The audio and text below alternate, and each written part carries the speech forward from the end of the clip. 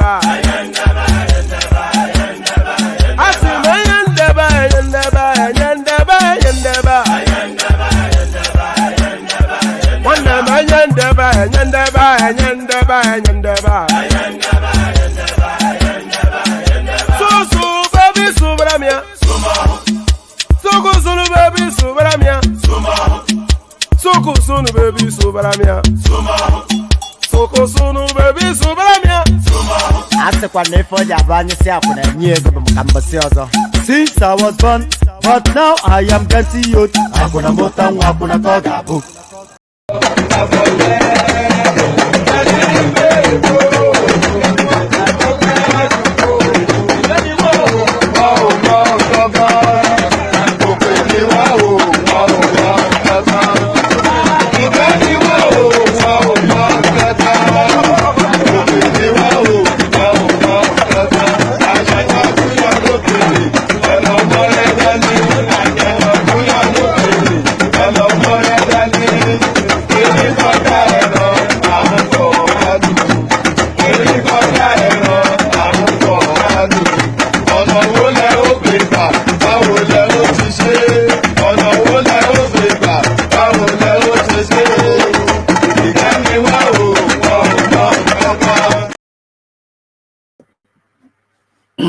And there it is right there, Mr. Livingston, I presume. So there it is, Henry Koja Eron and for Palu. Henry Okoja Eron and for Palu. That means an elephant is too big an animal to be herded with a stick. Henry Koja Eron for Palu. So good day to you. Good to see you. Welcome. Here I am, there you are, and here we are. And here we go again. Here we go again. It's as though we never left. It was only been a few hours, and here we go to hustle it, to hustle through it all over again. So good to see you. Good to have you here. And how are you? So the usual protocol just before we kick off. Click on the like button just as soon as you're coming in. It's just You should form that habit just as soon as you log on. Click on the like button. You should already be subscribed. Correct that if you haven't done that. It's really for reasons of the YouTube algorithm. So do that just to help the platform out. So click on like and subscribe. And if you're watching on Facebook, make sure you are sharing the links as well. I'm not seeing enough activity from our Facebook audience, even though we have quite a sizable following on Facebook as well. So do the sharings and whatnot, whatever it is that you do on Facebook. We somewhat ignore that space, but we have a strong following on Facebook as well. So click on like, click on subscribe. The hyperlink that says StreamYard is your open invitation to come and join us on the screen. So if you're a new and a different voice and you have the confidence in what you're saying, please come join us. We're desperate to hear from you. So click on the hyperlink that says StreamYard to come join us. Your invitation to buy your host cups of coffee, there it is. 3 easy steps and away with you. So 3 easy steps and away with you. So do all that. Click on like, you must do that. Click on subscribe, you must be subscribed. Then click on the hyperlink that says StreamYard. You are strongly encouraged to do that. And the hyperlink that says buy your host cups of coffee, that is entirely at your discretion. So let me remove that and populate the screen with something else.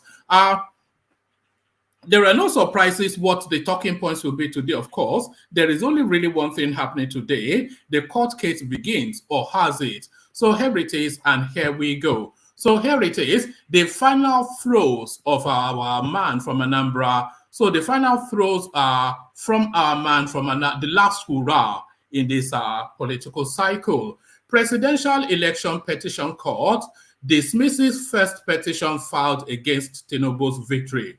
So now, I have not read the content of this, but don't be misled or mistaken by this headline. So that is not to say, I'm assuming, in fact, I can say for some certainty, that is not to say that the Peter Obi petition has immediately been thrown in the bin, which a lot of people feel it should be because it's so watery. But this is not to say that that the Peter Obi petition has immediately been thrown in the bin. No. So there might be one of the things itemized in the petition that did not quite pass the litmus test, and that has been jettisoned. So it's just an element, I suspect, within that petition that has been jettisoned. Presidential Election Petition Court dismisses first petition filed against Tinubu's victory. So we'll be kicking it off there. But spending quite a bit of time within that petition space, because, of course, what else is there to talk about but the petition? So we'll be jettisoning that one, but spending quite a bit of time with the petition space. So up next within that, and by the way, there's still quite a few spaces. Oh God, we've not even started and they've already started. Oh, take it easy, Daniel. Just take it easy and go with the flow. So on to the next. So we must acquaint ourselves with what exactly is in contention in court, just to know what we're looking at and what the expectations are. Presidential Election Tribunal, see 5 things Obi is seeking in court. So the 5 things then that Peter Obi is hopeful will upturn Tinubu's victory, to hand then that victory to himself. So we'll identify those and just see then where the strength is, because amongst those 5, there will only really be 1 or 2 ones that are really strong enough to have any impact. Presidential Election Tribunal, see 5 items Peter Obi is seeking in court. So what those items are, we acquaint ourselves with them fairly quickly. But the court does not have time for time wasting. So there it is. The court, it does not have time for because you'll be expecting a lot of theatrics in the course, because a lot of the people that are going to be present in court, they are somewhat publicity hungry, clout chasing sort of. I'm talking about Michael Zokome, who only comes alive when there's a camera anywhere near him. I'm talking about Kenneth Okonkwo, who's only there to preen and keep and peacock and blow hard and just flap about. So the court setting the ground rules then that is a no-nonsense process because serious matters for serious people. Don't dwell on technicalities, address issues. Presidential election tribunal tells lawyers. So clear rules of engagement there. So clear rules of engagement, but who is engaging whom? That's the question. Who is engaging whom? List of senior lawyers leading Peter Obi, Atiku, and Tinubu's legal teams as election tribunal begins hearing. So we will whiz through this to acquaint ourselves, the runners and riders, just to see where the strengths are. They will all almost certainly be familiar names, I suspect, but who are they? List of senior lawyers leading Peter Obi, Atiku, and Tinubu's legal team as election tribunal begins hearing. So the main protagonists, the runners and riders, the sidekicks, etc., we'll find out who those are. And who will sit in judgment, we'll find that out as well. Judges for presidential election petition tribunal unveiled. So we find out who exactly is going to make that decision then. And by the way, what comes out of this petition tribunal, what's it? It's not fait accompli, by the way. It's not a final decision because there's still recourse to the Supreme Court. I'm sure you are all aware that the petition tribunal, whatever, is an appellate level sitting. So there's still one more deference before the whole thing comes to a wrap. May 29, Code of the Conduct Bureau reveals what Code of Conduct Bureau reveals what Tinubu must do before swearing in. So we spent a little bit of time with that as well. And then we'll take a somewhat of a departure from the Tinubu versus Peter Obi narrative, but we're still not leaving the courtrooms. But it looks as though now we'll be having a final decision on a matter that we have been following for quite some time, really by tomorrow, within the next 24 hours. Oyetola versus Adeleke, Supreme Court to deliver judgment on Tuesday. So Tuesday will be tomorrow my time, depending whatever time zone you are. It may already be that day, but certainly within the next 24 hours, we will know who the number one citizen of Osun State is. My money is on Oyetola, by the way. I'm not quite sure that Adeleke can hold on to that seat. Oyetola versus Adeleke, Supreme Court to deliver judgment on Tuesday. So we may spend a little bit of time with that as well. So now this next one, I will only really read you the headline and I'll leave it there because it's not really worth reading the body of this. So the headline probably already tells you all you need to know about what is going on here. Protesters storm presidential election tribunal, make strong demands. So let's just let me give you a pic. So there they are. So you know who they are. So I don't really need to. There's nothing I need to add or subtract from this. You already know who they are and you know what their intentions are. Aggrieved protesters on Monday storms the appeal court venue of the Presidential Election Petition Tribunal, demanding that May 29 inauguration of President-elect Bola Tinubu be stopped.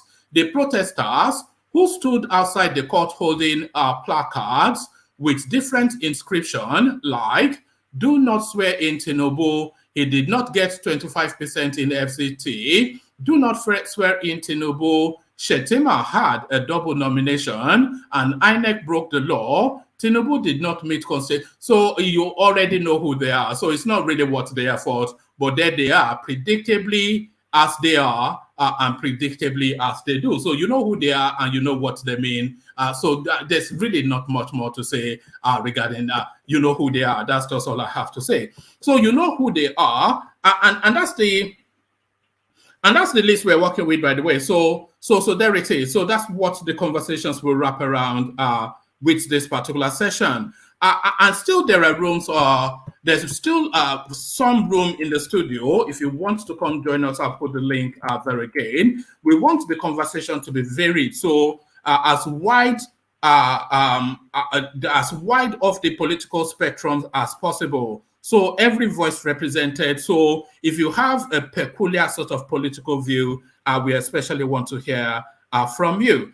So there it is. So yes, click on like, click on subscribe, click on the hyperlink that says StreamYard, your invitation to buy your host a cup of coffee. Let me take a micro break and then we'll get back into the throes of it. Let's go here first to the K guys. Water, only water,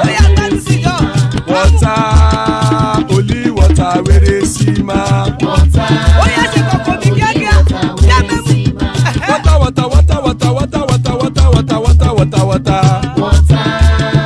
only water, where they see ma. Hapa o naido. Hapa o naido. Hapa you don't come o.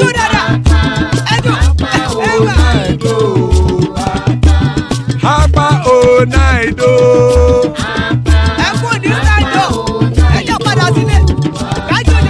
Oro kẹ̀kẹ́ ẹlẹ́mù yé o.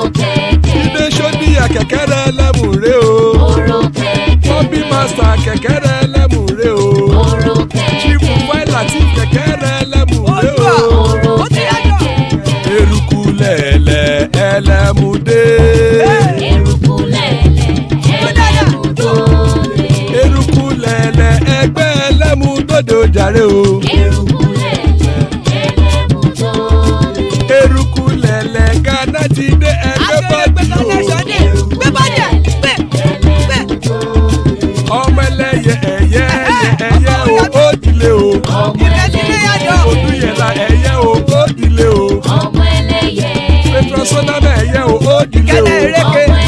Petrosodunke ẹyẹ rẹ̀ ó dilé o. Ẹlẹ́kọ̀ ọ̀run mú ìní o.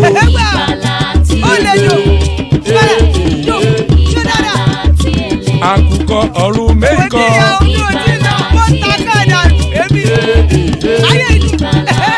Ikú kò ní ríwà gbéṣe o.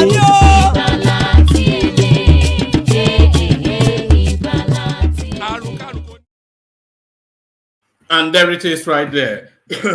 Iku kò ní rí wa gbéṣẹ́, may death have nothing to do with us. So amen to that on behalf of myself and you, my friend. So pardon me. Iku kò ní rí wa gbéṣẹ́, as guys I bring you this. Presidential Election Petition Court dismisses first petition filed against Tinubu's victory. The Presidential Election Petition Court in Abuja on Monday dismissed one of the 5 petitions challenging the victory of Bola Tinubu in the 25th of February polls.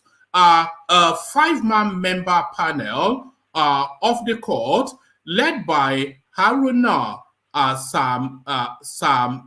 Samani, so Haruna Samani, dismissed the case after the petitioner's lawyer. So I wonder, I suspect this might not necessarily be anything to do with Peter Obi. So maybe my opening monologue needs to be re-amended. The Presidential Election Petition Court in Abuja on Monday dismissed one of the 5 petitions challenging the victory of Bola Tinubu in the 25th of February polls. A 5-member panel of the court, led by Haruna Samani, dismissed the case after the petitioner's lawyer announced his withdrawal. It was the first amongst 5 petitions received by the court to be called for hearing. The court earlier held its inaugural sitting, which it assured all litigants that it would do justice to all parties to the case pending before it. Lawyers in response gave their commitment to cooperate with the court.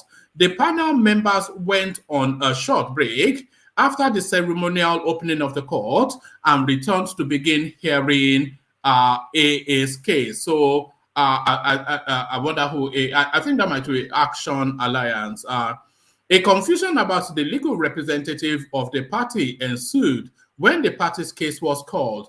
Oba something or the other, a senior advocate of Nigeria, first announced appearance for AA party. Another lawyer, Malaki, also announced appearance for the party. Mr.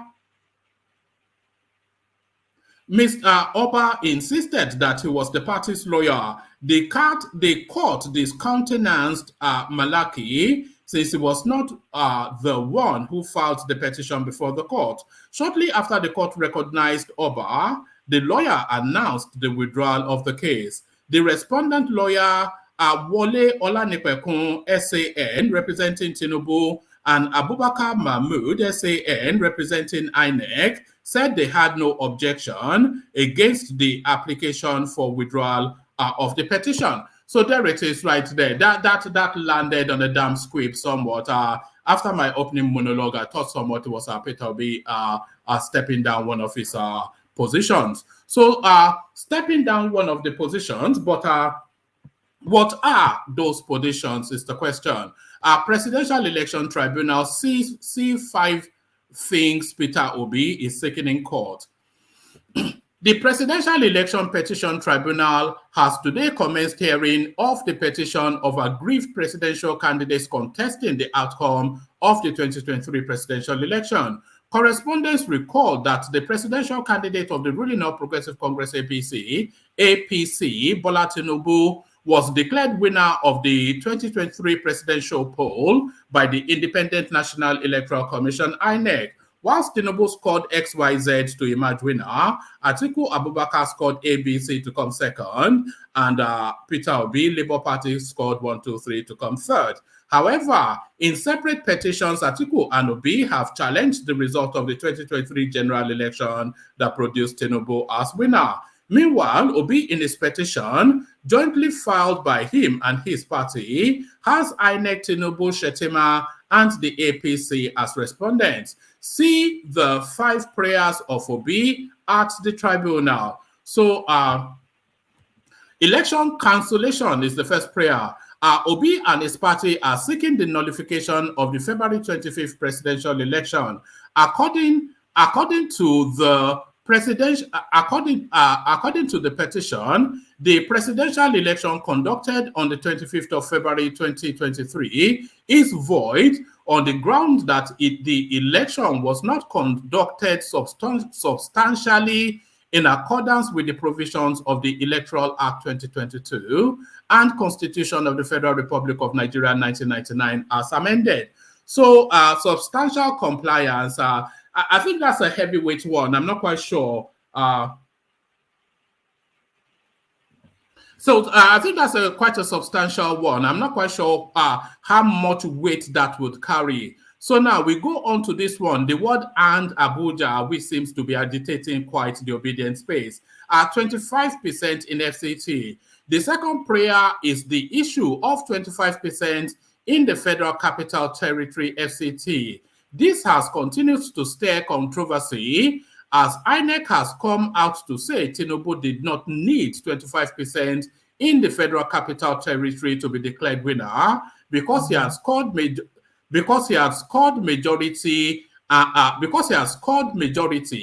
and in more than 25% in several states. However, Obi and Labour Party want the tribunal to declare that the second respondent, Tinubu, having failed to score 1/4 of the votes cast at the presidential election in the Federal Capital Territory, Abuja, was not entitled to be declared and returned as the winner of the presidential election held on February the 25th, 2023. So it's quite tiring, really, the conversation around that 25%. 25% in 36 states and Abuja.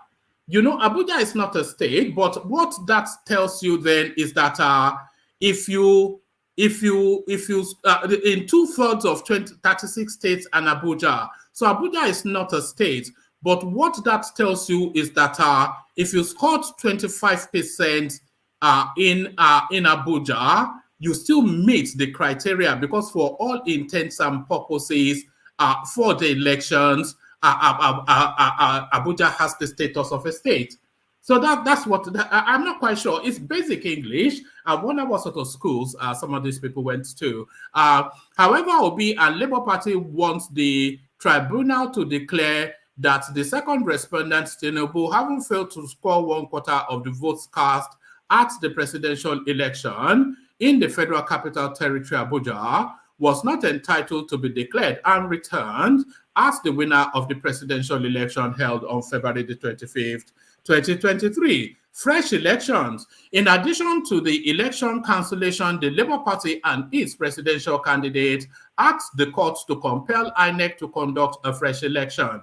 So, what we're looking at is the viability of the prayer so far. So the one on eligibility, let's say we've not yet got into that. So what we're looking at is the viability of the petition so far. So the first prayer to outrightly cancel the elections, jettison the $3-4 billion that was spent by Imamu Jacobo, and write another check for another $7 billion to conduct another sham process. So that's the first prayer. So that is unviable. There is absolutely categorically no way that the court will say that the election should be cancelled. It says the election that it should be voided on the ground that it was not conducted substantially in accordance with the provisions of the elections. So it was conducted substantially to the provisions of the Electoral Act. It was, and the Constitution. Maybe then the result you want to contend did not reflect that. It's a different space. But then, of course, it is the low width of it all. And the 25% we've already done. So now this is their third prayer, fresh elections. In addition to the election cancellation, the Labour Party and its presidential candidate asked the court to compel INEC to conduct a fresh election. So go and whistle is probably the answer to that one. Go and whistle. And then eligibility. The petitioners argued that Tinubu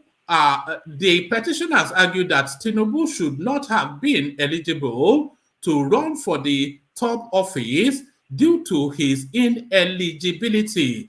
Obi's lead lawyer, Levi Uzoku, in his submission, said the president-elect was not duly elected by the majority of the lawful votes cast at the time of the election. Also, Obi claimed the APC candidate was linked to drug trafficking by the United States court, leading to his eventual forfeiture of $460,000 to the American government, adding that the latter is not qualified to contest Nigerian presidency. So there are two things wrapped in that. So firstly, to say that it says so this paragraph is what we're looking at. This paragraph right here is what we're looking at. It says Obi's lead lawyer, Levi Uzoku, in his submission, said the president-elect was not duly elected by majority of the lawful votes cast at the time of the election. So that's an easy statement to make, but a very difficult thing to prove. Because Tinubu now well in excess of a million something from his opponent. So they have to go and because INEC have declared that he has met the criteria. So what the Obi camp now has to do is to provide factual evidence that he has not. And that is not to say, pardon me.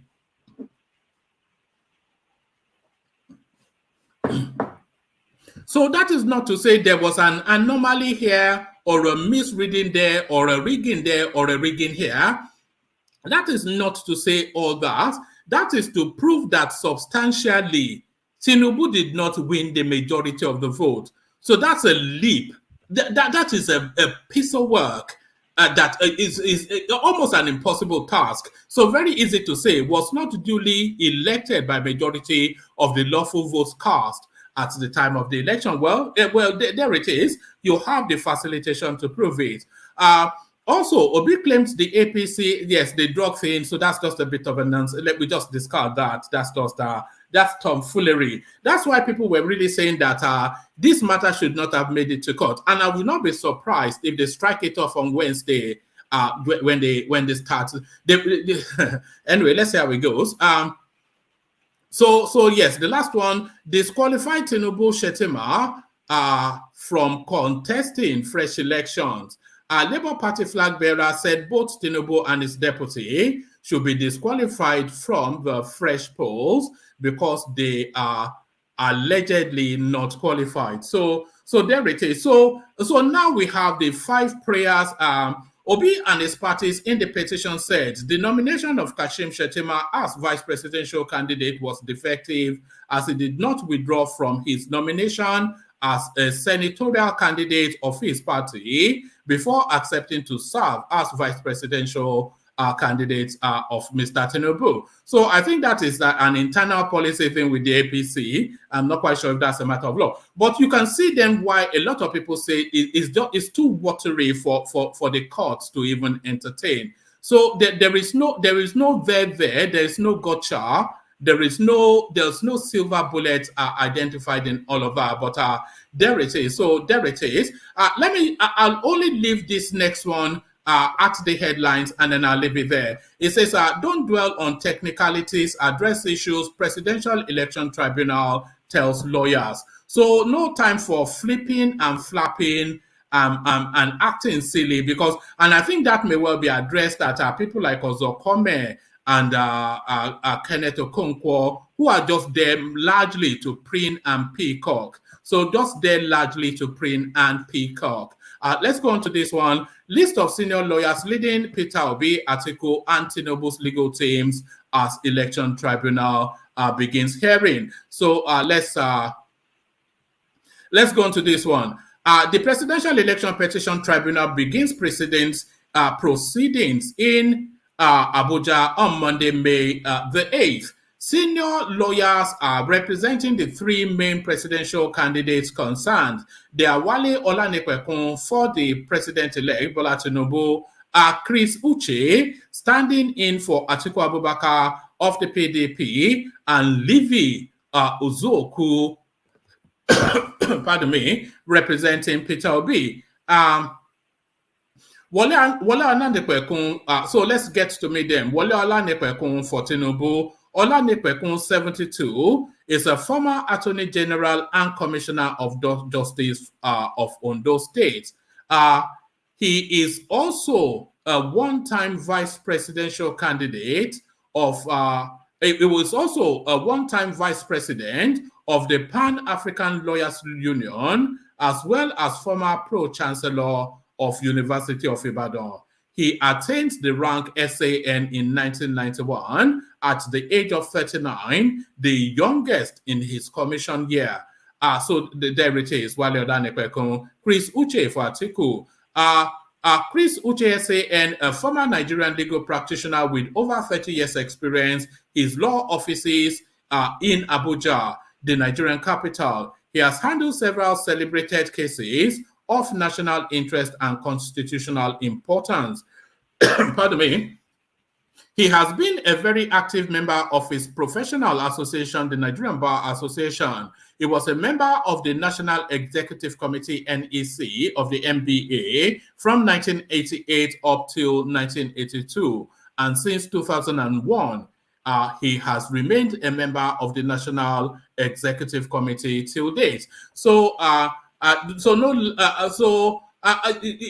CV sounds somewhat political rather than if you marry his CV with Wale Olanipekun. So Wale Olanipekun, a former Attorney General and Commissioner of Justice for Ondo State. So that's practice right there. One-time vice president of Pan-African Lawyers Union. So that's somewhat, and then the youngest SAN in his class.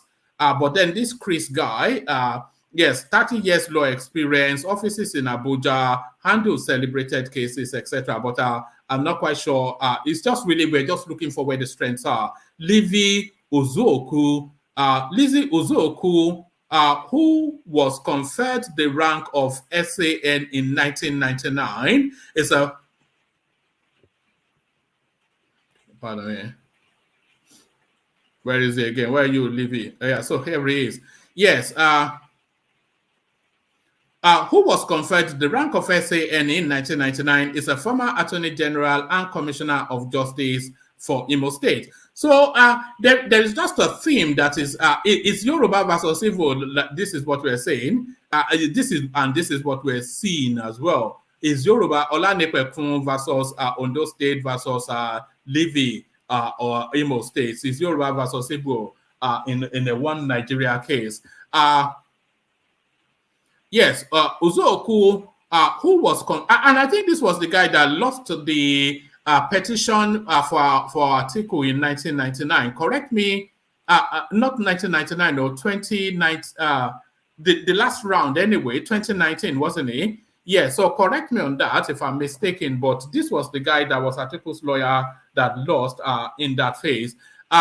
Yes, Uzoku, who was conferred with the rank of SAN in 1999, is a former Attorney General and Commissioner for Justice, Imo State. He has experience in practice of law at all levels of the judicial system in Nigeria up to the Supreme Court. He has acted as counsel to state governments and their agencies and some federal agencies and parastatals. On the 22nd of December 2008, the President of Nigeria conferred him with the National Honor Office of the Order of Niger. So, so there it is. So there it is. I think that is probably as impressive, if not more impressive, a CV than Olanipekun. So at least an equal weight. So in terms of lawyering up, they are both equally matched, equally yoked in lawyering up. So I think equal measure for both legal teams. So it's a battle out now. It's the law that will decide, not the competence of any legal luminary or legal practitioner or lawyer. Let's go on to this one. Judges for Presidential Election Petition Tribunal unveiled. So this is the people that the obedience will be, they'll be hunting down their children and whatnot very soon, of course.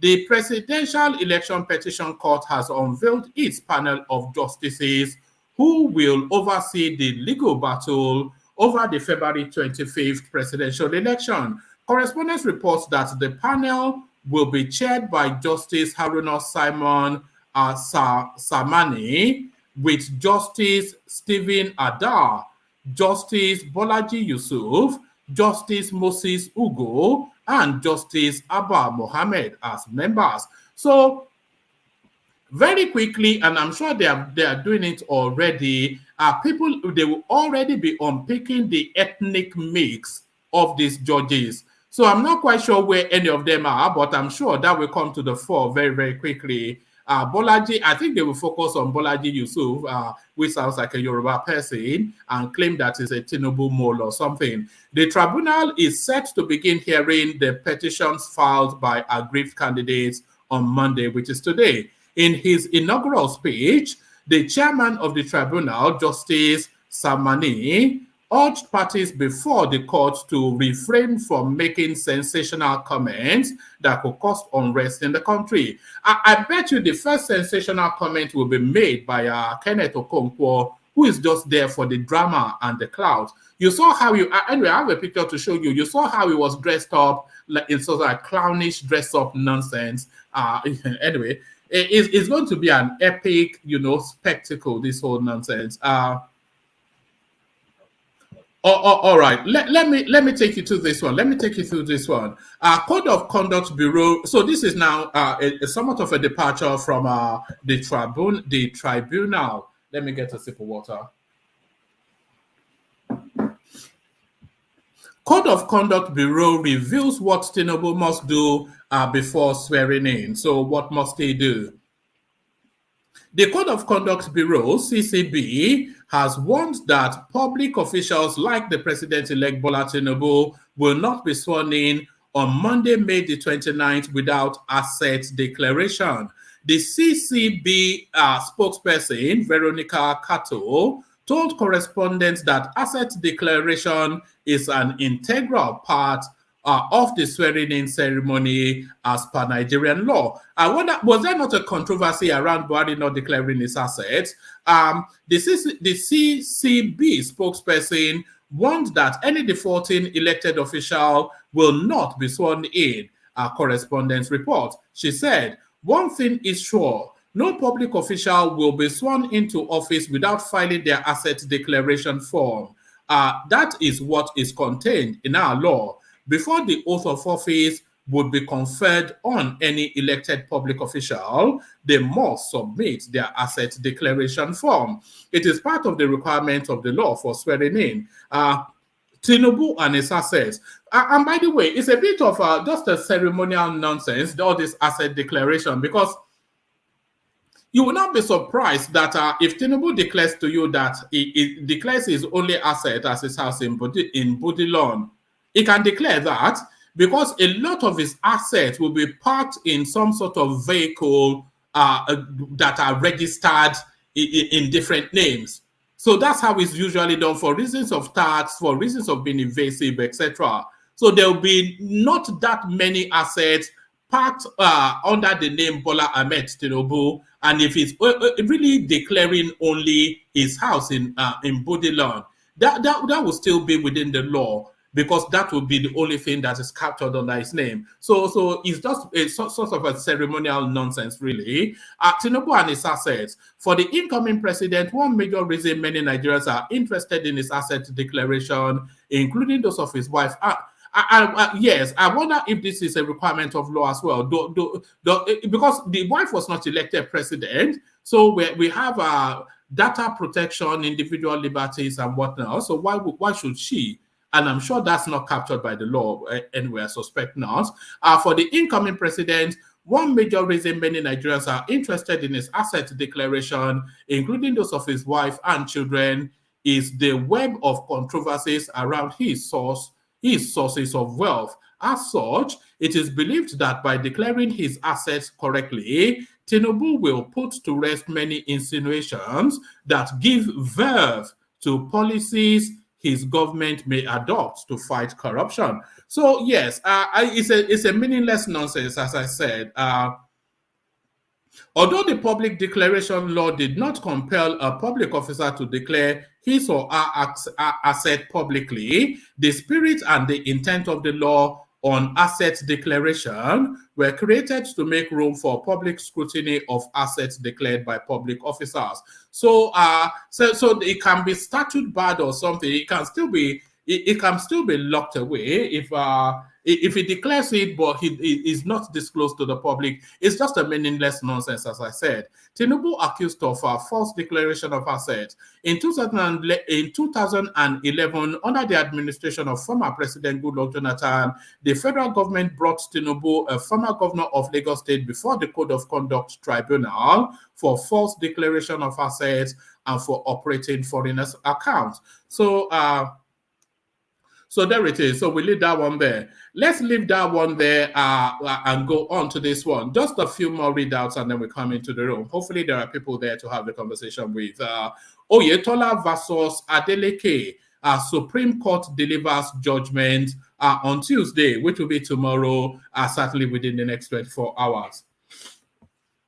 The Supreme Court on Monday fixed Tuesday to deliver judgment in the July 16 Osun State governorship election. A 5-member panel of justices, led by Justice John Okoro, fixed the after all the. I don't know. This is how it's reading. You can see it on your screen. When I tell you that some of these things are, which is from People's Gazette, by the way, so somewhat of a trash platform. The Supreme Court on Monday fixed Tuesday to deliver judgment on the July 16 Osun State governorship election. So on the July 16 governorship election, not in, a 5-member panel of justices led by Justice Okoro fixed the after all the parties involved. Fixed the dates, that should say, after all the parties involved adopted their written briefs in the matter. The Abuja division of the appeal court had set aside the Osun State governorship election petition tribunal judgment, nullifying Ademola Adeleke's election as the governor. Consequently, the appellate court affirmed Mr. Adeleke as the election winner. So it's all wrapped around what happened in Ede, of course. This is what the Supreme Court will decide. A 3-member panel of the appellate court, led by Justice Mohammed Shaibu, had unanimously overturned the Election Petition Tribunal's earlier decision, nullifying the governor's victory in January. Ex-Governor Adegboyega Oyetola, who came second in the disputed poll, had filed a petition challenging Mr. Adeleke's victory. The tribunal, which upheld the allegation of overvoting in the area won by Mr. Adeleke, had declared Mr. Oyetola of the All Progressive Congress the poll winner after deducting the unlawful votes from the PDP score. But Mr. Adeleke's appeal against the lower court's ruling, urging the appellate court to set it aside and reaffirm his victory. So we have to find out the grounds on which that was set aside. Upon Mr. Adeleke's victory, the Court of Appeal held that the tribunal was wrong to conclude that there was overvoting during the election. Mr. Shuabi, who prepared and read the lead decision, said the burden of proving the allegation of overvoting lies with Mr. Oyetola and the APC. It is inconceivable to assume that the testimonies of the respondents' witnesses had any probative value, the appellate court said. So that essentially what we're seeing there essentially is that Governor Adeleke is holding on to that seat on a technicality, which is to suggest that there's a good chance that it may well be overturned. So there it is. And here they are. Thomas joins us. Prince Daddy joins us. Bishop is with us, and we have Darati joining us as well. So that's the list so far, which is to tell you then that there's still space in the studio. If you are intending to join us now, not when the room is full and then the thing is bouncing you back. So let's kick the conversation and the majestic Ajale Koko here as well. So there's about 4 more spaces left if you want to join us. So let's kick the conversation on them with Prince Daddy if he's ready to go. Prince, are you there? Prince Daddy, Obalola. Okay, let's kick it off with Bishop. Can anyone hear me, by the way? I'm not sure. We hear you. All right, brother. Let's kick it off with Bishop then. I'm not sure that Prince is available for the moment. So, Bishop, let's kick it off with you. And let's kick it off then with where we are on the screens. Let's leave the big space of Peter Obi for one moment. Let's kick it off then. A decision Supreme Court on the Osun State situation coming in tomorrow, Tuesday. So what is your expectation of that space, Bishop? If I will, good evening, everyone. Good evening. Thank you for joining, and our listeners also from wherever they may be. Please kindly do the needful. Do like and share. And if you have not subscribed, please kindly do so. It's well appreciated. If I have to cast my lot now, I will go with Adeleke. Because the premise upon which the initial tribunal verdict was given was completely dismantled at the appellate level. So, since they are not reintroducing any evidence, there's nothing new. There's nothing earth-shattering that was reintroduced by Oyetola's team. So, and it's as good as Adeleke will have his day tomorrow. All right. So it is your belief that they will affirm Adeleke. Yeah. That's what I heard. All right. I take the contrary view. I think they will kick him out, because there was patently and evidentially overvoting in there. So they can't just... That fact was That's what I'm saying. That's the premise upon which the initial verdict was, premised. But at the appeal court, the consistency of wealth is the real source of the data that can be used was reaffirmed to be the beavers. And in as much as it was established that the uploading is a continuum, until it finishes. So as at the time they got the first initial report that Oyetola based his argument on all the results the data has not been completely uploaded then. So that was why they now had to revert to the origin of and that really holds water. Like I said, I think Adeleke will have this great one. All right. So let's move matters then to important matters. 5 prayers then by Peter Obi. So we know what the prayers are. He's praying then that the elections be cancelled. The 25% in Abuja is calling for fresh elections, querying the eligibility of Tinubu and Shettima to even contest in the first instance. So there it is, the final furlong of this grueling electoral process. Your take then, as the case kicks off. Well, if I have to go by my own first, I would say there's not going to be a trial. That's me.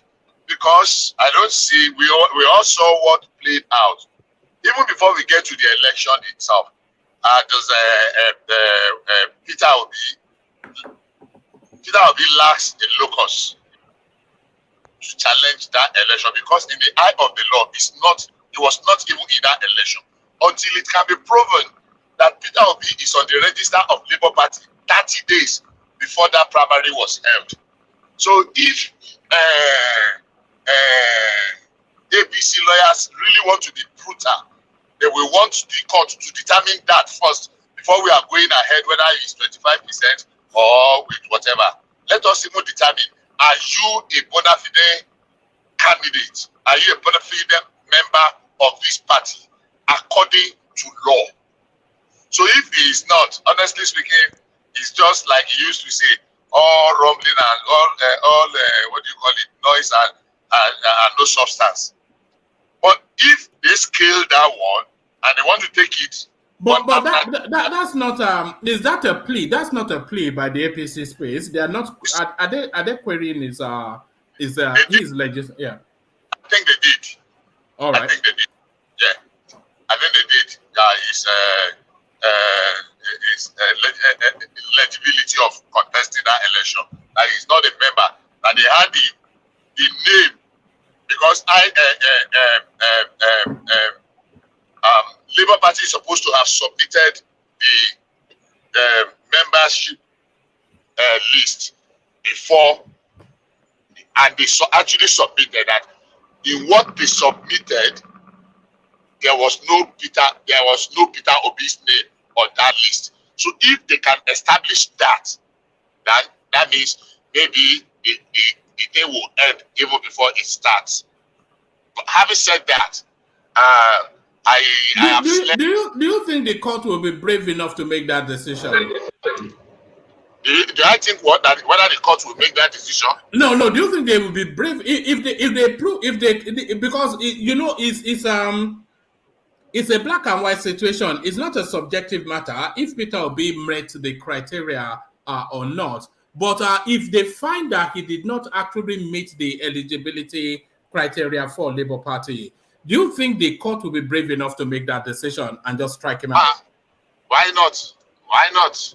If they are able to establish, and it's a matter of question and answer. They ask him, "Did you do this? Did you do this?" And there were no evidence that he did. So that means APC had called one, but that one is what they call a joker. So if it's been nullified on that instance, there's no need to go the whole hog, the rest of the matter. If it goes in favor of Peter Obi, then they will pick the second one. If it goes against, if 25% goes against, just assuming without considering that the 25% goes against Tinubu, then they don't need to go ahead with the remaining ones, because one has already knocked him out. So they don't need to now go ahead with it. So it's not a matter that they must exhaustively complete all the case. So that's my thinking, that they should just be giving the rulings one after the other as it comes. Okay, we are ruling on this. These are the facts. So if the ruling on the eligibility or otherwise of Peter Obi goes the way of APC, then there's no need to even continue with the rest of the argument. There's no point. I don't know if you understand. I understand, but I'm not quite sure. Unfortunately, we're not able to get Ogbeni in because he's indicated that he's overwhelmed by work. But he sent in something. He says, number one, pre-hearing session has commenced. Number two, the justices gave their inaugural sitting and then went into recession and came back. Number three, at the pre-hearing session, each party adopted their answers to the pre-hearing form. And number four, the justices adjourned till Thursday for continuation of pre-hearing session. Number five, AA withdrew petition against Tinubu. Number six, Tinubu and Shettima now split their legal representation. Atarus SAN lead for Shettima. Wale Olanipekun lead for Ashwaju. So that's what our Ogbeni is saying. But I don't, because all of the pleas has to be heard, whether they strike him out or not on the technicality, because they have to document the legality of all of the prayers that that has been. Yeah, that's my suspicion. Irrespective of what they are doing, what I'm saying is this: if tomorrow they say Peter Obi is not eligible to contest in that election ab initio, what do they want to continue again? On what premise? But there are still other allegations. There's the allegation that Tinubu is not eligible. There's the hold on. There's the vexatious question of the 25% Abuja and what does and mean? So that has to be documented for posterity. It's not just there's several pleas there now. There's several pleas that has to be answered. Maybe you should calm down. Let me repeat myself again. I am saying, if the case starts tomorrow, yes, and the court now rules on the first thing that, like, let's call it a preliminary objection by APC, that Peter Obi has no locus to contest in that election, comes in favor of APC, that Peter Obi has no all the case. So it is assumed in that case that APC and Labour Party has no candidate in that election. So there's no need to go ahead with all these 25% rigmarole. Are you a lawyer? I am not. Oh, all right. Oh, okay. So we'll wait for somebody that has legal training to come and guide us through that. But I suspect that they will hear the plea, irrespective of if Peter Obi was eligible or not. Woman, with respect, that is not even law. That is commonsensical. No, common sense. They say the law is an arse. So the law is about technicality, not common sense. No, lawyer used to say. Okay, just leave all that. Let's go on to another talking point. Let's go to another space because that's not really. Hold on. No, we have not finished that point. I'm just laying the premise. Right. They say build nothing, something of nothing. I'm assuming they take the first one. But the 25 one is too straightforward. It's still common sense. They used to say, talk of the spirit and the letter of the law of the Constitution. So I don't know where those people that are saying 25% Abuja is a special status, where they put section 299 of the Constitution. So that is about the second point. That's the 25%. What was the third one that you read? Let me hold on. Eligibility of Shettima. Yes, their first plea was for the cancellation of the election because it did not substantially meet with the 2022 Electoral Act and the Constitution. So okay. I was suggesting that that's too heavy a lift to sail through. What I'm saying is that those 5 points that you read earlier on, that Shetima is not qualified. He was not duly nominated. That Tinubu is not qualified because he had a drug case, and I don't know whether they added the passport case. So, on the issue of the drug, can they bring a fact that Tinubu was convicted? No. On the issue of the certificate, was Tinubu, had he been convicted of perjury? Because they are saying no, it's not because of the certificate, but he did not admit. So before they could do that one, they will have to take him to court first, that you lied on oath, and the court will convict him. And it is that conviction that they will be brought that can buttress their case, as it were, So, and I think Shetima was able to come up with evidence that he actually submitted, and the dates and the letters, corroborated with their claims. And that was why we now realize that was the reason why they actually had a placeholder in the first instance. There was a placeholder that was put in place for him to perfect that one. So it now depends on who had the legitimate and original document to buttress that point from that angle. I think there's one more thing that you raised. All right. Where do you think the strength of Peter Obi's plea is? Because like everybody says, a lot of it quite watery. But where do you think the strength is? Where do you think a judgment has to be made on everything that he's pleading for? For me, base was on ground. I think it was just an emotional bubble, and that was my submission when the day was filed. I think I made a submission or contribution here. I was leaving, and there's nothing of substance in that petition. I don't think there's anything that way more than a feather in that petition. That's my view. And I was say that if in the very first instance that if APC pursue that eligibility, that Peter Obi's Labour Party's membership, that alone is enough to throw away all the to destroy all the case, all their points. They can just end there. So for me, I don't see anywhere that they are holding anything. The way they are even celebrating all those very mendacious, mendacious points of he has no 25%, he has double passport, he's a ex-convict. They are not really talking on the election itself. That it was not, the one of uploading is as watery as anything that they did not upload on the IRF. So I don't see anywhere that petition has any strength. That's my submission on that. You see, where I feel the only thing that I feel that the court has to look at is the first one right here, which says election cancellation. Obi and his party are seeking the nullification of the February 25th presidential election on the basis the presidential election conducted on the 25th of February 2023 is void on the ground that the election was not conducted substantially in accordance with the provision of the Electoral Act 2022 and Constitution of the Federal Republic of Nigeria. So that is that. Hold on. That is the only space that a case is. So now they have to prove that.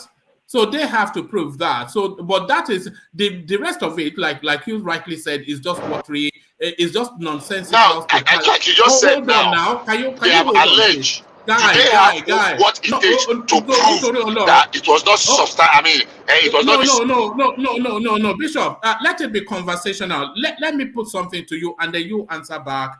So let's do it that way. Let it be conversational. So what I'm suggesting is the only space out of everything that has been said, the only space that a case can be made is if the election conducted substantially complied with the Electoral Act 2022 and the Constitution, and that is the only space that things need to be proved or not. So did Tinubu, and there was a second piece as well. That second piece is actually a bit of a non-entity that Tinubu did not win the majority of the votes, which he clearly did, which was INEC's declaration. So they have to prove that. But the only place that they can make a pleading is to show that it did not substantially comply, and that is where a case can be made. So that's what I wanted to put to you. Yeah, that's exactly what I was answering. I thought you were done. I think there was a glitch somewhere. No. And that's saying that all right, carry on. Yeah. they have alleged. It is now left on them. The onus to prove is on them. Now come and prove that it was not conducted in substantial compliance. How do they do that? In how many units? In how many polling booths? In how many states will they say events and incidences or occurrences actually affect the outcome, substantially affected the outcome of the election? And that's what I'm saying. The onus to prove is on them. It's not just to allege that it was not in substantial compliance. Then INEC will come and say it was in substantial compliance. Labour Party said it is not in substantial compliance. So Labour Party will now bring evidence or evidences as it may be that it was not actually in substantial compliance. And that substantial compliance must be substantial enough to warrant annulling or the annulment of the election. That's what I said. All right. Yes, I'm not far away from you on that because it's a heavy lift. Is a heavy lift because there will be anomalies in elections, especially in a third world country. But to prove that it's a substantial, because INEC has already declared the winner. So if they are saying that winner did not comply by the law, the burden then falls on them to prove that, and it's a heavy lift for them to prove that it did not substantially comply. And from what we have so far, when it comes to real figure and report of events and incidences, I think it's just too much. They've not really been able to come up with in so number of things. This is what we discovered that is earth shattering, that could alter the course, or that could change the course of event. So they've not even been able to come up with anything except for some noise here. Oh, River State. Oh, in Lagos State we scored more than. How do you come and prove that you actually scored 900,000 in Lagos State? Come up with the facts. So other than the noise, I don't think they have what it takes to prove that the election was not conducted in substantial compliance of the Electoral Act of 2022. That's my submission. All right. So they will certainly have an opportunity to prove their case in court. Because in terms of being legaled up, in terms of being lawyered up, nobody is at a disadvantage. Tinubu comes in with Wale Olanipekun, 72, a former Attorney General and Commissioner of Justice Ondo State, and Peter Obi comes in with Livy Uzuku, who is an SAN, a former Attorney General and Commissioner of Justice Imo State. He has had several celebrated state agencies, federal agencies, and parastatal cases. So equal measure in terms of their legal teams.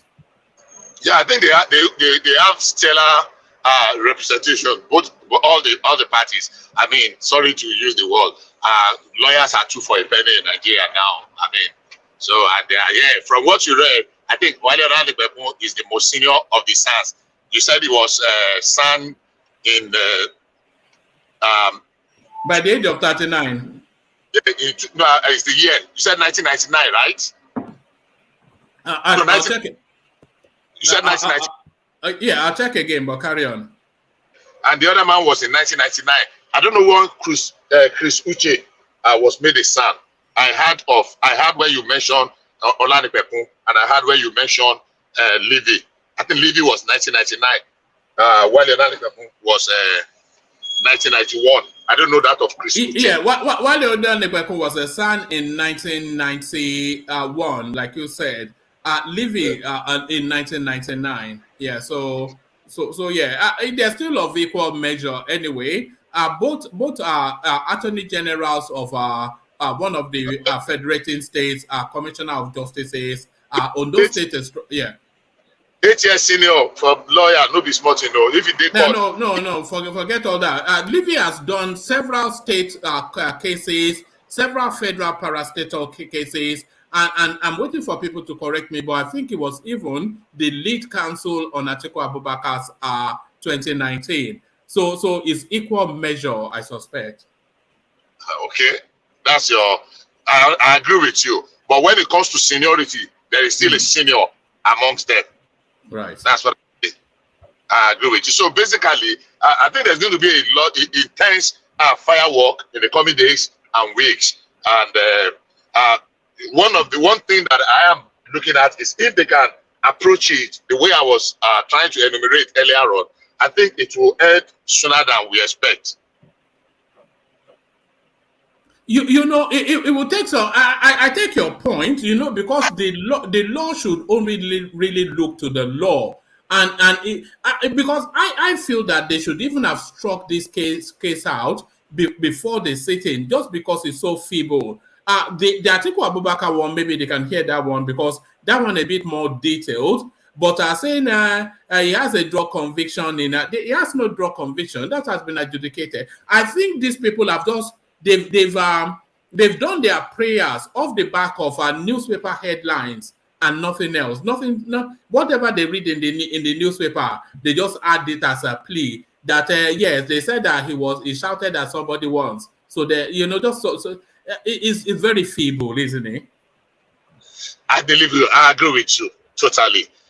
You know, we did with the help of Obeni, you did a very comprehensive and thorough X-ray when they filed in the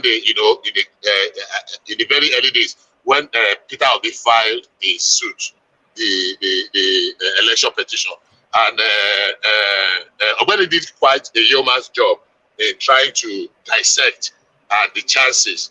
And from the little pig, we that are not learned, as they used to say, that we are not learned, that the only learned.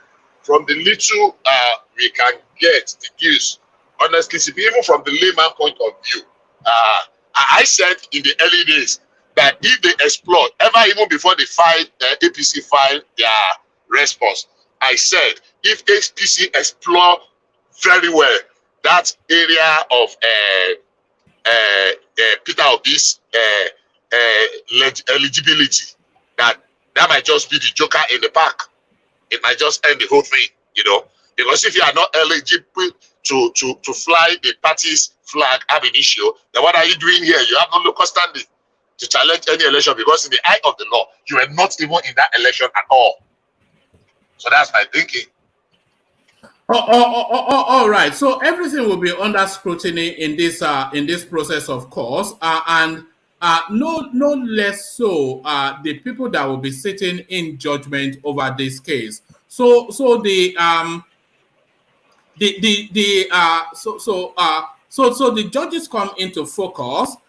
The panel, a 5-member team led by Justice Haruna Samani, and then Justice Stephen Adar, Justice Bolaji Yusuf, Justice Moses Ugo, and Justice Abba Mohammed. So I suspect that the ethnicity and the cases that these people have been the ethnicity and the cases that these people have adjudicated in the past will be put under a fine microscope and unpicked. So what are you making of the ethnic mix then of the panel of 5? I think the panel is, except because we have gotten to the stage in Nigeria where we begin to cast aspersion on the integrity of the panel of judges. I think it's fairly balanced. I looked at them a few days ago when they first listed them, even though I'm not happy the way some of the obedience space were splashing their pictures and their family and making some very derogatory statements. And I did say something when we were discussing a few days ago on this platform. Yes, I made this on this platform, that if they don't know what they are doing, they might be inadvertently shooting themselves in the foot. And how I mean is that, you know, you disparage, you denigrate, you assault, you threaten judges, and they are going on a case, and the case, one of the judges felt at some point that, you know what, I've had enough. My family is being threatened. They are putting the pictures of my children, my address on the pages on social media. I am recusing myself. I cannot continue. There is nothing that forces anybody to say you must continue. So that judge recuses himself, and the Chief Justice, the CJN, will now have to replace that person. Maybe if it takes some days, some weeks before that judge, the new one, will come.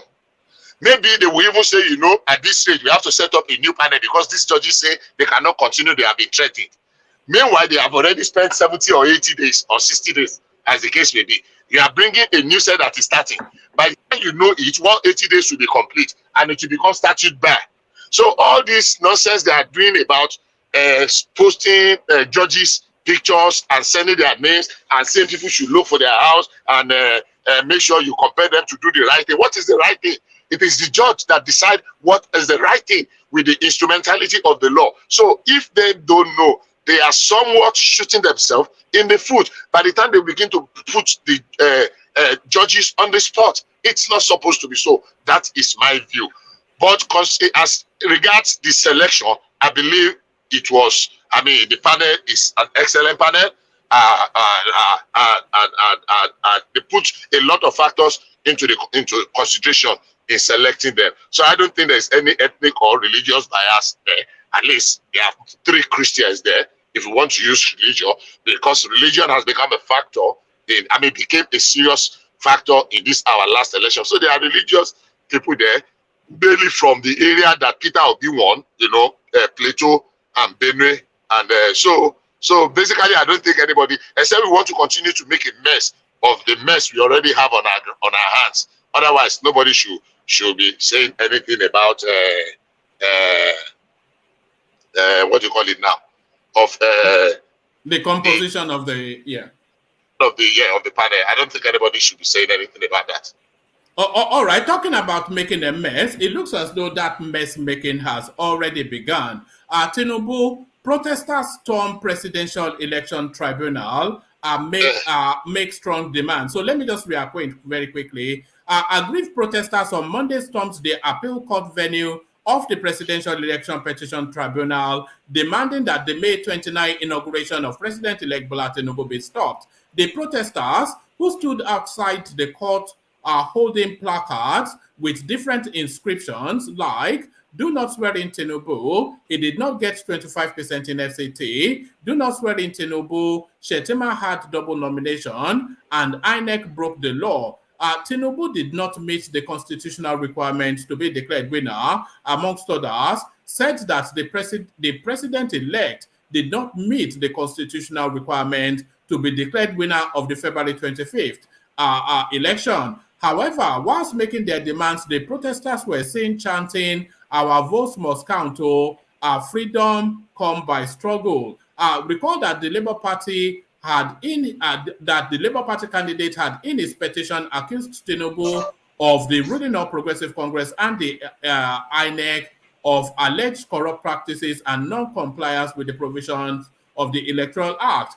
So it looks as though then that civility that we hoped for are very quickly broken at the first hurdle. So the obedient now at the appeal courts are throwing rotten eggs.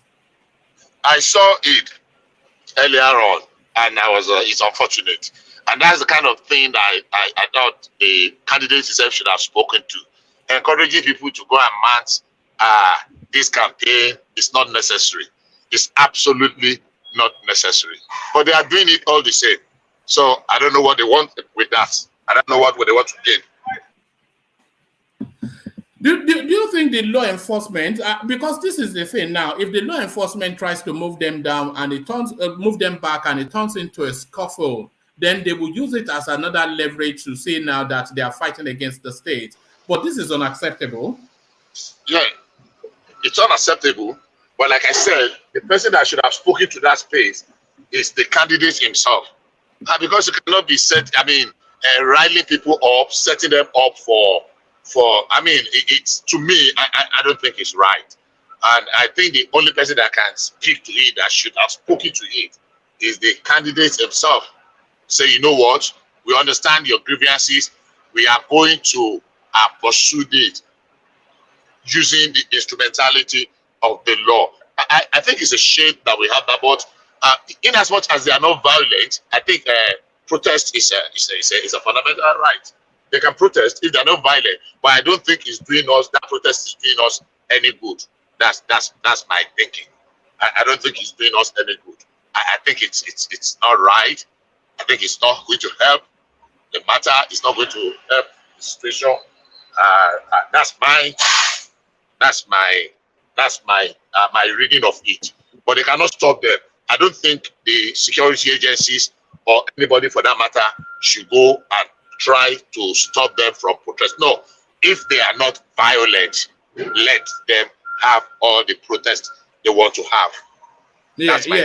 I somewhat agree with you. It is part of their fundamental rights to free expression. So long as they do not cross the line, the obedience will be as they always have been. But let me take you to this final space. Code of Conduct Bureau reveals what Tinubu must do before swearing in. So we're now at that declaration of asset phase.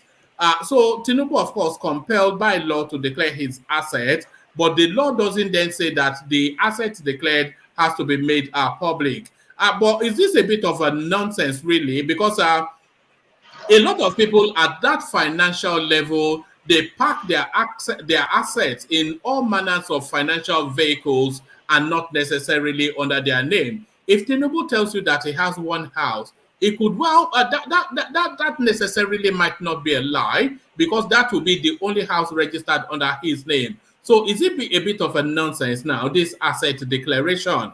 And they were also inferring that asset declaration should sweep up his wife and children. Is that legal? Well, like you said, the law is an ass. You said earlier on, and I'm following you.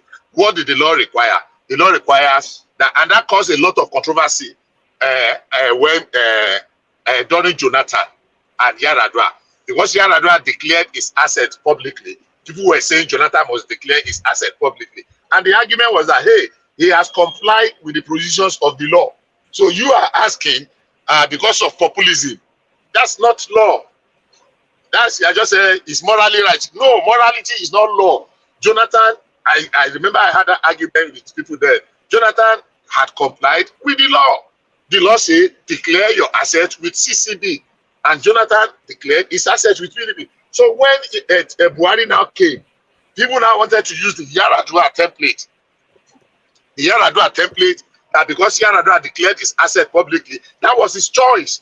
He went a step, but what the law requires is that declare your asset with the code of conduct.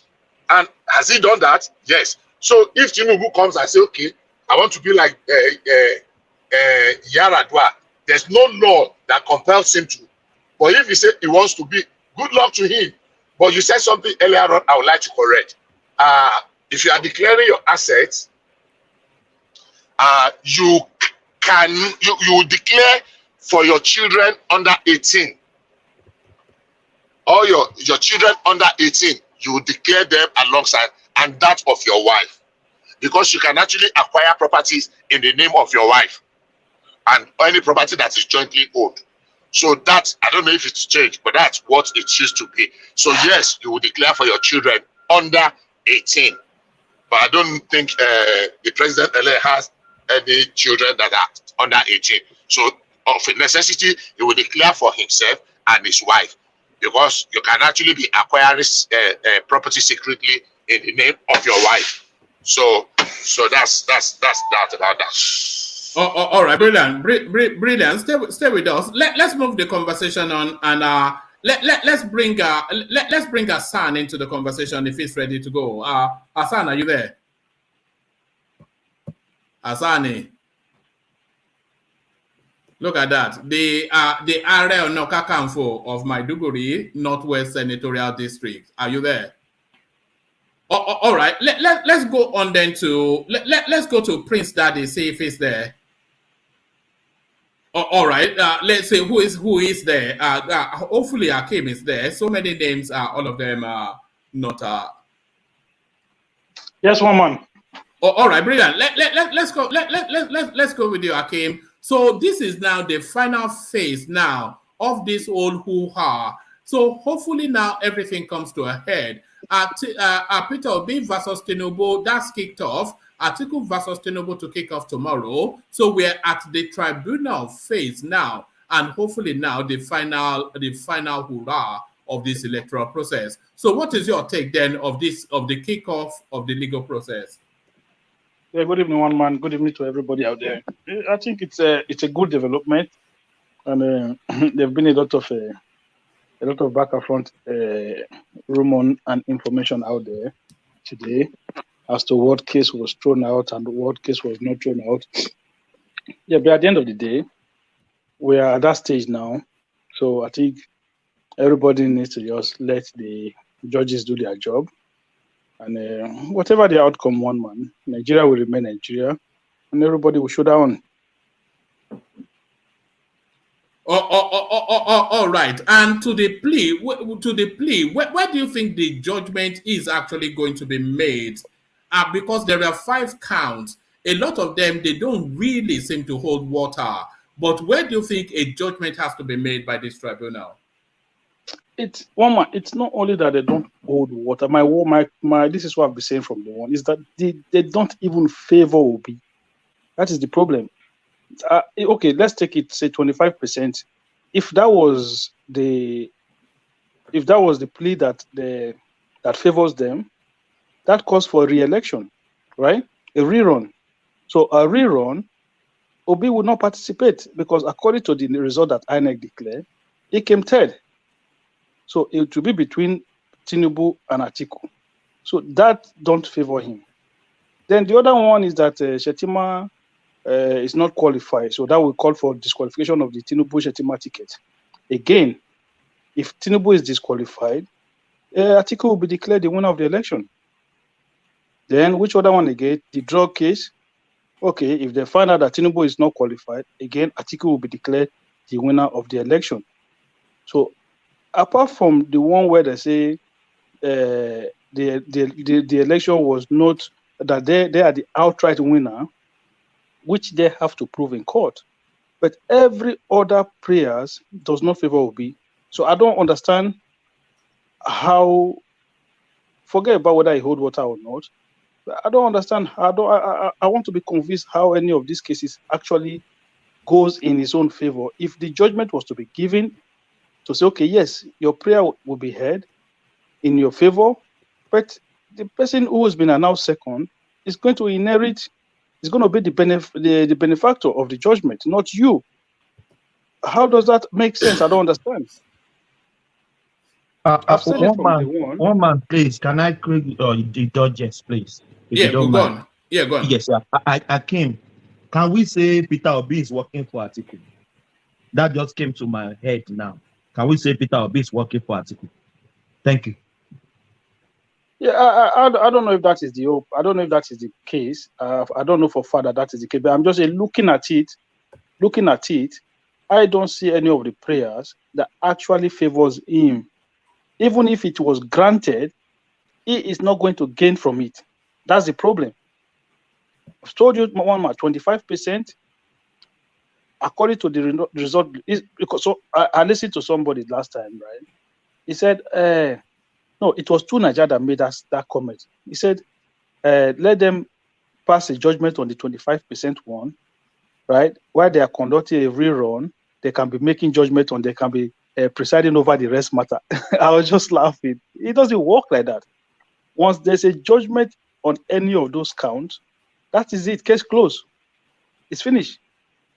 If they come and say, okay, yes, Tinubu disqualified, that is it. That will be the end of the tribunal. That's done. There would be nothing like Obi got highest vote. This person, no. Once they come to a conclusion that the winner of that election is disqualified, was not fit to run for that office, was not fit to run in that election, automatically this person who comes second will be declared the winner of the election. It's simple as that. There are precedents. It happened in Bayelsa State, where the deputy governorship candidate of APC was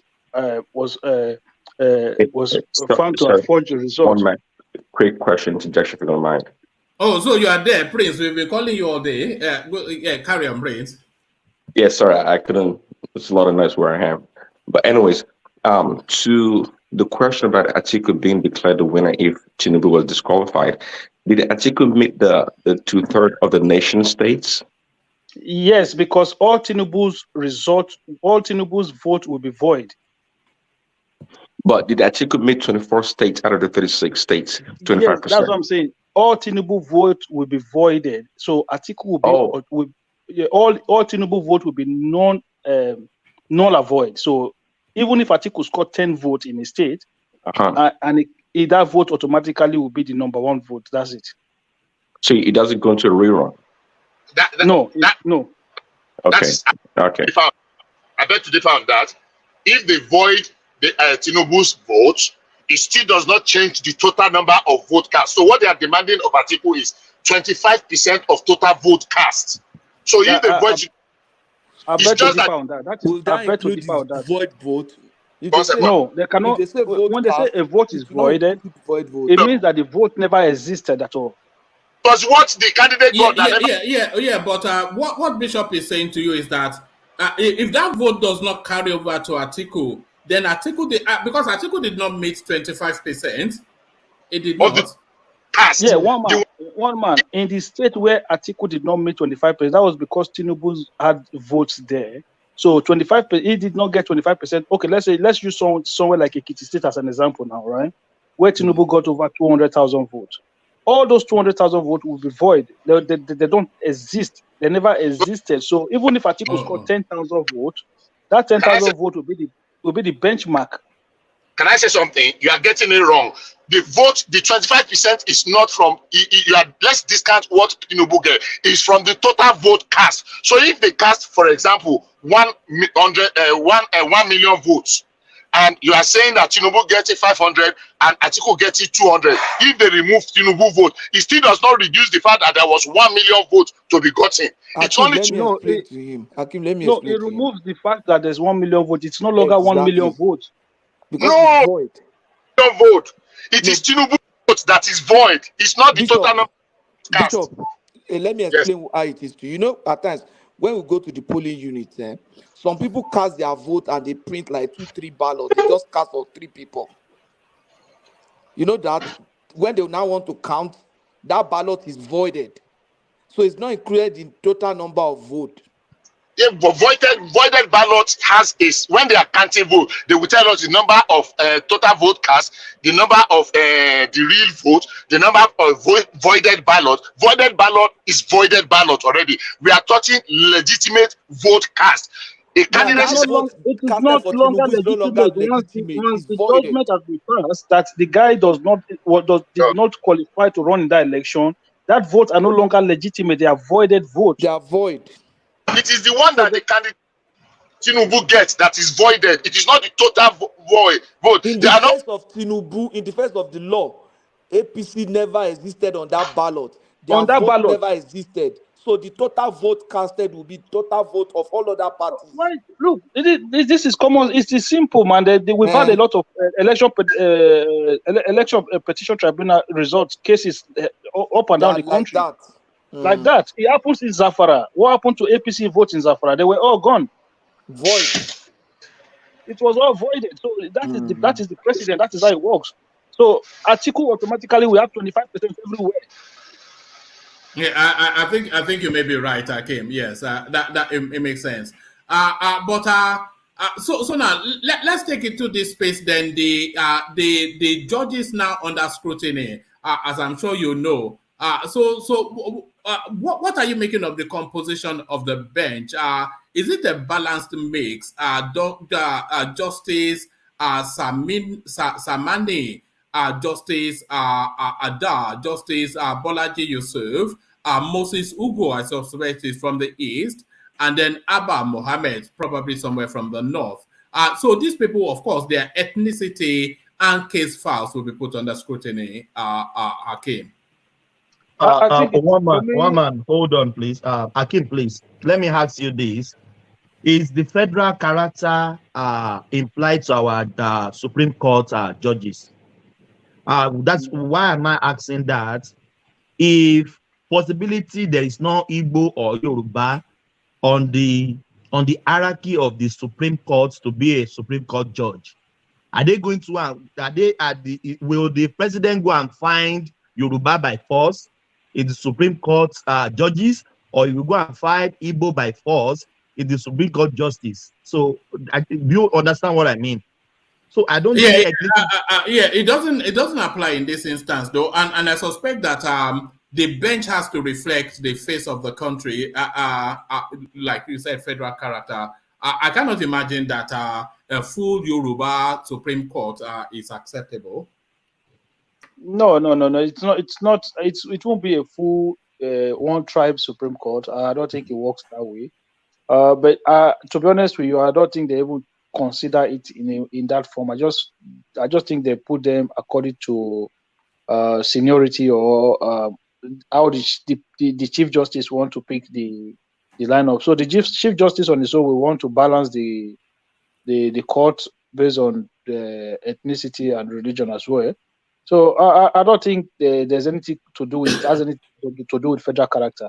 But let me go to one man's questions as to the people now questioning the credibility of the justices and these judges. I think it is very sad, it is very sad. And I've asked this question on different platforms before. And last time when I was having a back and forth with National Mind and Ekene, when they were saying they don't trust the judiciary, that these guys are corrupt. And I asked the same question last time that, okay, the same Obi got a positive outcome from judges as well, from the same election petition tribunal.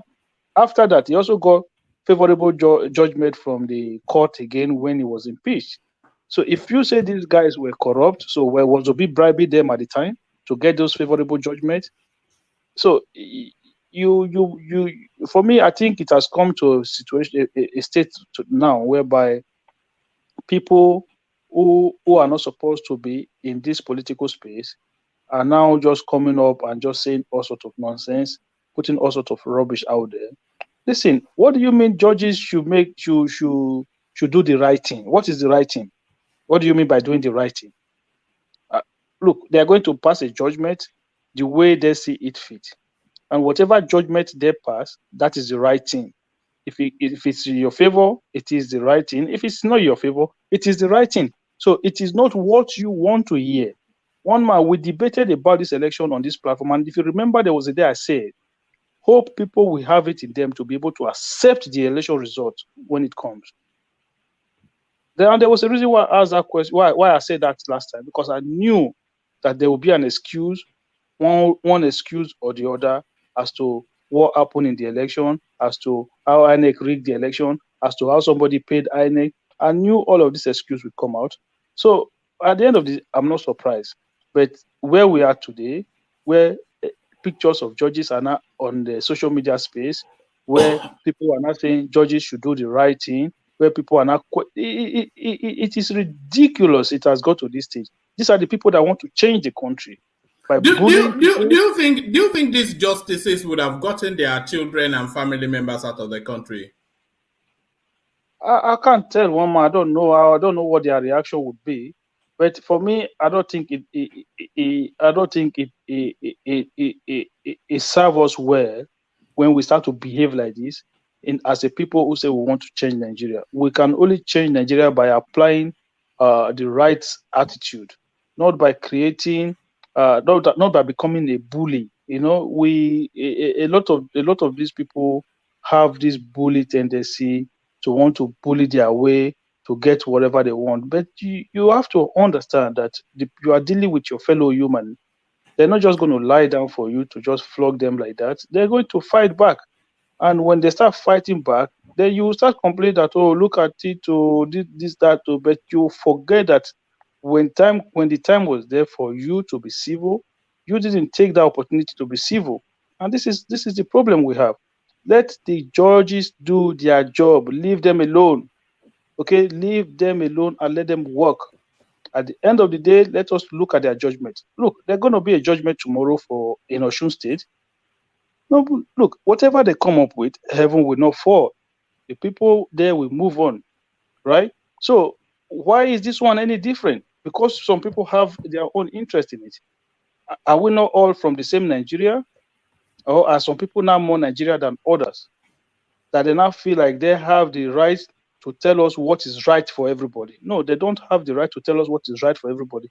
Everybody, we all have our own opinion. We have our own moral mindset. We know what is good for us.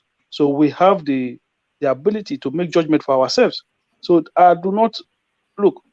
In fact, I don't even follow the case anymore, because if you go on social media, people are putting all sorts of information out there.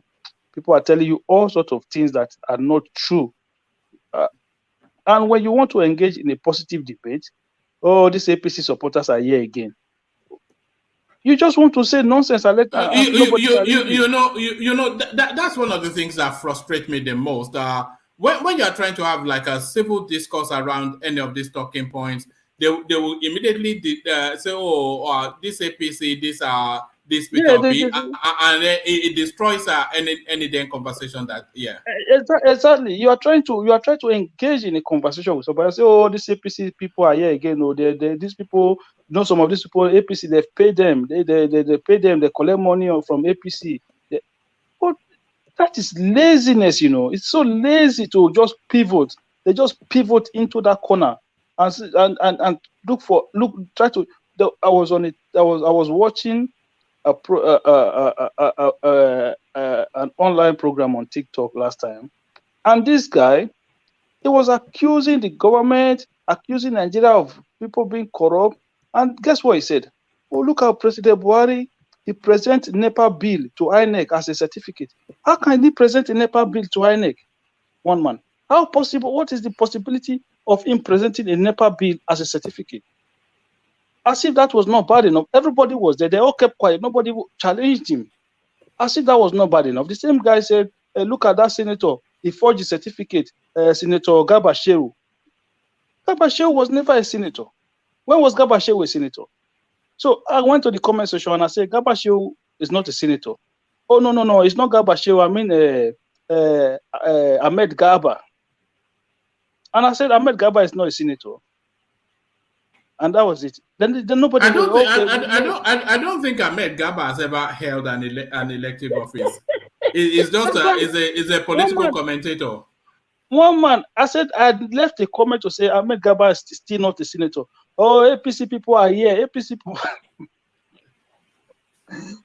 Don't let the truth don't let the truth get in the place of in the way of a good story. That's what they say. It is crazy. It is crazy, man. Do you want to engage? If you want to engage, okay, fine. Let's engage. But if you don't want to engage, stop this pivoting into these APC people are here. They pay them or they collect money for APC. Nigeria will happen to you. Look, it's irritating, one man. It's becoming irritating. Nigeria will happen to you. Is that what Nigeria will? What does it mean by? What do you mean by Nigeria will? What does it even mean? Nigeria will happen to you? What does that even mean?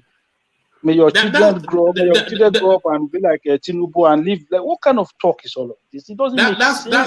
That's the new curse of this political cycle. May Nigeria happen? I don't know what that means. But let me take you to this space, Akim. It says, don't dwell on technicalities, address issues. Presidential Election Tribunal tells lawyers. So the one thing that we can know, that we can assume for certainty, is that it's going to be drama galore in this over the next few weeks. Because we are already seeing that. Let me actually show you this photo, because I saw it and I thought I must let me show you this photo. It's just the ridiculousness of what we are going to see now is already being fleshed out by Kenneth Okonkwo. So this is Kenneth Okonkwo in all of the fullness of the. It's not on anybody's legal team. So why is he going there playing dress up? He thinks it's some clout. The guy is just the fullness of the ridiculousness of it is already embodied. Kenneth Okonkwo. And he's put this out on social media just to milk as much as he can from the whole. It's just so this one idea, man, please. Yeah. Is he among the Peter Obi's lawyer? It's not anything now. Of course, it's not. It's just. Why is he dressing up? He's just there to play dress up now. He's just there to play dress up. So this is what we'll see for the going forward. So I don't dwell on technicalities. Address issues. Presidential election petition tribunal tells lawyers. So instructions from the court. The Presidential Election Petition Court in Abuja has asked lawyers representing all those who filed petition before the court to avoid unnecessary technicalities and address the substance of their petitions. The 5-member panel, led by Justice Samani as chairman, said this at the inaugural sitting. The panel started sitting on Monday to hear petition filed by aggrieved presidential aspirants against the declaration of Bola Tinubu, etc., etc. Other panel members are, etc., etc. In his opening speech, Justice Sabani urged lawyers to refrain from engaging in unnecessary technicalities, which will cause delay in the expeditious hearing of the petition. I got that out. Election is time-bound. Let us not waste unnecessary time. Let us cooperate with each other so that everybody can live here satisfied. Avoid unnecessary technicalities. We are determined to look at all matters brought before us. Let us look at what is good for our country and avoid time-wasting applications. He said there were 5 petitions. The first 3 will be heard on Monday, whilst the last 2 will be heard on Tuesday. Responding, Wale Olanipekun SAN said the law-bound lawyers would adhere strictly to the rule of law throughout the proceedings. Mr. Olanipekun assured the lawyers would give their full support to the cause. Other senior advocates also agreed with Mr. Olanipekun. Shortly after the judges recessed, after the opening to prepare to hear the petitions, the presidential candidate of the Labour Party walked into the court and exchanged pleasantries with lawyers and litigants in the court.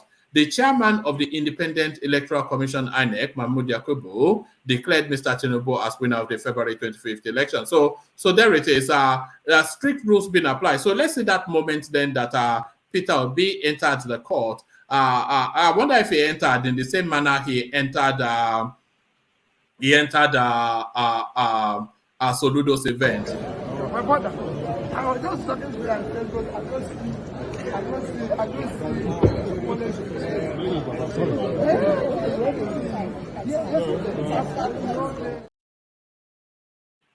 So there it is. So Hakim then. So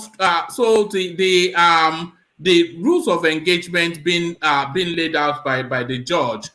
No time wasting, no amateur dramatics. But you can say that all he likes. The expectation is that already Kenneth Okonkwo turning up in dress up. So the expectation is that it will be a drama a minute for however long this process lasts. No, I think Omar, it will get to a point whereby those judges will put their foot on the ground and they will do what is right. But the one to say the lawyer should not dwell in technicalities, that one is just a story for the gods. Those lawyers, if they could drag this case for 10 years, they would drag it for 10 years. That is what they do. So they will say yes, they've heard the judges, but as soon as the case starts, you will see all different technicalities will be thrown out left, right, and center. But what I want to know, this is a pre-trial, not the actual trial started now, right? Yes. Okay. So the people who are still who doesn't want Tinubu to be sworn in 29th of May, they will have to wait a bit because the main trial itself has not started. So at the end of the day, look, this is a case that is in court. Let's just let these people do their job. I've had a lot of cases. I've followed a lot of cases of election petition tribunal where nobody even have interest. Nobody even follow it. Nobody even said nothing about it. Sometimes you just hear Supreme Court pronunciation. Sometimes you just hear Appeal Court pronunciation. And nobody will even know. Like a lot of people will not even know that this case was even going on at the time. But this one, everybody is just taking interest. I understand, but look, the conduct of the election itself is over now. let everybody chill, relax, and just let the judges do their job. This one, they are not going to count vote. You are not going to persuade any voters to vote for or against any candidate. And it's only 5 judges of the Court of Appeal, and I think it's going to be 7 justices of the Supreme Court as well. So that is the 12 man. It's only going to be 12 people that's going to make the final decision. So let us just wait and let them do their job one man. Is there a time schedule for this process? Are they going to? How long are we looking at for this phase? How long is this likely to last? Hopefully, we'll get something within the next 2 weeks. We're not going to get anything one month. Don't let anybody tell you anything. There's nothing is going to come out within the next 2 weeks. Nothing is going to come out within the next 2 weeks. That one is just whoever thinks that is going to happen. They just play with themselves. That would never happen. One man. This is not. Look, we're talking about a 2-man tribunal, like whereby 2-party tribunal. Go and look at what is happening between Adeleke and Utola. That case, we are in what? What are we in May? When did that case start? Last year. And we're already in May. Supreme Court is only going to make final decision tomorrow. And this is the 5th month of this year. It is not okay. The only difference is that one will have three levels, 3 layers. So you have the tribunal, the Court of Appeal, and the Supreme Court. So this one is just the Court of Appeal and the Supreme Court. But at best, you're still looking maybe September before the whole case will be concluded up to Supreme Court level. So there's no need to worry or beat ourselves about it. What's going to be is going to be. If they say Obi wins, fine. If they say Atiku win, fine. If they say Tinubu win, fine. Let's go. At the end of the day, we will see who Nigeria will happen to. Akim, there was a point you made earlier that I've never really given thought to, but it's actually the point of this whole. There are no circumstances that the court can declare Peter Obi the winner. Is there really? I've never really thought about it. If they say that all of these things, they just declare article. Forget it. It's not happening. I've told.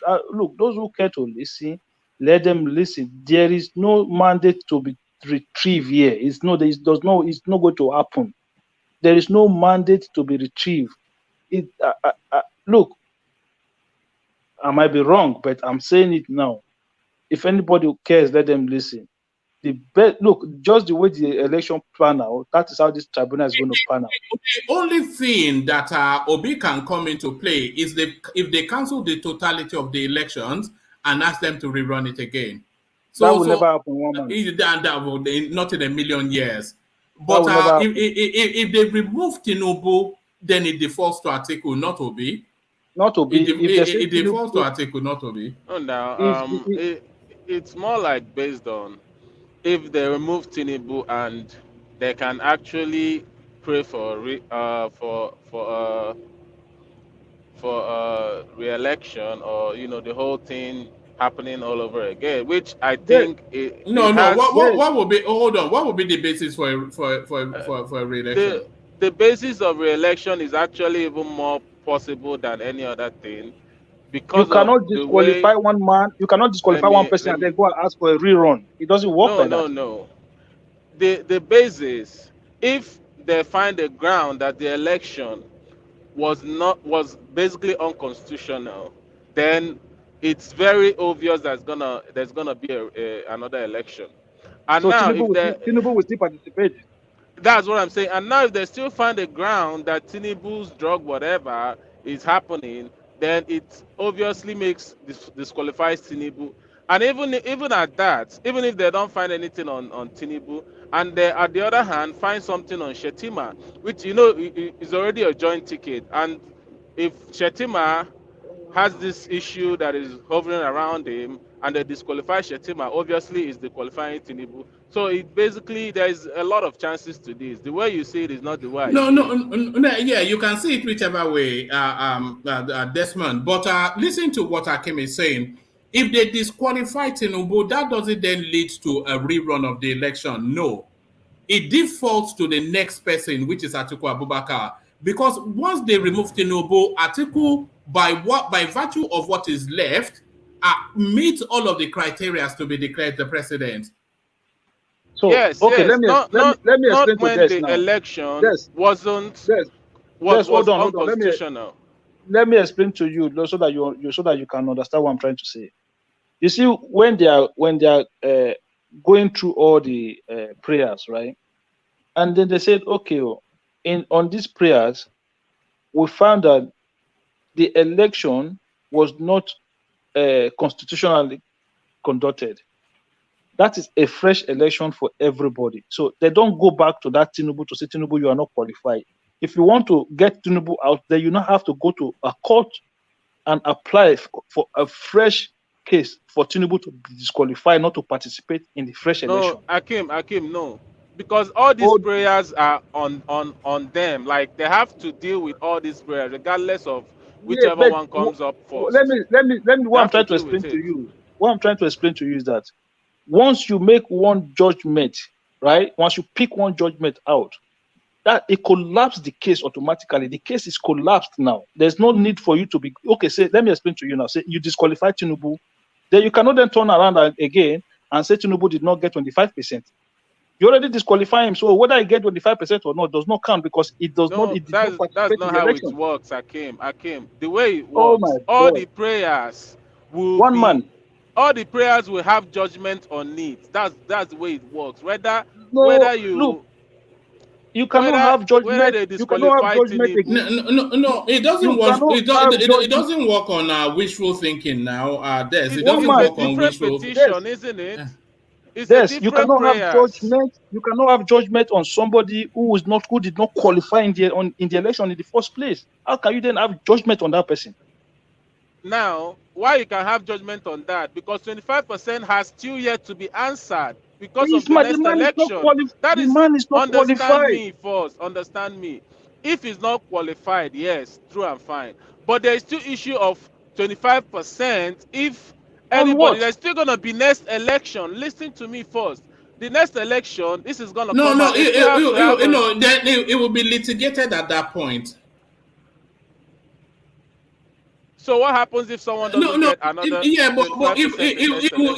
it will either be litigated at that point or it will be addressed in between the electoral cycles. So this is what I'm saying to you, Des. It doesn't work on wishful thinking, not just because you want it to be that way to then land Peter Obi. It doesn't work on Once wishful thinking. think it's like that. once they pass a judgment today that Tinubu did not qualify to contest in that election, anything else is gone, finished. There's nothing like, oh, okay, hang on. They will tell you now Tinubu is not qualified to run in that election. They will not tell you again because they did not get 25%. They should go and do a rerun. But you yourself, just think it.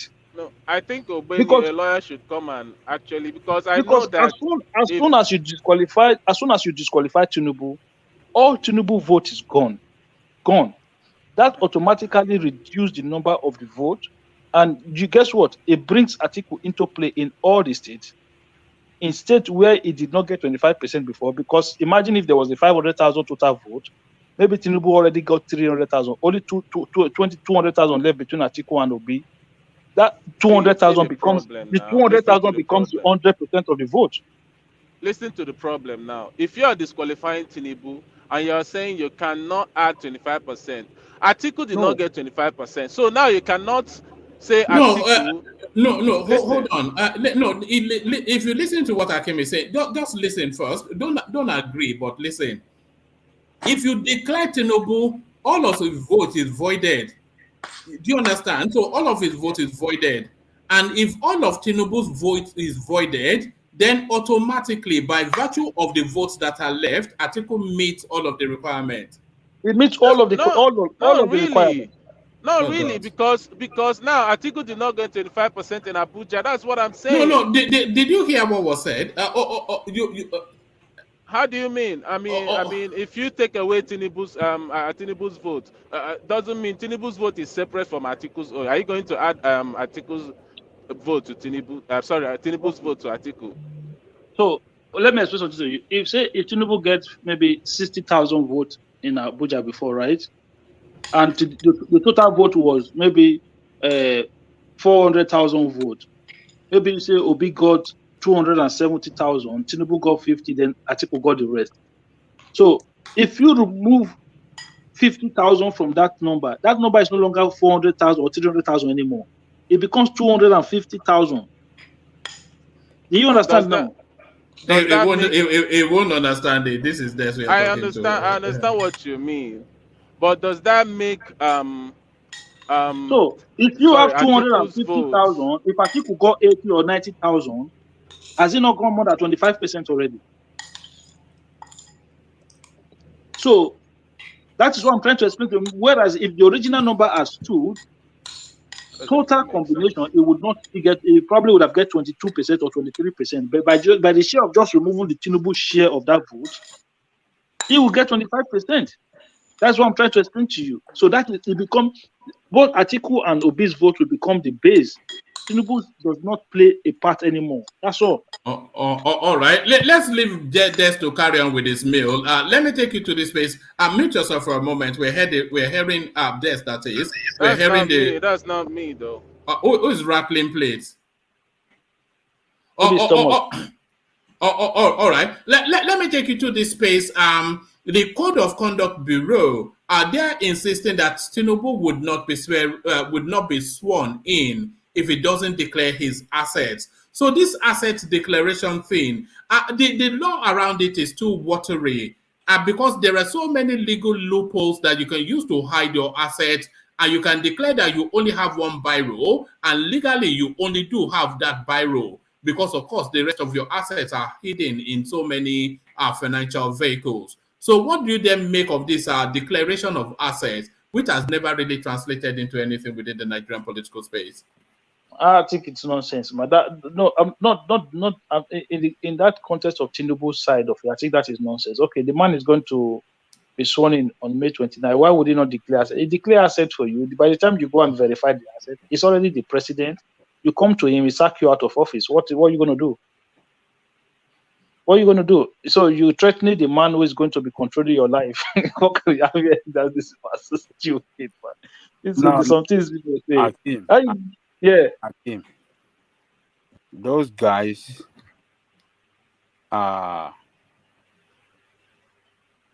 calling on people to follow what the law requires. It's not that they are threatening him. No, I understand that. Yeah, it is. What the law requires is that before you assume office, you have to declare your asset. So this is not. They are not. No. The way one man put it, maybe they didn't put it that way. That it will not be sworn in unless he declares asset. It's more like a threat to. It's more like a threat. That is what the law says. You have to declare your asset before you require. It doesn't matter what you put in there. If you like, you put one biro. That's on you.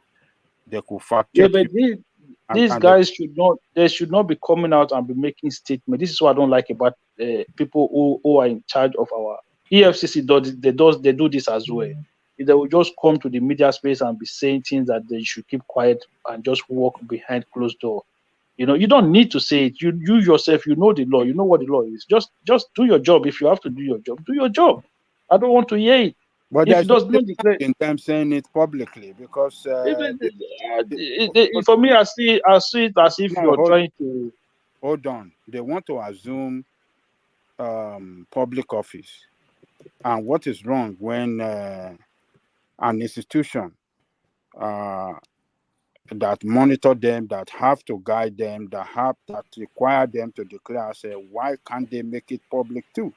This is public office. Nothing should be hidden. We should know what is going on. We should be able to... when somebody said you will not be sworn in unless you declare your asset, right? That is the law. It is not. That is what the law says. I'm not challenging you on that. I'm saying they didn't have to come and make such statement in public. There's nothing wrong in it. It is public affair. We people need to know. There was no need for it. About that. Yes. You see, apart from declaring the asset, there are so many things the president-elect have to do before he will be sworn in. Oh, So yeah. why hasn't other agencies been coming out to make all those noise? Yeah, there was no need for those such statements. There was no need for it. There's no. You understand? So nothing just wrong make sure in it, that even if they come to the public to say it, is still nothing wrong in it. Yeah, but when you we speak like shouldn't that, condemn them. it's more like a threat. This is what I'm with the trying to. It's more like you are sensitivity, threatening yeah. the person. Mm. It's more like a threat. It's like you are threatening the person. Just do your job, and you don't need all this They are comment. not threatening him. They are just calling on him publicly. As a, EFCC who does is the there's EFCC nothing does wrong. this as well. They will just make the He's thing trying look as if. He's trying to assume the leadership of the country as a public servant, and they as people running a public institution, making an announcement publicly. There's nothing wrong in it.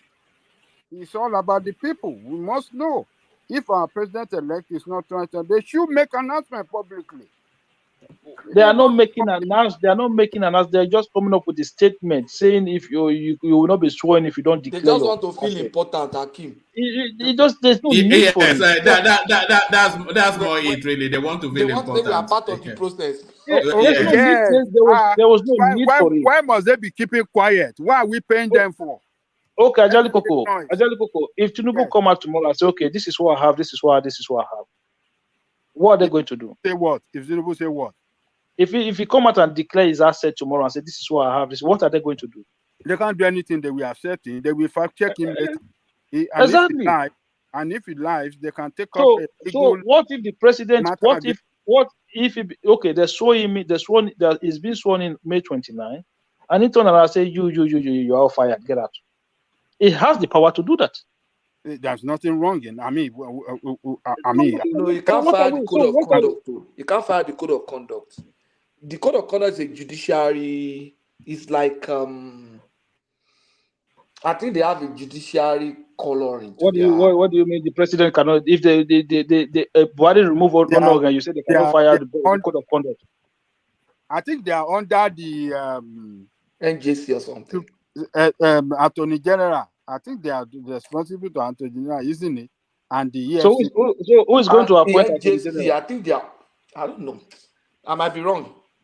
Yeah, I think they are responsible to Attorney General as EFC. Apart from the senators, the Nigerian president have power to fire anybody. They will remove. He will remove them if you want to remove them. That is the Nigerian president for you. If the Buhari can remove an organ from office, the chief justice of the country at the time, they will remove anybody they want to remove, apart from those elected senators. That's all. So for me, I don't. The comment was unnecessarily. Look, if you want to do your job, one man. EFCC does this as well. They will come out. They will make so much noise, and they will go to court and lose the case. It doesn't make sense. All right, let me take you to this final space, Akim, and then I'll go on to Omnibus, who seems to be joining us for the first time. So take that this space, then at least we'll be getting a final verdict on something within the next 24 hours. Oyetola versus Adeleke, Supreme Court to deliver judgment on Tuesday, which is tomorrow. So there it is. What is your expectation of that space? Will the dancing governor continue, or are we about to get a more serious-minded person in Osun State? All right. To be honest with you, I think the Supreme Court have tendency of always aligning with the Court of Appeal. I don't know why, but something tells me that Adeleke will carry the day tomorrow, because even if you look at the judgment from the tribunal, I think it was 2-1, but the Court of Appeal one was unanimous. So I have this feeling that the Supreme Court will affirm Adeleke as the governor elect, as the governor of Osun State. It will. That case was very tricky. In court, INEC admitted to overvoting in some polling units. Even at the time, Adeleke himself admitted that they were overvoting in some polling units, but he said it was not enough.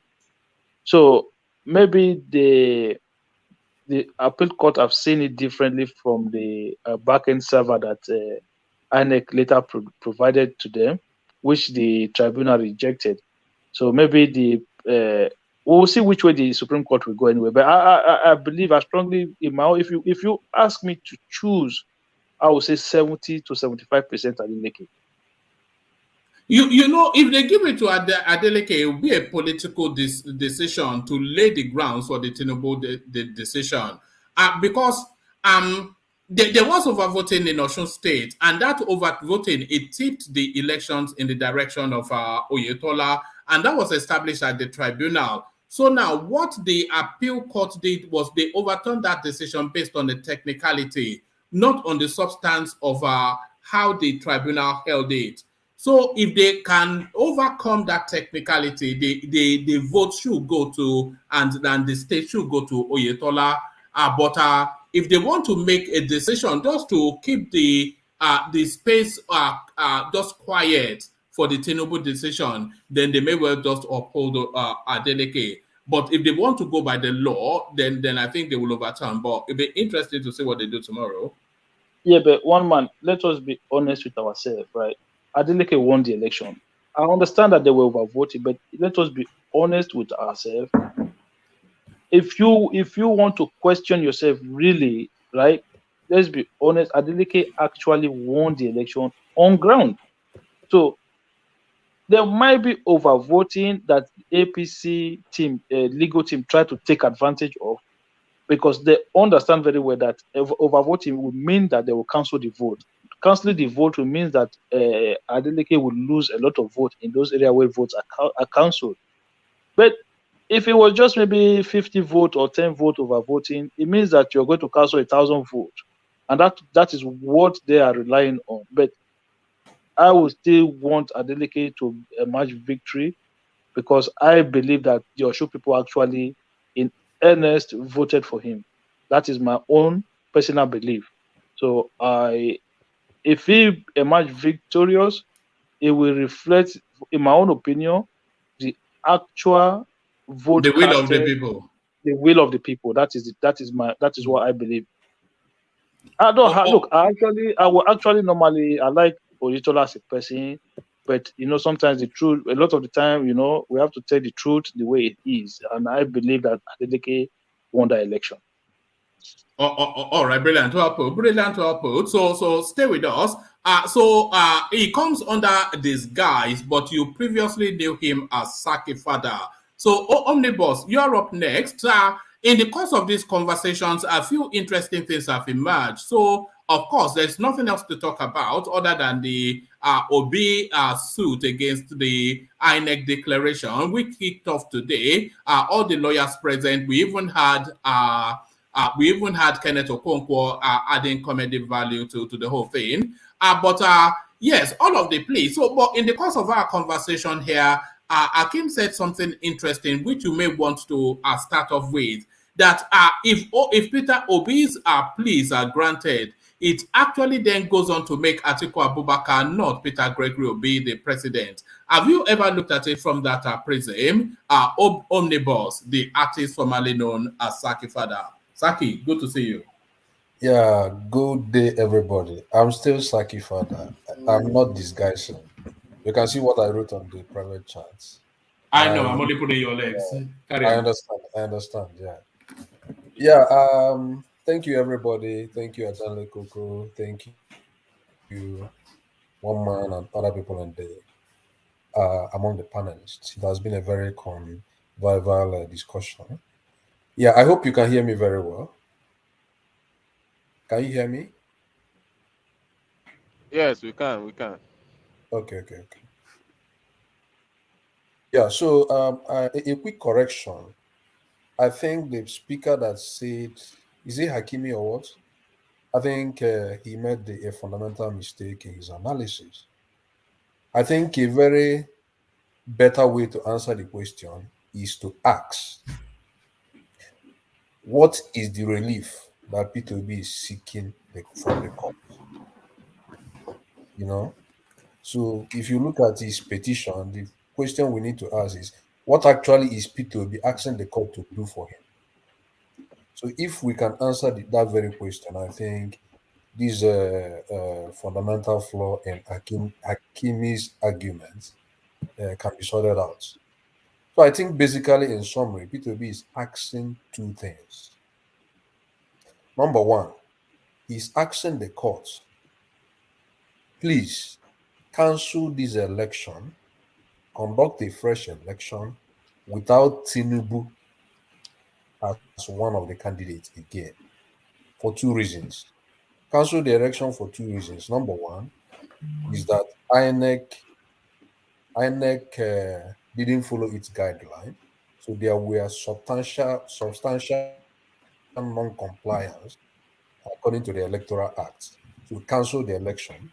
Then another thing again is that Tinubu, who was originally one of the candidates in this election, is not supposed to be a candidate because on certain grounds he does not meet the requirements of the constitution to partake in this election due to his alleged criminal activities and other circumstances. So he's now telling the court that if these two things can be granted, what I'm now asking you to do is to cancel the election, order fresh election, and Tinubu will not be a candidate in this fresh election. Then another thing is asking the court, is not telling the court, but if eventually you decide that you cannot cancel the election and you want to hold on to this election that has been conducted, please declare me the winner. Declare me the winner because I got more number of lawful votes than what Tinubu, who was declared the first position, got.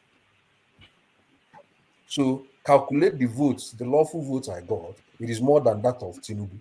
So if you, court, wouldn't want to cancel the election and conduct fresh election, or alternatively, you want to use this election to make analysis, alternatively, please declare me the winner because the person you declared, I got more votes, more lawful votes than he got.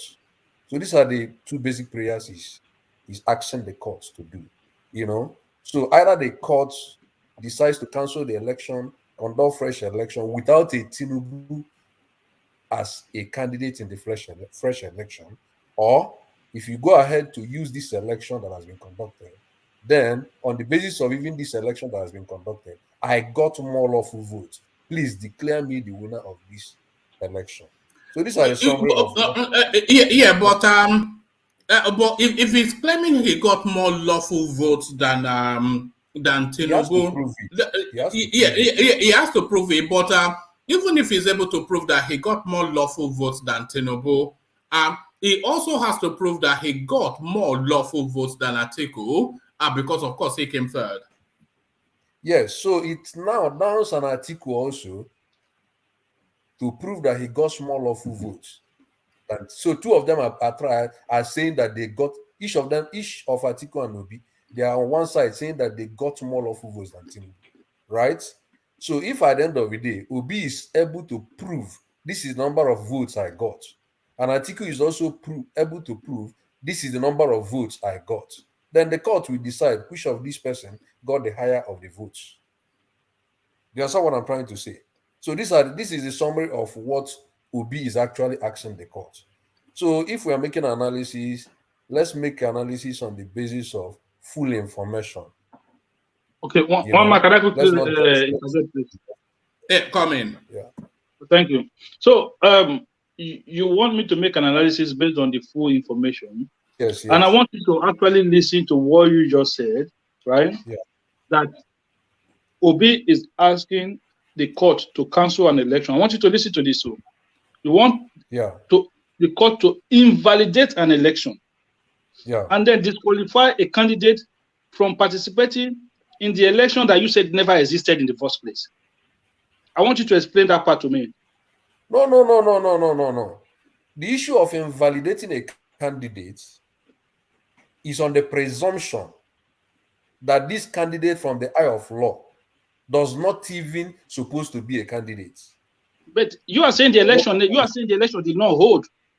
in the first place. So why are you Obi disqualifying is not somebody from an saying. election that No, was not no, No, held? no. The no. elections. Hold on, Saki. The elections did hold, but it's asking for the cancellation of it. That's what they're saying. Yeah, Obi is not saying that. Yeah, exactly. That's what I'm trying to say. He's not saying that. Exactly. If you say they should cancel an election, so that election is null and void. If they cancel something, that thing does not exist Even anymore. your vote is cancelled with it. No. That thing does not Vote. exist anymore. No. So Vote. how are you disqualifying somebody from an election that you said should be cancelled? No. Let me tell you. You know that the issue of disqualification of a candidate is supposed to either be a pre-election matter or a post-election matter. If it is a pre-election matter, P2B doesn't have a local standard to question the validity of the candidacy of Tinubu. The person that is supposed to question the validity of the candidacy of Tinubu in pre-election conditions are those people in APC who are conducting the same primary with him. Those are the people that can question the validity.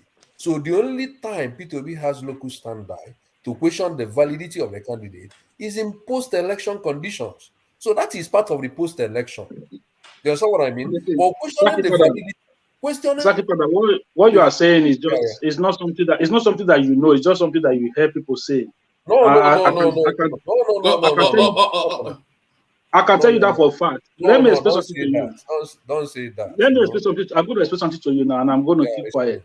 Explain. Right. So the way it works,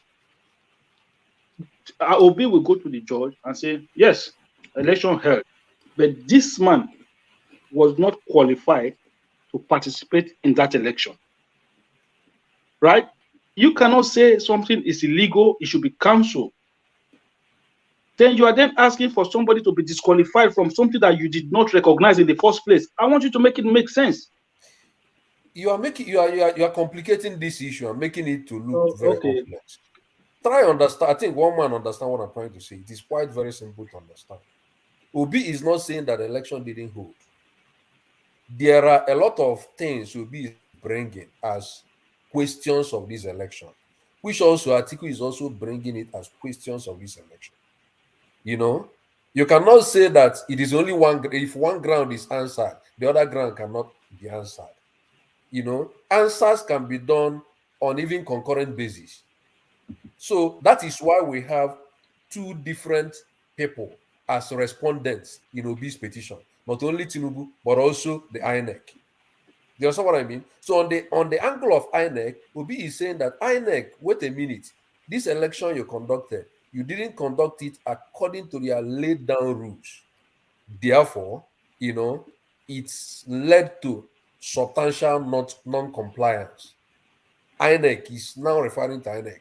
Then on the other respondent, he's telling the other respondent, wait a minute, you are not even supposed to even partake in this election or even any election. You are not qualified to partake in an election in Nigeria because there are issues, you know, of constitution that you are liable, you are going to held liable for. You understand what I'm trying to say? You are not supposed to. Saki, let's go to that substantial non-compliance because that's a heavy weight to carry because they are nice flowery words, but yeah, and I will explain what it means. You know the active phraseology is substantial non-compliance.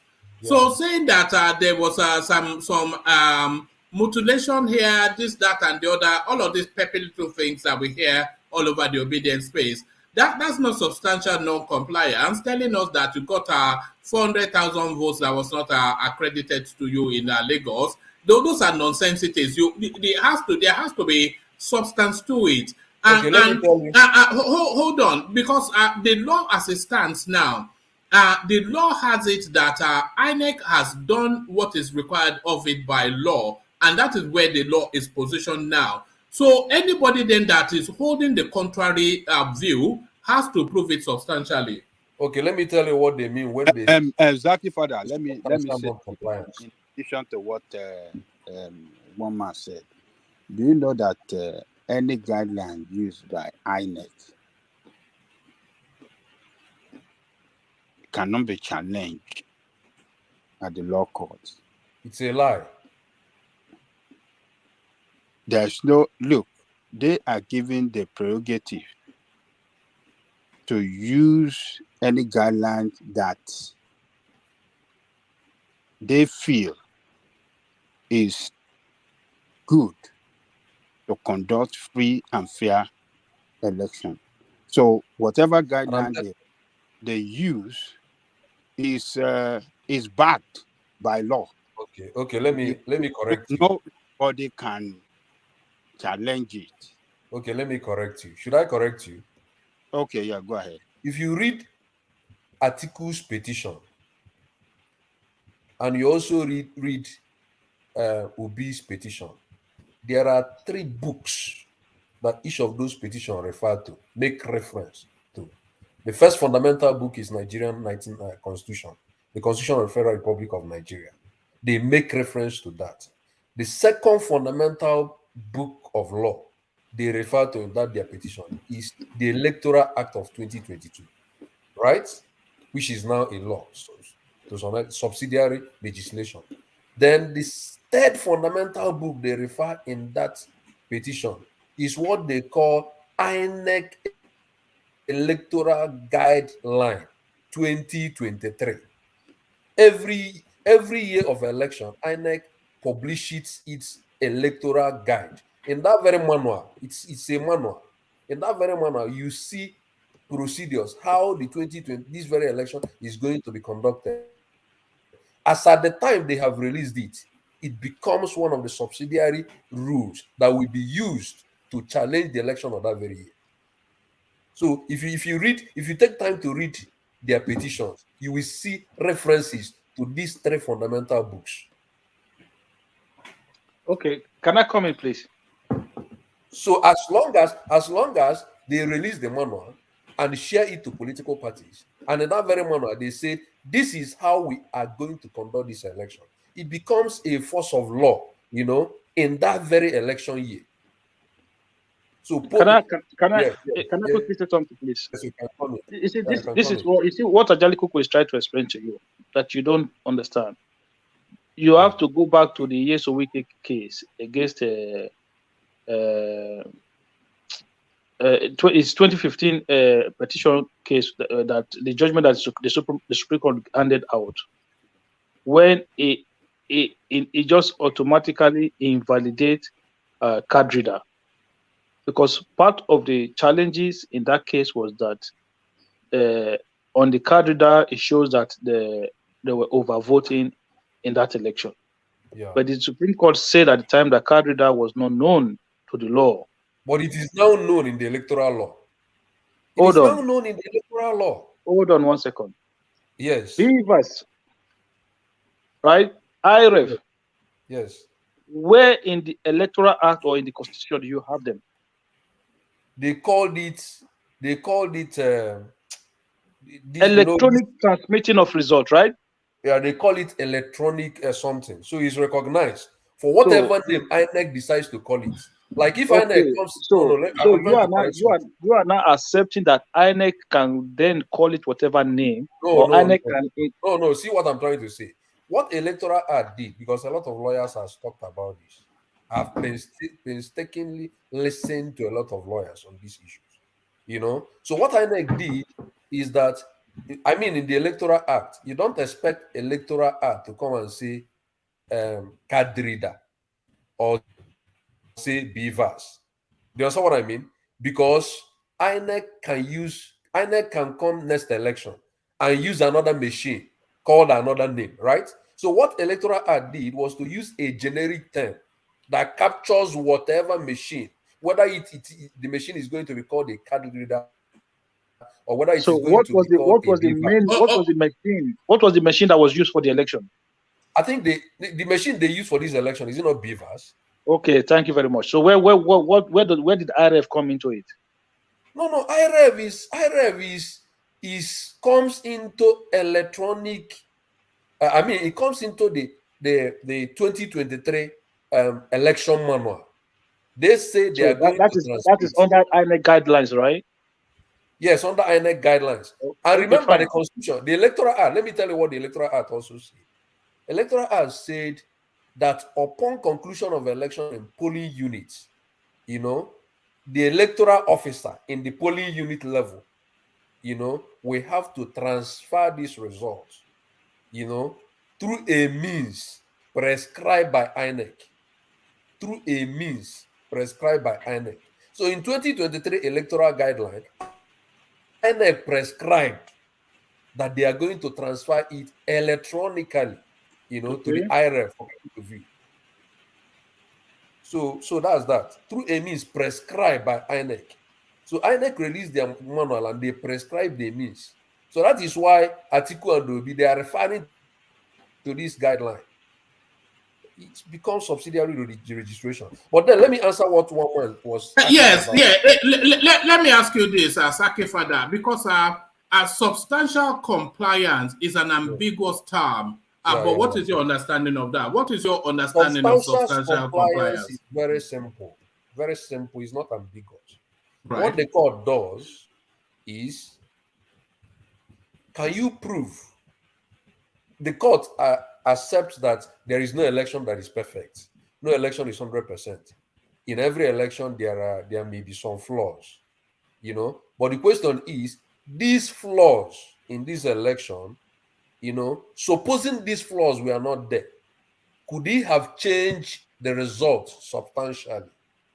Supposing these flaws were not there, could he have made you, Obi, to win this election? Is it enough for you to win the election over a Tinubu? You know, so if yes, then there is substantial non-compliance. You understand what I'm trying to say? They declare right. They declare somebody winner, right? And you're now Right, right, but that is a heavy lift. That's where that is. That is a heavy lift, because because what that is seeking to do then is for Peter Obi to hold on to however many votes he gets, but then to take from Tinubu sufficient enough to. What's the differential? 1.8 million. So we're talking about him No, up to 2.2. yes, 2.8 million. Okay, now Obi is claiming that in Plateau, he got Yes. about 1 point something million, right? Right. In Plateau. That is Where did he claim? Where did he claim that? That is what he's saying. Now it is in his In where? presentation. He presented a lot of hold on, Akim. Hold on, Akim. Yes, 2.7 million. Yeah, 2.7 million is the money. Right. Yeah, he listed different states.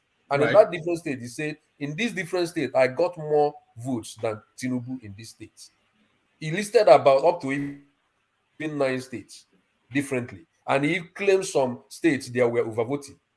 He didn't claim in Plateau, according to what people are saying. Yeah, I know.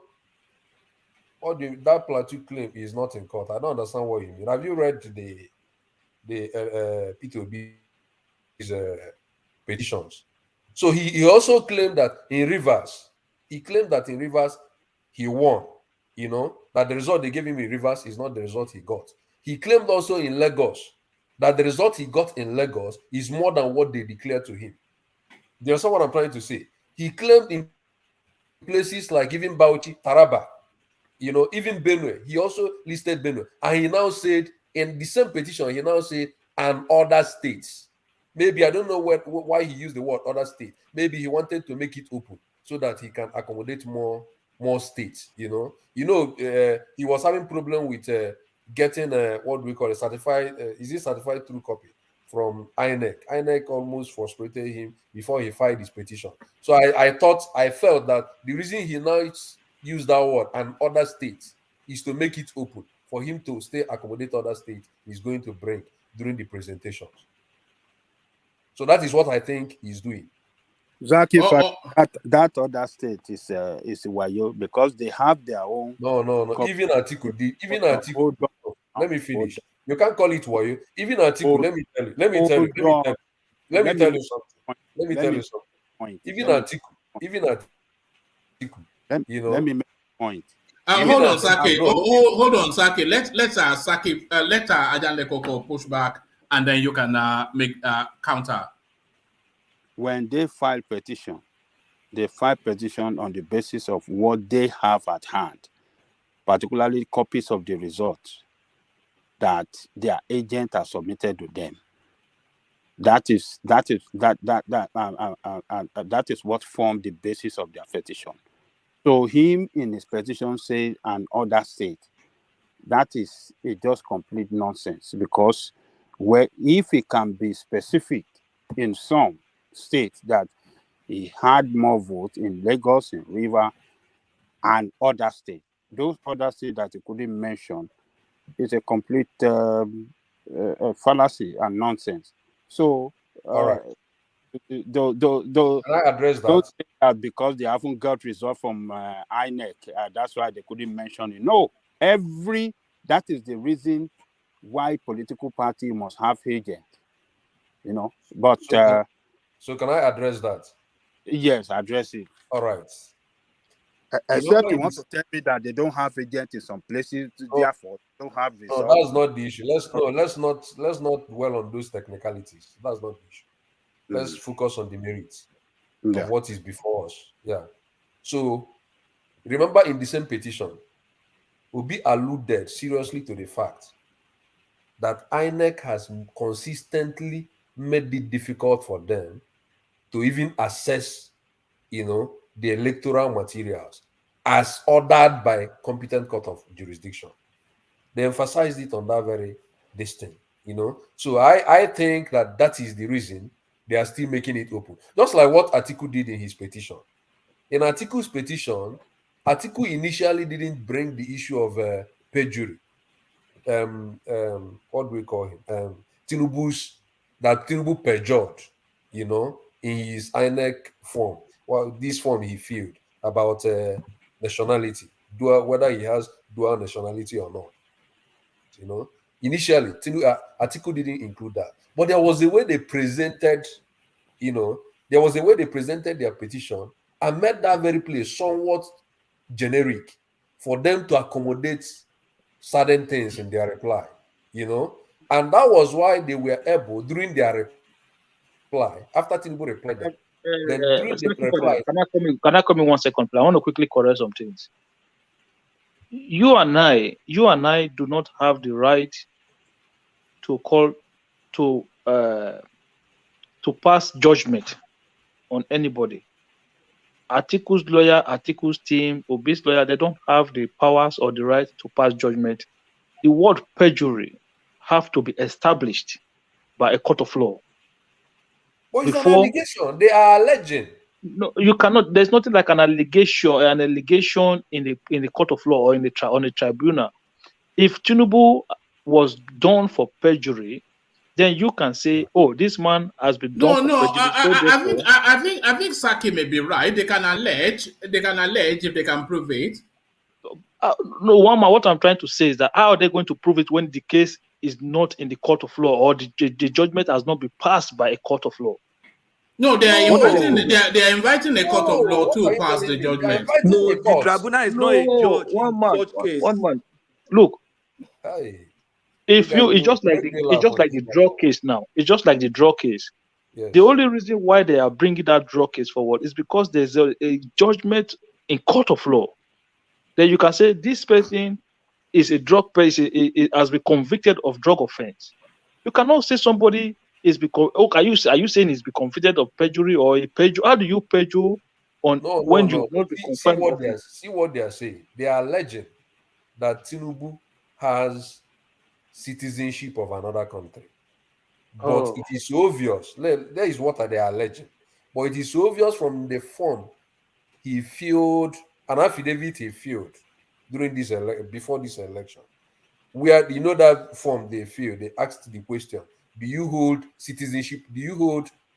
Have you ever held, or do you currently hold citizenship of another country? Tinubu ticked no. So they are now saying that Tinubu holds citizenship of another. This is an allegation. So they have to prove it. That is why they are before the electoral tribunal to prove it. Can I interject? Yes. Zaki Father, I think what Hakim is trying to say is this. They are bringing a perjury allegation. The tribunal does not have the power to decide on perjury. If you are bringing a perjury, it must have been established in a separate court. But a court of law. It By must have court been of law. established by a court of law. Yeah. So the tribunal is an election tribunal. It does not, it cannot decide on perjury as an offense because the perjury is an offense. Can I You ask you a understand? question? Does the tribunal have rights to adjudicate on information presented in an affidavit that has to do with this election? Yes, but not an affidavit that alleged a conviction or a guilt. I don't You understand what understand? you mean. If I'll tell you, for example, if I saw an affidavit that Tinubu is guilty of perjury, that's nonsense because I'm not a court, and you need a court to decide whether I'm guilty or not. So if I say that, if I saw an affidavit that Tinubu is guilty of perjury, they will ask me where is the judgment. If I don't have that, they just throw that out. Okay, we don't know what the court will do, but I'm telling you what petitions of Atiku did. So I'm not here to So say just this is what the imagine, court is going to do. okay, let me quickly put something to you, Saki Father. Just imagine if there were allegations that Tinubu was dealing in drugs in America, but there was nothing in the courts of law, or not, there was never a judgment or anything. Just imagine you go to court now on an election tribunal, say, oh, we have a allegation that he was a drug dealer in America. How does that sound to you? The tribunal does not have the judicial. Now let's start investigating that because that has to be Anyway, investigated. That has to now anyway, be tried. That has now to be judged and decided upon. You anyway, get that is what we Because are saying? you are trying to say somebody is not qualified because he has been involved in something which he has not been found guilty of. Do you understand? yeah. So Innocent until proven guilty. that is what I'm trying to say here. What we are analyzing here is the petitions. I am not analyzing what will happen in court. I don't know how the judge will look at what they are. I'm telling you what they said in their. All right, Saki, let's do it this way. Let's do it on the basis of this article. Presidential Election Tribunal, 5 things Peter Obi is seeking in court. And then you, from an honest stance, tell me if it's substantial or not. So these are the 5 things he's seeking. Election cancellation. It says the presidential election conducted on the 25th of February is void on the ground that the election was not conducted substantially in accordance with law. So that's one of the key things. And he has 5 prayers. The 25% in Abuja. So what constitutes 25%? So he's doing that. Eligibility. That Tinubu is not eligible for reasons of drug trafficking and Shetima double dipping. So both of them should be cancelled out. So where is the strength? Which ones are watery? Which ones? Where is the strength in all of this? Yeah, I think I need to correct an impression we come to make on the platform at times. It is often very important that those things we might neglect as if they are not important might be very, very weighty from the eye of law. You understand what I'm trying to say? Otherwise there is no basis to go to court. Now, the issue of 25% in Abuja, whether it is a requirement or not, whether it is mandatory or not, I've seen a lot of people come to this platform and say this is watery. It doesn't really, this is petty argument. If you think that this is petty argument, why do you think that a well celebrated legal icon in Nigeria, at least to the best of my knowledge, the way I grade Femi Falana, that is the way I grade him. Olisa Agbakoba.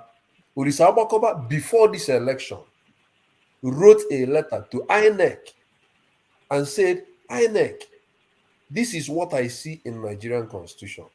And I think that this might necessarily be a problem.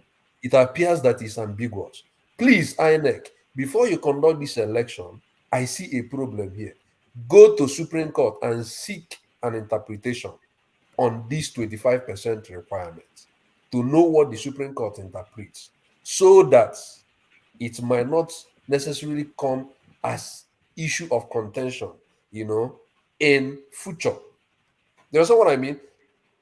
So I think that for Olisa Agbakova to go to this length, even before this election, knowing fully well that he's a very senior lawyer, I think I wouldn't say that this 25% argument is a very watery argument. I think I will still say that this is still a very important issue. This is a constitutional matter that may even result in constitutional crisis. Because the whole nation, there are arguments and counter arguments on the issue of 25%. Some lawyers are saying it is a requirement. Some are saying it is not a requirement. But for us who studied English, if you ask us to interpret, and I will say it is very simple to interpret. So please, let's not just come here and say this one is too watery. It doesn't make sense. If it doesn't make sense, why are we wasting our precious time to talk about it on this platform? All right. Let me ask you another question. If the court grants Peter Obi first and probably, and by the way, the 25% is watery. Everything else is watery outside of this substantial compliance. But if the court grants Peter Obi's prayer that the elections be cancelled and rerun, who does Buhari hand over to on the 29th of May? The Senate President. Or is if they do it? You mean if they do it before 29th of May? Well, irrespective, who takes charge of the country if Tinubu step down? I don't know. If they take this decision before 29th of May and say that the election should be cancelled, then automatically the person that will be handed over to is the third in line of command, which is the Senate President. Ahmed Lawan. Of course.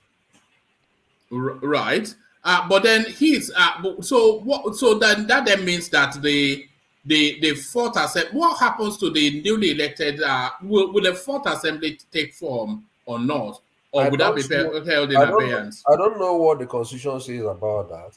But what I know is that Constitution has a timeline for the conduct of the election. The timeline is 3 months. It must be done within 3 months. Thank you, Father. Ahmed Lawan. So who is going to then open the next National Assembly? Because don't know what happens to the National Assembly. I have not studied that part. I'm telling you. Thank you, Father. Sorry, ask me. Yeah. Have you studied what will happen if Tinubu appeals the tribunal decision? If he appeals the tribunal decision, Benny.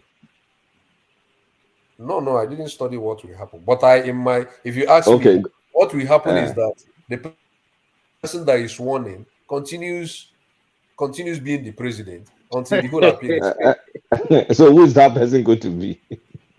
You say what? So who is that person that will get sworn in? Who is he going to be if Tinubu appeals the tribunal decision? Of course, it should be Tinubu that is sworn in. I'm not arguing that if he is sworn in, I will go and tell him to come out. It's not my argument. My argument is if they take decision before 29th, what will happen? And I answered it. If he appeals, this will also happen. If the whole Supreme Court, if the whole election tribunal and Supreme Court is able to take decision before 29th of May, Tinubu cannot be sworn in. No, that's not viable now. We're in the 9th of May now. So you want things the tribunal to take a decision and the Supreme Court to take a decision within 10 days. I don't know, but I think one of the governors, is it the governor of Bayelsa State? Supreme Court, Appeal Court, Election Tribunal, and even the Supreme Court took decision. Guys, listen. If you don't know about something, don't talk about it. It's unbelievable. Let me finish. If you don't know it, look. If you don't know about something, don't just talk about it. Okay, don't use it as a reference. If you don't allow me to talk, I will stop talking. Just let me finish. No, carry on. Don't say if I don't know something, I shouldn't talk. Carry on. I said I think in Bayelsa State something happened. I think they were saying that Election Tribunal and even Supreme Court took a decision, even that his inauguration was 24 hours to go, and he was stopped, from carrying on with the inauguration. You understand Okay, what I'm trying to say? that case was not an election petition tribunal. It was a pre-election matter. They were challenging the qualification of his deputy governor based on his certificate. So that case had been going on while election was holding, while David Lyon was declared governor.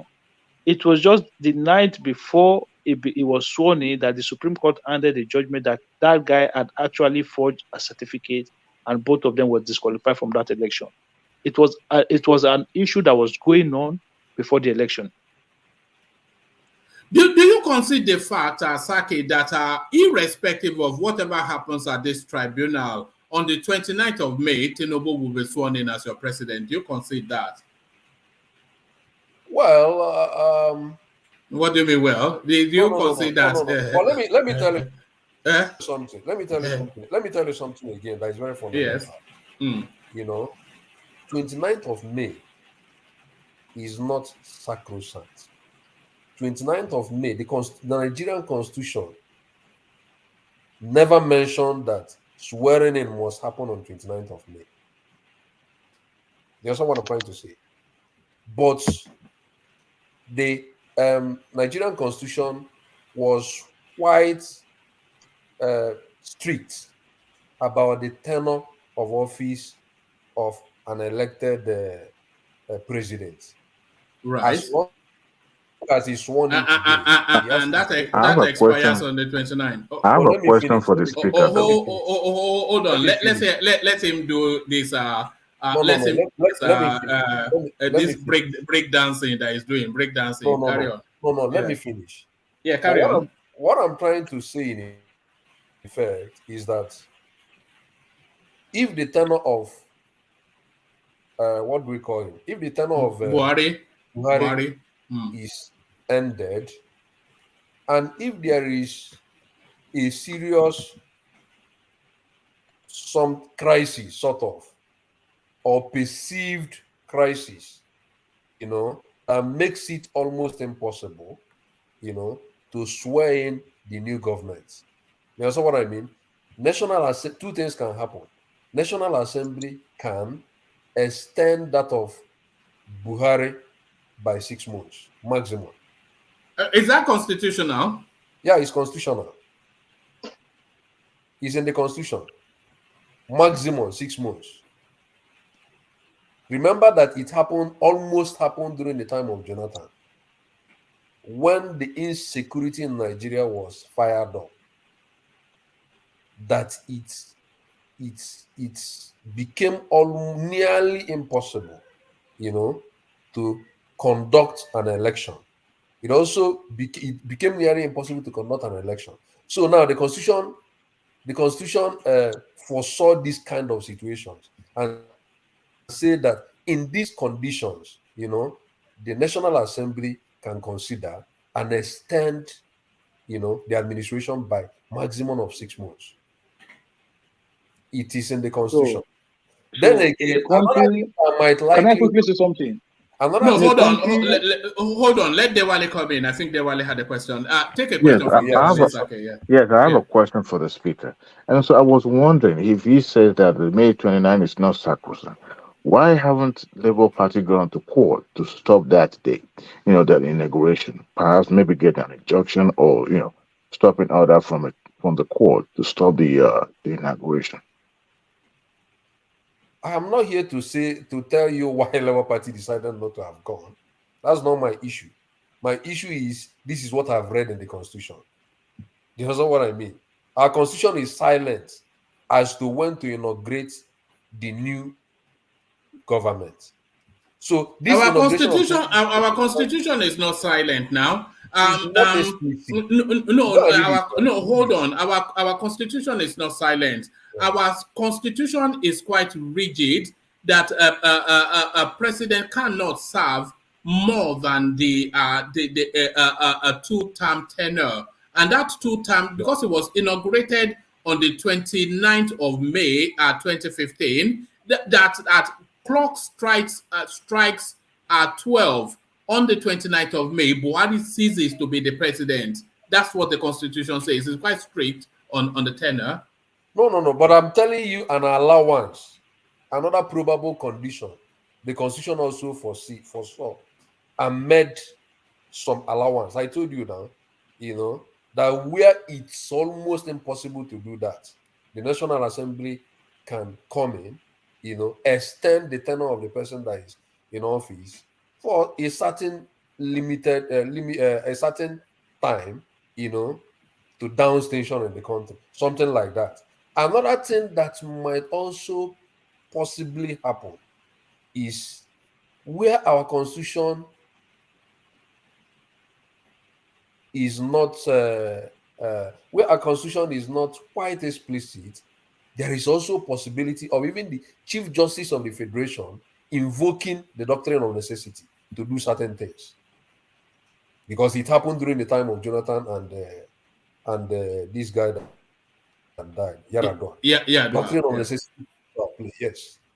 So it also. So what did the Chief Justice did? What did he do? You say what?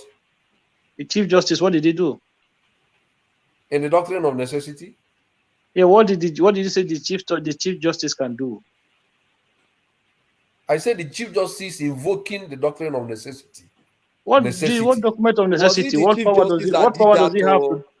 What power does he have? I don't understand what you mean. Was it not the National Assembly that did that in Jonathan's case? What power does he have? Yeah, the National Assembly did that, yes. In Not Jonathan's CJ, case. Yeah. National Assembly did that, yeah. In Jonathan's case. Yeah, of course. All right. And finally, Saki Fada, before we move on, is it your anticipation that Tinubu would not be sworn in on the 29th? No, I don't anticipate that. Don't get me wrong. I don't anticipate that he's not going to be sworn in on May 29th. The only thing we are asking is very simple. As Nigerian citizens, I'm also asking for that. It becomes so election petition matters is of public interest. This is not a private matter. It is of public interest. I wonder why it is difficult for the court to televise this. Let everybody. Oh, right. Are you there? Are you part of the live streaming? No. Of course, I would like it. I would like it. What would be the advantage of OJ Simpson? Live streaming it? The advantage of live streaming it. Let me tell you something. Somebody I know shared what do we call it? Shared an experience he had before in court. Where some people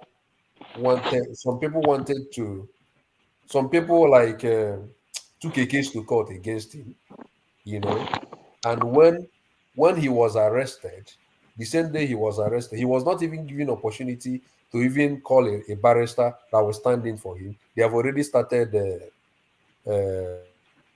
what do we call it? They have already started hearing, and they were doing the hearing that very day. The judge it was almost possible that the judge wanted to give rulings that very day and remind him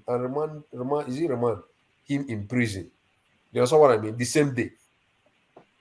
You understand? Was his lawyer not present? You say what? Was his lawyer not present in the court? No. I think they want to keep him. I don't know what, but just a preliminary.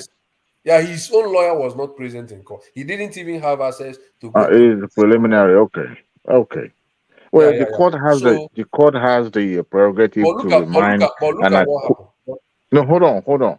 If that is the case, the court has the prerogative to remind. Just like when you go to when you are arrested, you have to see a judge within 24 hours. Now, in that process, the court will decide that, this person that has been accused can be let out to the public. So, however, will be remanded in custody. Okay, go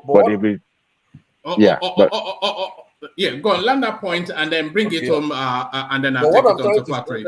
One man, I would like to quickly ask this question as well. Yes, Yeah. but because I think we've been okay. Go on. You know, I No, was it's not really a question. It's just more like an observation, right? Yeah. Saki Father, why is it that Oh, okay. Hold all of on. Make that observation. Land your question, Dewale, and then round it up, Saki Father. okay. so The reason No, why I asked. yeah. Go Okay. on, Dewale. Yeah. Go Okay. on, Dewale. Yeah. You know, I was asking him if it was preliminary, proceeding, because that's where the court will try to establish probable cause for the case to go ahead.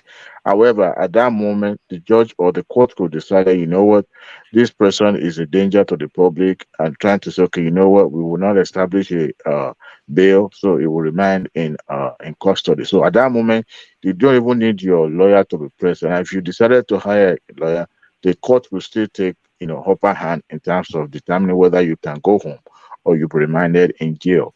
But when the full hearing now come up, then they have to read your right. You have a right to have a lawyer present. So the question of live streaming the court proceeding, it would not even have any effect on the court. As a matter of fact, the court will try as much as possible not to have external influence, because we're talking about public opinion could also shape. Fortunately for Nigeria, we don't have jury system, so it's everything is rest on the judge to make the decision. All right. So what I'm All trying to right. Hold on. Take Akim's point as well, and then wrap it all up. I think we. Yeah. Hold on. Yeah, Akim. Yeah, to you. okay. Akim, on mute. All right. I think Akim may be busy. So yeah, bring it home, and then we take it to Patrick. No. So, What you are saying is not my problem is not issue of public opinion. The question I keep asking is, why is it difficult? Because this is what is obtainable, in a lot of places in the world. Look at look at the hearing of Ike Ekweremadu. It was quite visible. Everybody can see the hearing, the way it went. So I don't know why Nigerian court is making it something that is so difficult to do. You understand what I mean? Because this, whether you like it or not, this election uh, matters of this 2023, people are talking about it. A lot of people are talking about it. There is people that feel with the judge. Are you sure that the Nigerian judges, the way they have always done some cases in the past, are you sure that they are going to do the right thing? So these are questions that has been in public domain. You understand what I yeah, mean? but hold on, Saki. Everybody has representation in court now. Yes. I don't Yeah. understand what you mean. So it's not as though there's a retinue of lawyers representing Peter Obi, a retinue of lawyers representing everybody. What can the lay public see that the lawyers cannot prevent? So You want us to be doing Google lawyer along with the live no. proceedings, No, I no, mean, no, to be no. doing It's not Google the issue. lawyer. It's not the issue. One man. You understand what I mean? One man. Whether you like it or not, there are some judges in Nigeria that are compromised. Whether you like this or not. Yeah, but are you Right? better placed? Hold No, on. no. Are you Let better? me finish. Hold on. No, hold on. Yeah, we know where you're going. Are you better placed to determine if the judge is compromised, or is the senior advocate sitting in court fighting his case? Is he better placed? Who is better placed? Are you the person typing what they are saying in Google to get an understanding? Are you better placed to determine? Because if they do something on a technicality that does not adhere to logic, you will say, oh, it's compromised. But somebody that has legal training has a better understanding. No, that's not the issue. The better way to ask the question is, why is it that other countries are doing it this way? But yet You know, it becomes can so I speak difficult for to? us to do. Can I interject, Bishop? I mean, sorry, Yeah. not Bishop. Interject. I forgot the name again. Sorry, Saki forgive me. father, Saki Father. how This, can anybody mistake? But this, no, the one and only, the Saki world father. famous Saki Father. The Yeah. Bishop kept coming to my mouth. These are the first set of the panel at the show. You remember one hour. Anyway, Yes. you know, in the history of court proceeding in Nigeria, we don't have that uh, live streaming court, because the one that we have here in abroad. It's just for the show or for television.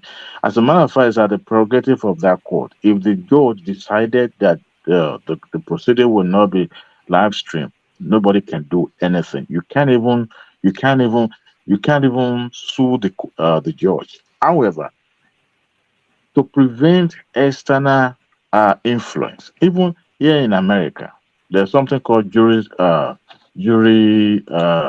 this is sequestration, where you shield the jury from the public, even to their own family. You take away their phones, they put them in an hotel, they lock them in, so that they will not have any external influence like checking stuff on their Google or on their phone or anything.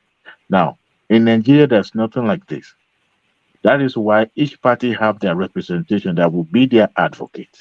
So ordinary supporters like you and I will have no input, no say, because the party involved already have their representatives.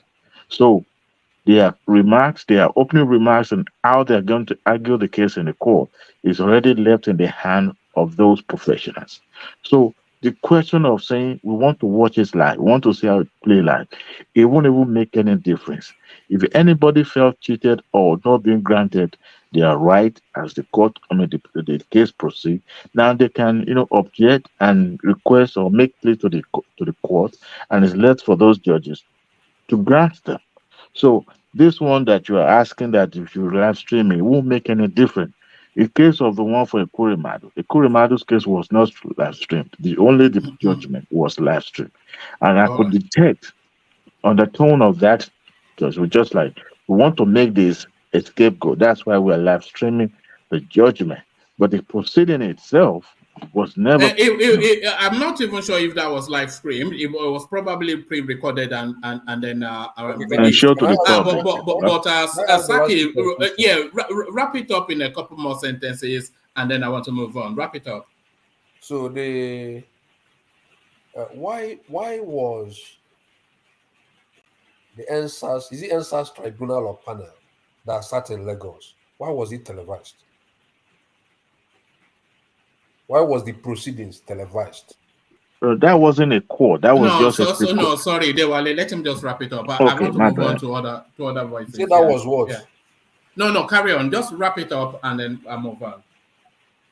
No, so what I'm saying is that I think it feels, I think in the past, these election matters has never raised this amount of public outcry, since 1999. Because this is the first time I'm even being interested in knowing the election procedures, the election tribunal proceedings. You know what I mean? So I think this is the first time it is generating a massive amount of public outcry. So I It's not feel that just generating. like what Sorry, happened. I did want you to wrap it up, but you are saying so many things. It's not generating public outcry. It's only really the obedience that are agitated, No. Don't and say you are no. only Don't in say don't say this. you are only paying attention because you No. have vested interest No. because Don't your say tribesman is in play. That's why no. you are interested. Don't say within the obedience. The PDP are still discussing it. This evening, I was in a space where Don Pedro Baseki, hosted. A lot of PDP people are talking about it.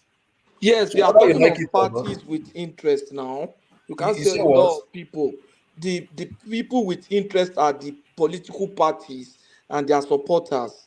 Yes. That's not Are all you telling me that? Nigeria. Are you telling me that Tinubu's supporters don't also have interest in this matter? They also have No, interest. their interest is not as registered as we are. They are not interested in hearing us like streaming. Sure, they are interested in the No court one cares. carrying out of its decision. People are already permutating the composition of the incoming administration. This is just an unnecessary distraction, which people are just hopeful will get out of the way very quickly. So no, it's really just the obedience and the aggrieved losers that are agitated, not the country. Okay, no problem. Let's keep looking at. Let's keep watching the space and let's O- see o- what. o- All right, brilliant. Good to have you back, Saki Father. Your voice has been missed. A lot of people have been asking, where is Saki's father? Where is Saki Father? So there is Saki Father, still as you remember him. So thank you, Saki Father. Let me acknowledge then Prince Daddy with the super sticker. I think everybody else has left their wallet at home today. So the super chats and the super stickers are still available for whoever wants to do join Brother Prince Daddy in that space. About somebody that always registers, he registers as he always does. So let's quickly acknowledge that you all know where we're going. Here is Ayo clocking in and registering for duty. So that's Ayo clocking in and registering for duty. So thank you, Ayo. So keep them coming as we go on to Patrick to share his thoughts. So Patrick, hopefully this doesn't last for too long, and hopefully this gets wrapped up fairly quickly. We were already discussing how Akpabio is landing the Senate presidency, but Amila becoming the chief of staff. We were permutating who gets whichever position, and we're back to the P2B's narrative again. So very, very quickly, this needs to get out of the way. 5 prayers for Peter Obi, Patrick, but which one of them likely to be granted? Yeah, I want to believe that the court has a duty to go through these things. I can only speculate. I want to believe that none of those prayers, from the Tinubu's perspective, none of the prayer will really hold water, really hold any water. But from an Obi man's perspective, they are the real issues. So I can't really take a position on them because I don't have the fact before me. And even if I do have the fact before me, I don't have the technical competence to be able to look at those issues and say these are things will go or these are things should go. So I actually really don't have anything to say about that. But personally, I just feel it's a distraction. I don't think Obi should expect that he's going to win the election. He cannot expect to win the election when the opposition divided their vote. It's a very obvious issue or thing, and I don't know why they think they have won. You understand? I don't know why they think they have won when obviously they were the one that handed Tinubu the presidency by just vulcanizing their votes. So I feel that it's just one more opportunity to get the lawyers fed, and it comes every 4 years. So it's Obi's turn now to Yes, put what things are talking. it's very much like the desperate grasp of a drowning man, as you said. And as you said, we don't really have the expertise to dissect, but from the lay point of view, which is really, well, from an informed and an educated lay point of view, the whole of the totality of all of everything seems to hinge on that substantial compliance with law and constitution or not. And I was saying just in the conversation with Saki Father that seems to be a heavy lift because what the invitation need is that the tribunal should upturn 2.7 million vote margin, and then not only do that, then take that quantum leap from first to third, and then declare Peter Obi the winner. There is wishful fear. There's wishful thinking, and then there's just being fallacious. Patrick. Yeah, I think that the the same grid that set both Atiku and Obi on this path at the election time is the same grid that's going to destroy them because Obi could not have included Atiku in his petition. But if, for example, Obi decided to say, okay, I'm supporting Atiku's petition and providing all the information that is needed, and we just go with one petition and we hit this thing on, that then they might pose a strong threat. But in this case, I say, okay, this guy does not win 25%, declare me the winner.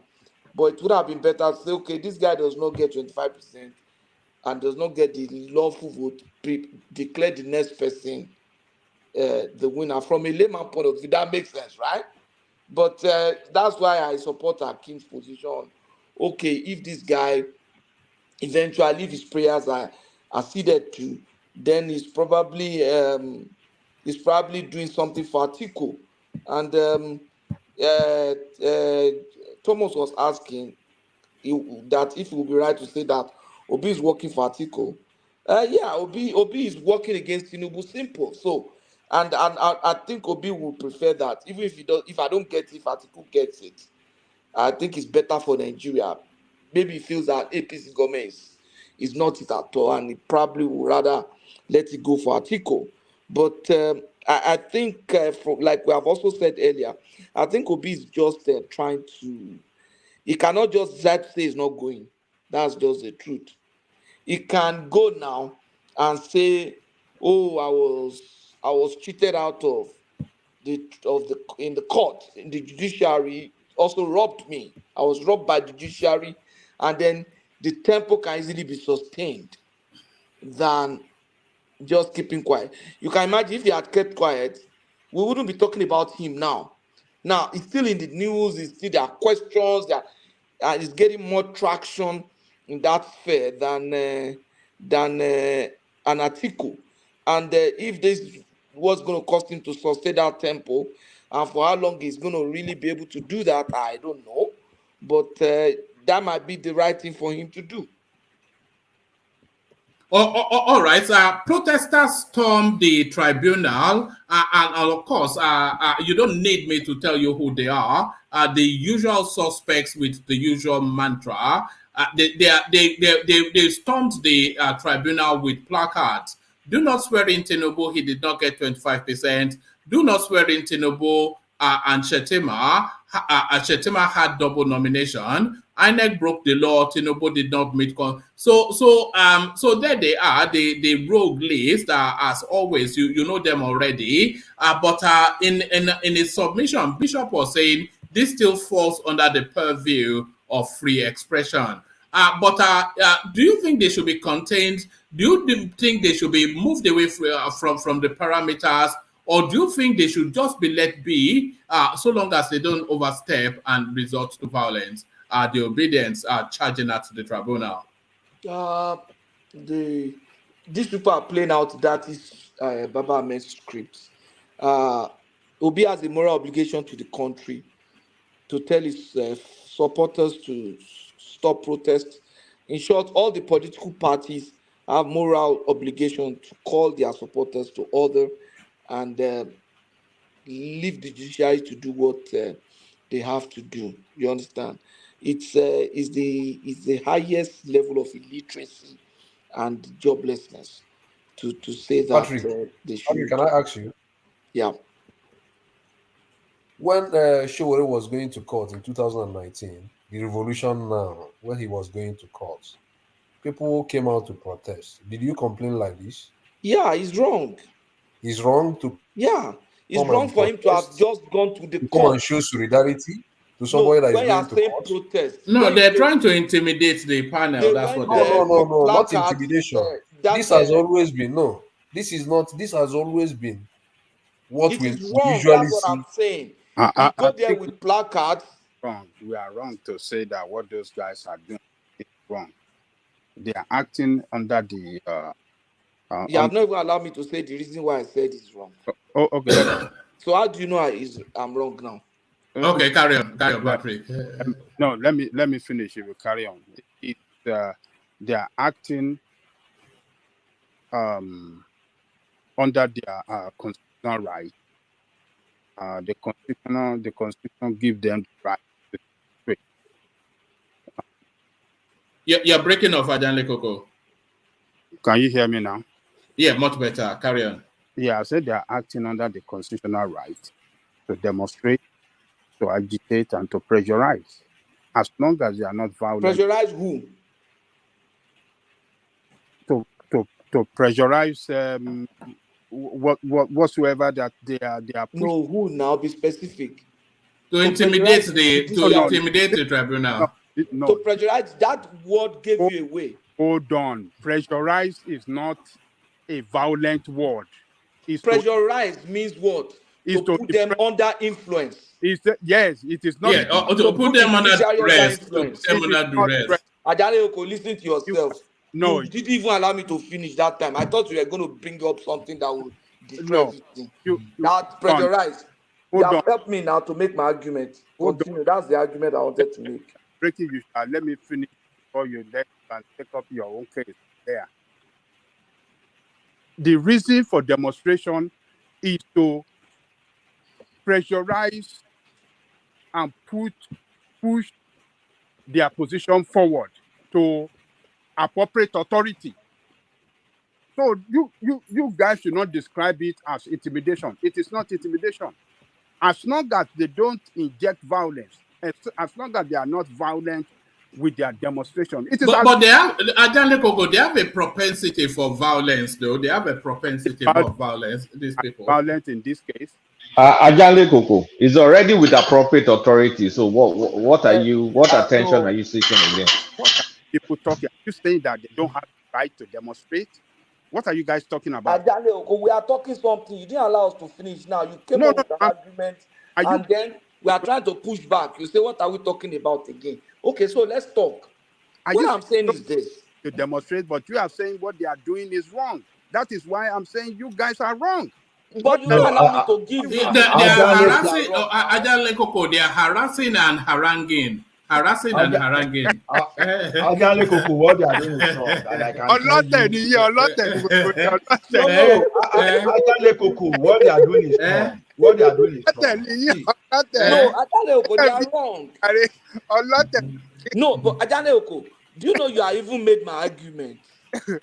Okay. There's no way, you see, there's no way you can defend them without actually making my argument.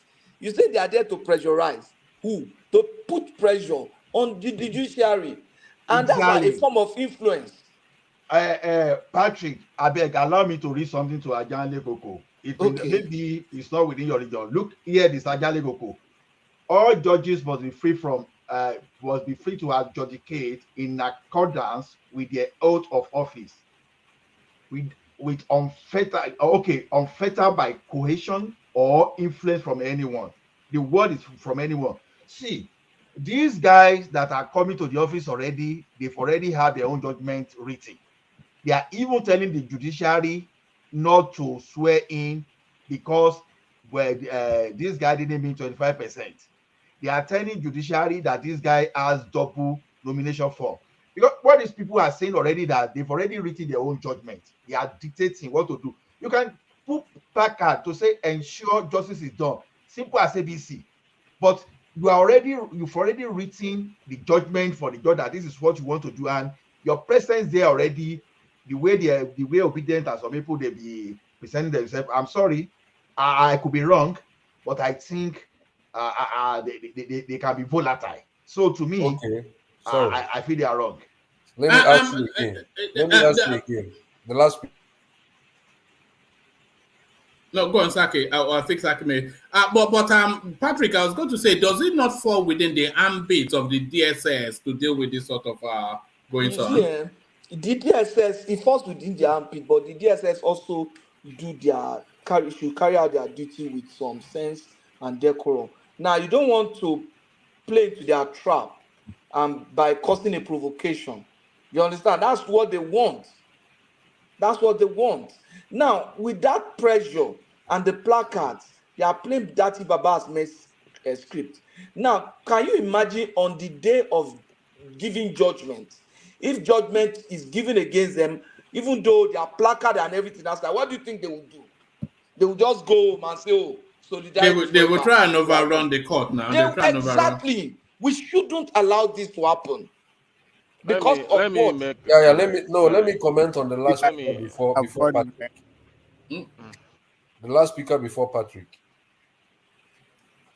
So that was that collateral? Oh, yeah, that was all that. Yes. The last speaker before Patrick. Reflect your mind back to 2019 when Showore was in court, and a lot of supporters were outside the court with black hats, with placards, shouting. You know, they have some inscriptions saying "Free Showore, he is innocent." How would their criticisms have been in this very issue? Would you have said that these people are forcing the judge to decide on Showere being an innocent person. You are missing the point. No, We no, no. have different cases here. He's not Wait different now. case. He's supporters outside the court premises with placards, written some inscriptions in that placards, chanting and shouting, "Free Showere now. He is innocent." Saki father, Come and there say, Exactly. is Well, if no. they come and burn down say, this country, it's me and you that won't have No, a no, no, no, it's a country. no. question of No, be acceptance. only Patrick, you. let me even respond to him. See, Yeah. you don't bring Shore issue to this one we are talking about. Yeah. Now, different Shore was forced, was arrested illegally. Even when court asked to be released, they are still forcing him at this way. Even those people were presenting Shore, they were even against the court order. But we have a situation here where the candidates, they were not coerced. They willingly submit themselves to the court. That, okay, court should adjudicate, court should rule on the matter. And when you submit yourself to the court, you at the same time, you are now making pressure. You are now telling the court that this is what you should do. So what are you doing? Why would you subject yourself? You should have taken the power into your own hand So from the beginning and go and do that. Those people that were saying Free Showere now is innocent. And what are they trying to tell the court? Saki father, they are not exactly the same thing. That's exactly what I'm telling you. You want the court. No. Are you not hearing what Ola is saying to you, Osaki? Demonstration is a fundamental right. As long as they are not intimidation is not a demonstration is a fundamental right. Saki, you cannot intimidating judges is not a fundamental right. This is not intimidation. This is intimidating judges is not a fundamental right. No. You are writing judgment. Look at this way. You are writing judgment already for the courts. And your leader is telling you that if you were in position of Buhari and the Chief Justice of Nigeria, that you will not attend that inauguration. See everything you'll be saying. You are not even saying that, okay, whatever the court decide, you are going to stand by it. Everything you'll be saying concerning this election is what that can cause crisis in the country. And you are saying it's a fundamental human right. Let me say something. This is the problem that Nigerians has every single time.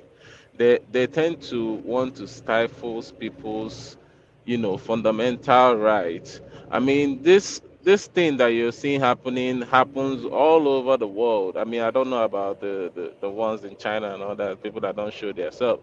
When you come to United States, in the courts, you see a lot of people outside trying to, post, put up their placard and say what they want to say. I mean, they're not there.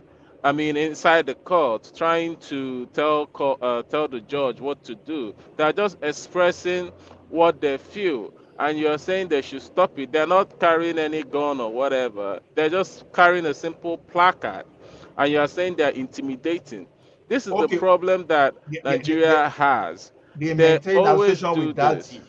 They always do this. Dati said they will not recognize. Dati already said publicly that he will not recognize Tinubu, right? When you are presenting your case in the court. It's like you are saying, when you say you will not recognize the president. This is more like NSAS. When people pull out placard, you start telling them they shouldn't demonstrate and they are intimidating the president. What is this? Are not the same. Oh. This is what we are saying. They look to you, they look the same, but when you look at the technicality behind this thing, they are not exactly the same thing. Okay, NSAS say, okay, wait now. NSAS is not a court matter. People are saying you are killing. People are saying, okay, police are killing us. Police. I'm not saying they're the same. Nobody, I'm not saying they're the same. Nobody is coming to our aid, right? We are not even determining. They were not even determining the case in court. But we are talking of the parties that took their cases to the court. But you already written your judgment that, okay, maybe you present your case and you let the court interpret. But you are saying the court must do this. Is what you are saying. You are not even saying, okay, please let us look at this and please rule accordingly. But you are saying this is what you want. The only thing you need to write in and say, do this or else. That exactly. Let me tell you why you have this. No. One voice. Oh no, what's going on? So hold on. What's going on? One voice.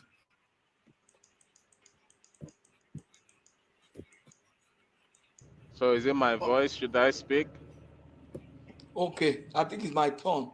Yes, wrap so up that Mama, space, Patrick. Yeah, wrap up that space. Yeah. So what Ajani was the one that asked the question, and I was trying to figure, and he said we were wrong. What I'm trying to say is that we are in a delicate time.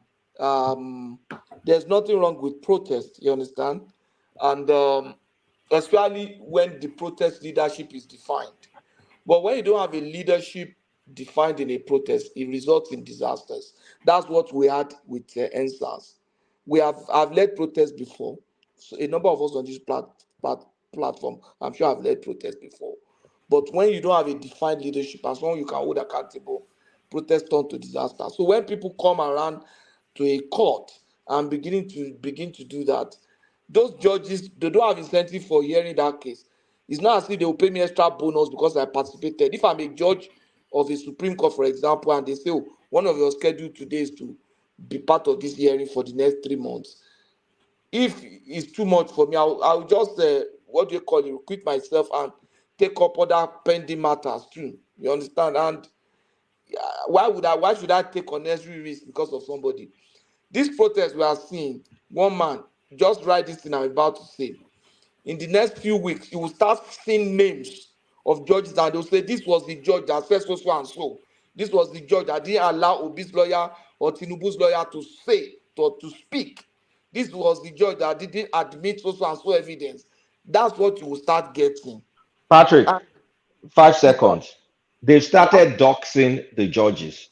They've started doxing the judges. They're finding out where their kids are going to school, the names of their kids, the addresses of their kids, and then they're threatening to go and harm those kids.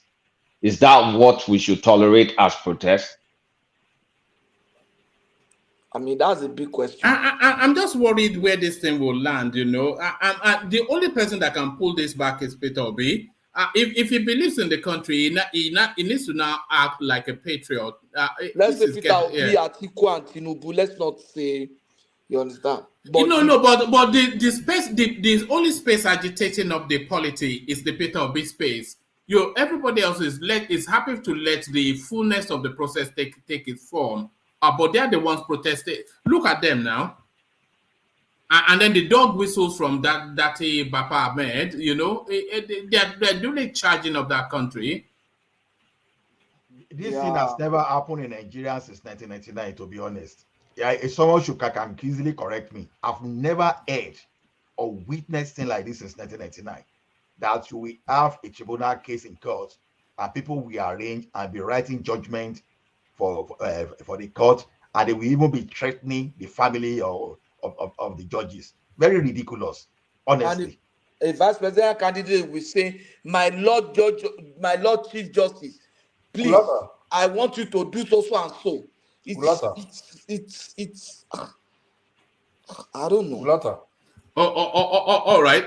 Just make a comment. Go on, Slaki, and then I'll move on after that. Who alleges you prove? Please, can you furnish us with evidence where people are threatening the I can. I just don't want to mention the platforms. I've heard three different platforms where that is what they're discussing. Furnish us with evidence where people are I will send it to you. I just don't want to mention the names of the platform in public.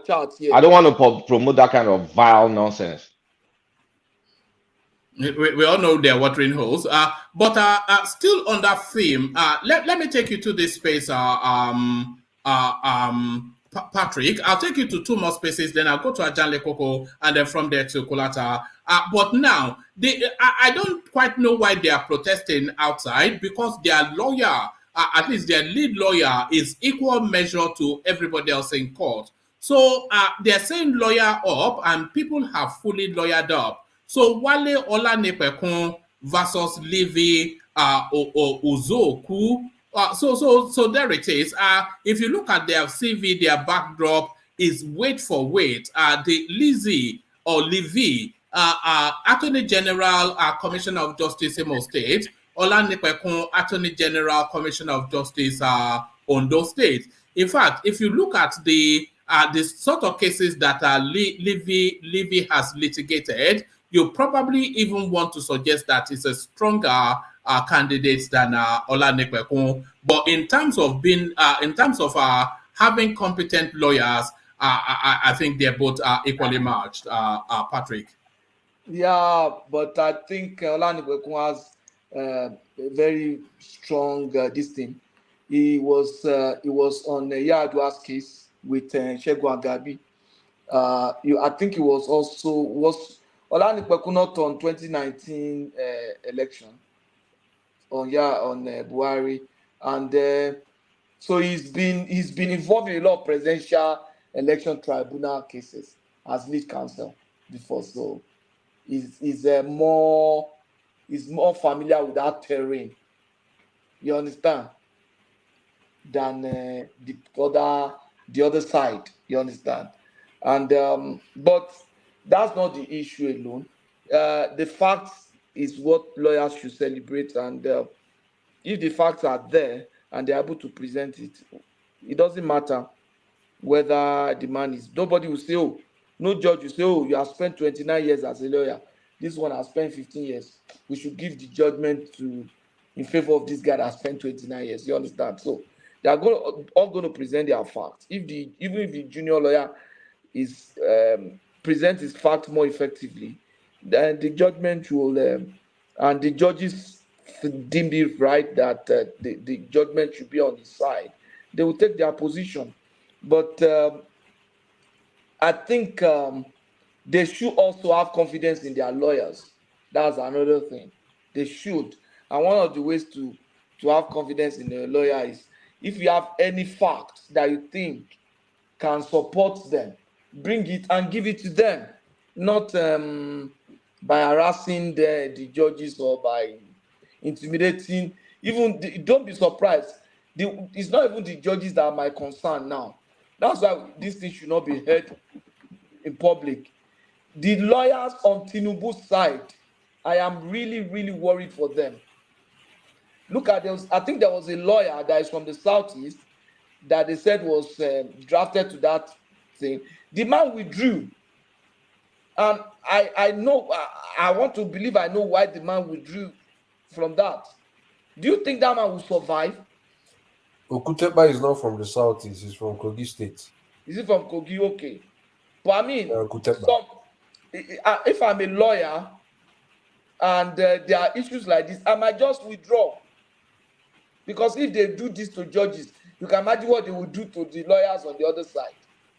So it's very unfortunate. And the man has not, I said, not just to be Tinubu should take the lead. Atiku, if Tinubu takes the lead, Atiku and Obi follow. Obi has never been known to have ever called his supporters to order. Never. He has never. In short, he has always made excuses for them. Why you think they should be violent? Why you think they behave the way... Okay, let me not say why I think they should be violent. Why I think they behave the way they do. And that you can't really blame them for behaving wrongly or behaving... In short, Can I interject there, please? Hold on, Des. Hold on, Des. Yeah. He's used to making a popular statement to defend Yahoo boys. Say, politicians are stealing money. You are still small boy carrying laptop and you are busy arresting them. I'm not saying they should be arresting people with laptops. So does it mean he's defending Yahoo boys? He's defending Yahoo boys now. So now that statement I'm means not saying he's they should be defending harassing people with laptops, but I've seen him. He was on a flight. He said the same thing. He was on one speech. He said the same thing. Almost 4 or 5 times. That's part of his song. Oh, there are all these politicians. I think he's thinking that thing really sells and makes good music in the ears of his people. Those NSAS boys. Somebody said, he said, oh, you see, all these politicians, wait, now make I finish now. Yeah. He says, all these politicians that are stealing money, you don't arrest them. You see small boys carrying laptop, you arrest them. I'm okay. It's not good to arrest people just because they carry laptops or because they are, you understand? But the understatement, the real background to that is that those boys who are carrying laptops, if they are Yahoo boys, it doesn't see any reason why they should they should arrest them. We have seen Oh, police arrest Yahoo boys and their laptop and paraded them with their cars and everything. So what's he saying? Let me come in. I don't know who was speaking, but when you say that Obi hasn't called the people, his people to order, and I'm wondering, there is a lot of comments out there. Tinubu's people have come out and said and all that, back and forth going on with Obi, ratified and articulated. I mean, any of them hasn't come out and That's what I'm called their saying. people to order. That's what But I'm saying. no, I you're said Tinubu specific should take the about lead. Obi. I You're said specific Tinubu should about take the Obi. lead. You're specific. Why can't you say, okay, if Tinubu say it, then no, Obi no, but should? the violent utterances are coming from the obedient space No, now. but I was don't it not think here so. when I One was man, saying? I come Were you here not and here I get when I said bamboozled Tinubu all the should take the time. lead? No, So you Were you don't if get not you're here? bamboozled now. What do you mean you get if you're talking bamboozled? from my own perspective, I think the pacified are more are more violent. From my own No, but perspective. they don't have any reason for violence, do they? They have everything they want. Why would they have reason for violence? Sorry, can anyone still hear me? Patrick? Yeah, I can hear you. All right. I just brought this headline on, not really inviting a commentary, but what you were saying about Peter Obi egging on his supporters. I never met Peter Obi for reconciliation. Rather, he apologized several times for the misconduct of his followers. So this is Wole Soyinka setting the record straight there. But let me take you to where I was intending to take you. Commentaries then on this Code of Conduct Bureau, insisting that Tinubu would never be sworn in until he declares every kobo in his bank account. So this declaration of asset thing is good in principle, but really a bit watery in application, in substance. Yeah, the way the headline did not say to do it didn't say the way we said it now. I'm sure Yes, now that's poetic license. Poetic license. Yeah. Akim, can you read it now? I'm sure you wouldn't have responded that way. So it's just they are just saying the obvious, just like Jale Gugu said. Yeah, they are just saying that if a presidential candidate did not declare his assets, it's one of the requirements or one of the boxes that will be checked before he's sworn in. So they're just telling us. But the code of conduct, they can enforce this. They have a right to investigate.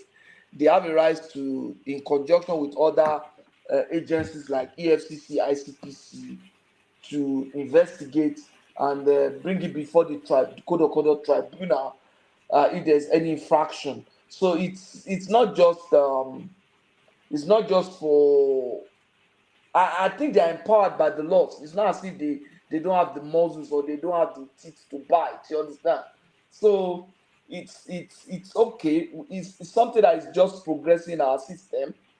To support this kind of thing, Nigeria really needs to evolve with our data management, with our financial system. We need a more sophisticated financial system.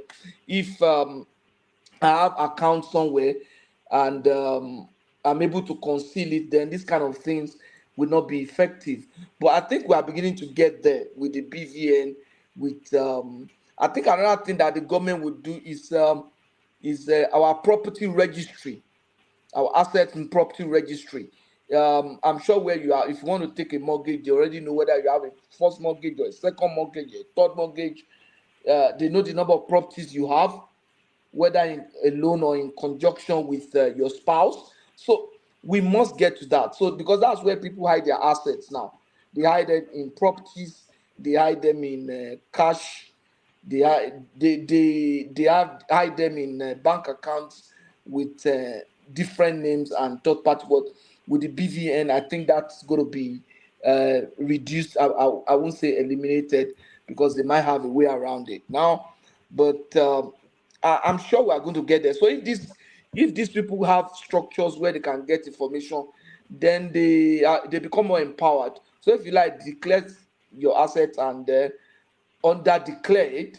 If you do, maybe they will then have a way of finding out and then come for you. You know what they say they do. They don't actually under declare it. They over declare it, especially at the senatorial level. So they over declare what they claim to have to leave the buffer for the looting. I think the mistake the code of conduct does make is that when people declare, you should verify. There should be asset verification. I think that's one thing the National Assembly could say. If they say under declare and you just collect it, they declare, you collect and just they put it in the drawer.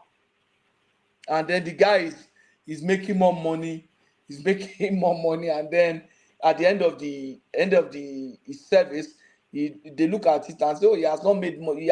His asset is actually what, or is even below what he made. He has lost money since he came into government. Do you understand? But if the bureau has a way of verifying these assets and then record them, such that even when these assets move to third party, they can ensure that the person in government pays capital gain tax, makes necessary payment of taxes, then I'm sure that will check the under declaration, so over declaration rather. So they should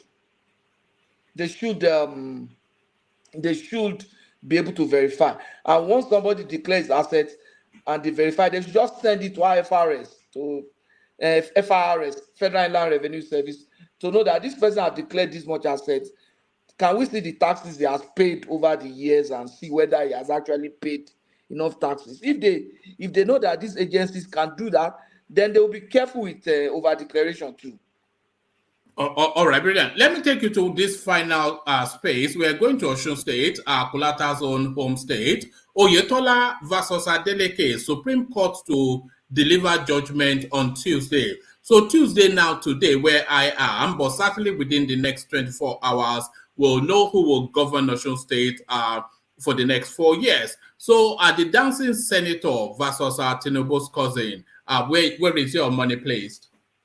Yeah, I'm actually for Tinubu's cousin.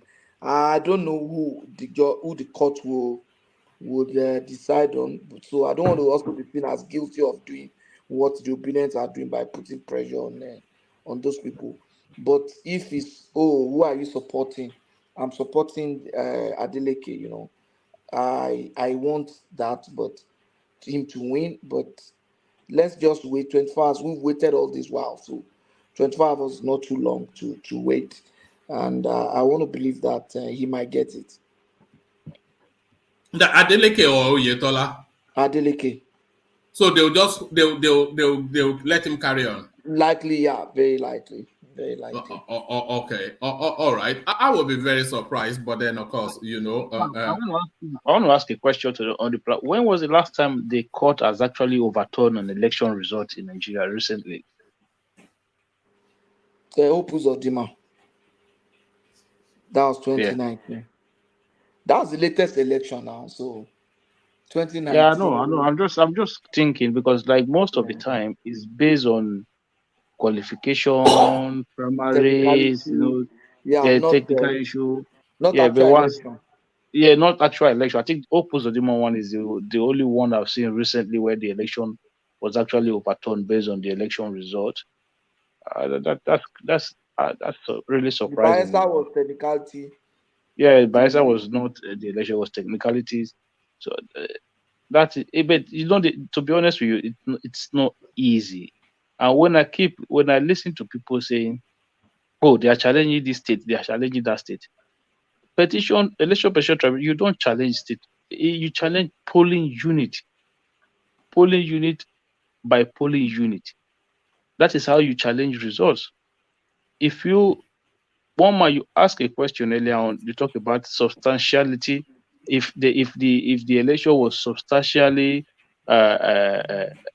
compliant. Okay. Yeah. You first of all ask how many polling units were there? 177,000 polling units. So how many of the polling units are they challenging? That tells you what you need to know.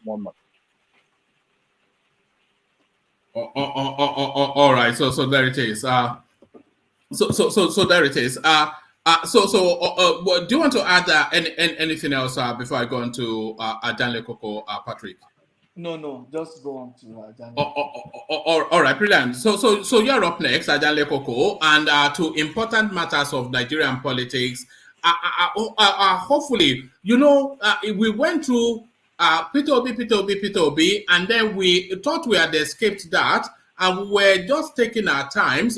We were taking our time rather, brandy glass in hand, reflecting on who will constitute what within the Tinubu administration. Tinubu throwing Agbada all over Nigeria, joshing around with Yemsen, Wike, and all of that. And suddenly we're back to where we were all the way through. So hopefully now, this is the last time we will visit this Peter Obi space. But there it is now. The petition tribunal kicks off. Peter Obi makes 5 pleas.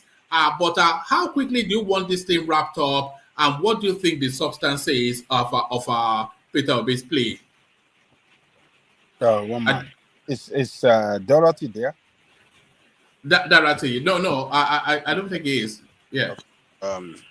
Greetings to our listeners around the world. Click on the like button, share, and subscribe if you haven't done so. Why I was asking for Dorothy is because he's one of our new panelists here, and I've not been hearing from him, so that's why. Or do you have any new voice there that I can yield? No, I think we have the traditional voices. I'm the new voice, so that somebody will give me. Okay, let Adewale go. No, you go ahead. Go, go. I'm just kidding. No, you can go. No, you go ahead. I'm still. Sorry, woman. If you guys don't want to take my day now. Are you aware that APC has officially issued a press statement zoning the National Assembly leadership position? So we are. The National Working Committee has just issued a press statement that they've zoned the Senate President to South Senator Godswill Akpabio, the Deputy Senate President to Northwest Senator Barau Jibrin, and then the Speakership to Northwest Honorable Abbas Tajuddin, and Deputy Speakership to Southeast Honorable Ben Kalu. Those are That's ruthless, Sorry, did I hear you say something about Tajuddin? You said? You said something about Tajuddin? Tajuddin, Abbas Tajuddin, Honorable Abbas Tajuddin Kaduna. That's the speaker. Yeah, but I read recently, I think today, that the House of Reps, the APC something on House of Reps, that they are moving motions to impeach this guy, the current speaker. What's the name again? Bajabi Amila, on the issue of this Tajuddin. At the 11th hour. Yeah, I read it on news now. On the issue of good luck. The guy is going to Southeast Ben Kalu. Well, I heard it today on Arise News. I don't know why I kept going to Arise News despite their bias and all that. They were talking about the independence of judiciary. There's no independence of judiciary in any democracy anywhere in the world. All of these people belong to the same platform. So there's a possibility that they will be working towards the same goal. And most of the time, the executives usually have a very firm grip on the legislative, side. So because you have, just like I give you an example of America, a Democrat in the White House place his plan or table his plan before the Republican Senate. How do you think the Senate Republicans are going to receive it? They want him to succeed. They will find every means necessary to make sure they derail their plan. So, and that is not also different from what we have in Nigeria. So there will always going to be an influence of the executive in the legislative affair. And in this situation, they want to make a statement. The 8 years of Buhari, more or less like a waste of time. So they have another 4 years coming to redeem their image, to bring themselves close to Nigeria. So if they now decided, the executive decided to just wing it like Buhari wing it. I wish them good luck, Jonathan, if that's what is going to happen. But The that problem, analysis on Arise News was wrong because now there's no longer about let me handle my affair, you handle your affair. It's about we work together for common goal.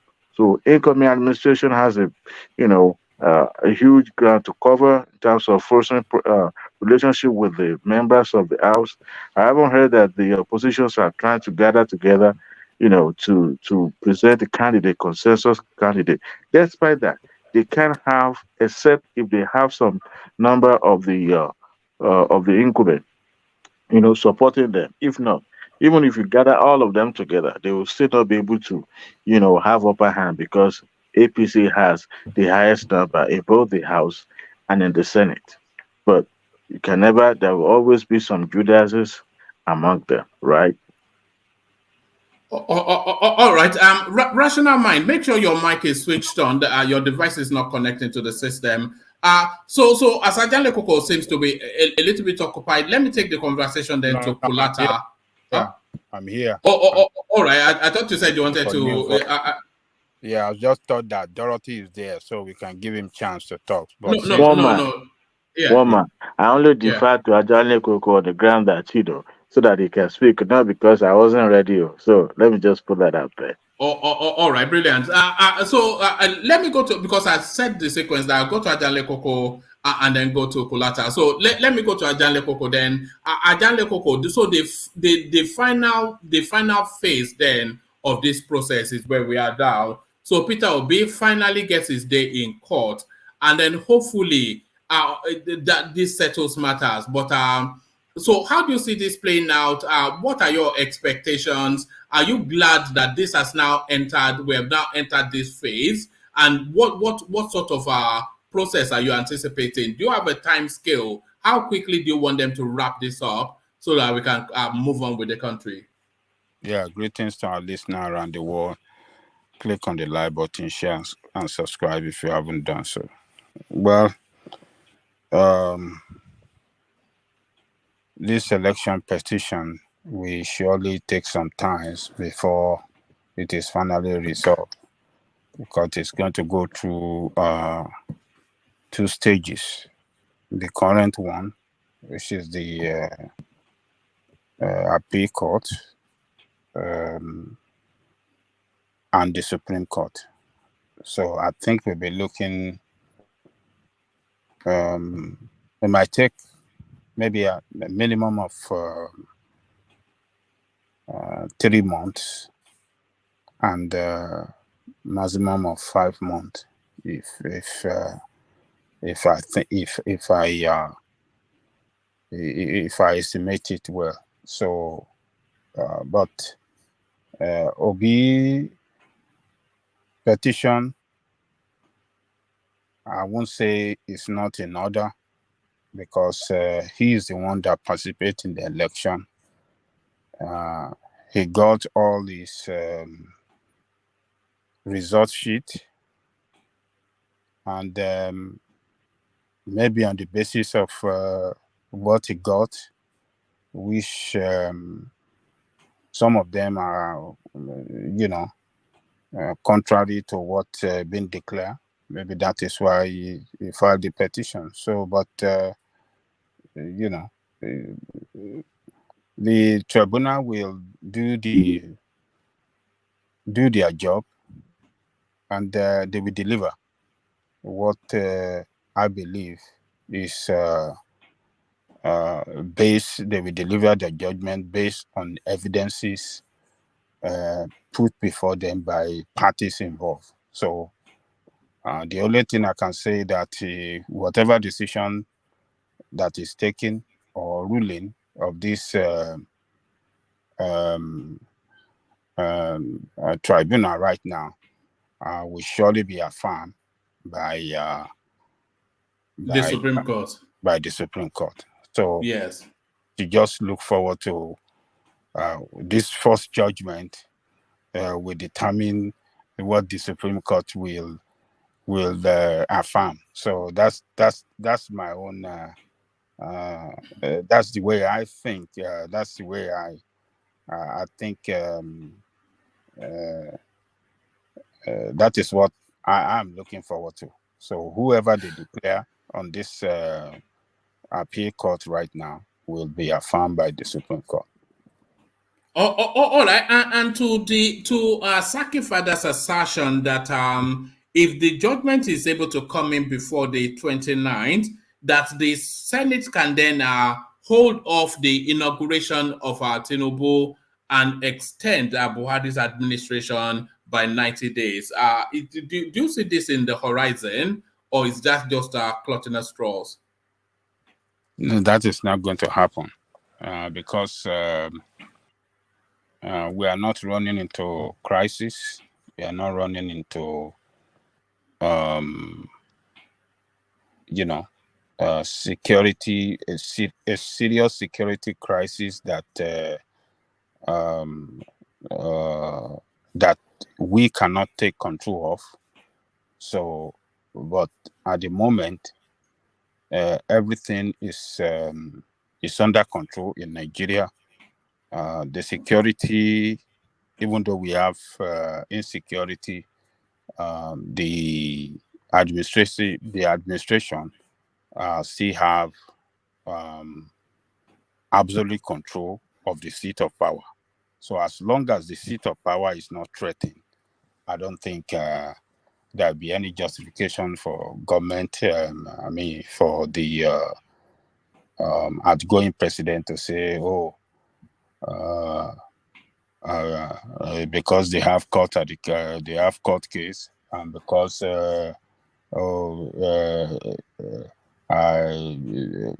someone has not been declared by the court, and therefore I'm going to hand over to the Senate president. That is not going to happen. The seat of power is not threatened, and the Constitution make it clear to whoever that is winding down to hand over power must not exceed 1 day, 1 minute. He must hand over power to whoever that is declared as the president by the INEC. So INEC has declared someone president. Petition in court is not yet been determined. So they cannot wait until that is determined. He have to hand over and go. That is what the law says. So can you foresee? Can you see any circumstances under which Tinubu will not be declared the president, would not be sworn in 2 weeks' time? Can you see anything that can vary that? I don't see any. The only thing that can make Tinubu not declare the president if the worst happened to him, which is death. And that is the only thing that can prevent him from being declared the president of Nigeria. Anything that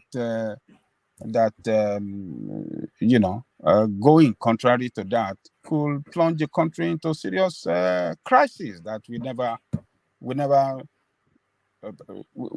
would never pray to happen in that country. We will plunge that country into serious political crisis, and it's going to be very, very bad for that country because it's officially been declared the winner by INEC. Petition in court. Judiciary is going to do their own. So judiciary has not yet make their own pronouncement.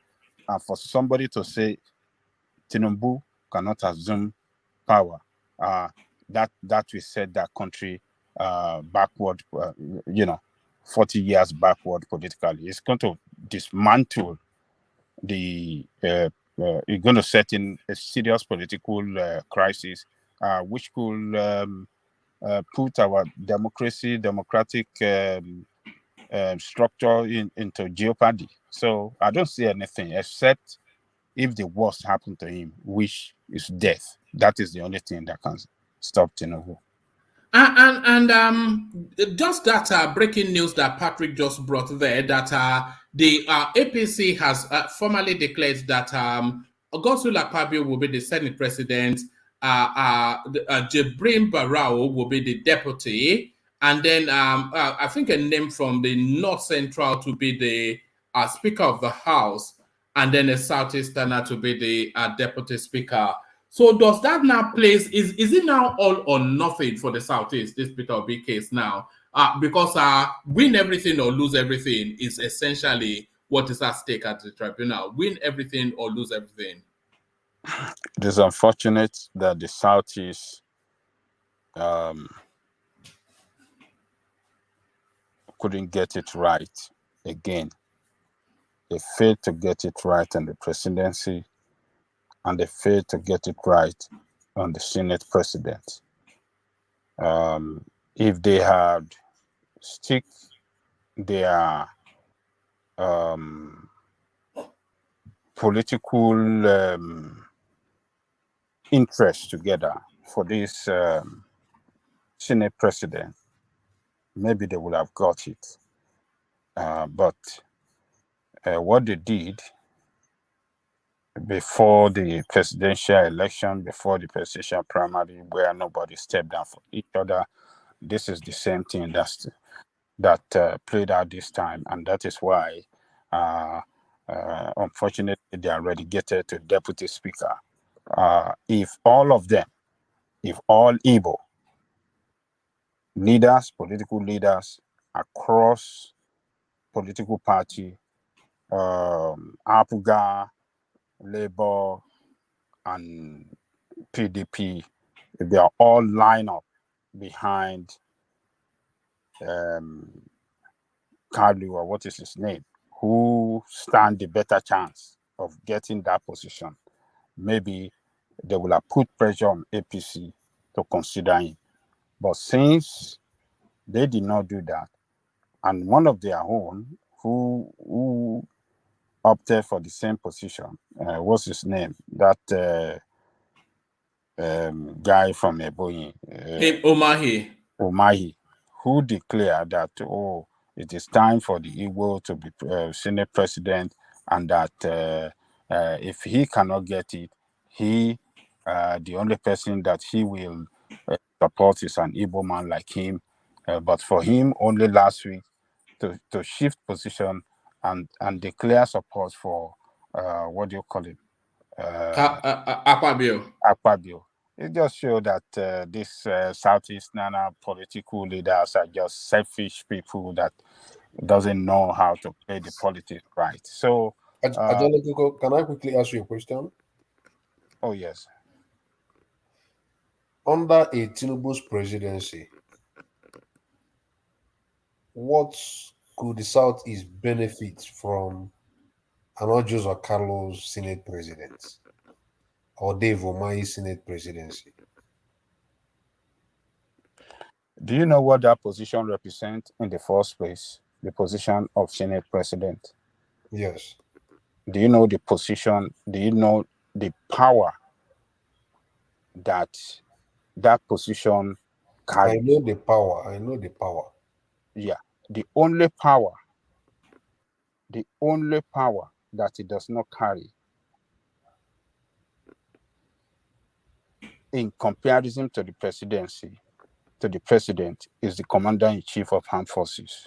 Okay, now the argument I'm trying to make. If you guys, because your question, I can understand your question very well. If you guys, I don't think you understand. The argument I'm trying to make is that to an average Southeasterner, and not just a Carlos Senate presidency, is just a mere selfish one. It doesn't benefit. The Southeast doesn't perceive an Ojos or Carlo a benefit in terms of being Senate president or not being Senate president. You understand what I'm trying to say? Ojos or Carlo is as corrupt as any kind of corrupt politician you can talk about in the Southeast. So his presidency, even the Southeast, an average Southeasterner is even telling Nigerians that if it is Ojos or Carlo, let's keep building bridges. We don't need him to be a Senate president for anything. So this at these people's level, do you understand what I mean? They are just having this quest for this power sharing for their selfish interest. it doesn't benefit anything. It doesn't change anything from what they have always done in the southeast. You understand what I'm trying to say? So there are Can I say something, Haji Father? there are characters, you know, political characters you may have mentioned in the southeast. I would say, if it is this person, the southeasterners will be willing to really rally around this kind of person. Will be motivated by the candidacy of this kind of person in the Senate. If somebody like Abaribe now is in the major political party, like maybe like APC, for instance, and under Tinubu's administration, Southeasterners will be more or less talk Okay, about what will peace. Abaribe, what will he have done special or done well for the ordinary Easterner, if he's the one that you guys sponsor to take that position? What will he Yes. have done different? Let me tell you what he would have done. That will benefit ordinary Easterner. Okay, let me tell you what he would have done. Let me tell you what he Kanu wouldn't have done. What would it have done that will benefit ordinary? Let me tell you what Abaribe could have done. Abaribe, since he has been in the Senate, he has shown tendency to always be vocal on the matters that has to do with interests of the Southeast. For instance, there was a time in Nigeria, I think in 2020 or 2021, there was money they borrowed, the federal government borrowed, either from China or so, for a very big project. They borrowed that very money and they shared the way the money should be allocated. And the Southeast was not mentioned as part of the region that we benefit from that money, sort of. So it generated like a sort of the person that raised the issue in the Senate and was very vocal about it is somebody like Abaribe. So an average Southeasterners think that Abaribe have their interest. Abaribe will always stand vocal to speak about them. Sorry, Average Saki. yeah. Yeah, I think we get where you are, but really, you see, the thing is, there always has to be a balance in a lot of these things. You are saying that the Southeasterners are most comfortable with Abaribe, but a lot of people might find that Abaribe is too ethnic in just the way he is. So is a little bit of give and take, isn't it? So maybe Orji Uzor Kalu, it might not be your taste, but the country will be willing to wear Orji Uzor Kalu. But then you also get your clansman. So it's not to get everything now, is it? Because a lot of people, they consider Abaribe just too ethnic. Okay, so forget about the way a lot of people perceive him. Yeah, yes, it's going to be the Senate president of Nigeria, not I know, whether yes. he's ethnic or not. Yes. But then the way the South, because the argument from Ajanle Koko is that the Southeast that the Southeast has already schemed themselves out of the political equation. As if to say Anojo Okaro's Senate presidency will benefit Southeast in a special way. It will. Hold on. Stay where you are. It will, because you've already made an example of how it will. You were talking about a parcel of money that was a loan to the country, and the Southeast did not get a portion of it. But Ojozo didn't raise alarm on that. He didn't talk about it. Oh no, hold on. Hold on. Yes, hold on. So let's use that example. Yes. If a Southeasterner was the president of the Senate, that would never happen. Even if it was Orji Uzor Kalu, they will not bring a parcel of money. Hold on. Let me land it and disagree. They will not bring a parcel of money for the country, and Orji Uzor Kalu sits as the Senate president, and they divide the money up and exclude his region, and he will say it's okay. He would not. No matter how prodigal he is, he would not. And that is the influence of that post. No. You are thinking it from another angle. They would not even take the money away. They would. No. Let me tell you. I know the Southeastern politicians more than anybody here. These politicians you are mentioning, these names you are calling, they are just self-satisficing. Let me use that word. They are satisfied. They are just there for their own self. I am telling you the reality. An average southeastern politician, corrupt ones, will be willing, to act on the beats of the other, like of the other paymasters, and even to the extent of neglecting what he might even want to do for the southeast. I'm telling you the truth. These corrupt people, these Dave Omai and Ojozo Caro kind of names you are talking about. There are people, if you call up average southeasterners, who will say we have this feeling that this kind of person we are going to really benefit. You understand what I mean? And Akpabio being Senate president, to me, if you ask me, I will be more comfortable. Look, Saki, can we speak freely? Can we talk freely? Yes, we can talk freely. Well, you know what you are describing is the real problem that the Southeast has with politics. No.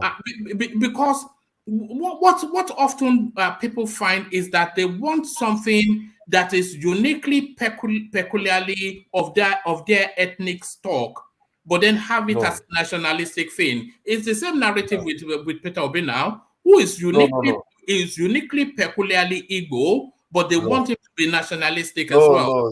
The two will never marry because other people have a stake. You want a Baribe who is a notoriously, I admire him greatly, but is notoriously Igbo, and you want him to be president of the Senate. It is you people that are trying to try hard to push the narrative that P2B is just Igbo candidate. Let's not go there. Let's not argue on that. Let's not argue on that, because we will never agree on that. Let's leave that one. But what I'm trying to say in effect is that there is how Southeasterners think when it comes to politics. You understand what I'm trying to say? Remember that Southeasterners are, to some level,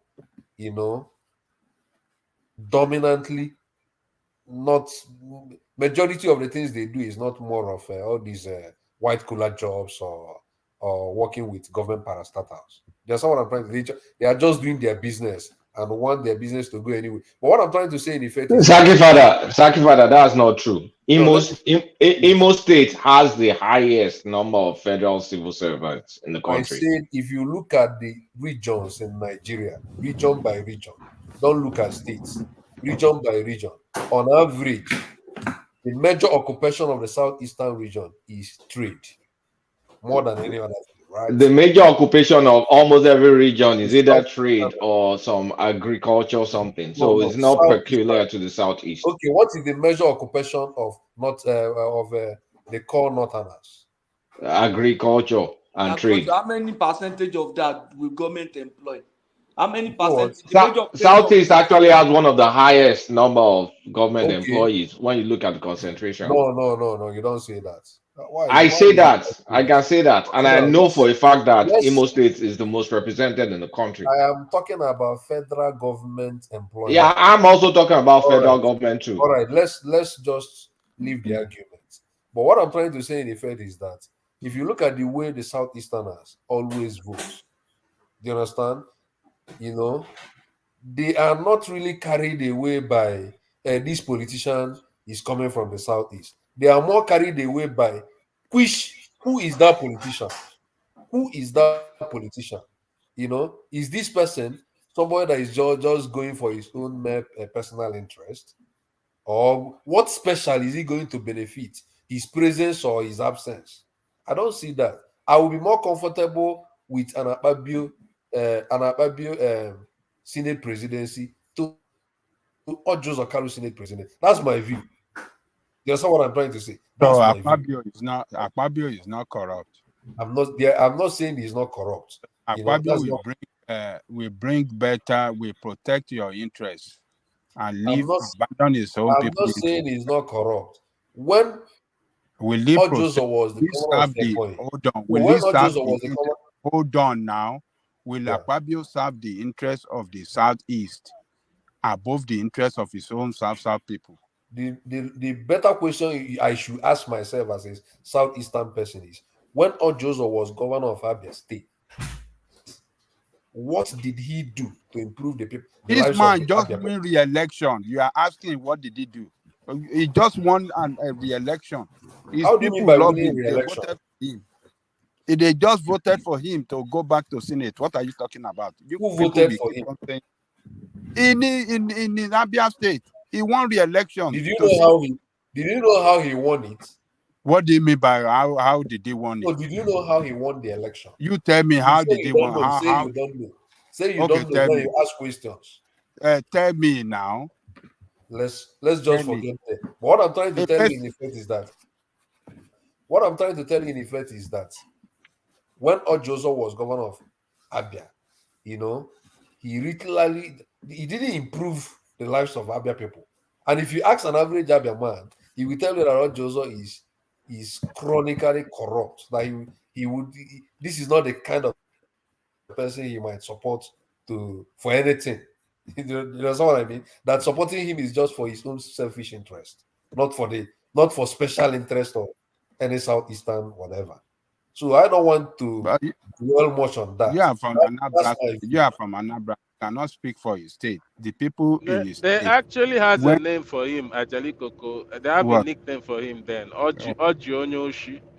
Oh, Like yeah. Oji the criminal. Like Uh, it's more like Oji the thief. why are they why are they still voting for him?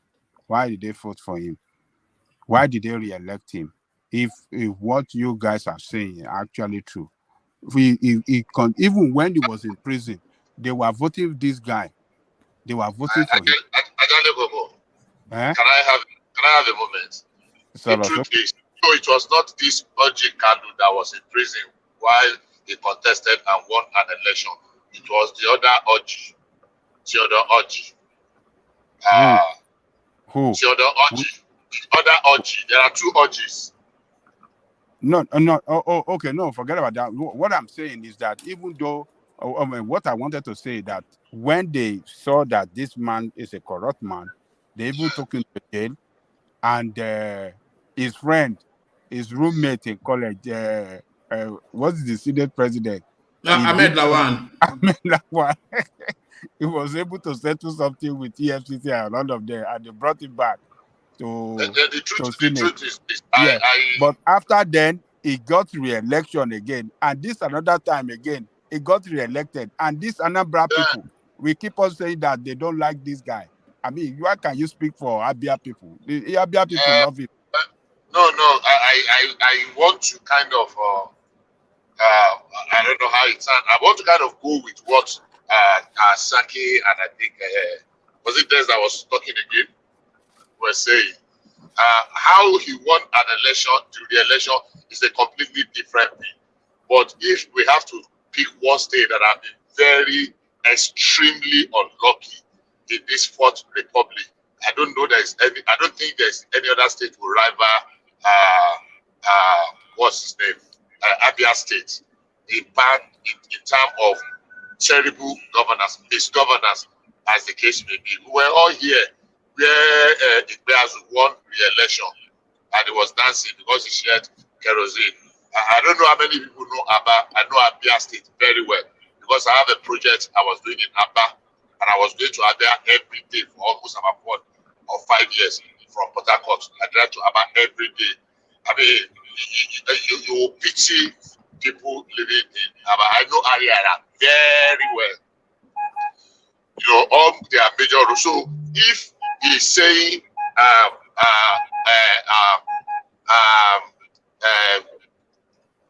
Oji Kalu occupying that position for Abia people is a waste. I agree with him totally, completely. And secondly, also, even nominating Oji Kalu to be the Senate President of Nigeria is an indictment on all of us. Let me remind you, Oji Kalu was actually convicted of that 6.7 billion corruption. The only reason he had that thing at the Supreme Court was because they said the judge that delivered the judgment had been promoted, and it's a traverse of justice because the man, the case had gone on for 12 years.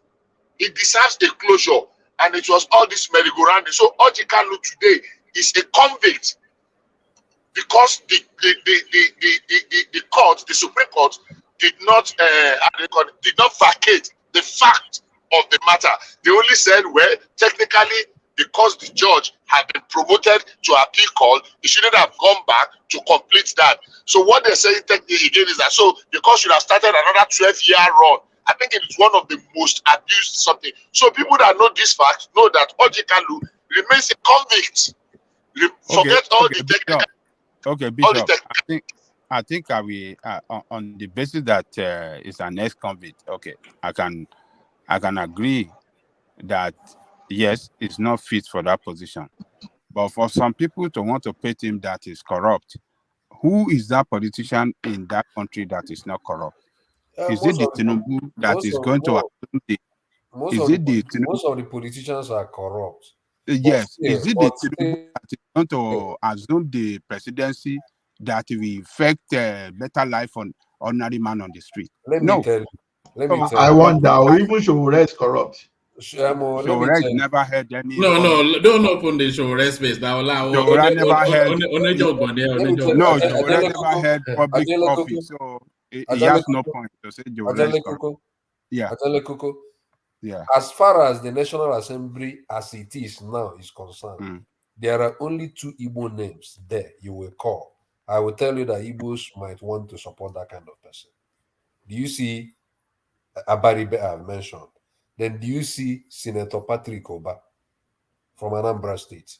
These are the 2 names, currently in the Senate that you will just mention, and Igbo will say, we might consider it. But when you say all Joseph, they will say, this guy, that thief, we are not, it doesn't really matter whether he is a Senate president or not. It doesn't benefit anything special for us, But when you call these 2 names now, that is when I will say, okay, Igbos might say, maybe this person is okay, we can support him. Do you understand what I'm trying to say? Okay, why would I not support anyone? That one is a first timer in the. Is it Dave Omai? David Mai is a first timer, so it doesn't. Do you know how much Dave Omai signed recently? Is it? There is one amount of money he signed as parting gifts. It is called parting gifts after governor. 1.6 billion naira parting gifts. That's what I'm trying to say. Saki Father, Yeah. see, back to what Ajale Kuku said. See, it's almost impossible for you to have Senate president from the Southeast and for the Southeast not to benefit. It will now depend on the definition of a benefit. I will just give you one ridiculous benefit. Now, there was a guy in early 2000 that was made the ambassador to Canada. You know how many people through him just find their way to Canada alone? You understand, through that guy. So the thing is this, it may not be what you can see physically or tangible things. It may just be the repositioning of the people from the Southeast within the government, maybe within the civil service, or maybe they want to join the military, maybe ordinarily that, okay, maybe the quota should have been, okay, 3 people from the from the Southeast, or maybe by the virtue of the guy being the Senate president that, by signature alone, maybe they can even get 30, 40, 50. So I know that this benefit we talk sometimes, we think it's all about infrastructure. I agree. It's supposed to be something that should benefit everyone. But in some cases, and unfortunately so, this thing can just be limited to some people. So it's almost impossible for you not to benefit anything. So even if by just employing people from the Southeast alone, to start a key position. So I still believe that the southeastern part of the country should still step up in the way they play their politics, not what I say. Sorry, Land. What you say, not say either this or nothing at all. So thank you.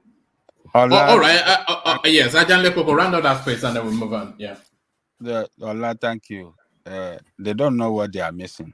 They don't know the position of Senate President, that his eyes and ears is everywhere in that country, particularly at the federal level, there's no institution of government that he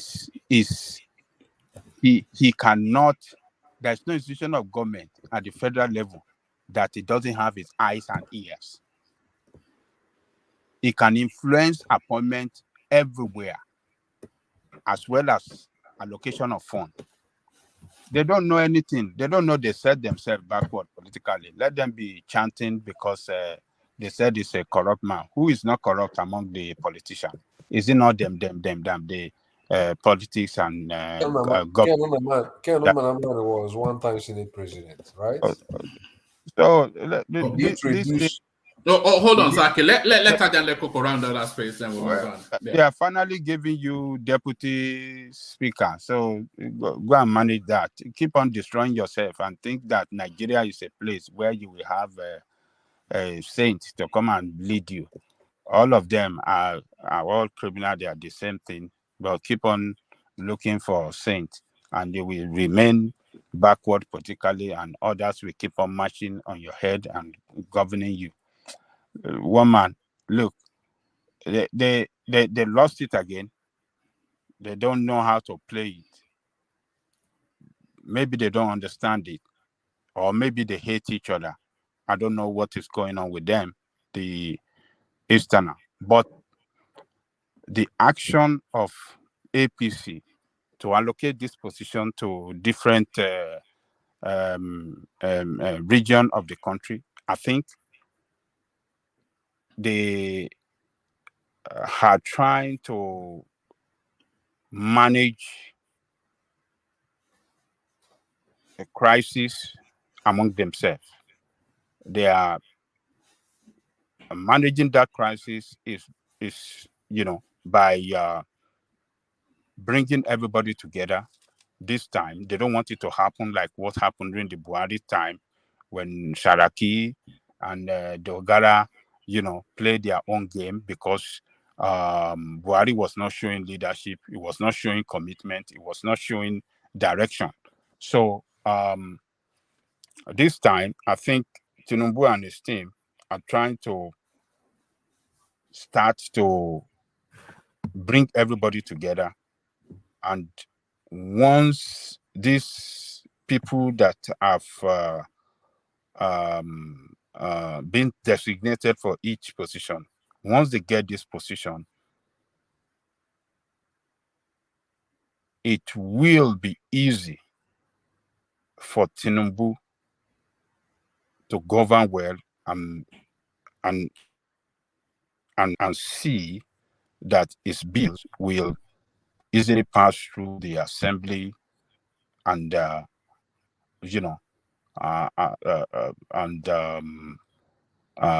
make it possible for him to deliver all that he promised Nigerian people. So I like what they have done to be very specific on where this principal position we go to. Each geopolitical zone that this position will we go to. So I think everybody will have common purpose. They will have, a sense of direction, and that will really help them, to govern well, like one party with one purpose, one ideology, for the purpose of governing the state well. So it's a good thing that I hope they have done their homework well. I hope they have, brought everybody into this decision that they just make, because it is one thing for some people, group of people within the party, to make decision and neglect others. That could spark up crisis, within the party. But if they have consulted widely, if they have brought in all the interest group within the party to this decision they just make, I think it is very good, and it is the effect of it is that yes, this is the beginning of good governance that we are expecting. It will enable Tinubu, to have his team together in conjunction with the Senate, the Assembly, to govern this country well. This is what the implication of this announcement of principal position to they just came out with. It's a good thing for the party. It will promote, it will foster unity, and promote good governance. That's my take on that. All right, brilliant. Thank you, Ajale Koko. So, Ajale Koko, let me move the conversation on to Kulata as we continue to vary it. Kulata, you're up next. Are you there, or are you Kulata and food? Are you in the fridge again? It's sleep this time around, not food. Yes, it's an endurance test. The one man went to more platform. It's an endurance test. But endure no more. So we are now again back to the Peter Obi something. I'm so desperate. I don't want to continue to. If I never mention that guy, I like the guy. For all of what anybody might think, I actually like him as a person. But if I have no cause to mention his name for a good few years anymore, I'll be the better for it. But here we are again. That final phase now, Peter Obi and his. One man, I don't think you like him as a person. There is no. I do. I like Peter Obi. There is no one thing positive you have ever seen in Peter Obi. Even the way he talks, you say he's talking like a woman. Basaki, the way he talks is very irritating. The way he talks is very irritating. The way he talks, you say he's talking like a woman. The way he, but it's true now. The way he walks, you will say he's walking like somebody. Did you see him falling over the other day? And they were holding him up like Tinubu. He goes to court. You say, why is he going to court? He's going to court and he was sleeping in court today. He goes to court. You say, why is he going to court? He contests in an election. You say, why is he wasting time of the Southeast? So there is nothing positive you have seen about the innocent man. Innocent. And Peter Obi's number one fan. You'll be surprised to hear that. And his number two fan, Kulata. Hear him eulogize about the man, Kulata. What do you want me to say about Peter Obi? Is this court case now? So we are finally where we hopefully the final phase now of all of this. So the case now lands in court. Yes. No, the irritating thing is it's not the final phase. It lands in court. It's going to lose in the tribunal. Then it's going to appeal it. Then it's going to lose. Then it will go to Supreme Court. Then it will lose, and then the charade will start all over again. At least it will end up losing that his so-called mandates that it's just a senseless case. Like there's 2.7 million votes between number one and number three. We're acting like number two doesn't exist.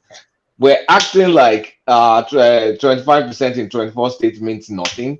We're acting like we've identified some missing votes that's going to tip the scale that is kind of not in his prayers. We're just we're wasting each other's time.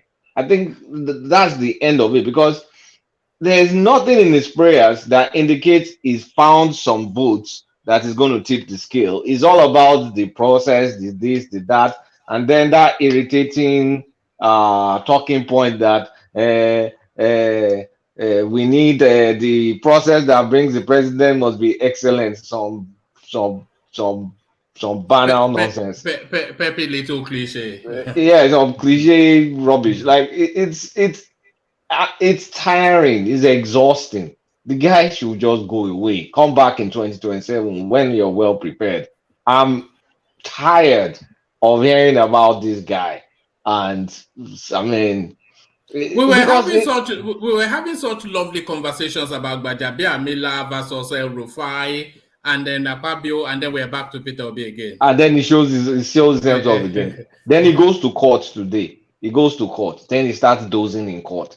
Like, Who begged you? Stay in your house, sleep. Whether your presence or absence there, the lawyers will still do their job.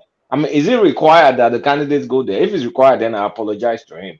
But if it's not required, then just stay home. Just rest. The lawyers will do what they are going to do. Just shopping around TV shows. Just it's elections are over. Campaigns are over. Lose in court gallantly. Go back. Prepare for 2027 It and is come required back. that candidate has to be in court today. It is And then required. I apologize. I said I'll apologize if it's not required. Like if it's required to be in court, then I apologize. But Tinubu was not in court. Was Atiku in court? Atiku wasn't in court now. Nobody penalized him for that. Tinubu was not in court. Lalong wanted to represent him. They said no. But what about Atiku? Was he in I court? think Atiku was in court. I think he was. No, in court. no. We are missing it off. Sorry, can I? Lalong wanted to represent him, not to represent him. Represent as a lawyer, not that he wants to stand in for him. No, they are two different things. No. He wants to represent him. The judge said. No, let me tell you what the judge said now. Okay. Let me tell you what the judge said. The judge said you are a lawyer. You should know better that you cannot represent an individual in this case. And he now said, let me now instead represent APC. That's what we're saying. Is Tinubu required to be in church? In court? In court, yes, he's required to be in court. No, it's not. It's not. It's not required to be in court. Now, I'll be very surprised if they are required to be in court because this is just the introductory phase of the process. They are not. No. They are. Okay, well, this is where we need Ogbeni, but carry on. They are required to be in court this first day to represent each petitioner and respondent. Okay, we'll find out tomorrow. If Atiku shows up in court tomorrow, then we know they're required because tomorrow is Atiku's day, right? So if Atiku is required, if Atiku makes it there tomorrow, then we can give him some slack. But the guy, the man is overexposed. It's just too much. You know, Saki Father, I don't know if you know the man personally, but tell him like chill out. Just tell him, just chill out, right? This mandate, your lawyers have made the case. The case is as weak as diluted. You know, when you're doing birthday party in primary school, and there's something called tree top for people that are old school. You know those powder tree top. That's your opinion. You know those powder tree top that they dilute it, and then that's your opinion. Then they try to serve it. They add water, and then they try to serve it for everybody to replace some drinks. That's what is his case is like powder tree top put in basia of water that you want to use it to feed the 5,000. So allow the lawyers to do their work. It's me making my opinion right now. It's your opinion. The case is as watery as diarrhea too.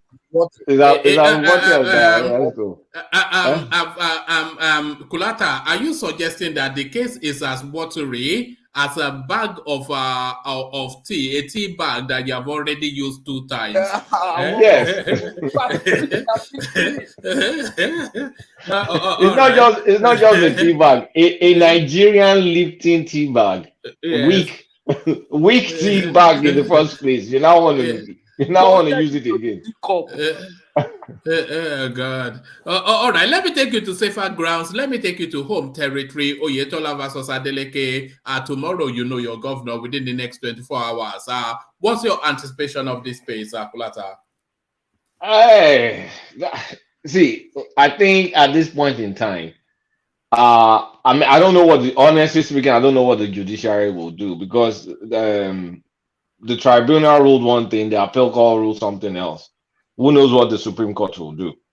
I think someone mentioned that Supreme Court will normally align with appeal court. But at this point in time, they should allow our dancing governor. They should allow him to govern, I beg. All signs are there that the people want him. All signs are there that they don't want Adeleke. I mean, they don't want Oyetola. Just let the man be. Just give him. You can come and beat him in 4 years, but this one, just give him. Because, I mean, it's done. You've seen even in presidential election, APC lost. So, like, the man is loved. Let him go there, let him perform, or let him screw up. Just let him be. At this point in time, I think they should just allow him. I think Supreme Court ruling for Oyetola is just going to create chaos because people will not be And happy. if they ruled for Oyetola, how do you think? And if you do, how would that impact on the Tinubu case? Do you think it will have repercussions on the presidential tribunal? No, zero. They're not related by any stretch. No, it's not going to have anything to do with the presidential tribunal. I can't connect any dots here, but I really don't see anything. But I really want them to let this man just do his thing. He's won twice. They cheated him the first time. They shouldn't cheat him this time around.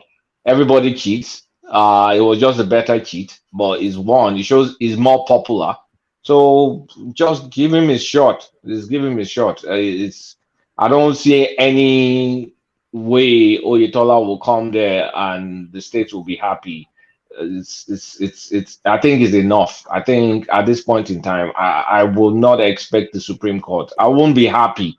Let me put it this way: I won't be happy if the Supreme Court gives Oyetola at this point because the writing's on the wall. It's writings on the wall. The people have spoken. Give them their guy. Give them their dancing governor. All right, brilliant. And to this president, the Code of Conduct Bureau are insisting that Tinubu would not be sworn in if he doesn't declare his assets. The intentions are good, but the application is somewhat is never really served any purpose, has it? All this asset declaration, when has it ever impacted on anything significant in Nigerian politics?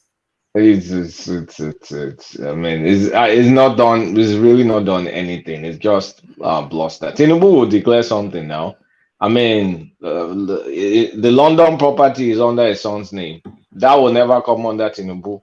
I'm sure he's already staged everything that he needs to stage. So he will just declare something, and people's heads will explode. It's not public though. It doesn't have to be public, so they may not know what he declares. But whatever he declares, of course, is going to be grossly understated. Grossly understated. And if people find out, their heads will explode. No, it's the man that's stolen the entire Lagos. How can he say he only has 2 houses? Blah blah blah blah blah. Yeah, it's that's what's going to happen. But it's a good process to have code of conduct. But I think all this backing, they're just trying to prove some relevance. Like it's not code of conduct has never. I mean, someone can correct me if I'm wrong, but I don't think it has stopped any politician in the country, as far as I know, from doing whatever they want to do. So it's good. They can make noise, but it's going to be ineffectual. It's a waste of time. All right, your rights stop where other people's rights start. The right to free expression are guaranteed by the Constitution, but certainly not the right to intimidate the judiciary process. So predictably, and has been dog whistled by Dati Ahmed, the protesters, just as you expect, they file around the tribunal space. So do you think this is a space that DSS should come into and usher them gently but firmly away? It depends. For those that are attempting to dox the judges, their kids and all, that is definitely a DSS issue because that is a crime. You can't be going to publish personal information of all these justices. Not, I mean, getting in the way of them doing their jobs. They may rule that, I mean, their ruling may not be favorable to you, but they have their individuals with their own lives. The fact that they're doing their jobs should not put them in jeopardy. So anybody caught sharing personal information or seeking personal information of these guys, the DSS should go after them and enforce the maximum penalty that the law permits. So this kind of thing doesn't happen again. You are free to protest after a judgment. You see, in America, after Supreme Court announces something they don't like, then they go to the street to protest. But they don't get into the way of the Supreme Court when they're making a ruling. For example, the abortion. It's just peaceful protest. It's after that judgment is made that people now go batshit crazy. But this one that people are, I mean, the extent that some of these desperate people are doing, I mean, honestly speaking, it's really the diasporan obedience that are this rabid. The ones in Nigeria and they've calmed down. You know, life is tough in Nigeria. People move on. You know, that reality bites quickly in Nigeria. But when you live abroad, you can suspend reality a bit because you can eat burger here, shawarma there, go and drink milkshake, and then come on your internet and start making noise and making noise. But when you're in Nigeria, when you have to go and fetch water, when you have to go and take Molue and all those things, you quickly forget about that and think, okay, we're moving on. So I think the foreign, the diaspora obedient are trying to destabilize the country, and I've never seen the kind of hatred that Nigerians have them for their own country. We always look for every single opportunity to badmouth that country, and that's the country that's our only country. Zero sense of patriotism, zero sense of love. Complain every single time, and is now past complaint. Is now rhetoric that attempts to destabilize the country. For what reason? Just because you lost an election, then the country should cease to exist. Because you lost the election, then we should bring the military and experience everything we experienced in June 12th. Like, what are people thinking about? Like, it's selfish, stupid, selfish, myopic reasoning just because you did not win an election. You're not going to be the first person to lose an election. It's always going to be winner take all. There's no participation trophy. And that's one thing someone needs to tell Peter Obi. There's zero participation trophy. You can go and appear on every TV and court case. You're still the third place loser. So right now, I think I'll be calling out a lot of us that are based abroad that badmouth the country every time without acknowledging the positives that is going in that country. In the next few weeks, I mean, in a couple of weeks, like 2 weeks, we're going to open one of the biggest refineries in the world.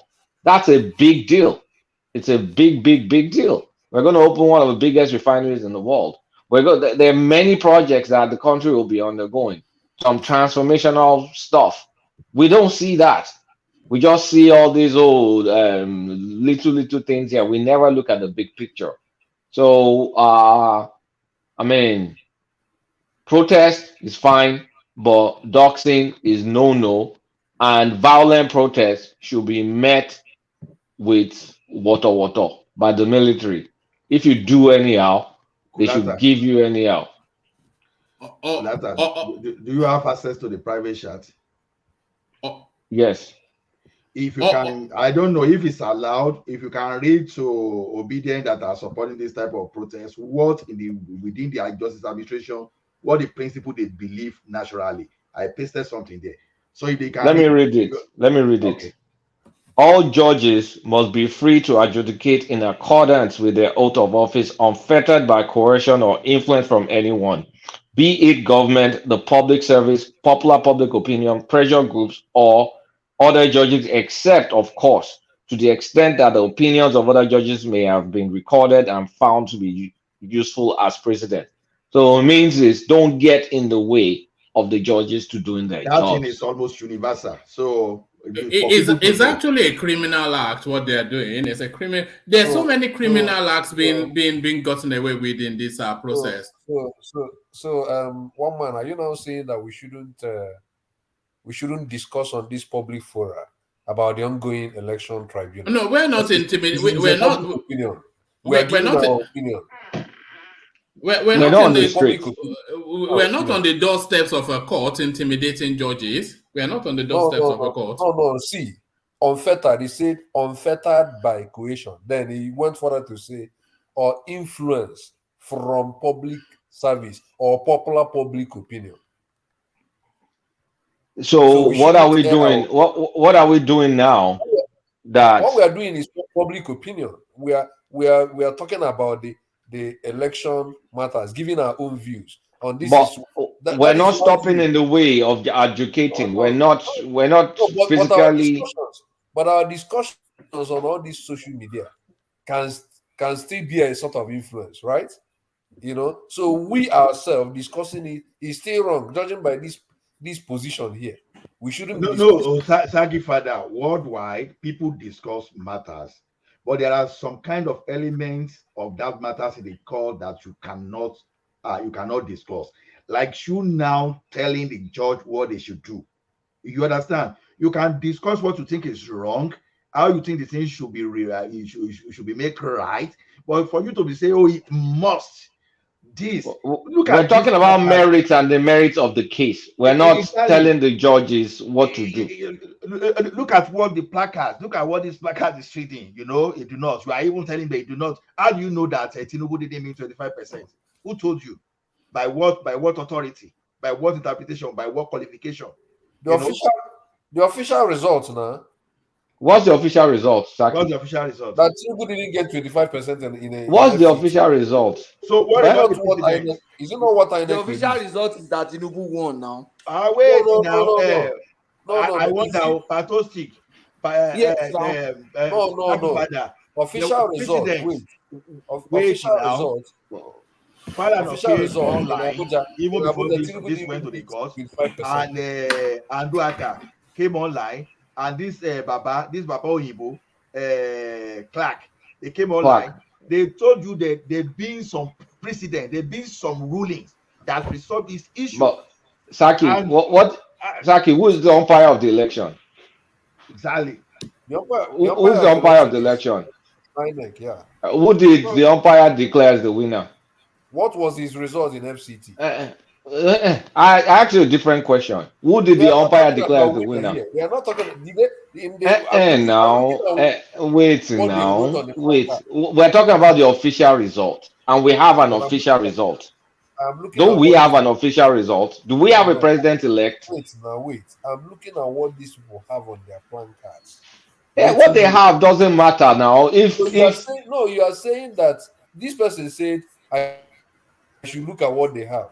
Look at what they are saying here. And I said this person didn't meet 25%. I said this thing. You know one thing about obedience is this. They are not only protesting, they are threatening. There's two different things. There's one thing for you to protest, there's one thing for you to pass threats. That's what many of they're threatening people's families. They're threatening people's families. I've not seen anybody that is threatening. Even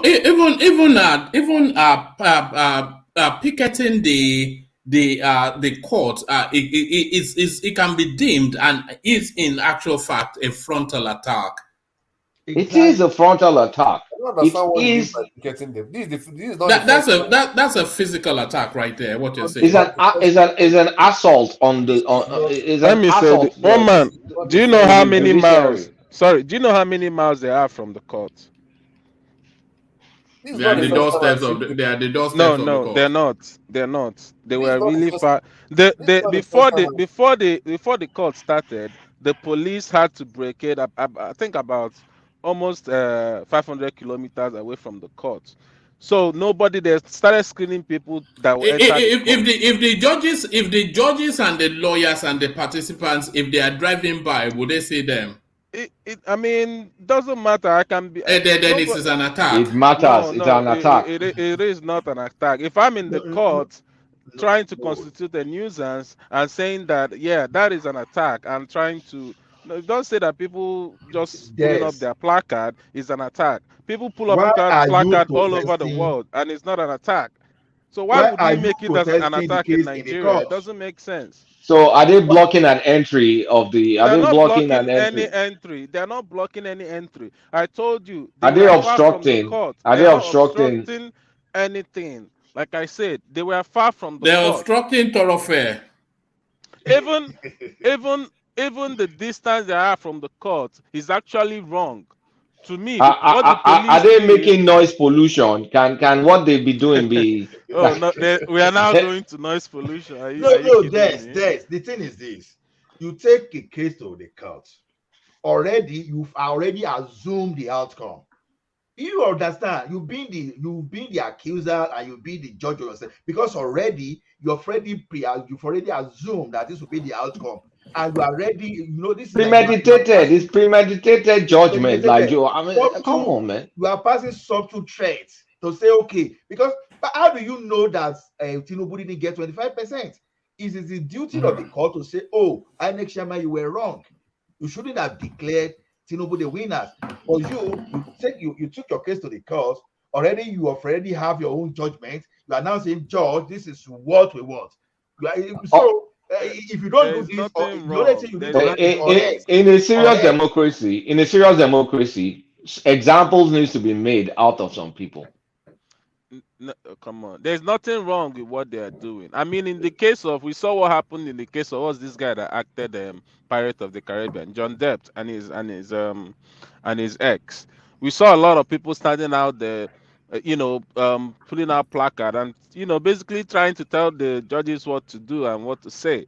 So this is a freedom of Come on, speech. I Dave. mean, I don't. You're comparing I'm the not. survival of a No. country with Johnny Depp. Are you No, kidding me? I'm not saying. I'm just saying that we are making the same case that whatever they are pulling up in their placard is trying to intimidate the court. It's still the same thing. It doesn't matter which. Johnny Depp. See, Johnny Depp on No, left no. hand, Nigeria on the right Come hand. on, Johnny no, Depp, don't Nigeria. say. We are Johnny still Depp. talking about. It's the same intimidation of the judge that we are talking about. Doesn't matter if it's the whole country or one person. No, it doesn't matter. I'm So saying Johnny that Depp, Abi. freedom of speech, it's allowed, and the way you guys treat it every time. I believe me. If the reverse was the case, and Tinubu was in the other side of the sword, and coming out with the protesters of Tinubu saying that they won the election, this wouldn't even be the argument here. People would be saying, I mean, No, come no, on, guys. let me ask Kulata. Kulata, let me ask you a very simple question. All right. Ask that, and then we'll move on after that. Yeah. Yeah, Kulata, supposing tomorrow is a court section with Atiku, I think.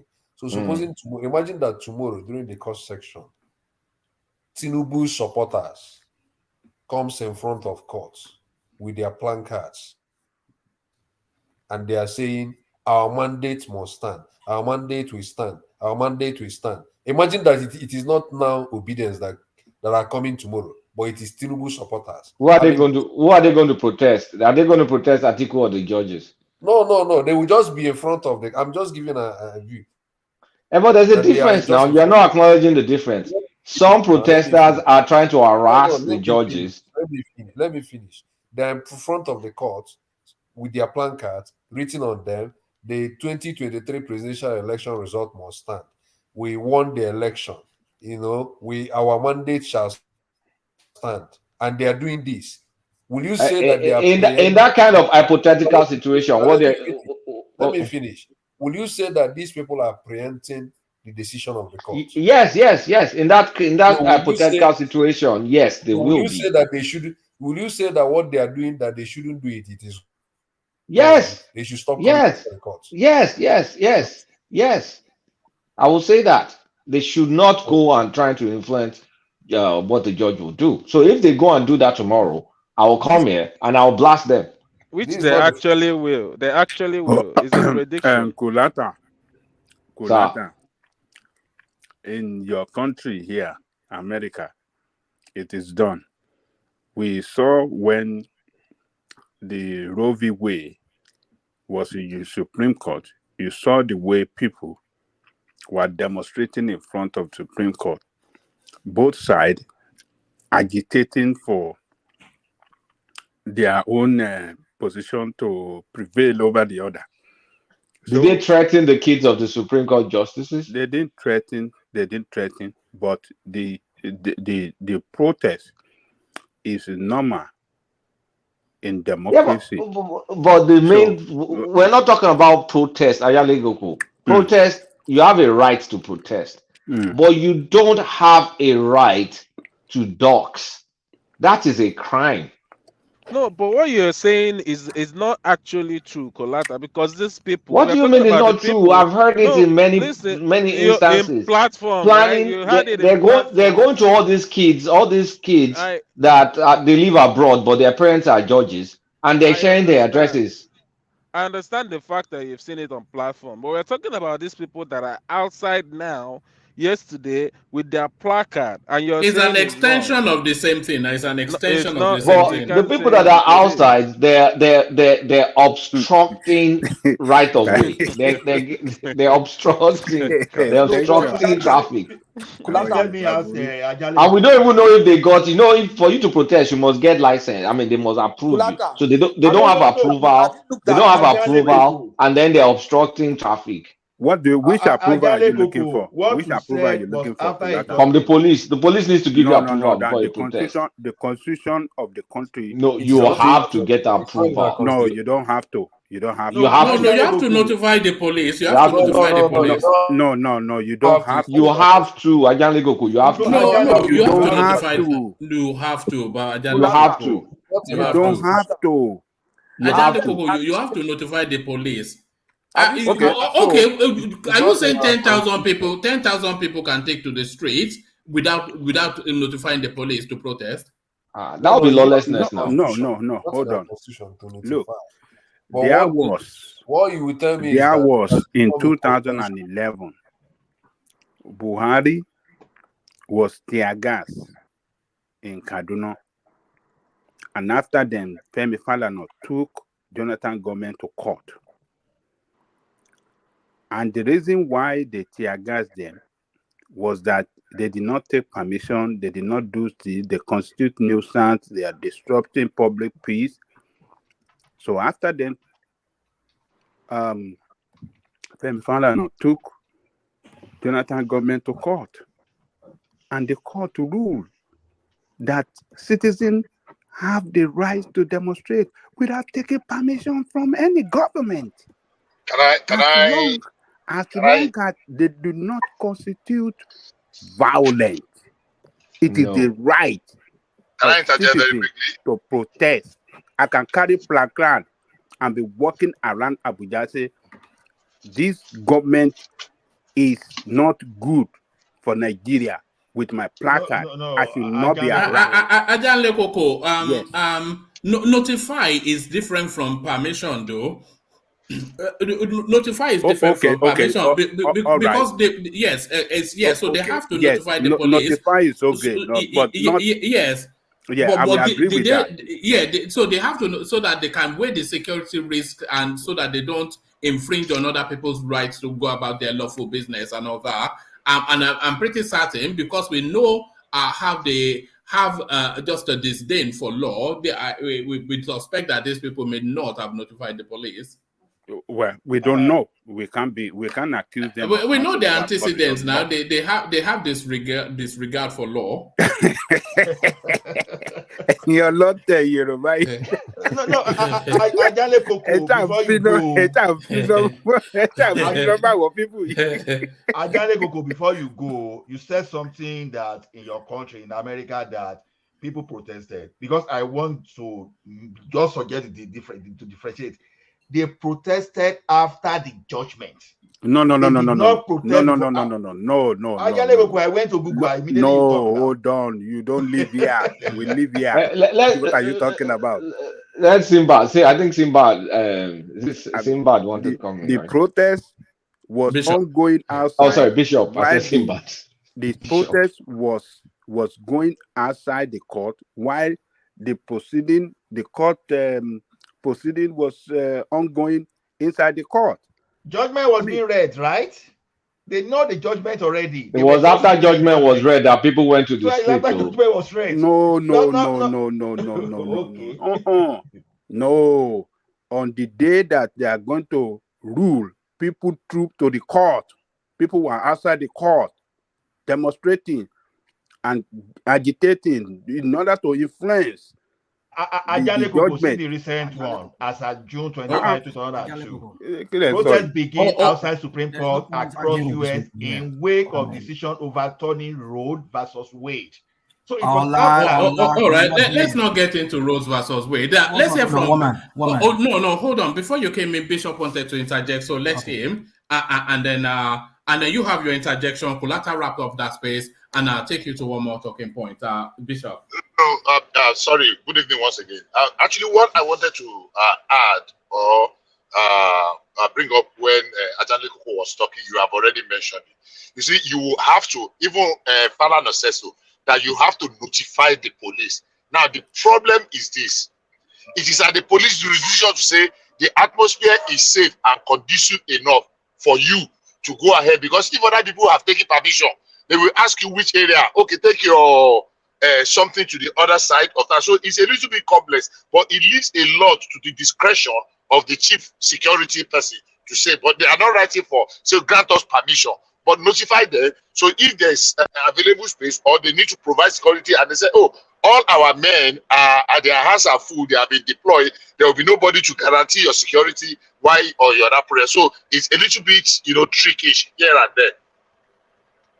All right, rational mind. Now, let me. I want to address two things with what you just said, because you said it one man yourself. Now, concerning Roe v. versus Wade, we saw. Are we going back to we don't need all that. It's not. We don't need all that abortion talk now. Hold on. It is. We like to use precedents when it's convenient for us, when it supports our own narrative. But when somebody is trying to use a counter narrative, then sometimes you want to excuse that. I don't get it sometimes. It's just when we use American example for Nigerian we do a lot. situation. Even the Badified do it. All right. All right. Soros okay, rational mind. Soros okay. Soros okay. You won't me. You won't about him also. So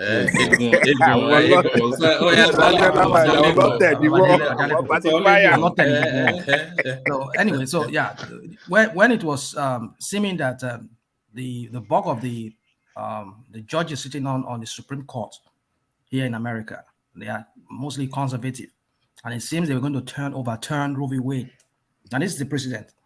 We have so many states already, some red states, by red state I mean Republicans-led states, they were already overturning, granting some kind of their Senate were passing some laws that is anti-abortion and all of that. So, and they were trying to influence the Supreme Court to also take that position federally, in a federal way. But then when people saw that that's a threat to Roe v. versus Wade, that was when people went on the protest in front of the Supreme Court. So that is not harassment. People have the right to protest. I don't like sounding preachy. Even in the scriptures, some of you who read the Bible, you see the lady had to go to a judge, was telling the judge, make sure I see judgment, make sure I get judgment. That's not harassment. You're only appealing that, yes, let me have judgment in this case. But I don't see how you interpret it sometimes. Hold on. I don't like going with Bible by biblical, but let me just leave that out of the way. Now let me go to concerning what Bishop said. Bishop, Falana is not. He has not. That case has not been adjudicated. There's no definite judgment as to whether you need the approval of the police or not. Because if we say that, then that will violate. That's why there's not been any definite judgment, education on that matter. Because if it says that okay, you need a permit from the police to protest, that will be a violation of the constitutional right of free speech. Because if you have to get the approval of somebody for you to speak, then it's no longer free speech. So what Falana said is just an opinion. Hold on, it's just an opinion he expressed. No, I wanted to actually support what you're saying. You really, if you just want to protest, yes, you can go and protest.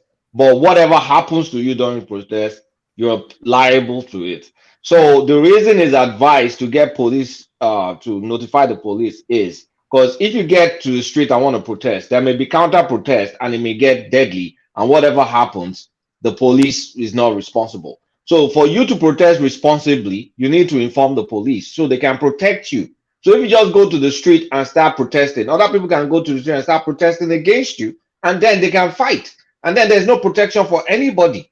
So that's why it's advisable. You have the right under international law to protest. Yes, we know that. But for you to protest responsibly, you should notify the police so you can be protected. Because you have one speech, I may have another speech, and it may Should is get different from violent. what you just said. It says should. It should. So it's a should. It's yeah. So I don't know what you're talking about when you say should. I mean, yeah, I agree with you. It You should notify the police for but protection. you don't need the approval to do that. And then what happens? Nobody said that though. Nobody has said That's they what need you the people are approval. sounding. That you're sounding. The woman you saying You're not listening attentively. You're not listening attentively. You just came to come and and spin it that way, right? I'm not you just came to come and inject I've your heard you people opinion. for several minutes here. I mean, for almost an hour. You're not listening correct. You're not listening correctly. Yeah, you go. And I'm not listening correctly. In fact, Right. we made the distinction several times that you don't need the permission, but you need to You notify know, them. real quick, I want to buttress what Kulata said. You know, in some instances, some protests do become unlawful. And in that situation, you won't expect anything less than to see law enforcement coming in to disperse the protester. Now, people don't necessarily need, permit to protest, but you need the protection of the law enforcement. Like he said, what if there's a counter protest and everything turned deadly, just like what happens during the Trump era when the alternative right people gather, and we see the other Antifa and the rest, and the what you call it, Black Lives Matters gathered, and there was a fight and all that. So in that situation, you need the police, and some protests could become unlawful. Number one, if you obstruct, like what happens in Lekki Tollgate, became unlawful when the protester now blocked the entire road that linked mainland to the island. So in that situation, you will have law enforcement to disperse the protest, and at that moment, it becomes unlawful. You don't need the protest, I'm but sorry, Bishop. See, Sorry, but no, I want to wrap let up me. that place. Well, have the last word, and then I'll move on. Yeah. What is Go in on, this Des, have the case last word. there were truckers. This just happened, I think, last year. Truckers had to protest and block the road. I'm telling you, nobody could move anywhere. There's nothing like they were illegally protesting or whatever. It's just what it is when it comes to, this kind of thing. I'm just setting that example. there is illegal protest. If you block the road, it's illegal. I don't know. I That is didn't hear anything obstruction. about illegal when that happened last year. Truck, Okay, let me round up so I Your can go and protest sleep. must not cause economic sabotage. Are you aware of that? The protest the obedience are doing right now, I think all of us can agree that it is legal process, and they're trying to blackmail the judges, and for that is illegal. All right, let me introduce one more talking point as I ease myself out and hand over to Thomas, saying thank you to Prince Daddy for the super sticker and Ayo for the coffee. So now, I don't know if you're familiar with the Julius Caesar storyline, but then of course he turned up at the Senate was it in Rome, and then suddenly the knives came out and they started to stab him just all over the space. Yeah, of course. Yes. So he knew his time was up, but the last stab that came in was from Brutus, and he couldn't believe that. Yeah, because he thought that was his that was the one person that he had faith in. Et tu Brute, now that famous phrase that came out of that space. So et tu Brute, with God's help, Tinubu will fix Nigeria.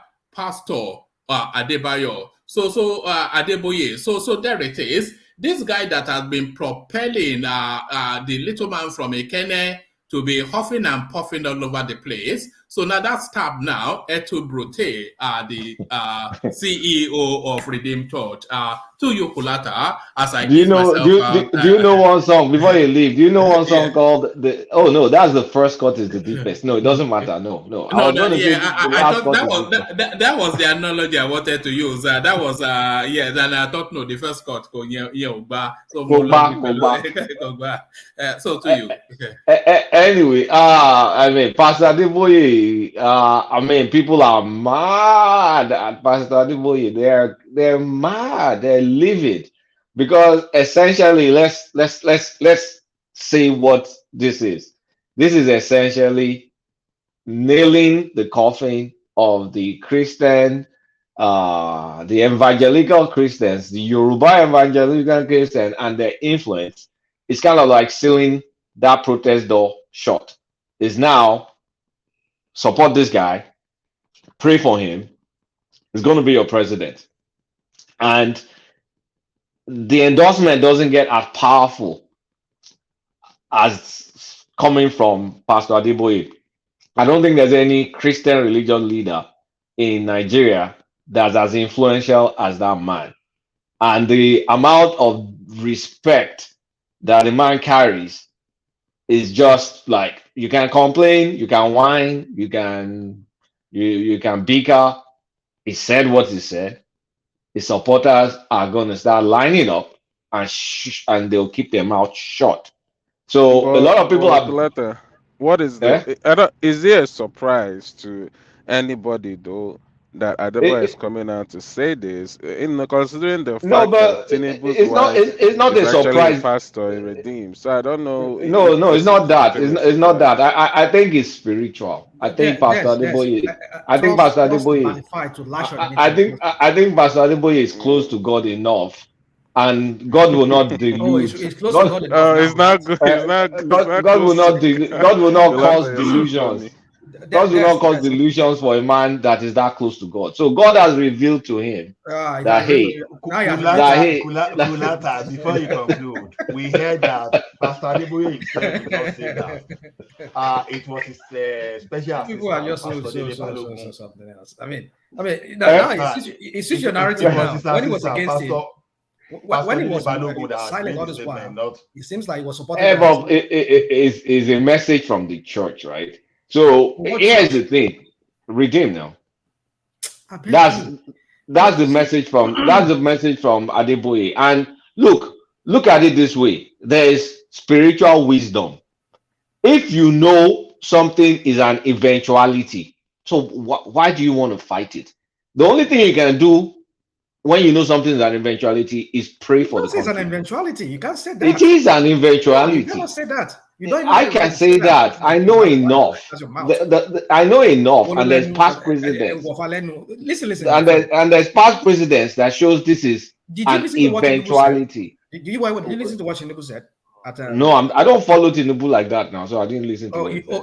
You don't follow Tinubu like You that. are the one that are Here, obsessed with him. I'm not. Me, I'm not. So what did he say? Him. Did you hear what he said? What did he say? What did he say? I don't follow him like that. Actually, I actually follow Peter Obi more than Tinubu. Come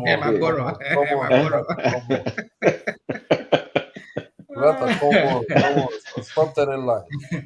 I'm not lying. I'm serious. And honestly speaking, I can count the number of times I've listened to Tinubu make a speech because I don't have patience for it. Let me tell you what Tinubu said here. Now, he said when Wike was telling him that, look, you have to give us money back for all this bridge and everything we're doing, infrastructure. Oh, that one. Okay, I think I heard that one. Yeah. And so, and Tinubu says, I hold you nothing. Now, when he was trying to, because when he suffered there was this whole thing buzzing on the internet. People were roasting Wike for, you see your life, all this kind of a thing. Like, you see, somebody where you look at how you straighten your. So Tinubu had to come and retract that, maybe kind of like do a kind of correction. Yeah, but that was like a joke now. It was tongue in cheek. Besides the other things he said, I'm not yet the president. There can only be one president, one at a time. I get it. So the point is this, that you people all here talk about it is sure. Well, of course, it's looking like it's going to be sworn in. Hold on, my friend, hold on. It is looking like, because you're looking at this like it's going to be it's sure. There's a case in court. That case can go either way. He can favor him and he can remove him. So how do you extend that statement to what you are saying? What he's saying is a statement of fact. You are saying because he hear from God. Kulata. I'm trying to clear something. The pleading of both of the oppositions did not include stopping May 29. None of the opposition pleaded that the tribunal should stop the INEC. I want to clarify. May 29 is unstoppable. In their submission, none of the submission included stopping May 29. So that means It's inevitable. It's going to happen. It's inevitable now, except the man dies. If the man dies, Shetima comes in.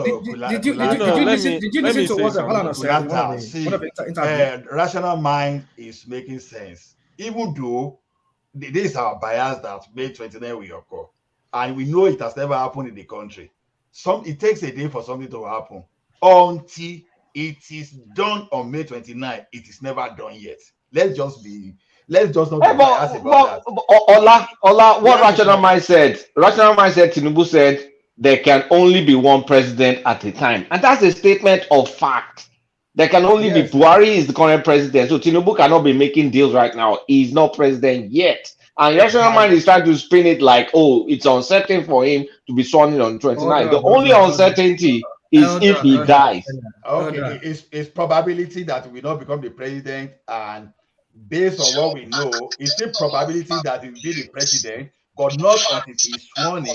This is not yet, it's just president-elect at his best. So, Section 285 of the Constitution. What's that? Hello.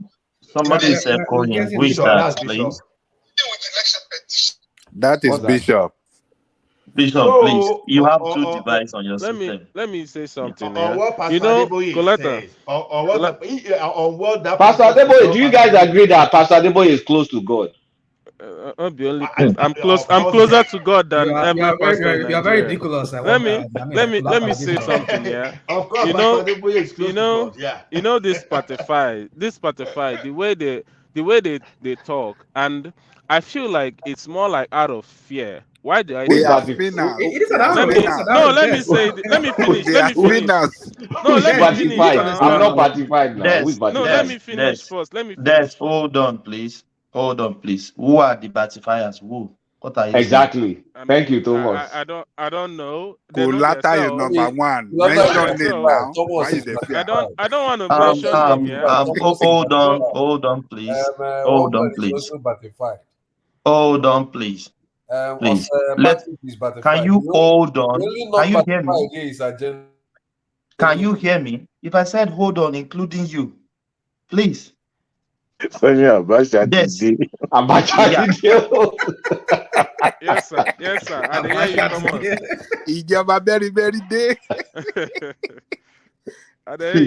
Please let us let's have intellectual conversation here, please. If sometimes I'm sorry, I'm very sorry. You know where I stand. Everybody know where I stand on this platform. Even some people still have some. Apologize for my will. Yeah, please. Let's just have it. No, please. People can have the conversation. I don't care about Tinubu. I don't know. Some people do, but continue. Just do your thing. That's all right. All right. Let me make that point here. Why I say they talk, I sense fear in them. Why I say this is that when you start making an argument of let the court decide before May 29, and they tend not to want that thing to happen, it's basically out of fear, because they don't believe that if that happens before May 29, it might actually go the other way, which will make Tinubu not to be inaugurated, which is the fear they're actually trying to, you can sense it. They just want this to get past May 29 so that Tinubu will be sworn in. What are they afraid of? Whether it is, but who are there's who are the day? We're just maybe 10 people. It is irrelevant. I don't want to say they know themselves. That's just what I'm saying. You know, there's the electoral law. Can I ask you, Kulata? Sir. Very simple question. Just be honest. Yes. In your heart of hearts, would you want the election tribunal to be very expeditious to the extent of delivering justice before May 29th? In your heart of hearts. To be expeditious, like to speed it up. No, I don't. Come before. Let me answer your question now. In my heart on heart, I do not care, because it doesn't matter, because it doesn't affect May 29 by any stretch. So I don't care. I do not. Supposing that the court of final jurisdiction, which is Supreme Court, supposing that there is possibility of concluding these matters, even up to Supreme Court, before May 29th? Would you wish it happens before May 29th? Then that will not that will not be justice. I don't understand what you mean. Let me explain what I mean. How will we have justice by going through 3 different layers of court, the tribunal, the appeal, and the Supreme Court, in a matter of 21 days? It's 3 actually weeks. 2. No, it's 3 weeks.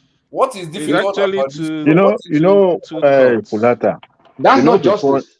No, what is difficult Hold about on, this process? please, guys, please. I want us to imbibe something on this platform, please.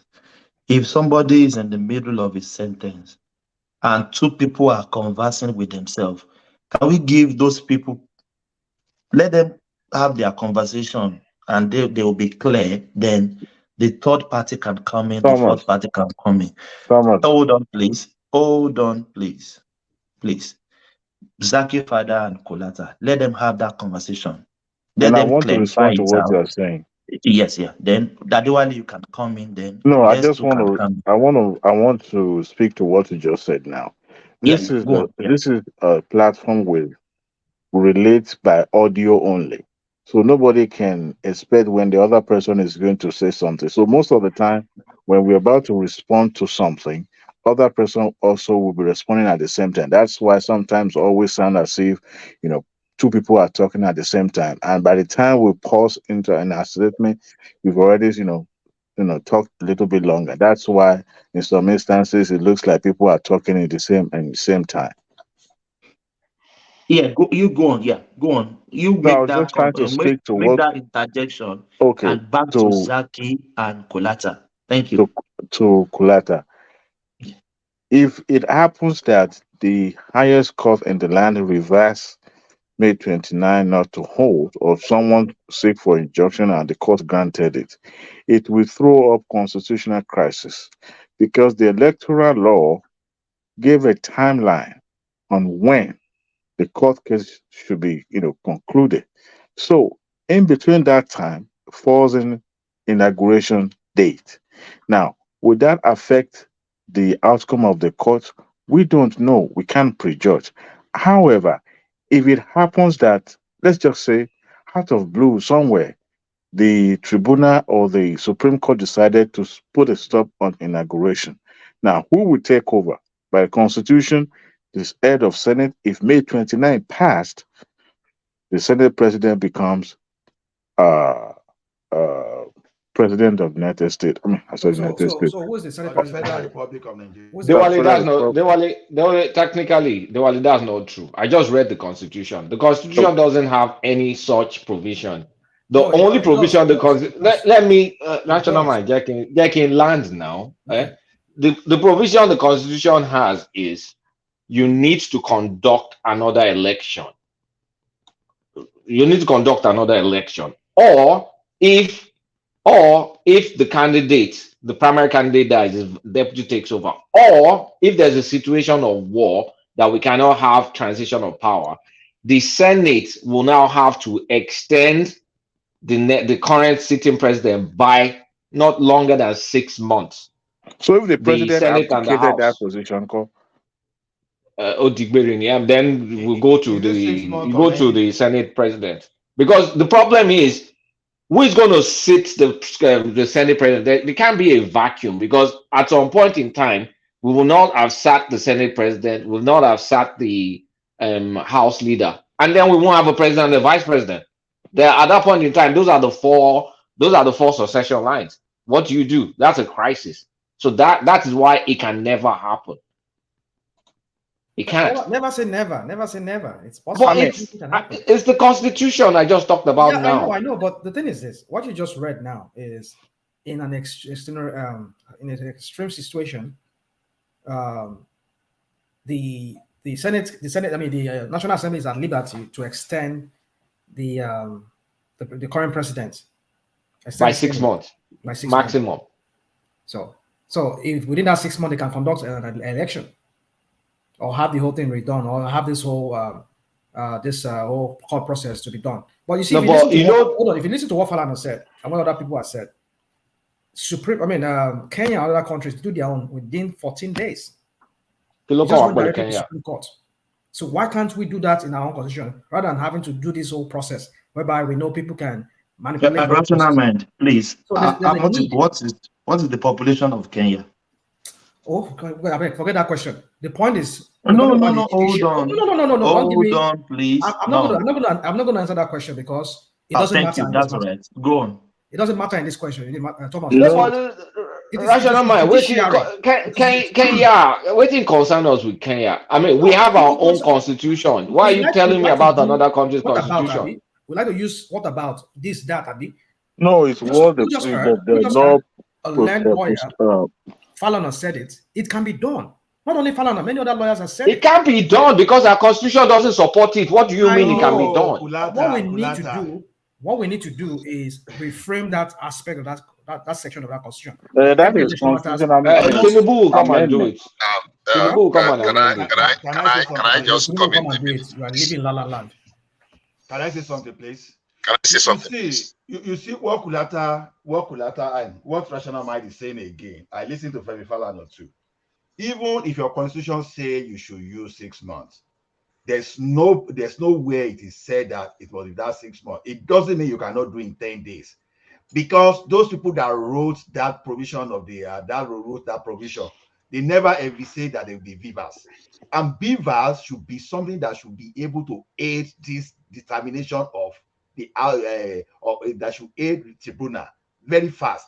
But Nigeria, it's like we play politics with everything, including the judgment. See, you have your beavers. You can use electronic means to get the fact as soon as possible. And so comparing population in Kenya and this place is not even the issue. We have a better system in terms of our electoral system, beavers, that is even superior to any of those countries we are talking about. So we can actually determine this thing within a month if we are ready to do that. Just because we like to find some kind of loophole, abuse the judicial processes so that we can push beyond a deadline. That's what we are doing.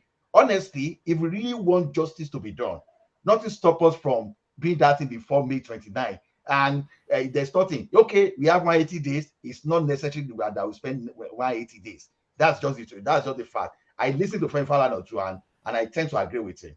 Thank you. Let's hear for that's what I'm saying. Hold on. Yes, hold on, please. Yes, for Prince Daddy is trying to come in since. Yeah. Are you there? Prince Daddy. I think it's Bishop. I've been here 5 a.m. Nobody called me.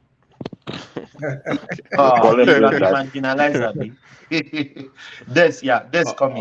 All right, let me go so Dewale and others can talk. But I wanted to put up a question because sometimes I don't understand a lot of things that happen in Nigeria. I watch some senates, some of when they pass a bill, and I tend to laugh my ass off, like when they start passing, I feel like it's more like a very unserious job. They're one of the most unserious people in this I've seen. When they want to pass a bill, you might see like 5-6 people, in that room, and the Senate president will be like, all that says I, nobody says I, all that says nay, nobody says nay, and he says that I have it. I'm like, what is going on in this country? I mean, I don't understand that aspect of the whole thing happening in Nigeria. That's what I'm thinking. Yes. I don't know if anybody noticed it. Yes. Yeah. Even here in America, they still use I and nay sometimes. Do you I know. Okay. But in America, it's a standard if you practice in the house. Yes, I know that. I watch those. But in America, when you see that, you see the rooms are filled up, and if you hear the I will be loud, and the nay probably. The funniest thing is if they are to take electronic voting, the speaker representative on that particular occasion knows the majority are going to have the number. That's why they usually use that. Okay. Nice. And when you have a majority that form quorum in the National Assembly, they know, although we don't use electronic voting, but they know that when they have majority in attendance, because of course they mark attendance before going to the chamber, they know they're going to have majority. That's why the representative or whoever is sitting at the podium will always side with the yay. if they form Yeah. quorum. If they don't form quorum, they will go into the house to tender for that vote. So that's how it works. Not as if they just sided with whoever have the highest chorus or whatever. That's the way it is. I don't So if know. you're I feel watching it like from your house, Yeah, Adewale, thank you. Do I still have collateral? I have a question for you, please. Yeah, I still do, but I don't want to talk to make others be talk. But if it's a quick question, man, take it down. Just a quick question. Thomas, too, I have a question after you. Yes, yeah.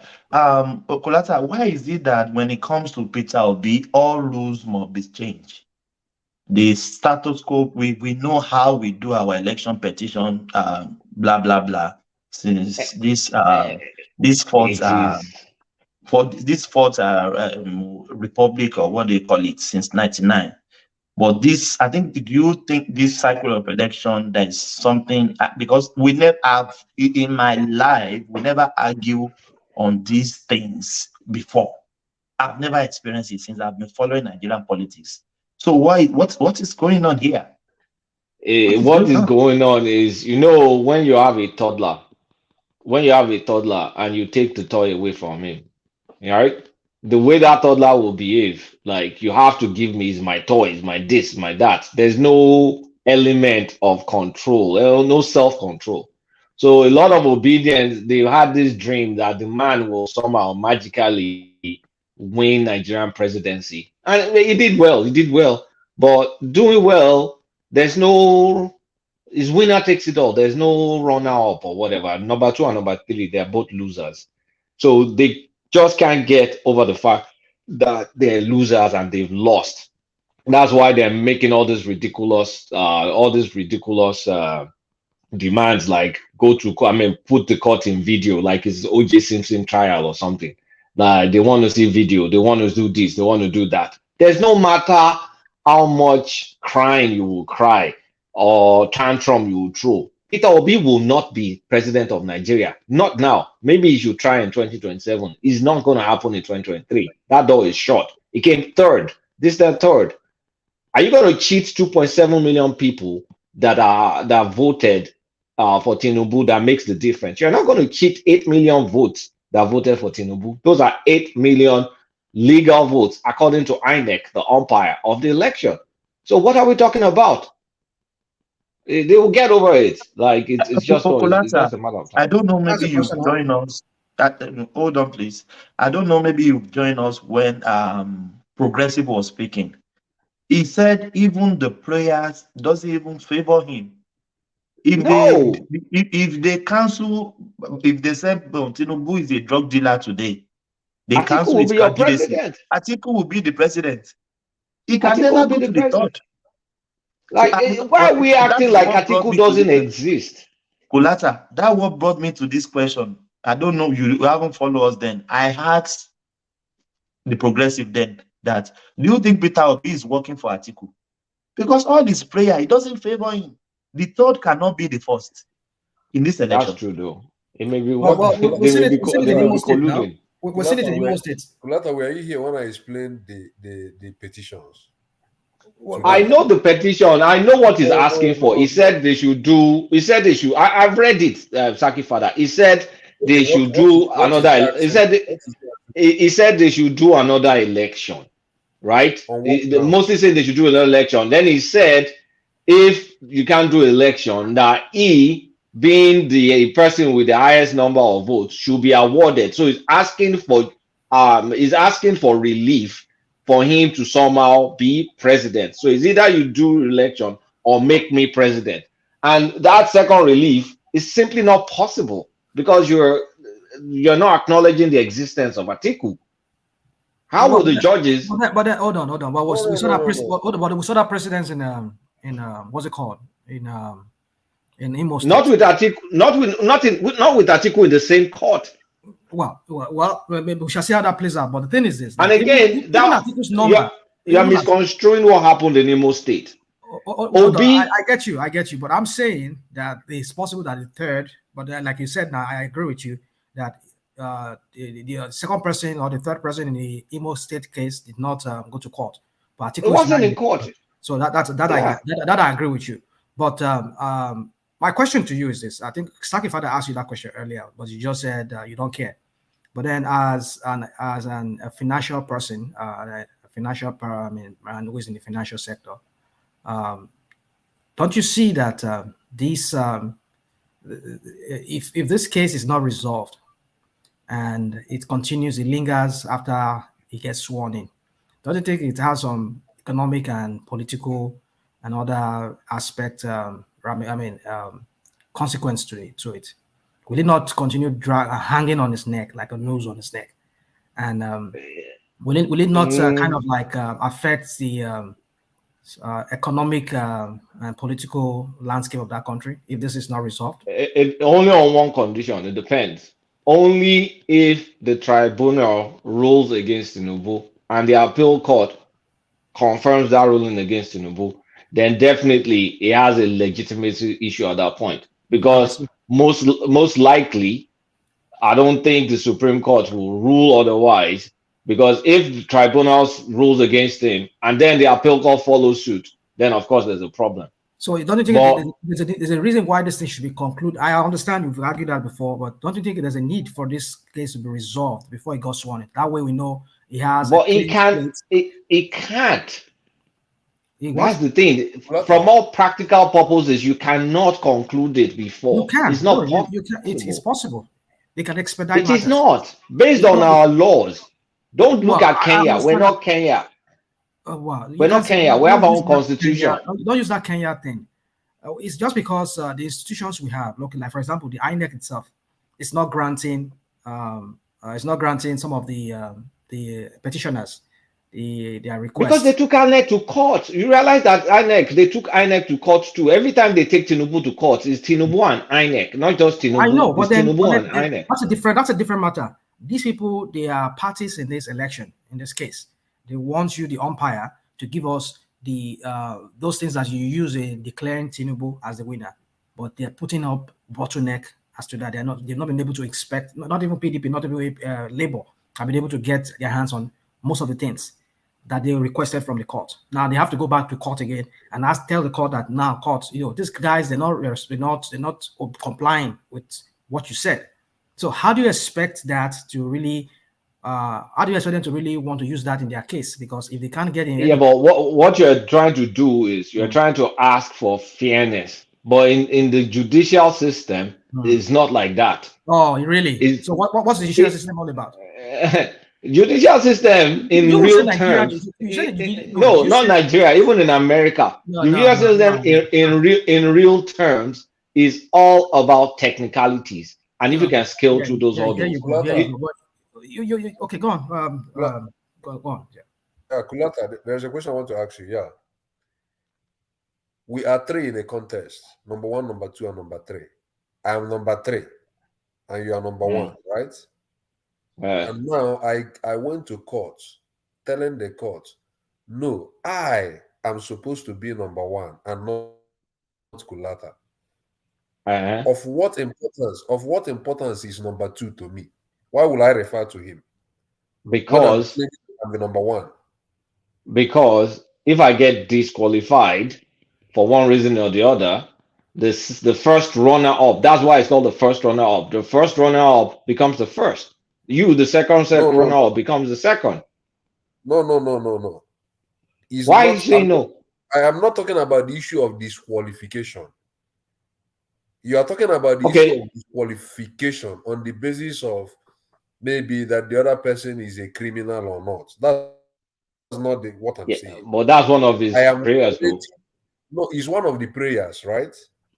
But now I am challenging. Another prayer is that he's challenging that if this result is to be, if the court is to go by this result that is announced by the umpire, declare me the winner because I have evidence to show that I had more votes than the first person. So bring your evidence. You say what? Then bring your evidence. So if I'm able to bring the evidence, why do I need to refer to the second person? Because the second person too is in court with his own evidence.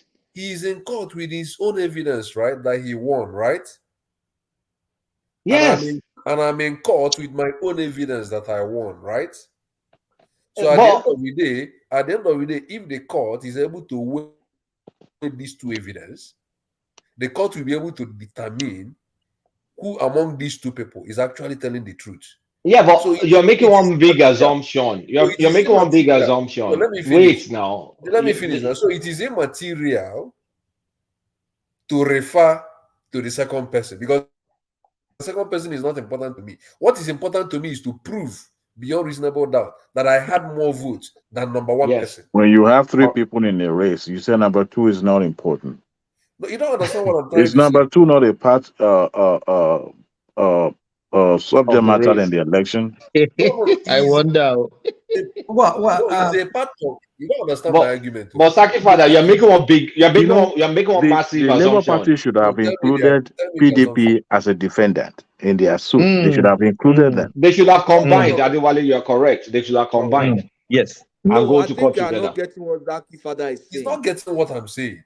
I This is get what he's what he's saying. saying, but it's not allowing me to reply. What I'm Okay. my response in is sorry, I said my response in Motabon. My response is Obi's prayers does not include evidence that make me number one because here's the proof that I'm number one because of the votes. It did not. It only mentioned 3 states. He only mentioned 3 states in his prayers. There's no specifics about okay, these are the polling units that are off, and it is off Kulata, by X Kulata, amount. Wait, Kulata. let me finish this point Yeah. because the court doesn't act on generalities. You have to show specifics, and the specifics is at the polling unit level. And he only has 3 states that he has in contention. And this guy did not meet the constitutional requirements. He only has 25% in 16 states. So if you net additional 3 states that is even not showing any proof at the polling unit level, then it's still not nowhere.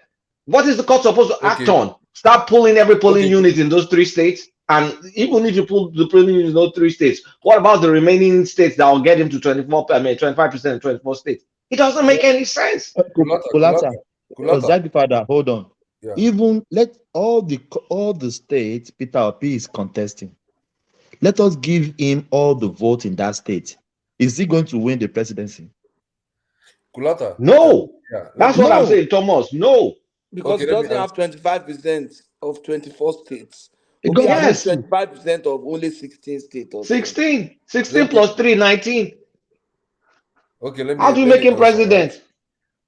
Let me answer, Kulata. Forget about because you've not. I don't think you have actually gone deep into his petitions.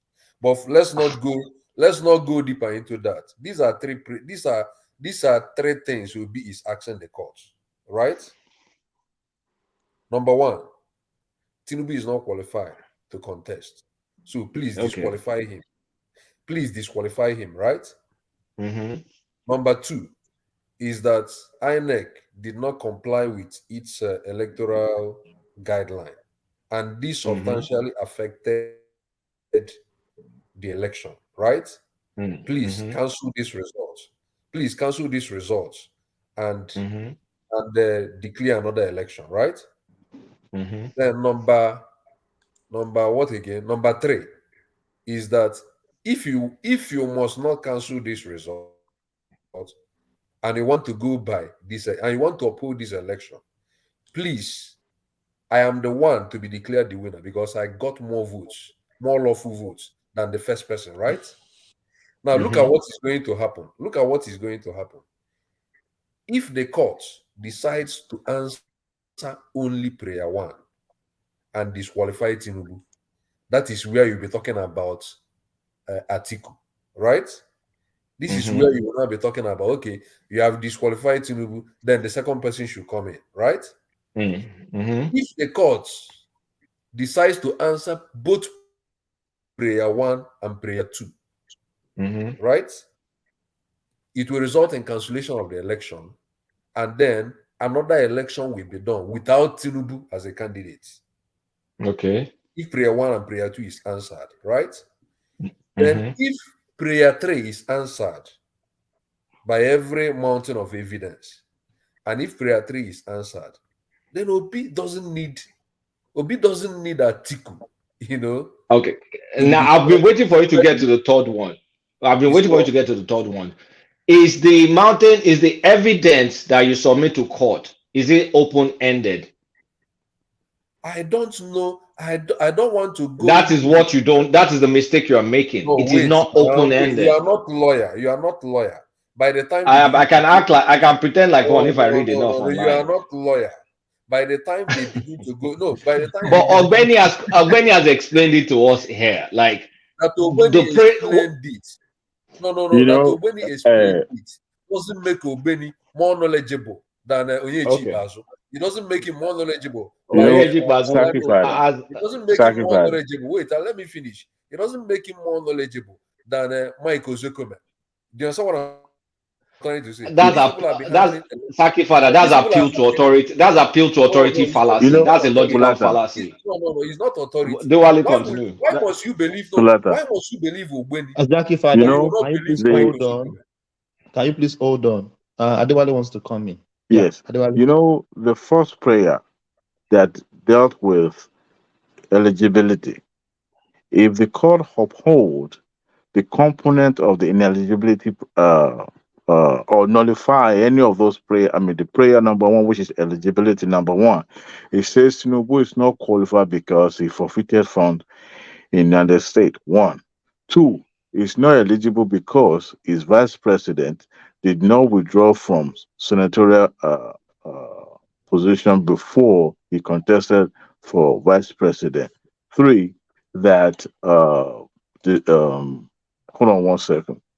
That those two, I think, then he also not uh, uh, okay. I think those two.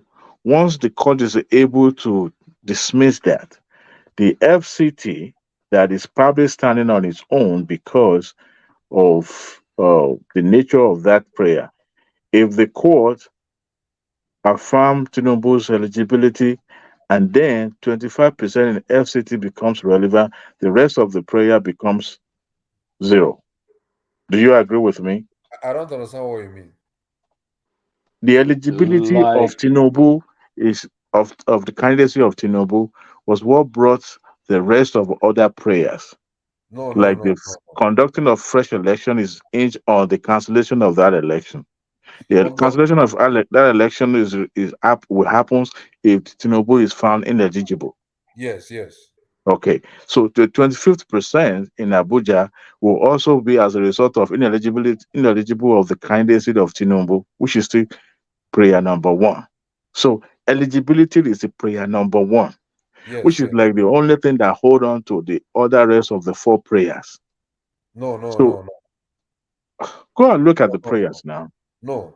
Eligibility is number one prayer, right? Yeah, It is and possible to the answer. It is eligibility has possible. components too. Yeah, The there's draw. call on them. eligibility.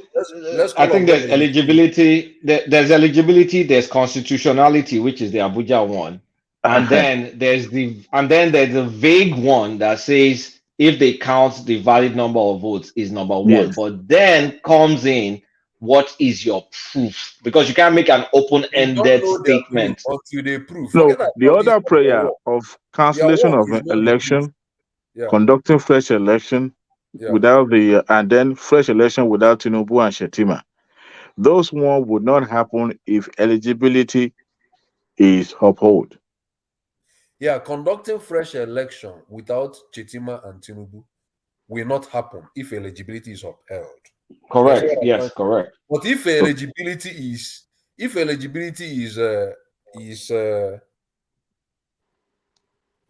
the request of about eligibility is granted, favors P2B. You understand what I'm trying to say?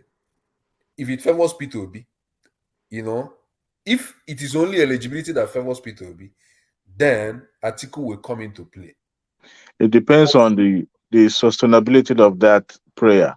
If that prayer was sustained by the court disqualified Tinubu based Yes.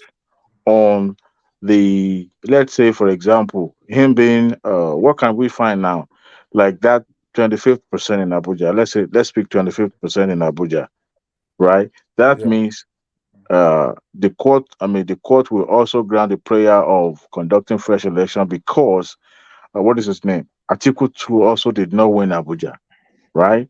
But if he's found ineligible based on the forfeiture of money in another jurisdiction, that means he's not qualified.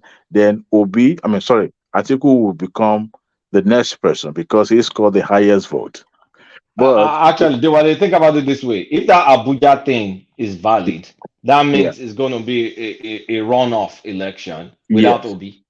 Without yes. Obi. No, no. See what I'm saying, Adewale. But hold on These now, prayers, yeah. these prayers can be answered as either one answered and others are struck out, right? Yeah, It can but also everything be is hooked up to the first prayer that is based on eligibility. Eligibility is what brought the rest of the prayers. So for that eligibility, he was asking the court. what brought about Adewale, there are three non-compliance? different grounds, so and What brought about non-compliance? That is non-compliance because the INEC declared the result was for a candidate that was not, No. Non-compliance is brought about by the There's fact that someone INEC yelling in the didn't follow. back. There's someone yelling in the background. Wiz, if you are not speaking, can you Patrick. mute yourself? Go on.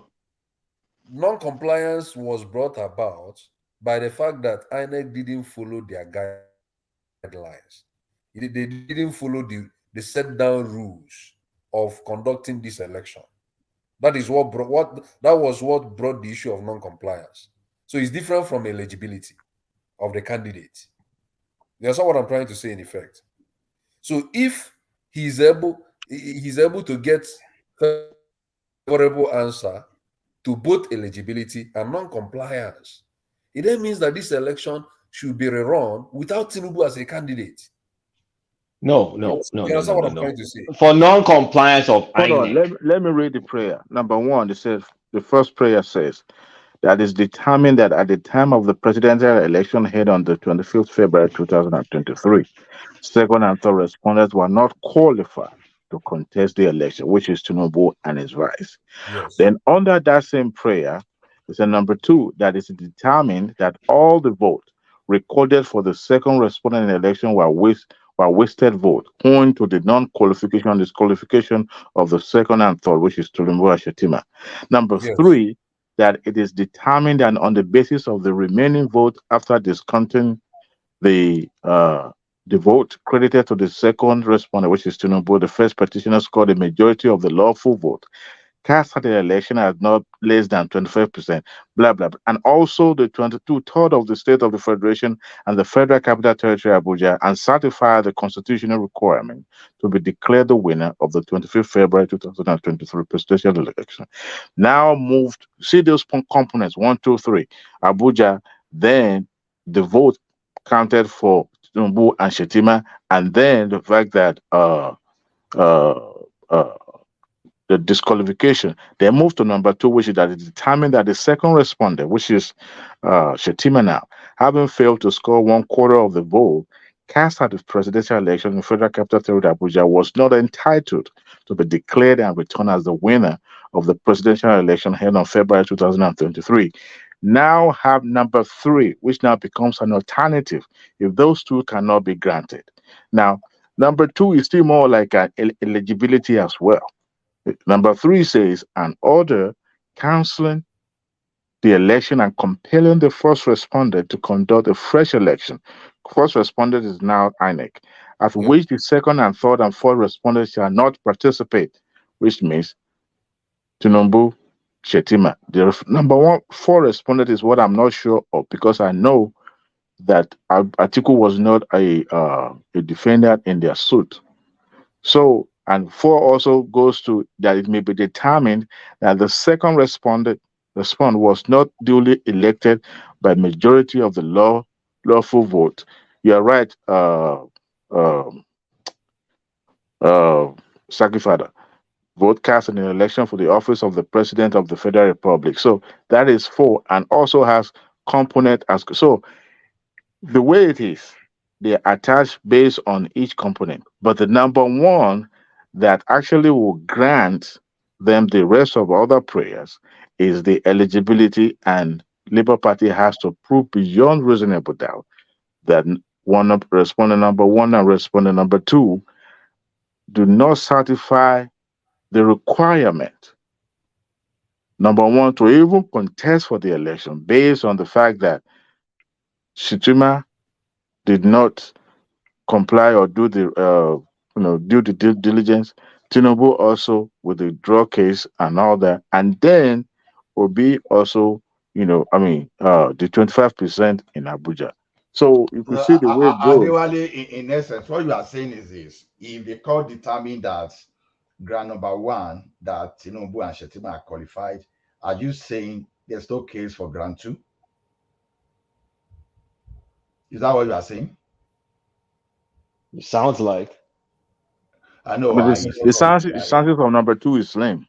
No, it's not really true. No, it's not like that. It's not really true. See, not there are true. three grants. It's more of they are not mutually exclusive. Do you Yes, understand? exactly. That's what I'm trying to So explain. the first one, because they have three grants now, the grant is qualification. Are they qualified? If they are not qualified, it makes the issue easier.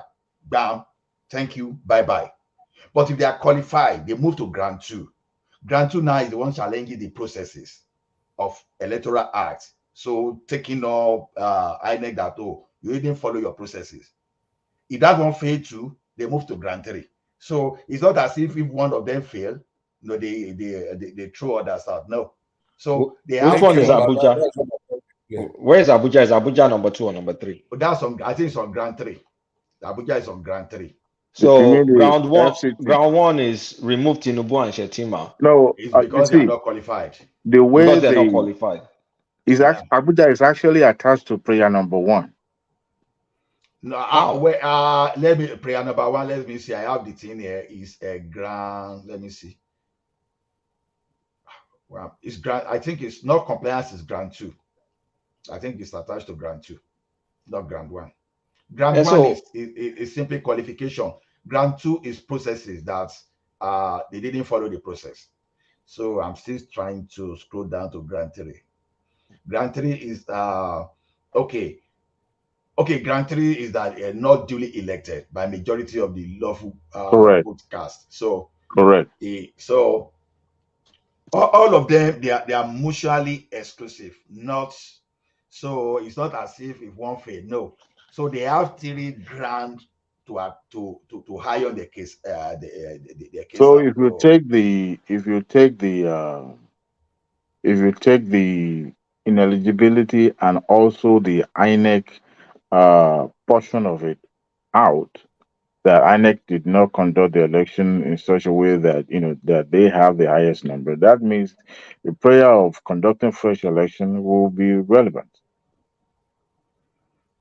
Well, I don't really know how. So the cancellation of the election and ordering a fresh election will be relevant because. So if on grant 1, if Shetima and Tinubu escape grant 1, right, they move to grant 2. Grant 2, I think grant 2 is where Labour Party is not being specific enough. That one has specific issues because they are going to prove that one with their own numbers or whatever evidence. No, that's ground 3. Okay, that's ground 3. That's ground 3. Oh yeah, number 3. Yes, you're right. They're not specific enough, and I think you have to bring results of polling units. You have to say that. Hello, guys. Because, sorry, I want to ask. I want to ask a question. Is it possible for us to even compare the 2 prayers by the 2 contestants? I mean, Atiku and Obi, and let us see whether they are conflicting or not conflicting. That is 1. 2. I'm also thinking that this is the first time that we're having 2 contestants contesting the same election, and we're arguing about the timing. Though I didn't see any sense in that, because if you have to be truthful to ourselves, this is not the first time, as Thomas asked, why do we need to change the goalpost just because of Peter Obi for everything?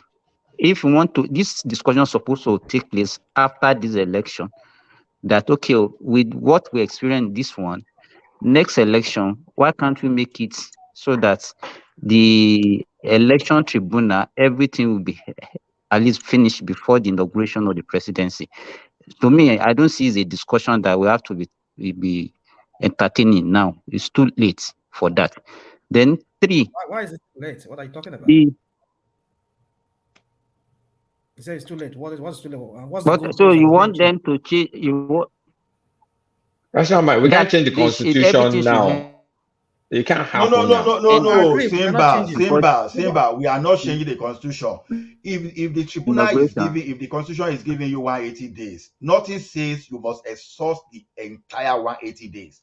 You can do it. It should not go beyond 180 days. If you have your process right, you can do it 20 days. You can even do it 2 days.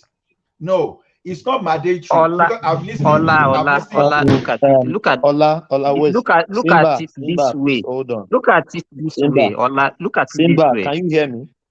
Simba, can you hear me? Please, hold on. Ola, can you clarify that 180 days?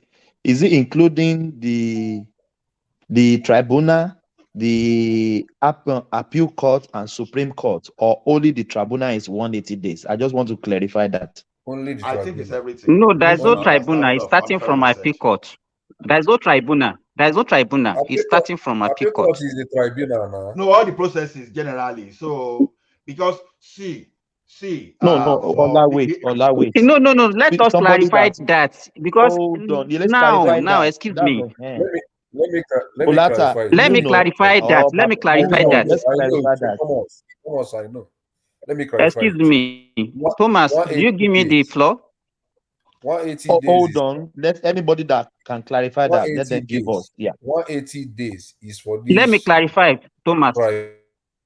Hold on. You will. Somebody is in the middle of sentence now. You can come in after him. Yeah. 180 days is for this election tribunal sitting now, which is the appeal court. 180 days. Then after this 180 days, there is also. Hold on. Zaki, don't model it up. So after this 180 days. Hold on. If I said please, hold on. The tribunal, why are you having tribunal with the appeal court? Tribunal is not appeal court. Tribunal now. Are you sure? Appeal court is the one sitting on this election. The judges are the appeal courts are the ones sitting. It's starting from appeal court. It's starting from appeal court. It's not starting from tribunal. No. The appeal court judges are the one that are sitting on this election. It's the same thing. Before when you talk about tribunal, you have to appeal to appeal court. Now, can we clarify? Like we are starting from appeal court. Saki, hold on. Wait, let's hear from Kulata. Kulata, let's clarify this thing.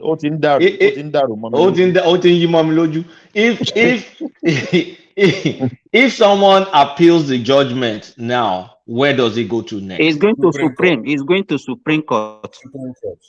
Straight. Yes. Straight. Yes. Hey, Thomas. Yes. Can I make a quick comment, please? Yeah. Please, Daddy, I came to you earlier before you proceed. Yeah. I want to answer Samba real quick. The Atiku's prayer is also similar to Obi, but the Atiku's own is kind of like straightforward. He wanted the court, number one, to disqualify Tinubu based on eligibility, on the fact that the total number, casted that Tinubu does not score 25%, including Abuja, at the same time, 2/3 of the state in the federation. And also he's now added additional one that also to disqualify his candidacy based on that form E something, whatever they call it, the one that established foreign nationalities or whatever. And then he also seeking that because he casted and it should nullify the vote casted to Tinubu based on the disqualification and eligibility and declare him. Can you repeat the second one?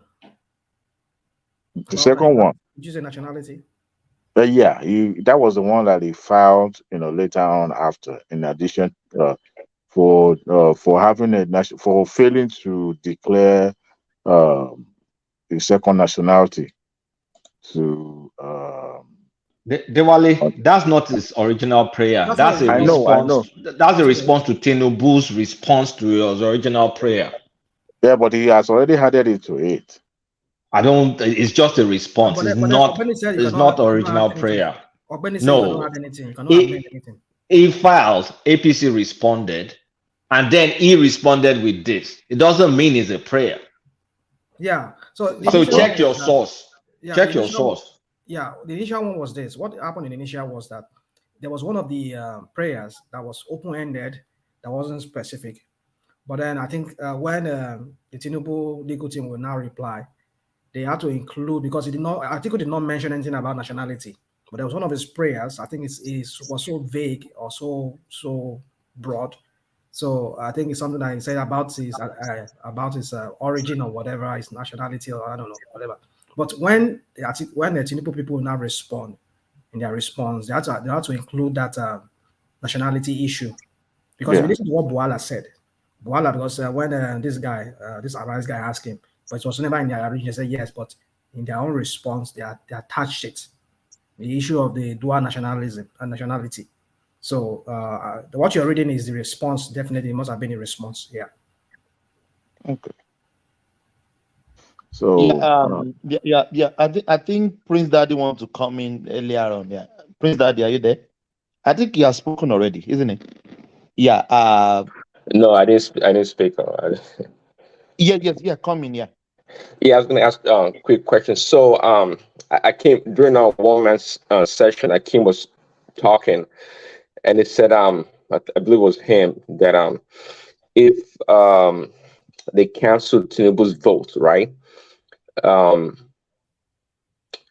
If they cancel Tinubu's vote, it does not affect, I guess, the total vote. That's what it was saying.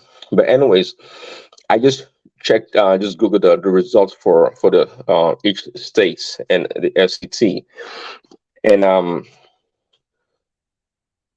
according to the results, let me see real quick. According to the results, Tinubu had about 90,902. Atiku had 74,194, and Peter B blew them out 281,717. And then PP, of course, came fourth with 4,517. Anyways, if you disqualified Tinubu's vote and we just use NNPP, LP, and PDP's votes, right? Atiku still does not have 25% of FCT. So in that case, are we saying there's going to be a runoff if FCT is a factor? Yes. Because nobody has met the constitutional requirement yet based on the first election. And the first election, you need that 25% in 24 states and FCT, however they interpret it. Right. Okay. So, and I think Akim also said, or somebody else said, that I thought Atiku did not get 2/3 of the states with 25% or more. Is that right or wrong? That's correct. It's only Tinubu that met that 25% in 24 states. Okay, good. Obi and so Atiku did not mean to 20. It did not 24 states. No, it did not. No. Well, I guess Akim was wrong, or somebody said it. That's what I thought also. So, given that, if Tinubu is disqualified, then automatically we're going into a runoff election, regardless, right? That's what's going to end up happening. Can you say that again? So Atiku didn't get 25%. Atiku got 25% in 21 states. Obi got it in 16 states. I didn't know that. I thought Tinubu, 24%. I didn't know that too. No, I didn't. He didn't get it all in Yes. 24 states. No, he did not make the constitutional requirement. Yeah, Tinubu got it in 29 states, right. I think. I think 30. He's the only one with that's 27. I think it was 27 or 29. Anyways, so 29 so there's an assumption that that is the reason why Obi did not seek to be declared a winner. Well, Obi just wants to nullify the results, and there's also the assumption that Atiku actually got 24 states. People didn't know he didn't get it. He didn't get 24 states. He did not get it. Yeah. So, but he's what using. Obi is trying to do is just to be a spoiler. Exactly. I agree. I agree with that. I agree with that. But then from the way Kolata said it, which I never thought about it, I think somebody mentioned that before. I think this Yaga guy said it in one of his interviews. It is seeming like if they go that way of the 25%, and they say, well, since only you, Obi, had that, you won everything, but then the other two, first and second candidate, they did not make it. Maybe there could be a runoff, maybe a rerun. with 355 billion naira, my brother. You see, Go in the Nigeria will bin. go under, Okay. completely under. Quickly to that point, Is that what I was you going people are to banking on ask the that people panel. is not going I was Huh? going to ask everybody the question also. Say, well, just like I guess in America No, and in Britain, right? Prince Daddy, hold on. Let's exploit that space. Well, It's that's the space I that want to talk money. about. It's crazy money. You can't just throw that money That's in the the bin. space I want to. Sorry, that's the space I want to really talk Oh, yeah, about. go on. See, Yeah, go on. Yeah. so that amount of money, and also we have to see. There's one thing for the judges to see the petitions and use the laws, but as in common law, it goes beyond that. See, they Common also have to sense. gauge. They also have to gauge the temperature of the country. Okay, in trying to pronounce or change the results of the election, in addition, of course, to the billions of naira or dollars they're going to spend to persecute or another election, right? So I'm trying to get to the point now that what do you guys think in terms of the reasons why the courts, regardless of what is presented to them, would be reluctant to want to change or even disqualify Tinubu from being the president? Prince What Daddy. other factors? Prince Daddy. Yes. You know, asking for another election in that country is asking for chaos. There is no I way agree we with can you. hold. I agree. There's no way we can hold any peaceful election in that country again. It's not possible. This Why are you election, why are you justifying this? it's Let not him possible. land You're now. saying this. Rational Simba. mind. Let him land now. Okay, all right. Look, Yeah. look at it. You know, rational mind be rational sometimes. Let me tell you. Look at the political atmosphere. That's a low blow. Just look at it. You know what Prince Daddy is Simba, taking it I sometimes. like that. Rational mind be rational mind sometimes.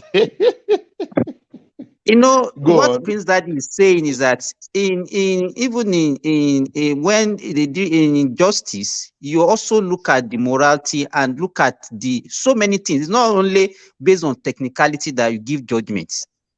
You talk about the cost. You talk about the so many things they have to take into consideration. Asking for another election in that country in how many months' time, at what cost? Not only in terms of finances, in terms of life and everything. That country will bomb under Sudan. Let me tell you, when we say if you ask for another election. So why does the constitution have that provision for election petition? Like You can't do that. why does the constitution have that? When the constitution knows that there could be a situation whereby it could be a matter of national security, a matter of life and death, or for the unity of that country. Why does The judges will manage that stage. You say what? The judges will manage that stage. They will manage that area. That's what I'm saying. Make sure there's no constitutional crisis. We can't afford to conduct another election this year. You see, so the question is, why do we not have the election petition tribunal then? If we cannot afford to do this. Oh well. Diwali or Simba's on. Can I paint this picture? So you have a winner that led the second runner up by 1.9 million votes, the third runner up by 2.7 million votes. We talked about the cost of the election. We talked about the potential loss of life.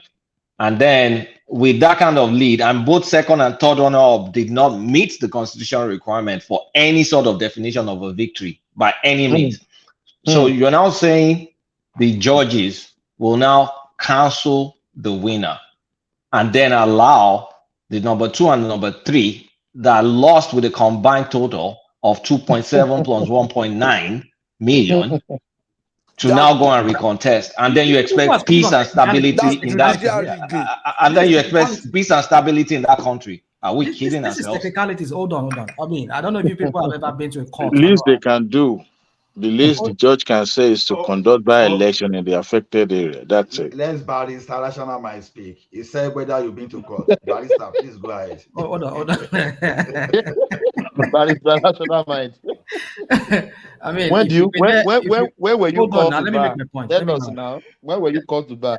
I've called Yeah, back. go on, my All brother. right, so Go on. if you've been to any court, you will see the statue of a woman, blinded with a Why cloth did they blinding in use his man? eyes, my Why eyes. did they use So man? hold on now, Patoski.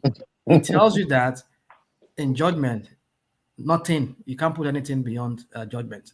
So for the fact that you people are talking from the angle of technicalities, oh, how is the nation going to be? Oh, how is it going to be? Dude, that was why the constitution have that election petition tribunal, because he knows that at some point some election will be disputed and will call for a total redoing of the whole election if it happens that way. So Nigeria should be prepared. So the point is this, that Mahmoud should go to jail, because if you're conducting an election, no. If you're conducting an election, you should know the consequence, the weight that how do I put it, the responsibility that you're carrying, you're shouldering to get it right in the first time. If that very day he found out that that thing was hitting the server, there was an attempt to hack the server, just cancel it. That okay, we're stopping this election right now. All the material, bring it back. We're going to redo it. Come on, rational mind. Because you people are talking about money now. But You're talking about the I'm money and sorry, everything. Rational mind. Sometimes It's not possible. it's not Of course, possible it's not now. possible, but We are but not you in people are talking about America. money right now, right? You're saying No. it costs a lot to See, do another one. rational mind, real quick, let me just interject you real quick. Okay. If he had stopped that election this on that day, Hmm. and Tinubu still ended up winning that election, people will still have something to talk about. You know why? Because now you are now giving ammunition to the opponent to say, well, you stopped the election because you knew it wasn't going in the direction of the preferred candidate. June 12 all over Nah. again. So, No, Adewale, see, let me see, rational mind. Wait, we are missing something here. Look at it this way. INEC told you that this is the process we are going to follow. And along the line, you see the risk that if you go this way, it's going to cause some kind of national security. If you go back to the Electoral Act, INEC is empowered to use its discretion, to use the right processes that it deemed fit to guarantee the success of that. That they promise you that yes.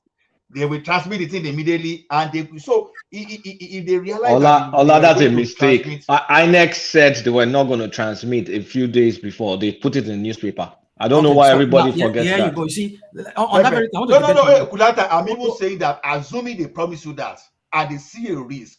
Okay, if they were supposed to be 25 million voters and all of a sudden they were seeing like 200 million votes somewhere, they were not going to continue just because, oh, we promise you to use purely online. They will stop it and look Well, into yes. another, because Quickly they have also. certain days Ola, they must conduct election Ola, before Ola. See, the next the handing court, over. I was going to say quickly, see, the court is not there to usurp INEC's authority or conduct of the election. That's not what the court is there for. I think that's what people are thinking. See, the court is going to go by what INEC actually did. And personally, I have a lot of question and concern regarding the fact that at this point in time, Prince Daddy, hold on. I want you to take this question with what you're saying now. I've asked this question before now.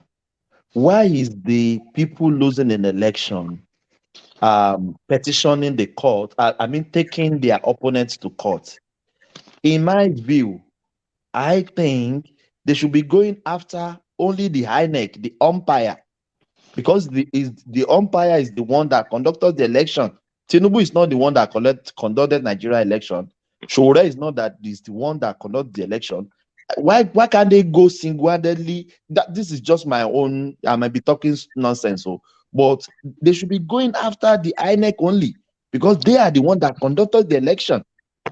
That is just my own. Thomas, to that technically point. they are going after INEC.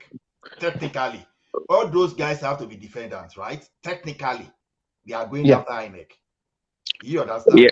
Yes, they're going after INEC, but they're not going after INEC because they're so pious and they want to change, they want to make Nigeria better or challenge even though Peter B says, he's challenging the process. That's just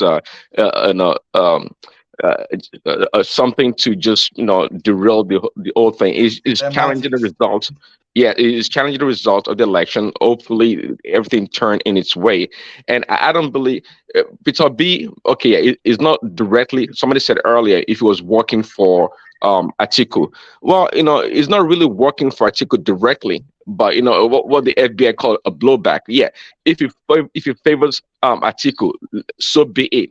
But Peter B believe in his mind that he's a rightful winner of the election. I don't doubt that at all. I don't doubt it. That's what he Wait, thinks. why do you think? Why do you think he believes in his mind that is the? No, I think he's caught in the web of his celebrity. He can't run away from his rabid fans. Like, look at them. But it goes. Do you know to the degree in which he believes those polls before the election, the poll that told him he's going to win 60% of Kano? Do you know the Polls level? that they engineered those polls. Now it What was in the know. I The know, polls were but engineered. So why of would he course, believe something he engineered himself? what can I say?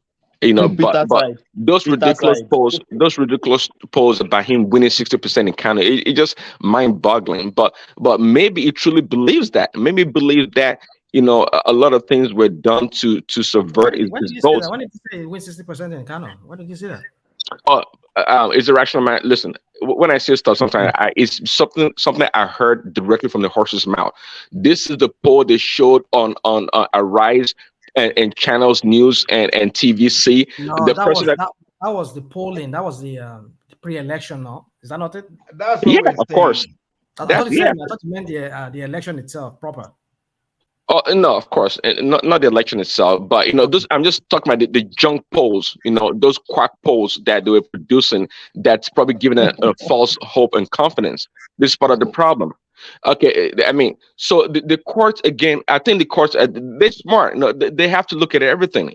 We have an, um a common law. They can't just look at the books or this is what the book say. Okay, let's go do another election. I don't think it's going to go like that. They're going to look at INEC because INEC, quite frankly, is the fourth arm of the government. What can we say? Every 4 years they show up or whatever and do election, and their role in the country is very important. So whatever they're going to go by what INEC is saying, and INEC seems to be in support of the announcement of Tinubu as the president. So it's INEC. They have to go by INEC's ruling in many of these conclusions, and to the point of someone is qualified, one is not qualified.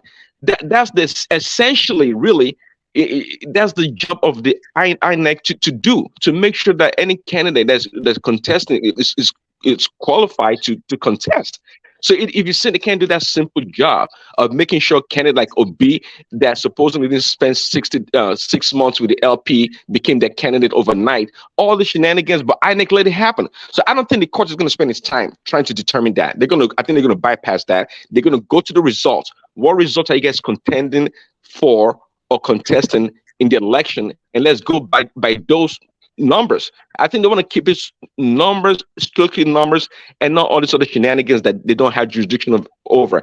If INEC drop the ball about who qualifies, well, so be it. We passed that stage. Let's go to the results.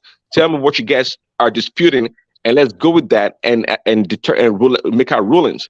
And to the notion also that hey, let's speed up this election. It is speed up this election. I think many people think it's a kangaroo court, the shenanigans. I'm actually quite surprised. Also, I'm quite surprised how so-called Leonard Silk and some sense will come and say that okay, let's get it done before 29th. Really, do we really want that? Do we really want that? No, Prince Daddy. See, if you say you don't want that, people like us that we do technology for living, we tell you that it's possible. Before, when everything will be counted manually, we say yes, we can go forever. Even where they are not as sophisticated as we are, they can do within 15 days, within 20 days, within that. No, see, less listen. than about this. No, Prince Daddy, wait. You see, we have all the documents. You, as you are now, you can write the program and pull some kind of analytic solution and pull all the documents from RF and just analyze. You can even sort all those one, or treated one. You can even sort all those things out. What we are saying is, I get. we have I'm we not have the talking. capacity. Okay, see, so that's the point. I'm not even talking about the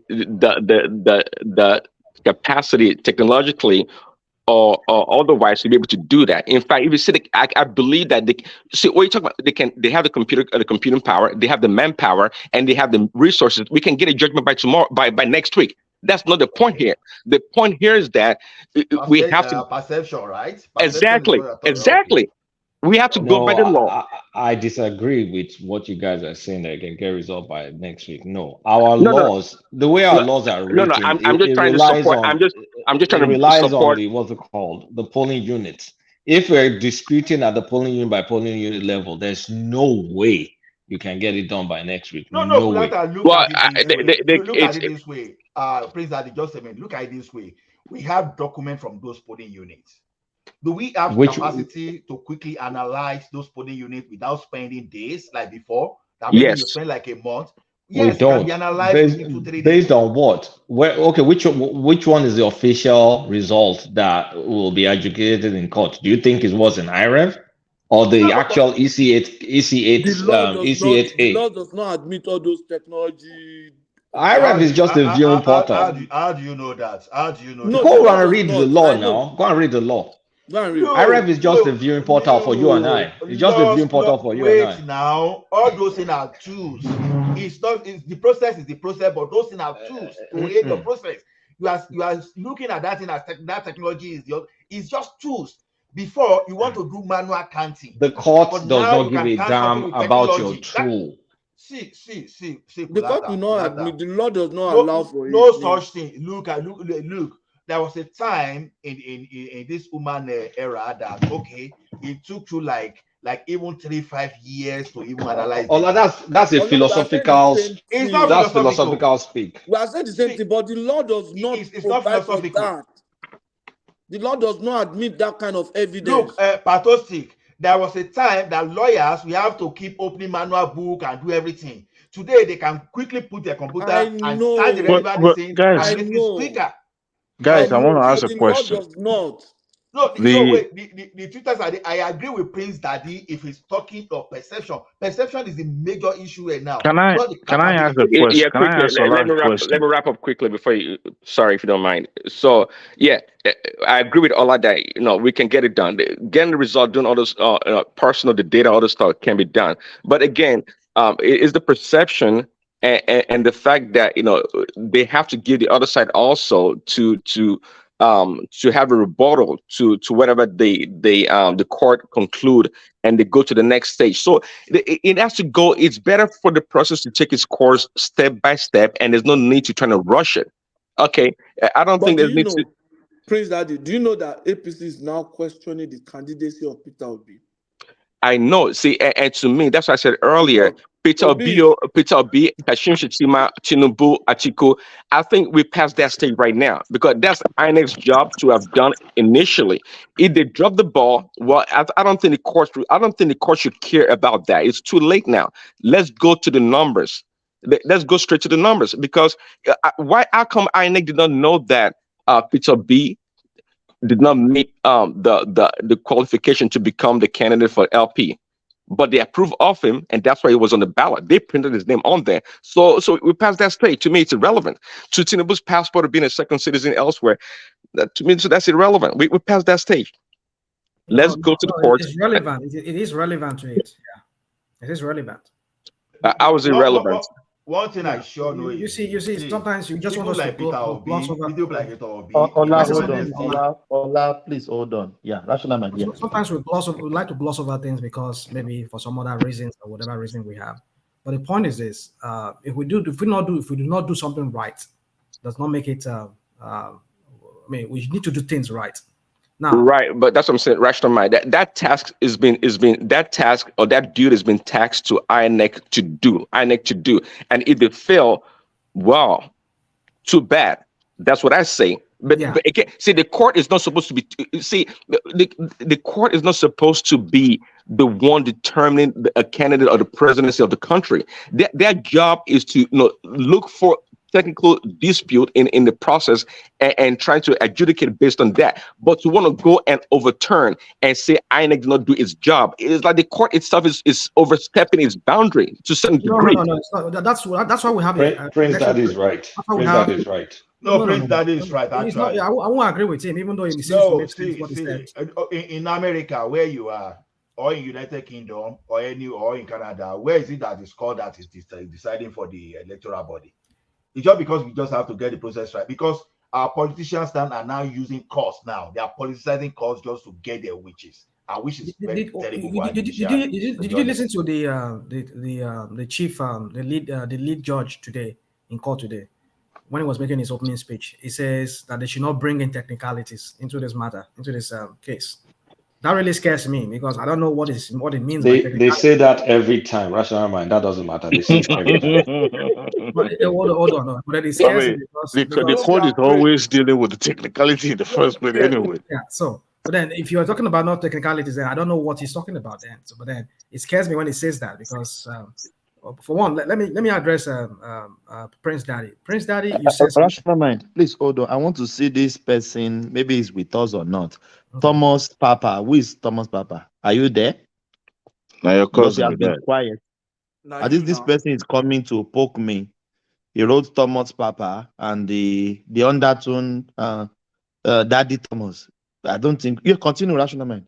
Yeah. So my point is this, Prince Daddy, is that we have election petition tribunal, like we have the constitution made that provision, just so that any things that were not done right, any infraction, anything that was missed could be addressed. And we've seen that play out in many other elections in Nigeria, even governorship, where governors were removed. I mean, somebody who won, like the APC guy in Bayelsa who won, was removed because his deputy had some question to his that's a mistake, rational mind. That case was done before the election. This is after the election. That case was done before the election to see if someone was qualified. What are you talking about? There's a difference. Listen, calm down. Let me explain the difference quickly. It won't take me more than 2 seconds. Okay, go on. Okay. They started before they did the election. They took the qualification issue to court, and then the court adjudicated after the election. In this case, you are taking it after the election. INEC has already allowed that they're qualified, so you can now take them after election and say, "Oh, they're not qualified." When INEC already said they're qualified. What's the difference? Dude, the difference is because you can only adjudicate qualification before the election. Listen. The point of the argument here was that why should we involve the court in adjudicating things like that INEC should have done in the first place? Good, but then the timing does not matter in this matter. I don't know what you're talking about when you say timing here. It matters. The court is not there to do INEC's job. The issue is INEC should have done its job. God. But they did not do their job. Or Benny address us on this one, rational mind. We all hold on. Let me land. INEC should have done their job because they are a bunch of, they're just kind of, well, let me know. So, but they did not do that. So we have to resort now to the court to do that for us. So there's no harm in that if we allow the court to do that. Okay, so the timing here does not matter. Let him land. The timing here does not matter. This guy won in Bayelsa State, won the election, and he won real fair. The people love him. He won the election. But look at how the timing is everything. The timing is not. It doesn't matter because INEC failed in his responsibility. So listen. They took them to court before the election. If the police, let me give you an example. If the police, let them hold on now. Zaki Father, somebody is in the middle of a conversation now. So you can't just cut him off. Let's rational land. You come in. Yeah. If the police or the federal government fails to protect me in some ways, and I have a citizen, I have the right to sue them to court and get to get some kind of relief from the court. Why won't I use that? I will use that. So the point is this: that election tribunal were put in place for purpose that has to do with electoral matters, anything concerning election. So if the candidate is not worthy in the first place to be there, and INEC failed in his responsibility to do that, in fact, if you ask INEC will tell you that they don't have the right to that. So I mean, I've had INEC, argue that they don't have a right to disqualify the candidate. Anything you present to them, they will go with it. That's what they say. I've had even Mahmoud say that. So the point is this, that if the INEC fails to do that, then we have to ask the court to do that for us. So there's no harm whether the timing, whether before or after. But the point is that INEC failed in its responsibility, which maybe the constitution should have been clear as to that and make provision as to why or how they should make sure that every candidate is vetted before they even. Rashomon, quick question. To the point you made, I think Mahmoud was talking about the bylaws of each party based on how they produce the candidate. That's what I believe they're talking about, that they don't have any say in that. If you say you need a 6 months a registration or a membership before you can become a presidential candidate, and they fail to produce that, but nonetheless, for example, LP then nominated the candidate in a personal picture of B. Well, that's fine. I don't care about that. Yes, Can anyone hear him? I didn't understand what he said. I mean, Thomas, did you hear him? Can I interject? No, hold on, please. Yeah, Prince Daddy, can you repeat your last statement, please? Oh yeah, am I clear now? You're a bit clear now. Yes. Okay, so I was saying that Rashomon made a kind of almost a general universal statement about INEC not caring about how the candidates are selected, and I said that's incorrect. I think what INEC was trying to do is not to infringe upon the bylaw of each party on how they produce the candidates. So, for example, in LP, so you have to be 6 months membership before you can be nominated for a presidential election. And Peter Obi, to my knowledge and general knowledge, did not meet that. And for that reason, nonetheless, if LP say, yeah, is our candidate, INEC say they don't care. If that's what you guys want to do, present your candidate and we move forward. So that not because they don't care about who becomes they have to do their own background check based on the candidate. But how each party produces their final candidate or candidates is totally up to them. I think that's what Mahmoud was trying to convey.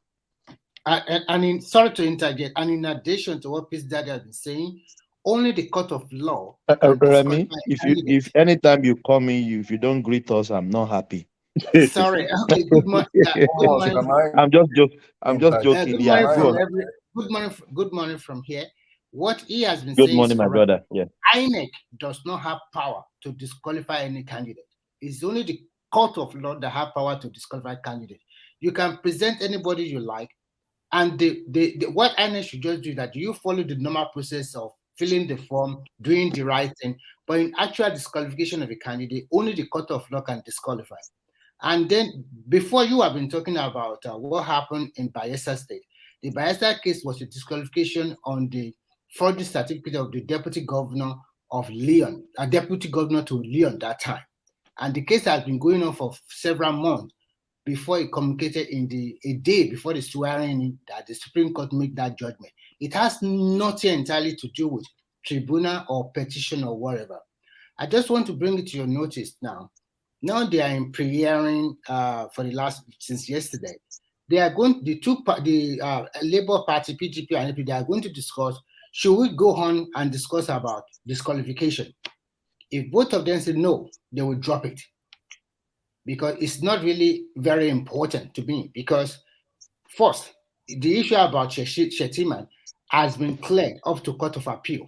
If you don't know about the nomination, that one has been adjudicated by the Court of Appeal. Yes, there's the existing what they call it court case the court case that. So that it has been done. Yes, dismissed it. So they are the one that dismissed it. So that one is non-issue at all. It's inconsequential. So if you still continue to go there, it's non-issue at all.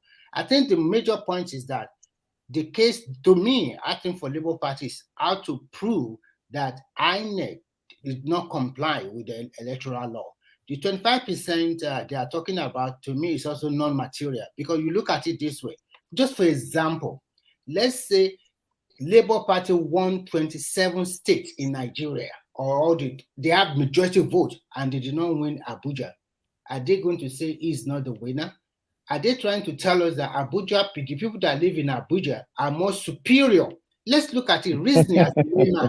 They are giants. And the They other are giants, Nigerians, and they have they are two heads. Excuse me, but that is what the law said. Sorry, the law said it. No, No, Remy, real quick. Midwest. Remy, Law didn't say it. Law didn't say it. Hold on, Remy, real quick. It's a everybody, simple please. language. Even if you read the constitution about and say an Abuja, it does not give them any special status or any special thing that okay. Remy, please. I will come back to you. What they call it? Zaki Father has been trying to come in since. Let's hear from Zaki Father, and then we'll come back to you, Remy, please, if you don't mind. I want to address what Kulata said and what. Can you speak a bit louder? We can barely hear you. Can you hear me? Can you hear me Yes, now? yeah, we can hear you now. Yeah, I want to address what Kulata said and what the other guy. I think he has dropped. What's the name? Is it Prince Daddy? Prince Daddy is still here. Prince Daddy is with us. Yeah, I'm here. All right. So on the issue of Kulata was saying that the issue of qualification is a pre-election matter, that it shouldn't come now, right? That is not true. Issue of qualification can either come before election or after election. Are you for the qualification or disqualification? Which one? The issue of disqualification Yeah. can either come before election or after election. If it must come before election, then P2B and Atiku, they don't have local standard to question the qualification of Tinubu before election. The only person that has the right to do that are people like Amechi that contested primaries, Usibanjo that contested primaries with Tinubu in the same political party pre-election. So P2B and Atiku have local standing after election. So after election now, they can now question it. You understand what I mean? I understand what you mean, but you will see the judgment and then you come and local standing again. All right. Let me finish. Then on what Prince Daddy said about whether P2B is a member of Labour Party for 6 months, something like that. That's not what the law said. Constitution. The Nigerian Constitution didn't make explicit provision about the number of days you have to be member of of a political party before you can contest election. It's not in our constitution. There is no restriction. Is it not the Labour Party law? Quick response. Exactly. I said a bylaw. That means it's their own party law. It's not in their own party law too. It's not in their own party. Well, I'm just saying that's what, even though if it was on, I'm saying that it's irrelevant. That does not disqualify P2B at all. I don't believe it does not. That's my point. That it doesn't matter. But can I come in here? The only place it can can I quickly put it? The only place it comes in is in the Electoral Act, where they said that every political party should present their membership register 30 days before their primaries to INEC. They should submit their membership register 30 days before their primaries. So that is exactly where the problem lies. Let me finish. But the same Electoral Act and the Nigerian Constitution didn't say that parties are not allowed to admit new members after that 30 days. They never said it. Zaki Father, I like your this conny. This is your conny ways of talking. Oh, you are being sorry, can I interject quickly? He's not calling. Yeah, Remy, Zaki Father. What let him land now. Let him land now. He has not landed. Let him land. A political party, remember, a political party. We know where he's going now. We know where he's going. He has been talking for more than 4 hours now. Let me finish now. Let me land. This is the last one. A political party has even taken P2B to court on this issue of Labour Party membership or not. And the court struck it out There is a judgment on that already. So it doesn't hold waters. Okay. So what is good for the gander is also good. I don't know. I forget the For the entire geese is good for the gander. yes. So you are claiming now, according to the register, it must have been a member of Labour Party 30 days before they do their primaries. Everybody knows that he was not a member because he was busy doing PDP. That's not what the electoral act said. It was granted a waiver now. There was a waiver it was given. No, that is not even what the electoral act said. But Remy, everybody, please hold on. Don't you think Peter Obi has been doing his underground job before even coming outside and So that means declaring a member for? of two political parties at the same time. That is it. It could be possible. Look, please, Thomas, please, just a minute. That brings us to go on. That brings us to the crisis in the Labour Party. That brings that there's a lot of underhand that their leadership in Labour crisis have done. There is a lot of forgery, and you will see at the end of the day, the result will come. Everybody will But what see. do you mean by being member of two political parties? What do you mean? I don't understand. So for example, he was on April 24 or something like that. He did his clearance with PDP, and 2 or 3 days later, he was declared the presidential candidate of Labour Party. Why you look at the argument? See the argument. No, listen. I've not Just hold on. Let me answer that. No, let me answer that now. Just hold on. I allow you to talk. Hold on. You know in your heart, everybody have their own conscience. He was not a member. His name was not on the register of Labour Party. 30 days stipulated before they make him the presidential candidate of that party. Remember, Remy, hold on. That's what I said earlier on. Maybe he has been the member of their party that we don't even know. So that's what I'm saying. If he has been a member of their party for a long time, we don't know. That means he is a member of PDP too, because he went for their parents. That is the error you are still making. No, but the National is talking about waiver just now. No, it's not about waiver. That's the error you are still making. No, it's not about waiver. This is about the requirement from INEC that you must Remy, hold on. Let's clarify from Zaki Fada. The most Zaki Fada is talking from the situation room. So let's hear from him. P2B was a member of PDP before, right? And then later, on a certain date, he officially tendered his withdrawal from the presidential contest, and again withdrew his membership officially from PDP, right? Then Electoral Act didn't say. Hold on, Zagifa. Is it the cycle of this election? The one we just finished? Yeah, this election, yes. Okay, sorry, So Zaki Father. No, we have hold dates. on. Let him land now. Let him land. It should produce dates. Political party. He didn't say that. Go and read the Electoral Act now. He didn't say that you must be a member 30 days before running an election. He never said it.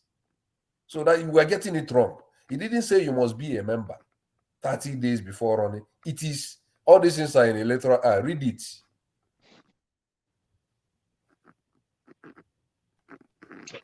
So have you finished? Yes. Back to Remy.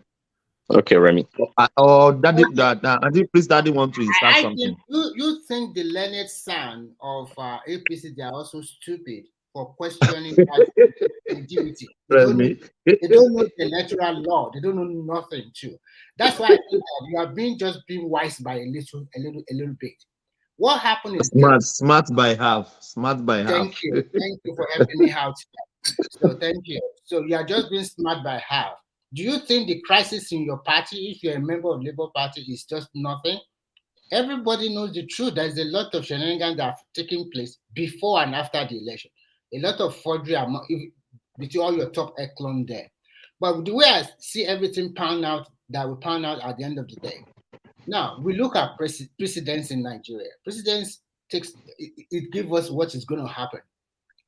2007 election was the most terrible election in Nigeria. And still, what did the Supreme Court do? Yar'Adua was still proclaimed as the president of Nigeria. This particular one is even more clearer and more cleaner. We have a candidate that The difference between him and the Labour Party is about 2.7 million votes. And when you look at your petition, Remy, that is not moi moi. I That don't is know not whether moi it's moi. uptown, whether it's 6.7. uptown. Sorry, Tom, I don't know whether it's uptown or I was asking him, can you show me the paragraph where you are disputing more than 18,000 polling units? He said he would Yeah, give it to was me. Uptown. Yeah. Uptown, like all these Today, I their never see. kumbaya. All these their kumbayaism. And when you have an open-ended petition without even telling us, I said it to him, I told him that you are only disputing 84 polling units alone in Lagos State. 84. How Please, many can people? I ask? I wanted to ask a question, please. Yeah, go on. Yeah, We've talked Midwest. about at the time period of nominating a candidate. What of dual citizenship? What does the constitution really said about this very particular issue? Is it true propaganda that Tinubu has some passport from outside the country, or is it true, or is just the propaganda? What Tinubu has He has is a merely the passport. same thing as the honorary citizenship they gave Obi in Ghana. Honorary citizenship doesn't give you passport. It's nothing. Honorary citizenship Ask yourself a good question. doesn't give Do you you passport. No, excuse me. Is Peter Obi also having another citizenship somewhere? No, it's honorary. Honorary, just a simple citizen. You know what, say Remy? No. Both of them, they have citizenship. Yeah, of wait course now. they gave Ghana. No, see. Let me give you a tip there. You see, Talala go on. it should be honorary citizenship because Tinubu does not need a passport to travel to Guinea. It's ECOWAS. Apart from that, the this special envoy of Guinea in I think in Lagos, one of the what you call it, not embassy, Already spoke. yeah, said that it was granted consulate. by consulate office, one of their mission, head of their mission there, that the former president was the one that granted that right to Tinubu as a form of recognition, not necessarily a citizen of Guinea. But this is a standard practice. It's just that we like to, Yoruba will say "Kafe and Konloju." Apology to those who doesn't speak Yoruba. It's just like making a molehill of nothing. Out of When nothing. in Nigeria we have nationals, we hold on now, hold on, Frashonama. I know you want to, dispute what I will say, but this is the point.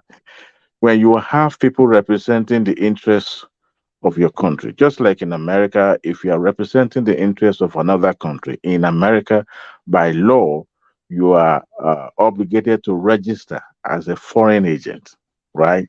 It is possible that this foreign agent may grant you some, some incentives or some stuff like this. And it is possible also for easy passage that they will grant you, sort of like in passport, the form of passport, even some diplomatic, what you call it. And I give you an example.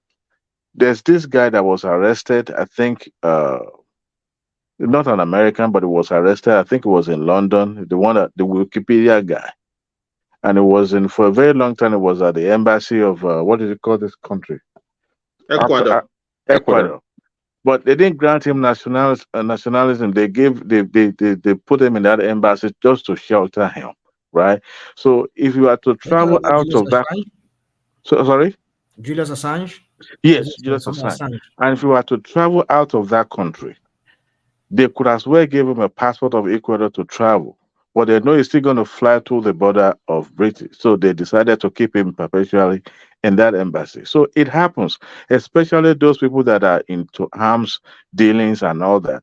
Sometimes the country that they are representing do grant them some of this, stuff for them to have easy passage so that they could represent the interests of those countries. And we've seen Nigerians in the past that represented the interests of another country, especially when it comes to business dealings. Adewale, sorry for cutting you. I'm very sorry. May God bless the wisdom of Madam Hehai. He said wisdom rather.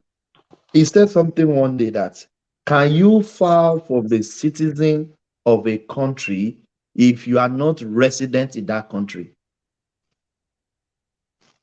You have to have a residential address in a I mean, that one country. is even easy. That one is easy. You can use anybody's address. You can use But you anybody's have to be Hold address. on. living in that country. You see, every day You when have to be living in that country. hold on. But Every I day, think hold on. this Can is I say one of the something? most complicated something. The explanations are so confusing. Is both Yes, Obi and Tinubu, hold are on, they please. having other passports? Hold on, please. Let Rational Mind come in. Yeah. Adewale, When he said Adewale, that, sorry for cutting you. the I'll very come day, back to you immediately after Rational Mind. the very day Yeah. when she said that, all of that thing here, well, it makes sense to believe that you would need some form of address, place of domicile, so that you can make as reference. But it's not a precedent. I don't think it's set in stone that you must have a place of residence in that country. We've seen people who obtain investment. If you can invest in certain countries, they confer citizenship on you, whatever process they go through for that. But the point is this: the general point is this. I just don't want to go into this whole thing with Tinubu's the status as to it is certain that that passport that we saw was a diplomatic passport. But there are issues that arise from that passport which we should address, which he should talk about, which I'm glad maybe if they're going to talk about it in this court to prove whether he was actually a citizen. Because in that passport, they said they asked me nationality. It says Guinea. I mean Guineanese. Sorry, Hold National. on, please. Just a quick question. Can I land before because that time I won't say this Please, thing. you I have don't to get. take it along. You I, have to I take don't know. it. I won't take it. I won't take it along. Please, just hold on to it, please. Let me land. Hold on, Remy. Please, Yeah. Remy, please. Yeah. The land it, please. It says I'm a Guinean. That is what it says on the passport. And if it's just a foreigner, because like for example here in America, if you're In that passport, is there anything like hold on, place please. of birth? Hold on, please. If I said I just stopped Remy, the issue, and you just came in, you can't do that.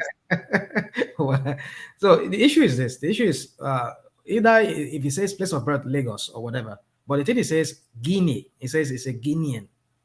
That's what it says.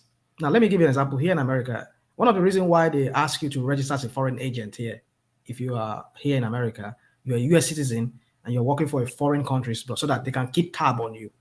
They can understand your politics and understand if they can put you, if you're not a spy, because this is a matter of national security, so that they do not find you that you're working for an adversary country. You are here working as a foreign agent, supplying them or spying on the US. That's why they would require you to register, and some other things are attached to it, maybe also for monetary reasons, so that they can pin you down if you're laundering money or all of that. So, but the point is this: that these are the issues. The issue at ground here is this: it's a matter of national security. That's what I'm looking at. If he said, and I'm not saying he's a Guinean, but in that passport it says it's a Guinean. So, in what role, in what capacity has been working for the United? I mean, for the Guinea, for the country called Guinea? Is he acting as a foreign agent for them? And then if he is, and he's a president, then has he renounced that? So these are the questions we have to raise. I know Nigeria is a country where we don't really address matters, because this is a guy who doesn't even ever give himself up for interview. He never went into any debate. People were excused anything. Are you ready to take my question now? So what's your question? Mine please? too. No, let My me question- answer. Hold on, please. Hold on, please. Let's hear from I caught Adewale short in the middle of a conversation, and Rational Mind hijack it. Let's go to Adewale. Then Thank I you. will come back to you, Remy. Yeah. I have two questions, and if Rational Mind can also answer, that's fine. In America, do we have any veterans in the studio right now? I'm not a veteran, no. Okay, I'm trying to see if anybody is a veteran. If you're a service member for America and you are stationed abroad, there are so many military officers that are not American national, and they issue them a passport. They call it service passport, and they take it because they will take your personal passport from you, and it's not a diplomatic, it's just for your for military personnel to service abroad. And in that passport you will see nationality American there, because you're serving the interests of America. And at the same time, when you have a passport, Adewale, before you go on, in that passport, are you a citizen? No, they will write American national there as a national. But But are they would. you a Oh, me? citizen? Yes, I am. No. What you are saying, the scenario of No, the that passport doesn't you are confer. creating. That doesn't confer on them. That doesn't confer on them American citizenship. No, it doesn't. So they are That's not a why. citizen. So me? No. Those people who carry The that scenario you are No, creating, no, they are no. not Those citizen. ones, those ones that join military and they are not citizens, they are not military. That's why they could deport them after their service. As a matter, Thank you. as Go a on. matter of fact, the deport them Senate, or if you committed a felony and all that, they could deport you. It could hand you over. In fact, during the Trump era, they were even intensify of deporting people that are not American, whether render service to the nation, that's on you. But having a passport in your hand does not confer on you a citizenship of the country. Because the act that establishes citizenship, you have to have a certificate, you have to have a documentation. Having a passport, anybody can carry a passport. If you go out now and I said they need you to identify yourself, you can identify yourself, with your passport. However, your citizenship will still have to be proved. Like, for example, in America, when you want to file for your citizenship, even if you have passport, you've served abroad, the capacity of a service person, they still need a copy. They are the one that issued you that copy of your this thing. They still need a copy of no, I'm talking about they still need a copy of your citizenship for you to even issue you a what do you call it? A passport. You have to send the original to them. They will now mail it back to you, despite for the first time. So subsequently, they already have a copy. They just need you to send them a copy of that passport. Then they will issue you. Go to the post office and they will issue you. So passport alone, as a standalone instrument, does not confer citizenship on anyone because you still have now to depend on prove, the type of passport you're talking about. regardless. No. But may I ask a passport you're question, talking about please? it's not a regular passport. The regular passport. Can I ask a question? Is Passport that is what just an identification document. No. Please, am I permitted? I want to throw this question to Hold on, Midwest. Adewale. Don't jump. Don't Please jump let me the ask queue. Mr. Adewale this little question, please. Don't jump. Okay. Please. Sorry. Please. Let's Sorry, do sorry. it. No. Don't. You are not offending I me. said sorry. Let's do it. I apologize. No. Sorry. I'm saying no. Let, I'm not let saying Thomas, let him offend please. me. Let him, please. Oh yeah, that's all right. Iremi is your post. Yeah. Midwest Okay, can go. my question to Rational Mind is this. Rational Mind, you said the passport you've seen online is a diplomatic passport, right? Yep.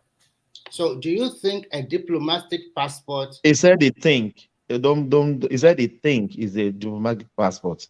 No, that's what it said. That's what it said. It was confirmed. Somebody somebody said not that you are so sure of the passport, but it's a diplomatic. Let me say this. Okay. There was this guy who was interviewing David Udain. I think on India Media. I saw that. He said, "Hold on. I know it might sound ridiculous to you. Hold on, guys. Let's not." You know where I'm laughing. He wrote the Guinean mission in Nigeria to confirm that this passport is it true or false. They confirm that it is true, but that it's a diplomatic passport. So, because don't let us waste too much time. So you said it's a diplomatic passport, right? Yeah. Mm-hmm. So does a diplomatic passport confer a person 100% citizenship? Citizen. Good. No. Good. Hold on. I'll answer that question in this way. There are U.S. citizens that carry diplomatic passports, just as in Nigeria, politicians, our ambassadors or our politicians who are Nigerian-born citizens, they carry diplomatic passport if they have to represent, like our ambassadors, our consular officers who are born Nigerians who live in foreign countries. Rational Mind, before you go now, hold on, please. I think a diplomatic. Hold on, Remy. I want to answer the question. On, You're answering around me, Thomas. You take it together, please. A diplomatic passport. That means you don't need to ask for a visa to go to that country. Am I right? For the most part, yeah. I mean, they're not only there are different kind of passports. There is a seaman passport. That one as a seaman, you will carry a Nigerian passport if you're a Nigerian, and then you have a seaman passport. It only confers to you that you're a seaman working in ships. so that in country, I don't know. Well, let me not go into that. I don't want to say much. I can't remember too well. Okay, so But if my we point is say, this. Let me answer your question. Let me answer your question, Remy. Remy? The point is this: you see that our foreign mission workers who are Nigerians, they also carry passports. Now, the point is this: that there are also nationals who are not citizens of countries. They can also be issued diplomatic passports. They can work, like in the United States here, do have some people that can work for them. Like Adewale gave us an example. Like for example, I know of some people who are here illegally in America, but they had to go through the U.S. Army to get their citizenship or to become a U.S. citizen. Because there are different ways you can become U.S. citizen. If you are here staying legally, if you join the U.S. military and you serve in the U.S. military, they can issue you citizenship from that. You can get your citizenship from there. So, but the point is this: that when they are serving as a non-U.S. citizen, working for U.S., maybe they work as military contractor or whatever outside, they will be issued those kind of passports. They might not be U.S. citizen at that point. They're just working for the U.S. government. But what is stated in their passport, that is what I don't really know. I can't say. so So my point is this. From your Yeah, response, it does not confer. Yes, it does not confer citizenship on you. So if it does not confer hold on. citizenship, But, no, hold on. We can't Okay, go continue. on. So many people want to talk. Okay, So many people all right. want to do something. If it does not confer citizenship, Okay. so I and you, we can categorically say it's a non-issue, that passport. First, I will tell you why it's a non-issue. I will tell you why. First, I and you, we do not see the original passport from Tinubu or from the Guinean government. What you rely your information is on online that you send. I can also go online and doctor any passport and put your name there and put any nationality there, and I can sell whatever I want to sell there. So that's your information you rely on. And if we want to juxtapose what you read online to what the ambassadorial designate in Nigeria said about what happened, which one do you think should take precedence?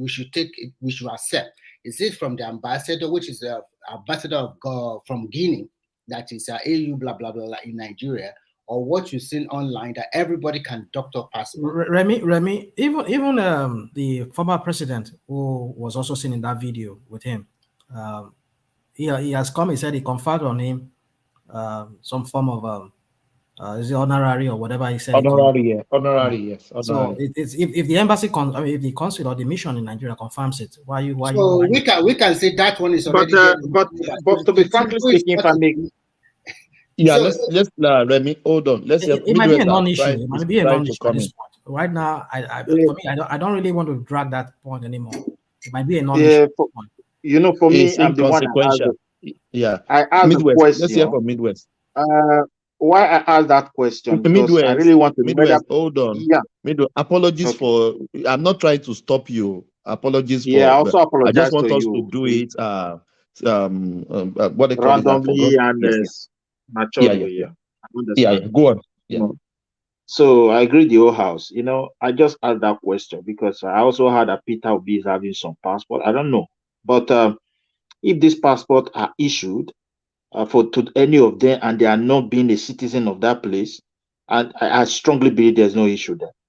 But however, the judiciary can still interpret because I don't even know why they wrote those kind of clauses in our passport, in our constitution without clarifying them properly. So if Tinubu is just an ordinary this thing, the passport, though I'll be supporting Peter Obi, I think there's no issue there because I really want to know whether they were really, one way or the other, they have a certificate that confirms them as a citizen of that country. But however, if there is nothing like that, I don't think issue is there for my own perspective. But I know that the judges are there to look into all this. Let me answer. I think there's a certificate, and I'm surprised that a lot of people didn't remember. When was it Conde, that Guinean man, when he was contesting? Conde, the one they throw away, the military when guys. He was contesting. He was contesting, running. Tinubu supported him, and Tinubu was just trying to champion democracy in Guinea that time. He was one of But those that was but really Alpha Conde has been ruling that country for a very long time. When was that? no. Let him land. You just keep going This around. was Let long him land. ago. That was, I think it was whether it was during, I can't remember whether it was during Fashola or during Ambody or something. It was long. It was not even Ambody. You understand? So Tinubu was supporting them and promoting. He did a number of work to not only Guinea, I think Sierra Leone, all those places where they had crisis and they were trying But to Patoski, this man is very powerful. they A were whole trying to country. democratize. Oh my God. They were trying to democratize. So they were, and Nigerians are wonderful.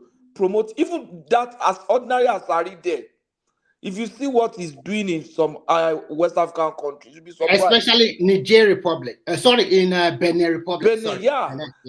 Nigerians are promoting democracy and all those stuff in other countries. Pan-Africanist. Go on. We want to hear you. What did That Alpha was Conde what did? Tinubu did. He was in the news now. So when they swore that man in as president, he invited Tinubu to the inauguration. And I think it was because of that they now gave him honorary citizenship of Guinea. And when they give you such, somebody say, I give you honorary citizenship, and I'll give you a document, maybe a passport. What will I put there? I'll put Guinea now because I've just given you honorary citizenship now. Will I still put Nigeria for you? So that's why they doctored the passport. Did he go? The question is this. Did he go to seek the citizenship of another country? No. No. He could have rejected it now. No, you don't reject what are you saying? Hold on. Why can't you be rejected? I'll give you some example. What did you say? This national honor that they give. What did Remy say? What did Remy say? Why he was so happy to display it all over the internet that time? He could have rejected Dallas citizenship too. Peter, sorry, Thomas, can you check the chat? I think somebody's trying to Peter get be also a Dallas citizen. Yeah. No. Yes, now. Dude. But the point is that you guys are making this so ridiculous. Other countries honor people. I'll give you a good example. Even Buhari has one of the highest honor in Morocco, like all these GCFR. He has one of the highest honor in Morocco, in Niger, in Liberia, in like that. This is different from. Hold on. What are you talking about? What are you talking about? What are you Those guys are doing? honors. What not be? But excuse me, rational mind. You should also talk about Peter Obi. Let me hear you. The way you raise what are you talking about? People go to say you dey fair. Let me talk about Peter Obi. This is what I know about Peter Obi. He was only given a city, not even a state, not even the country. Now Peter Obi's one is only. Hold on now. Lay round up, please. Go and read your constitution. Hold on. Hold on. Go and read your constitution. No, you round up. Yeah. So let me round up.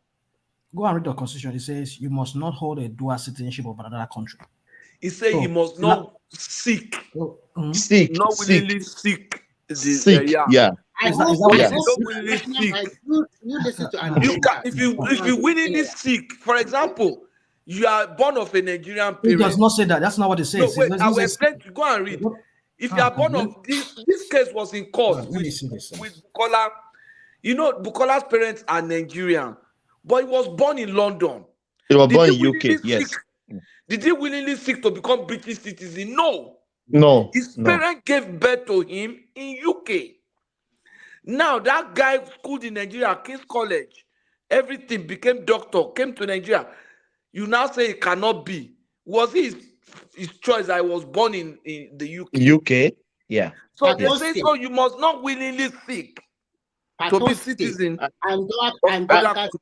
If you and the constitution, also said if you are born by Nigeria parents outside Nigeria, you are a Nigerian citizen. Even if you hold another passport, it's immaterial. So far you are born, it's immaterial now. Yeah, you are still Nigerian. Guys. So let me talk about this. Let me talk about this. Peter Obi, please. I want to know a little bit. Midwest, hold on, please hold on. Let's introduce Olodo Rabata. Who is Olodo Rabata? Meh. Iwola ye. Babati. Ijo Olodo Rabata. Yeah, Midwest. Yeah, continue. Midwest. Olodo Rabata, Ejadidi Momaje. Now, so that they sing on for that. I don't know what he means. Midwest, you asked me a question. So Yeah, please, Rational Man, just yeah, talk come. about Peter Obi, please. That's what I'm saying to you. It was only conferred as kind of like a citizen of a city, not even the state.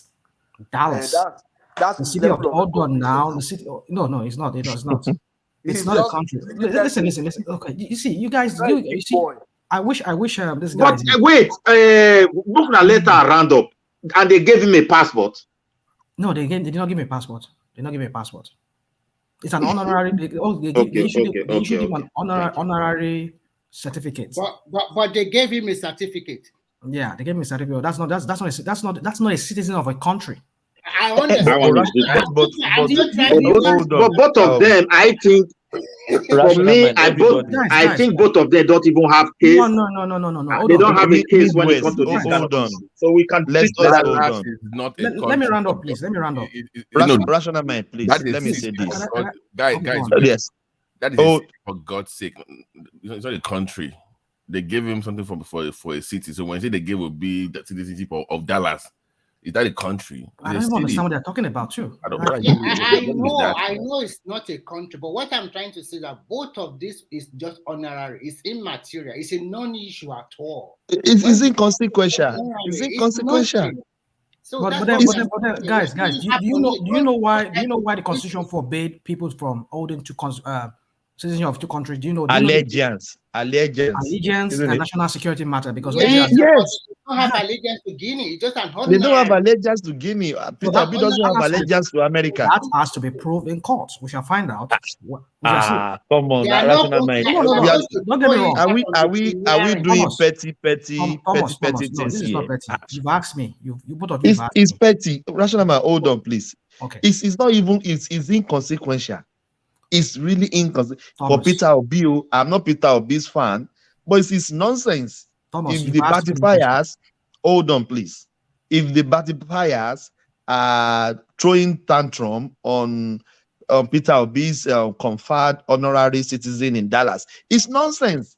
If the obedience, they are talking about Peter Ashiwaju's conferred citizen in Guinea, they should go and check their brain. It's inconsequential.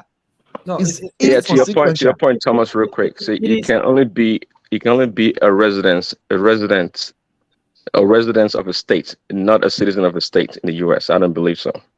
Not a citizen of a state or a city. So Peter B's one is a non-issue, just like you guys said.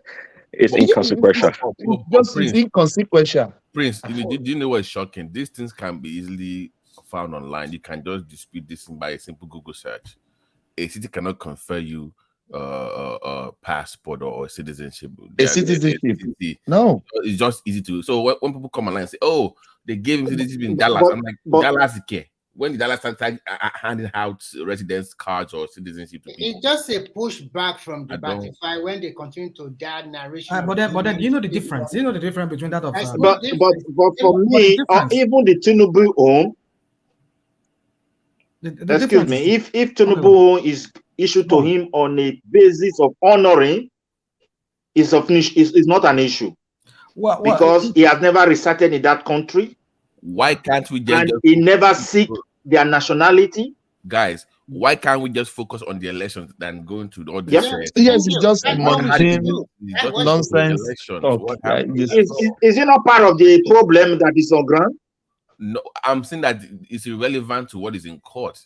It's irrelevant. It's irrelevant. If you look at this, at the case filed in court, no party actually filed this thing against each one another. So one another. Why we are No. You won't say that. You won't say that. Hold on. It's totally irrelevant. Have you? Hold on, please. Everybody, hold on, please. Rational Man that's trying to make his submission. Let's just give him, let's without interjection. Rational Man, please. The issue there is that if it's not an issue, I said we issue is okay. Anyway, so if it's not an issue, what's his name? If you listen to what Boala said when he was interviewed, Forget Atiku, about that guy. hold on Rational now, hold mind. on. You Atiku, talk about hold on. people that have sense. Forget Atiku, hold about on that. now, guys. Atiku, in one of his petition, you all know that one of his petition is open-ended. It's not really definite as to. It's one of his prayers. So, but when they were responding to Atiku's petition, Tinubu's team, legal team, had to bring in, because he did not mention it in his petition. Atiku did not mention about nationality issue of dual citizenship, but he brought it in. He brought in that petition. I mean, he brought it that the response of the citizenship Okay, addressed. as a So response. if it was not an issue, why would Tinubu bring it up? Why would the legal team bring it up? So that has to be. Did they file it as a case before any court of They did not jurisdiction? file it. They did not file it. Then it's not an issue. It's not an issue. The judge will not go to that at all. No. If it's not Rational mind and an open-ended prayer, not even to God will do that. So you mean Atiku has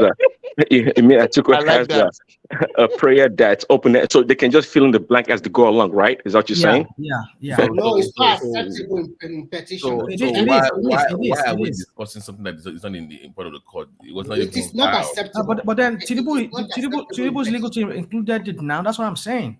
They bring it up. Rational mind. Why would they Remy, rational mind. Why would they do that? That is just a, We shall find out why they did that. Tomorrow we shall find out. Babati, Later today we shall find out. Hold on, please. Remy, have summary everything. This is the pushback from the Batifier. That is just it. The people that is pushing this Peter Obi's son, they know it's inconsequential, but they just want to create all these big thing that some people will have somebody to tune on. It's just nonsense. I don't think we should be even be discussing it. Bro, sorry, bro, Thomas. This is my point. Sorry. Let's Babati come. Hold on, Remy, you said they have something to chew on. My rebuttal to that statement is that there's nothing to chew. In that, there's nothing to chew because a city cannot issue you citizenship. So there's really no something. So if they put it out there, it doesn't make any sense. Babati, propaganda, no, now. But we can dispute that easily now. It's not very hard to dispute. Sorry, I just want to make something Babati is because you know to other people that don't reside in America or they don't do their due diligence or work. To them, they would think it's an issue, but of course it's not. So you must also understand that some people, anything they read online, they believe it. Who can sing? Now, let's talk about the petition itself. When you write a petition, you must tell us the details of what you are trying to do. But if you leave it an open-ended, that is confusing, and that is not accepted in petition. And I think Ogbeni used about 1.5 hours to explain all of these things.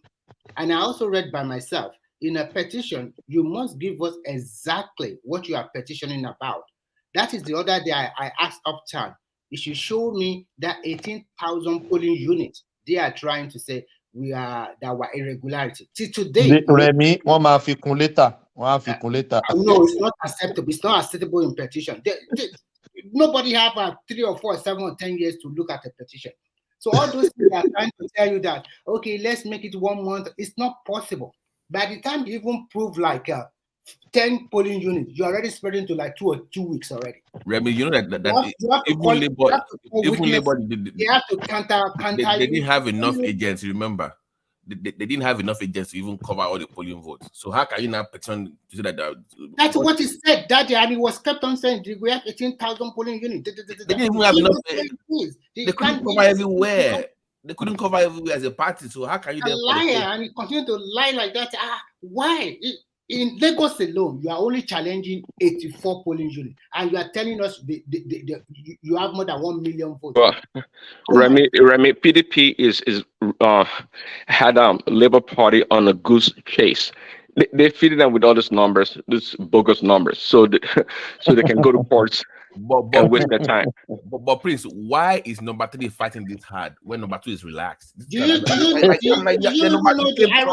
irony part of it is this: both of Obi and Atiku, none of them are saying that they were churching in the northeast or northwest. I was waiting to hear from that. Okay, Sokoto Labour Party can say we have 500,000, but did not give it to us. in Yobe, all of this, they are not disputing all of that one. So come on, how can so that one was fair, Abi. That one was that one was fair. But in the south, where Obi thought he won by almost 2 million votes in Lagos State, and that means they do a lot of shenanigans just to disrupt everything. We all know the truth. The judges are also Nigerians. They also Remy, I still maintain that in Enugu, a strong PDP hold. I find it very difficult to believe or hard to believe that PDP only got barely 4%. What are you telling me? Are you telling us there that is no way even Ebonyi and Imo State, where APC that have is a lot some of rigging shit out there, man. Come 2% on. of the vote. Enugu is a PDP stronghold now. How can you get 4% in the president election? Come on. Even the same Anambra we are talking, Abga that also have a presidential candidate, they cannot even get 2% of the vote. Everybody just voted for that. Oh my God. Babati. Yeah, Adewale, I thought you have run to the fridge to get some food. No, I'm busy working here. I need to go to bed now. Babati, do you know that Enugu that you are talking about is part of the Southwest, part of Yoruba land? You know that, right? No, don't get me in trouble. You said it. You didn't know? If you don't know, let me enlighten you today. They call it Enugu. So it's a Yoruba land. Enugu. Yes, that's why they name it Enugu. So it's a Yoruba land. And another thing that I was even expecting, I was expecting. Sorry to Babati, I changed your name. I changed your Another name. thing that I was expecting is that the form DCA that they write the result sheet on. I was expecting that most of the other political parties that partake in this election, they will cry foul that, okay, the results were manipulated. This, in the age of technology, everybody that voted in most of the polling units, especially in the south of Nigeria, because we don't trust one another, most people take photo by themselves, even before they put it on IREF. None of these people come out that this polling unit result is not exactly the way we voted. Yeah, but the disparity itself in the numbers, according to INEC, remember they said What is Remy talking about? Their server was attacked 167 times. Of course, they tried to hack into the system. Yeah, they were attacked. So they were like, oh my goodness, guys, save us this BS. Listen. Rational mind. Come on now. Are they lying? To buttress my point, that's if you watch China's television news, there were some 5 or 4 people that the police apprehend that they are trying to hack into the INEC site. Yeah, right. Yeah, if you can get Remy, it is APC. APC people that they are the one planted it. Rational mind will say that. Hold on. Let me say this. Let me say this. You see, what people have this saying. It says, I mean, for those who are non-Yoruba, simply means a witch confesses on. It's okay, don't translate it, we understand. No, not everybody here. So what am I giving that this example is this? Let me give you the history of what happened in this matter of this election transmission by whatever the way Mahmoud said he was going to do it. There's no history you want to tell us we don't know. I know you know, but there's this perspective I'm bringing to this topic that you guys might see my point. If he has said consistently, we're going to transmit in real time. Now, 2 days or how many days to that election? 3 days to election. 3 days to the election. No, I will cut you short. Rational mind. Some of the results were transmitted on IREC. Hold on. No, listen. This is very important. Listen. The same day that some of the results were transmitted on IREC by 9 p.m. Nigerian time. Go and check your story. Okay, all right. Let's know that. Ekiti was transmitted. Oh, okay, all right. The same day. Now, so don't let us. Hold on. Now, I still led by example. Okay. Ekiti was transmitted. My point is this. You said 2 or 3 days or whatever. You changed mouth. You said no. Now, when on the day of election, why are you not acting like? Take note of what I'm about to say. I want you guys to notice what I'm trying to say here. Why are you not acting? Since you've said it previously that we're not going to transmit it every time anymore. We just go by whatever we want to go by. Now, on the day of election, why are you not acting like the server is going to be relevant or whatever electronic transfer is going to be relevant, you should have said, okay, look, guys, we already shut it down. 3 days ago, we told you that, okay, we're not going to be using this electronic transmission. So why people are all talking about it? He never said that. He gave As a good manager, listen, my friend. you Listen. have to manage the situation. Listen. Talking as a good On manager. the day of election, INEC was acting like the same thing they've been saying many days, several days before the third day, 3 days to the election. They were acting like that is what they're going to do. So why didn't they say, no, guys, you should not be caught unaware? We've already said it previously that we're not going to do it anymore like we said it previously before we're saying it that 3 days to that election. But why people not acting like as if we did not tell you? But INEC Mahmoud gave us impression that very day the election is going to be transmitted based on what he has said previously. You said impression. He gave you an impression. No, that's what he said. Listen, on the actual day, there were glitches. And when you go for any competition or any event, God, you see how you people spin this thing? I just give it to you. Let him land. Let him land now. In the actual day of election or an event, sometimes there are some unforeseen circumstances beyond your control. It doesn't mean you should cancel the event. No. Okay. Rational mind. Why did I also want to contribute. Mona, give me time more, I beg. Okay, let me chime in real quick. Hold on, please. Hold on. Let the conversation take place between Rational Mind and Remy. Let's let them have that. Let's have a closure there. Then we move it forward. Yeah. On the actual day, there are some unforeseen circumstances beyond their control. It doesn't mean they should stop the election because it does not affect people voting or counting. No. Dude, you're not saying this thing right. Let him land now. Rational Mind. Let him land. What you are complaining now is that they did not upload the result on IREV, and IREV is just a website. That's what you are complaining about. The people who are not complaining about they did not allow them to vote or the vote was not counted. This is not what we are discussing about. We're just talking about the uploading of result, which is nearly the tail end of everything. And to make it easy, Remy, 3 days to that election, what did INEC say? I think 3 days to that election, the guy said that he's not sure whether they are going to transmit the election. He's not sure. No, he never said he's not sure. He said they're not going to transmit that election. Now, if that was the case, on the day of election, why didn't you just say everybody, okay, after the manual accreditation, bring the something to bring. When I said that it's not sure, it doesn't mean he said it exactly as I said. But listen. Your narrative is just hold on a little bit. What the guy is trying to tell you, both of us know when we talk about technology, anything can happen. Anything can happen any day. So the guy is not giving you 100% assurance. No. Yo, everybody here. Thomas. Yes, please. Yes, please. Here.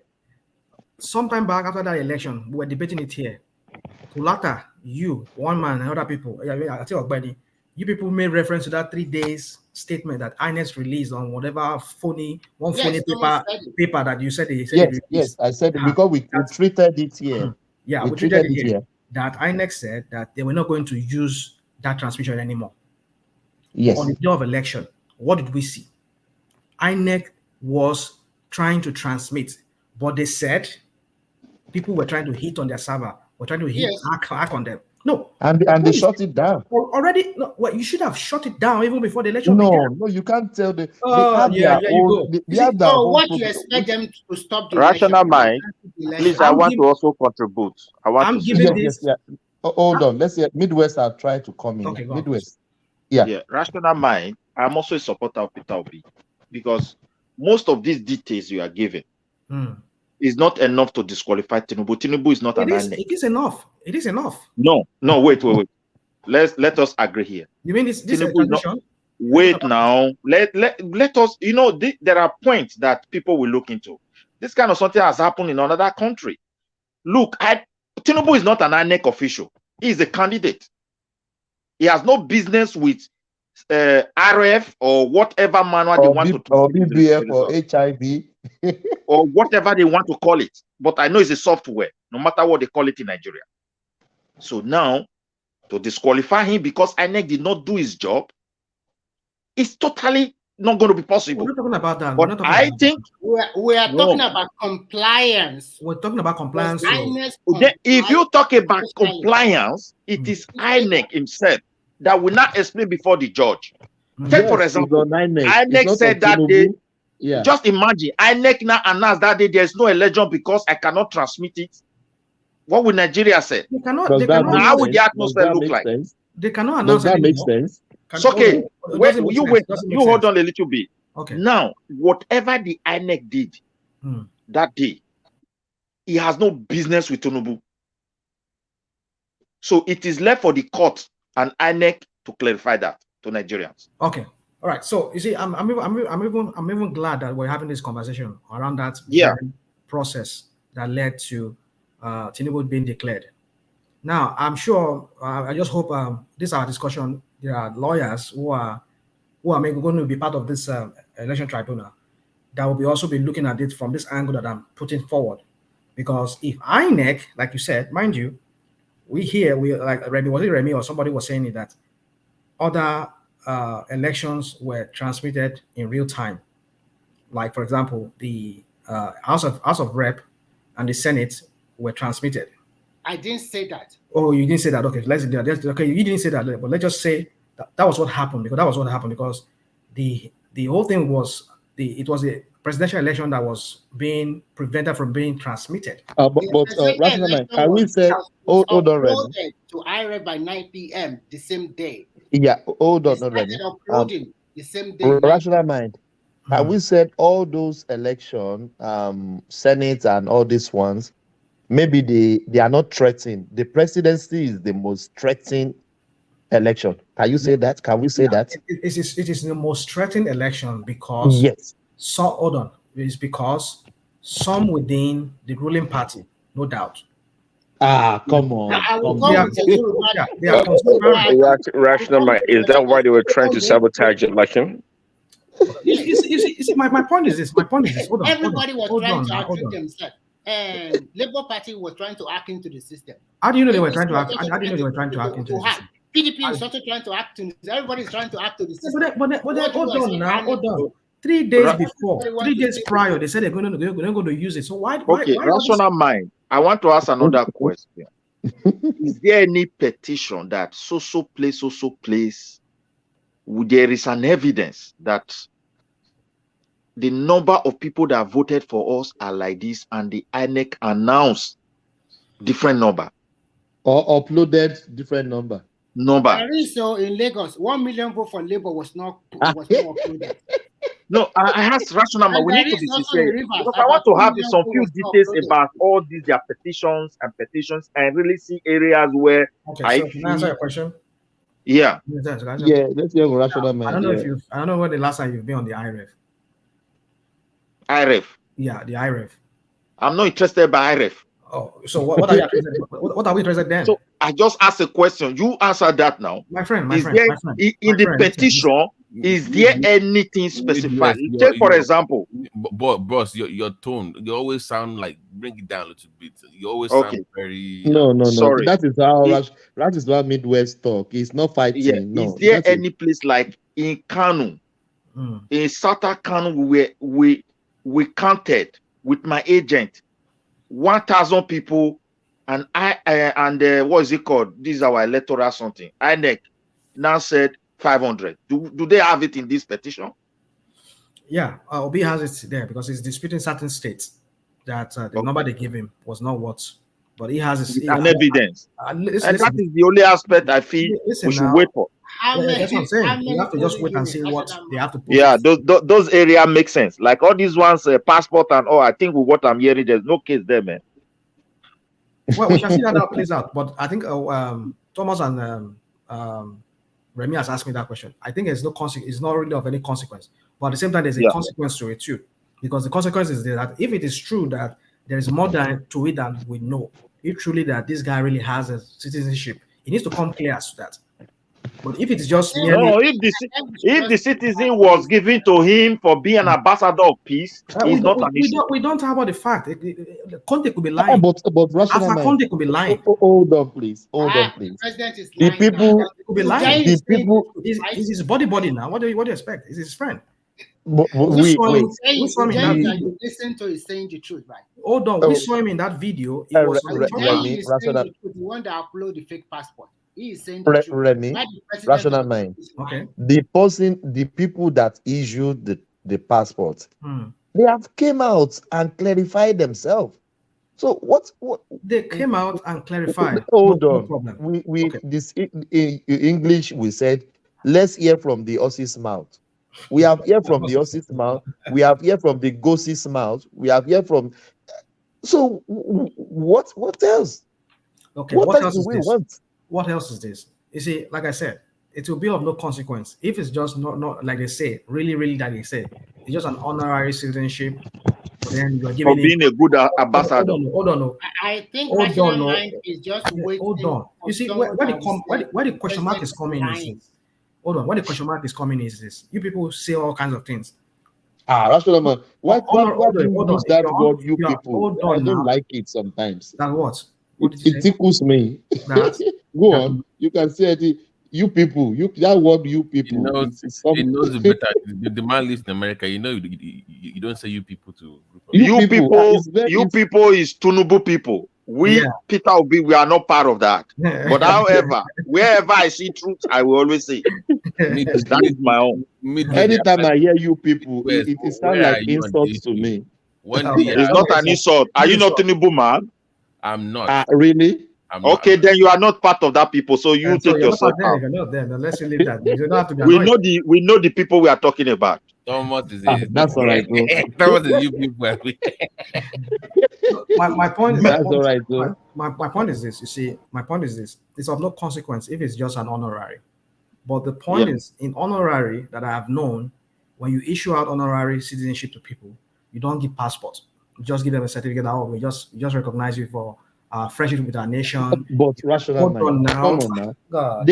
Okay, Hold on. rational mind has been talking for a while now. Can we step in? Rational mind. Passport is not a citizenship. Correct. Hold on. There's so fine. many things. So have that in your mind. Hold on. I've said it before that it's not. It doesn't really confer citizenship to you. Anybody. Yeah. No. If I carry a passport, if I carry a Nigerian passport, it confers that I'm a Nigerian citizen. If I carry a US passport, which is a regular US passport or a regular Nigerian passport, that is a sign that I'm a citizen of that country. Rational man. Okay, hold on quickly. One second. It depends what is below or that passport we cannot see. Okay, so far, rational mind. I think 1 second. I think a lot of people they've said it. No, they made a point that there are numerous ways for one to obtain a passport. Is that not the case? Okay. If that been the case, simply carrying a passport does not confer to you. Just like I think somebody said earlier that the citizenship. There are different kind of passport. That's what I'm saying. Okay. So the question should be answering for us, rational mind, is what passport does Tinubu have right now? What does he have in his passport? They said rational mind said diplomatic. They said okay, if that been the case, so it is not a citizen of Guinea. Okay. So what is the contention right now? What are we trying to get to the bottom of? The contention here is this. The contention is this. I'm a Nigerian by birth. let me not go into details, but I've struggled so many times to get into the Nigerian Foreign Service to go serve Nigeria abroad in the past. Now, let's say I assume I work in Nigerian Ministry of Foreign Affairs, and then at the end of the day, I was posted abroad to go and represent Nigeria as a consular officer or whatever officer in one of the Nigerian mission abroad. I would have a Nigerian diplomatic passport, despite I have my Nigerian passport as a citizen. That diplomatic passport is more like it gives me immunity. It shows my status as I'm immune to certain things.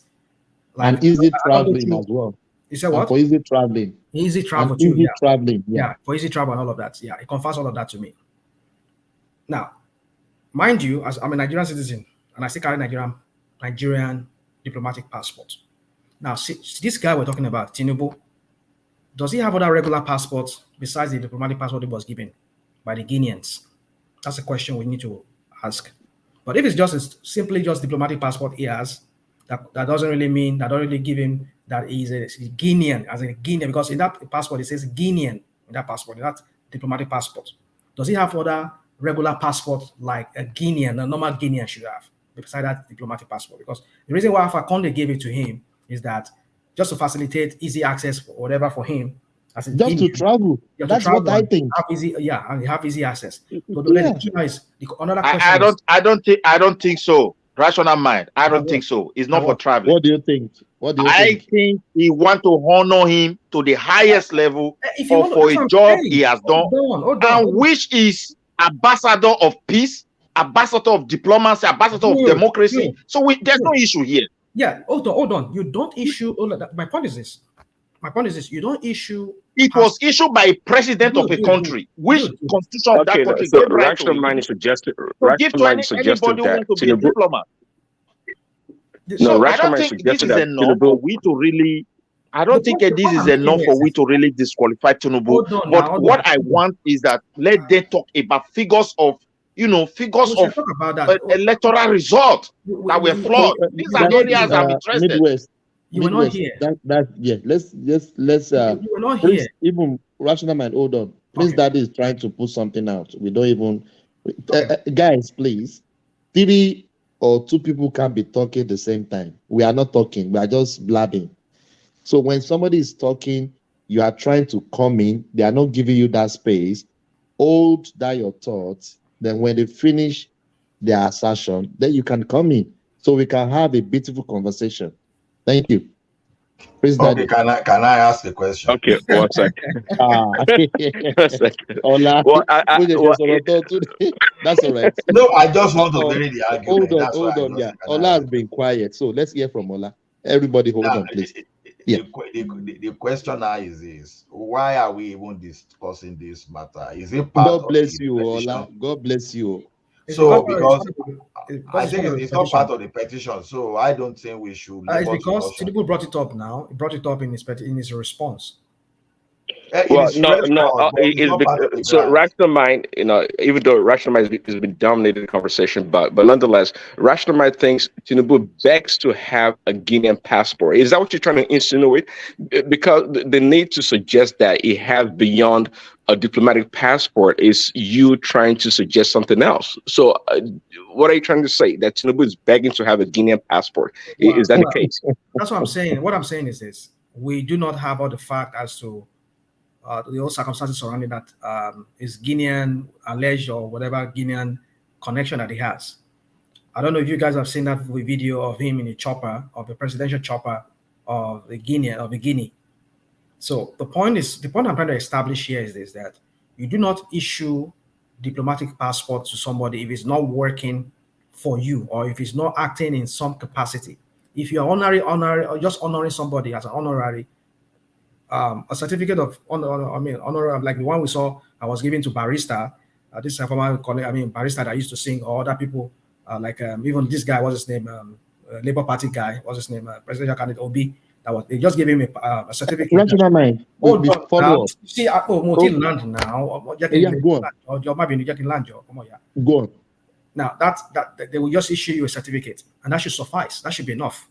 But they want a step further, issuing me a passport. There's a reason why that passport, because you don't give you don't give a diplomatic passport to somebody who is Rational not. Mind, please. I am also supporter of Peter Obi, my dear brother. Don't stifle me. America and Guinea are never the same country. Look, African leaders have a way of doing their things. No, there's a standard. That's what I'm saying. There's a standard. No, nothing like a standard. It's based, wait now. The president of that country was the one who gave that diplomatic passport to him. And he gave it to him, and he said, I just honor him.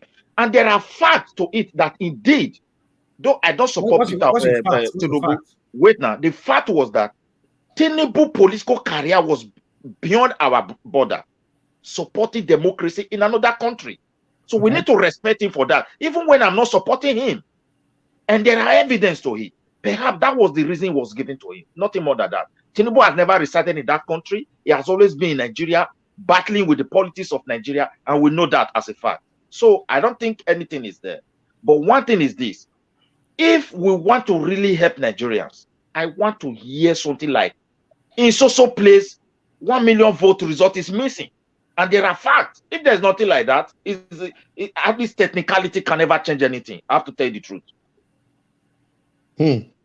ROF is INEC problem. It has nothing to do with Tinubu. He has nothing.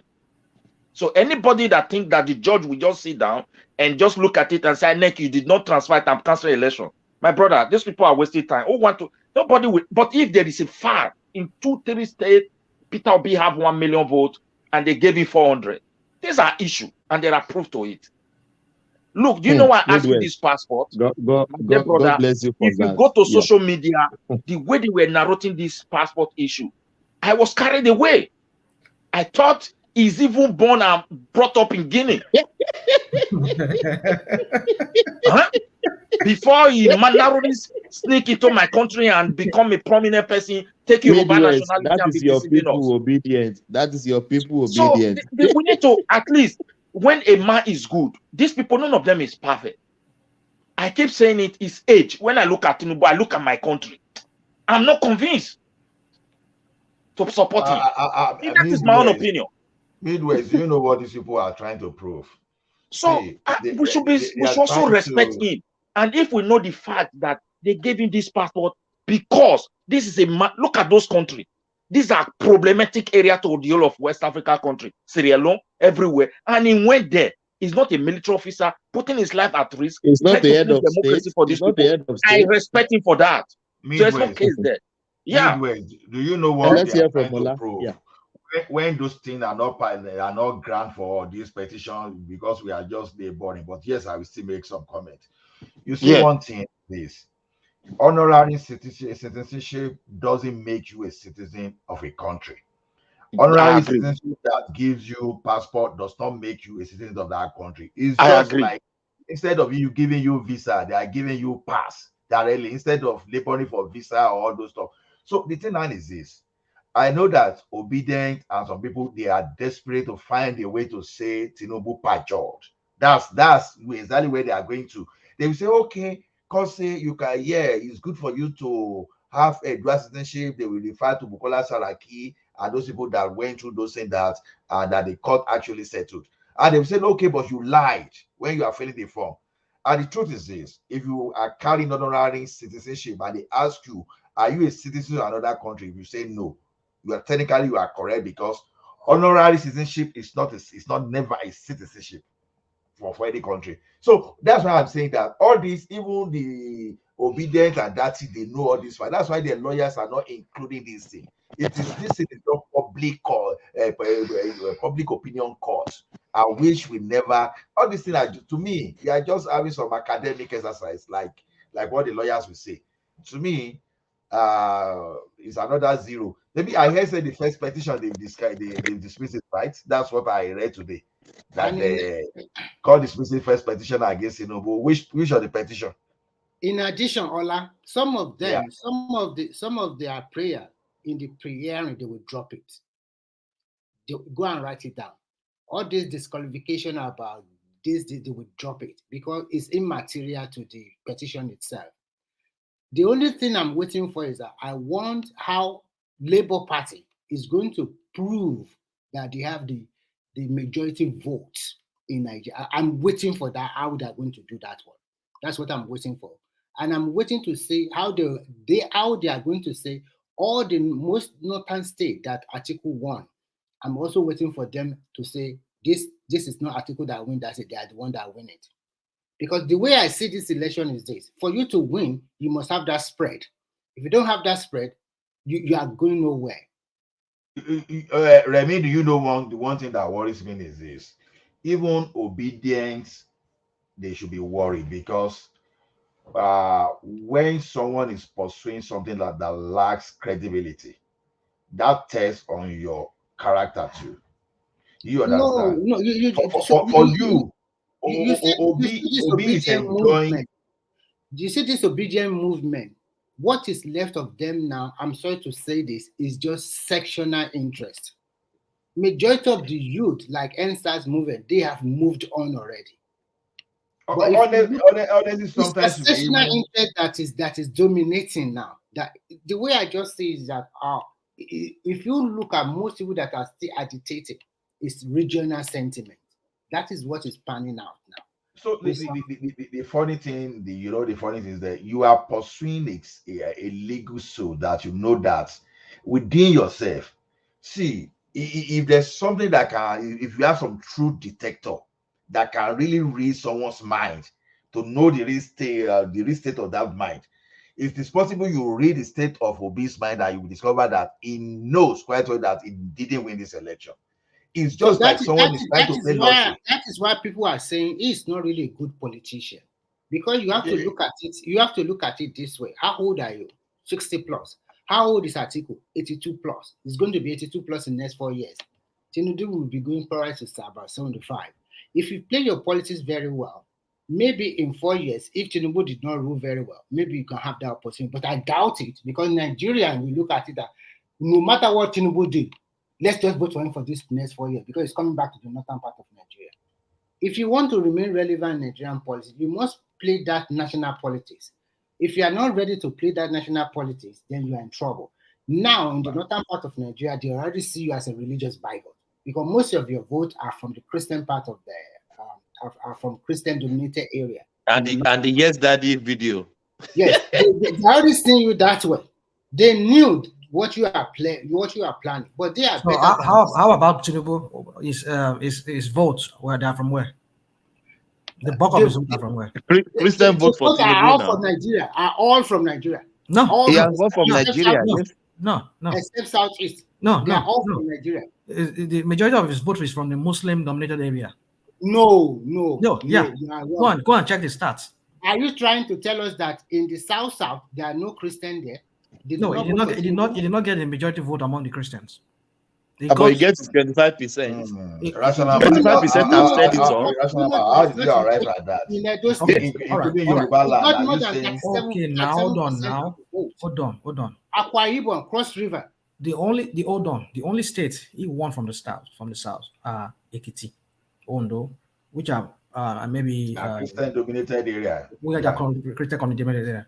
No, I don't agree with you. Oh God! In Yoruba, let me land now. Let me land. No. Don't set that narrative. In one or your now. Oyo is not Christian-dominated area. It's not dominated. Yeah. Oyo is not Christian-dominated area. Oyo is mixed. Maybe 50-50 or maybe like 60-40. Are you Mr. Ola, one thing I want to say my own point. Hold on. Mr. Thomas, please permit me to quickly put Hold on. Somebody is in the middle of conversation now. We can't just cut people off. Yes, we can interject. Yes, that's just. Let me just put more interjection. It is very clear that religion, as a Nigerian, we are now a very highly divided people. Religion is already an issue for us and is not the cause of Peter Obi. Peter Obi is not a religion bigotry. He did not. If he make a statement, he did not agree. He is. Wait. No, those of you that is saying he got. Wait, he got a vote. No. You can't. Wait, you listen to me now. I want to put this one clearly. If today in Nigeria the president-elect is a Christian, the deputy is a Christian, the Muslim will raise up their voice. Everybody can testify to that. He is. So please.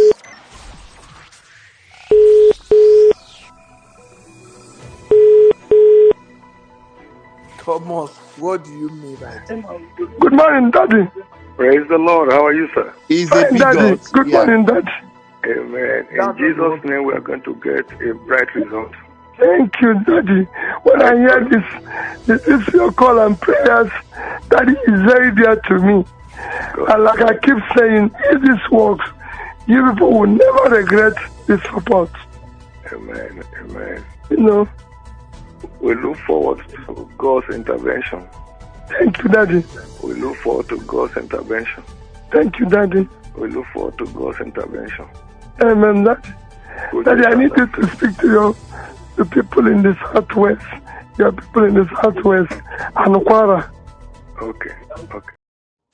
So Peter Obi is a bigot. He's a No, religious Thomas, bigot. you are missing Wait, it. You didn't get what Thomas, Midwest said. Thomas, Midwest said Thomas.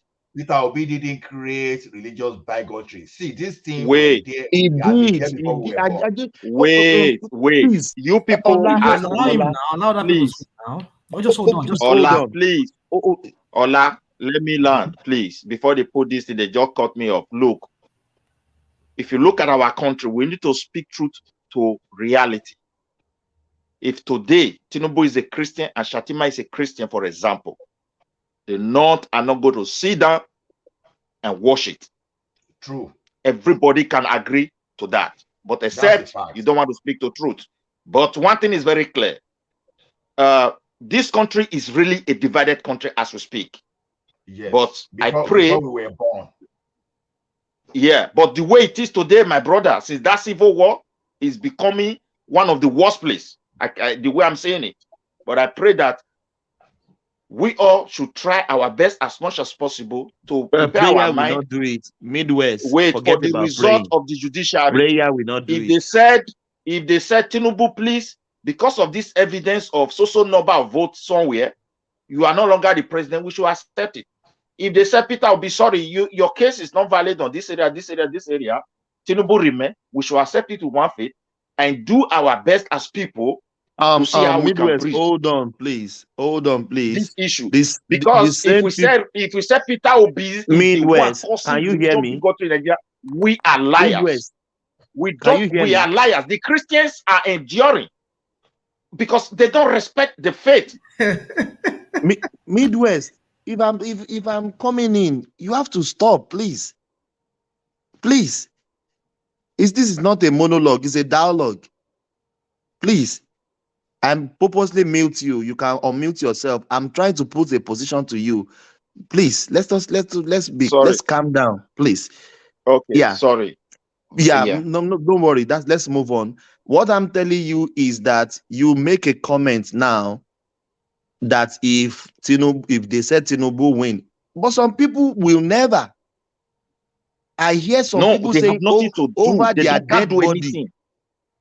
Wait, hold on. They can't do anything. I hear some obedience saying over their dead body, they rather die for Tinubu to be their president.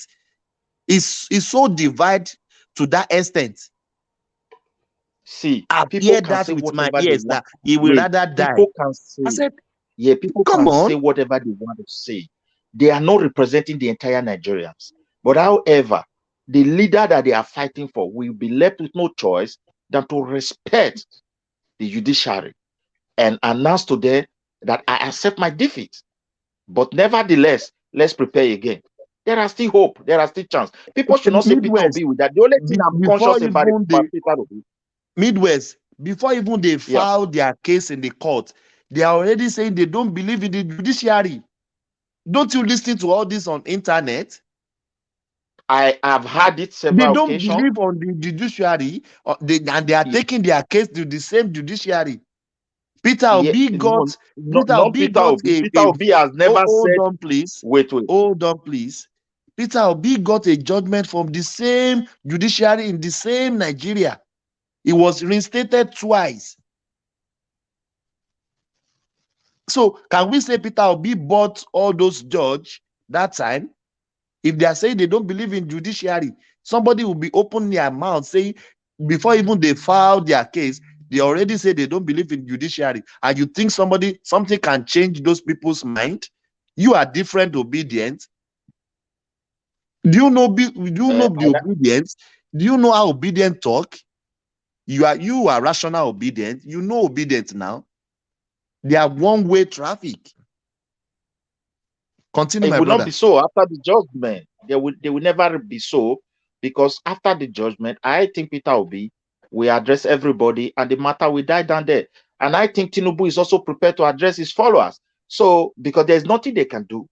Nobody is preparing for crisis. After the judgment, you may be disappointed, though.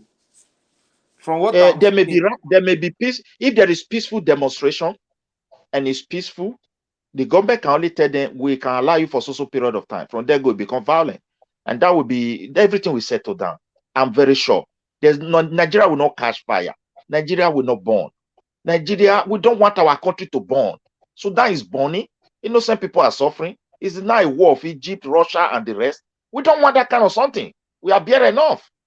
So for me, we have done election. We want to elect somebody of our choice, and we should sensitize our people to prepare their mind for the judgment. We must respect the judiciary. Whether they did it right or not, once they pronounce it's over.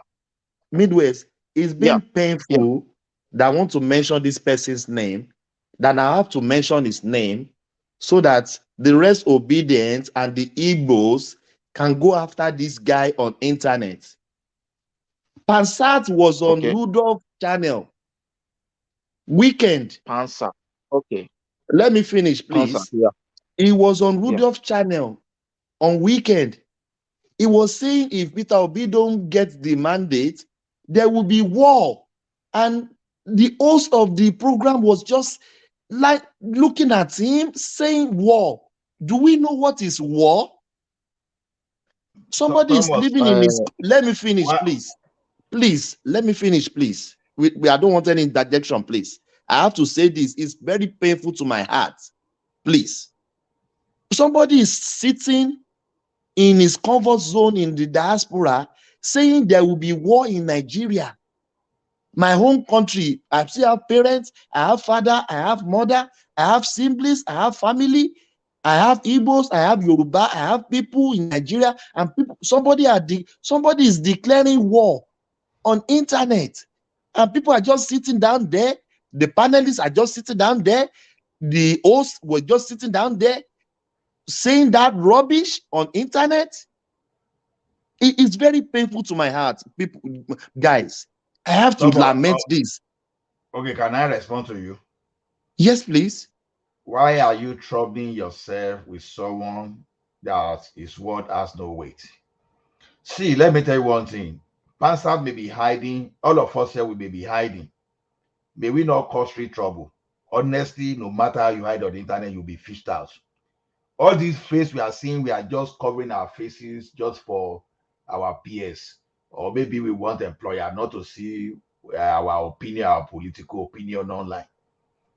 Person like Pansat, people like that, they just run everywhere. If they really cause trouble, you'll be fished out. Forget story. So people like that, when they talk sometimes, ignore. They just rant.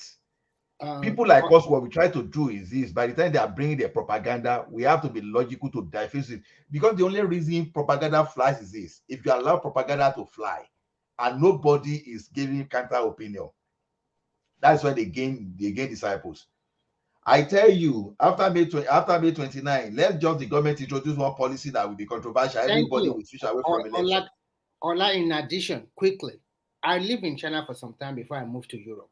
In China, if you want to register online in any of these, whether WhatsApp or whatever, or with WeChat, you have to use your own ID, your passport number, your passport, and then you upload your passport page before you are allowed to register on Alipay, WeChat, everything like that, because you use it for chat, for payment, for everything. So are you suggesting we should become China now? Is that what you're saying? Yeah, I used to live there. That is so are you suggesting we should become like China now? Is that what you're saying? Whether you like it or not, Nigeria will go that way soon. It will, because when it goes that way, they will be able to fish you out. When you register and just try to commit, it will happen because they have to regulate. We must become China then, right? What I'm trying to tell you is that the social media have to be regulated. No, you cannot. You cannot. I mean, that is too far. When they introduce such a law, what are you going to have? Listen.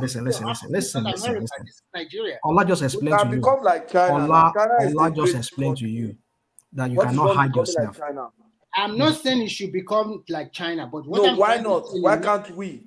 I'm trying to say in a China nutshell, is a great country. It should be regulated also. Because when people just come out online and spew nonsense or trying to do... Well, it will depend on what you're talking about, the regulation you're talking about, not to the point of whereby your personal data would have to be in the hands of someone. Let me tell you something.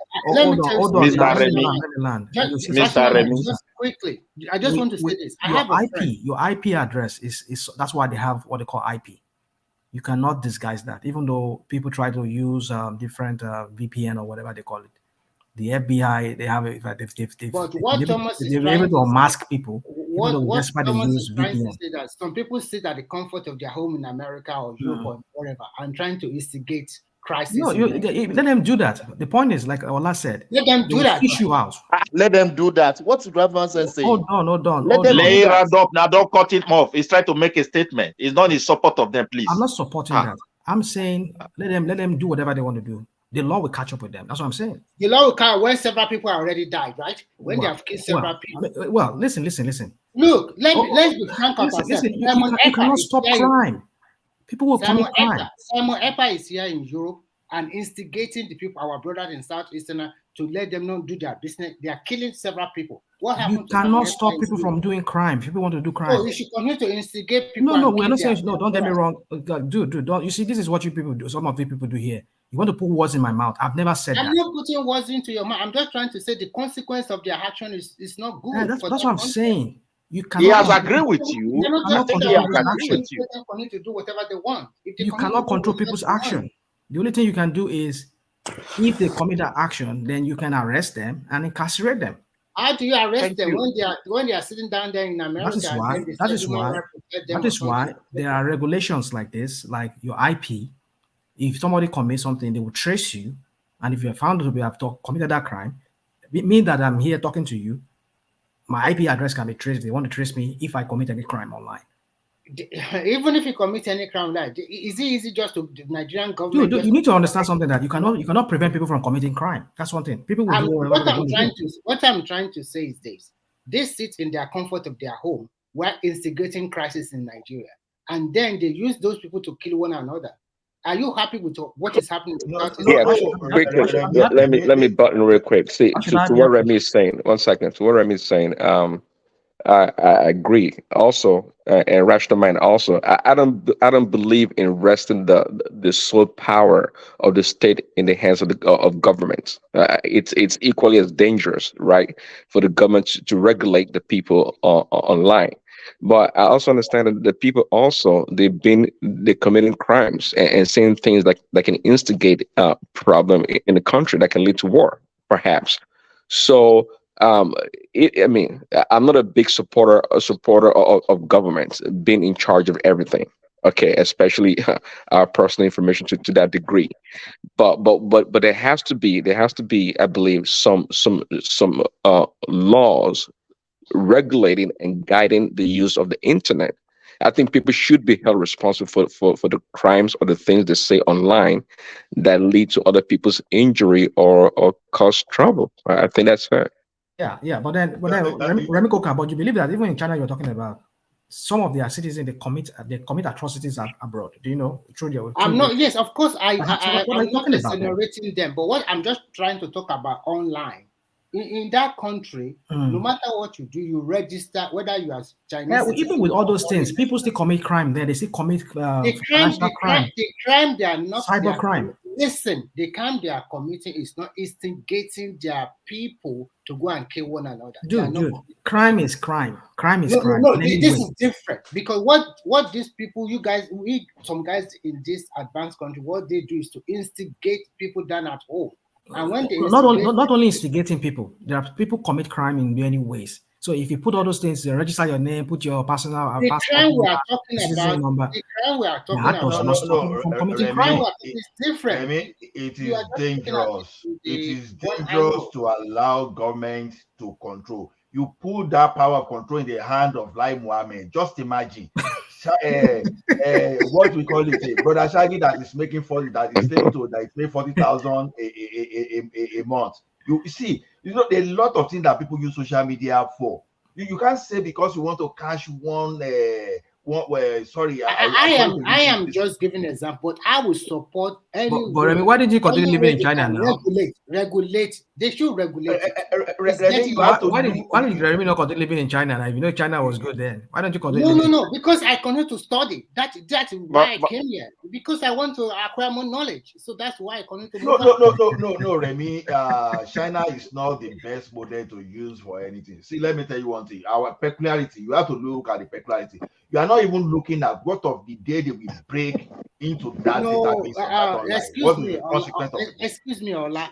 I must be frank with you here. They might have their human rights issue, but in terms of development, in terms of community development, in terms of people getting what they deserve, that country have really tried a lot. Yes, China has been the only country that lifted its population out of poverty. Development. You can talk about human rights. I totally agree with you. But in fact, that human rights, they don't mean that they just pick anybody in the street. There were thousands of foreigners where I live. I'm telling you.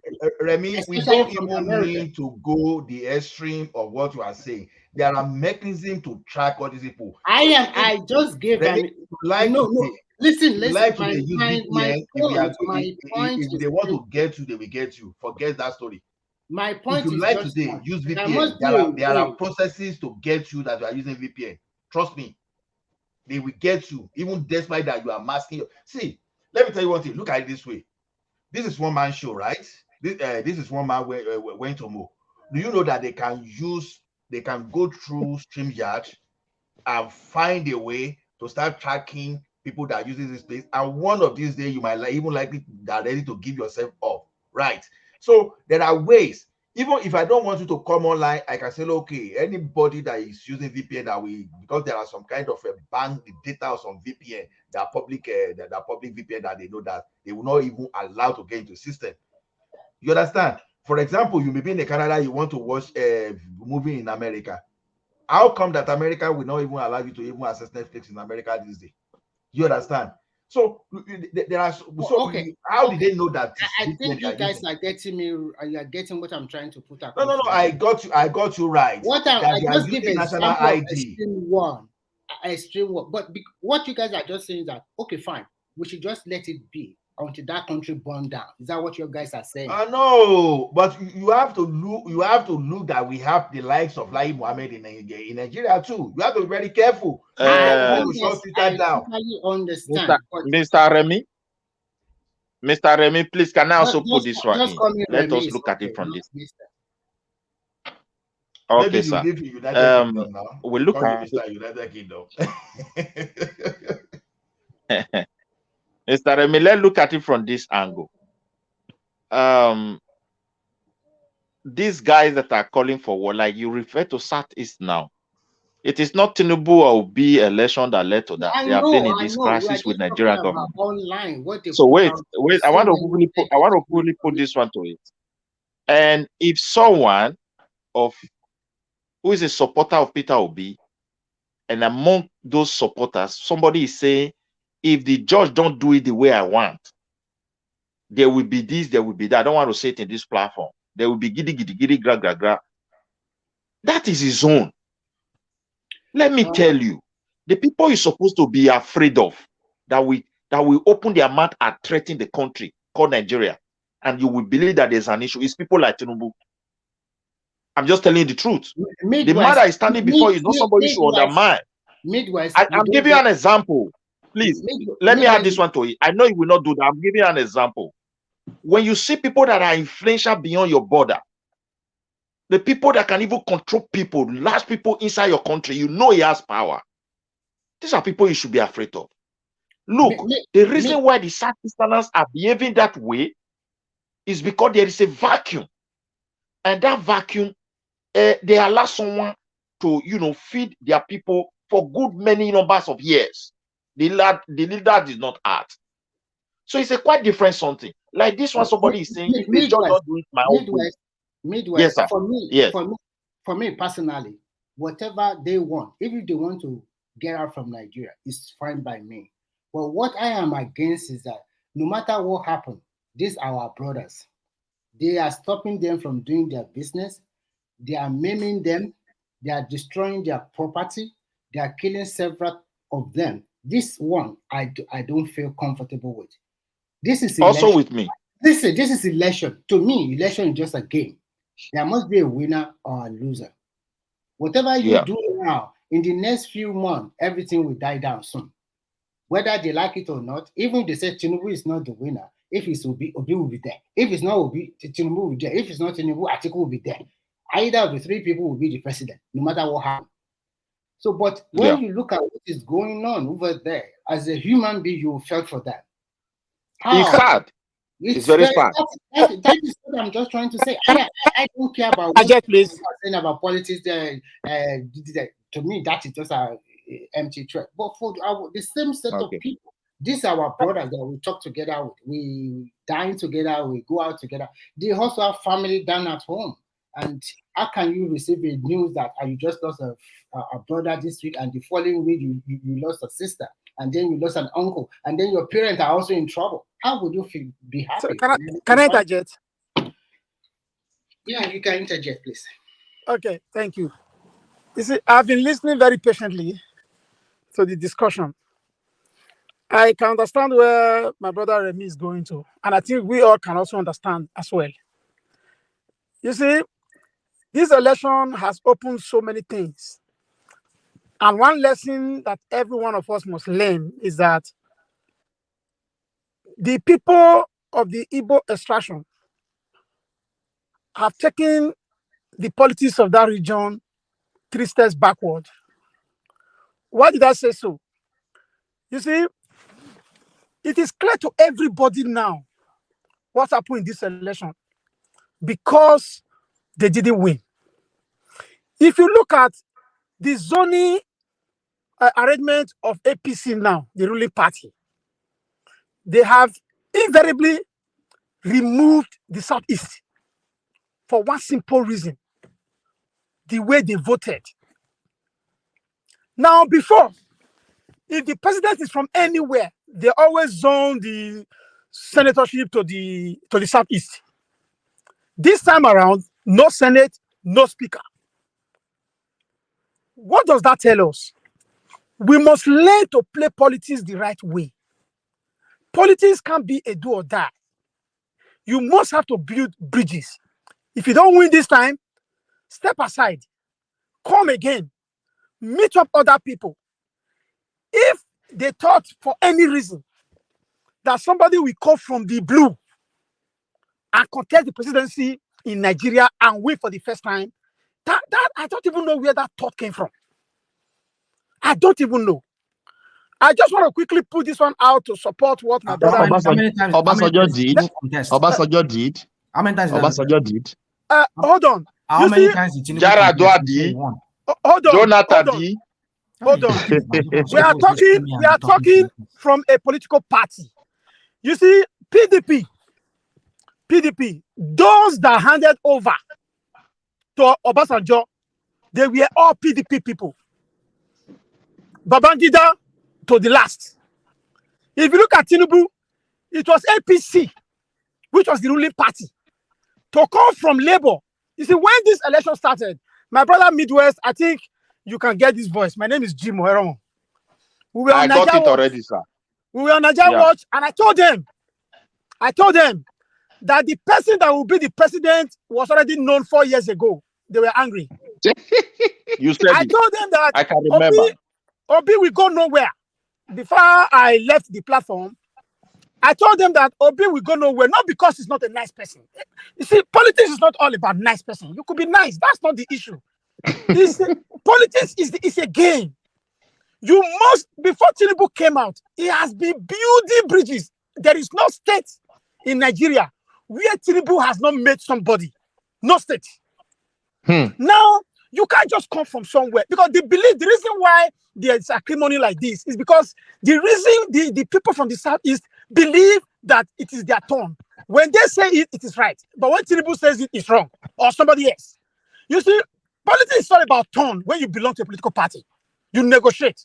I'm going to support you this time. Next time, please support me. And if you don't, I come to tell you, look, it is my turn now because I supported you last time. It is basic in politics. Let me put that one out first. We talked about the issue of passport. In Europe, Germany, for example, we have a grey passport, we have the blue passport, and we have the red. If you have a blue passport, it will be written there, Bundesrepublik Deutschland. It doesn't make you a citizen. We have the grey. It's also written, Bundesrepublik Deutschland. It is not the red. It is only the red that is the citizenship. The red does not. Some of them are coming from the United Nations Charter. Depends on the paragraph that you are issued with. It doesn't mean that if you hold a passport, because when we are arguing like this, we need to also educate the public. The lawyers that didn't make it an issue, they know what they are doing. They know. So we should always try to educate the public, those listening to us. They are very important. So that once they leave this platform, they have one or two things to learn. Then, the last time I was here, I think it was last week Friday, my brother Thomas can bear me witness on this, or those who were on the platform. We were talking about the issue of IRF. I told you guys on this platform, and I believe that my brother, I don't know if it's a rational mind or so, I don't know his name actually, we were debating this issue. And I said, you go and cross-check. The most important form when it comes to the result is the form ECAD. IRF is a public portal. It's for the masses to see. Has nothing to do with the result. That's the reason why there are some agents who even uploaded their picture in the IRF. Are you going to count their picture as part of the result? Some uploaded pot of kettle. The form ECAD, the form ECAD that is from the polling unit, that is the result. So whatever the mutilation that you are seeing on the portal because one polling agent officer is angry or one electoral officer is angry, he will just mutilate and say, okay, this is the result. No. The form ECAD is gone. And every political party has a situation room. They all have the result. And So they have their copy.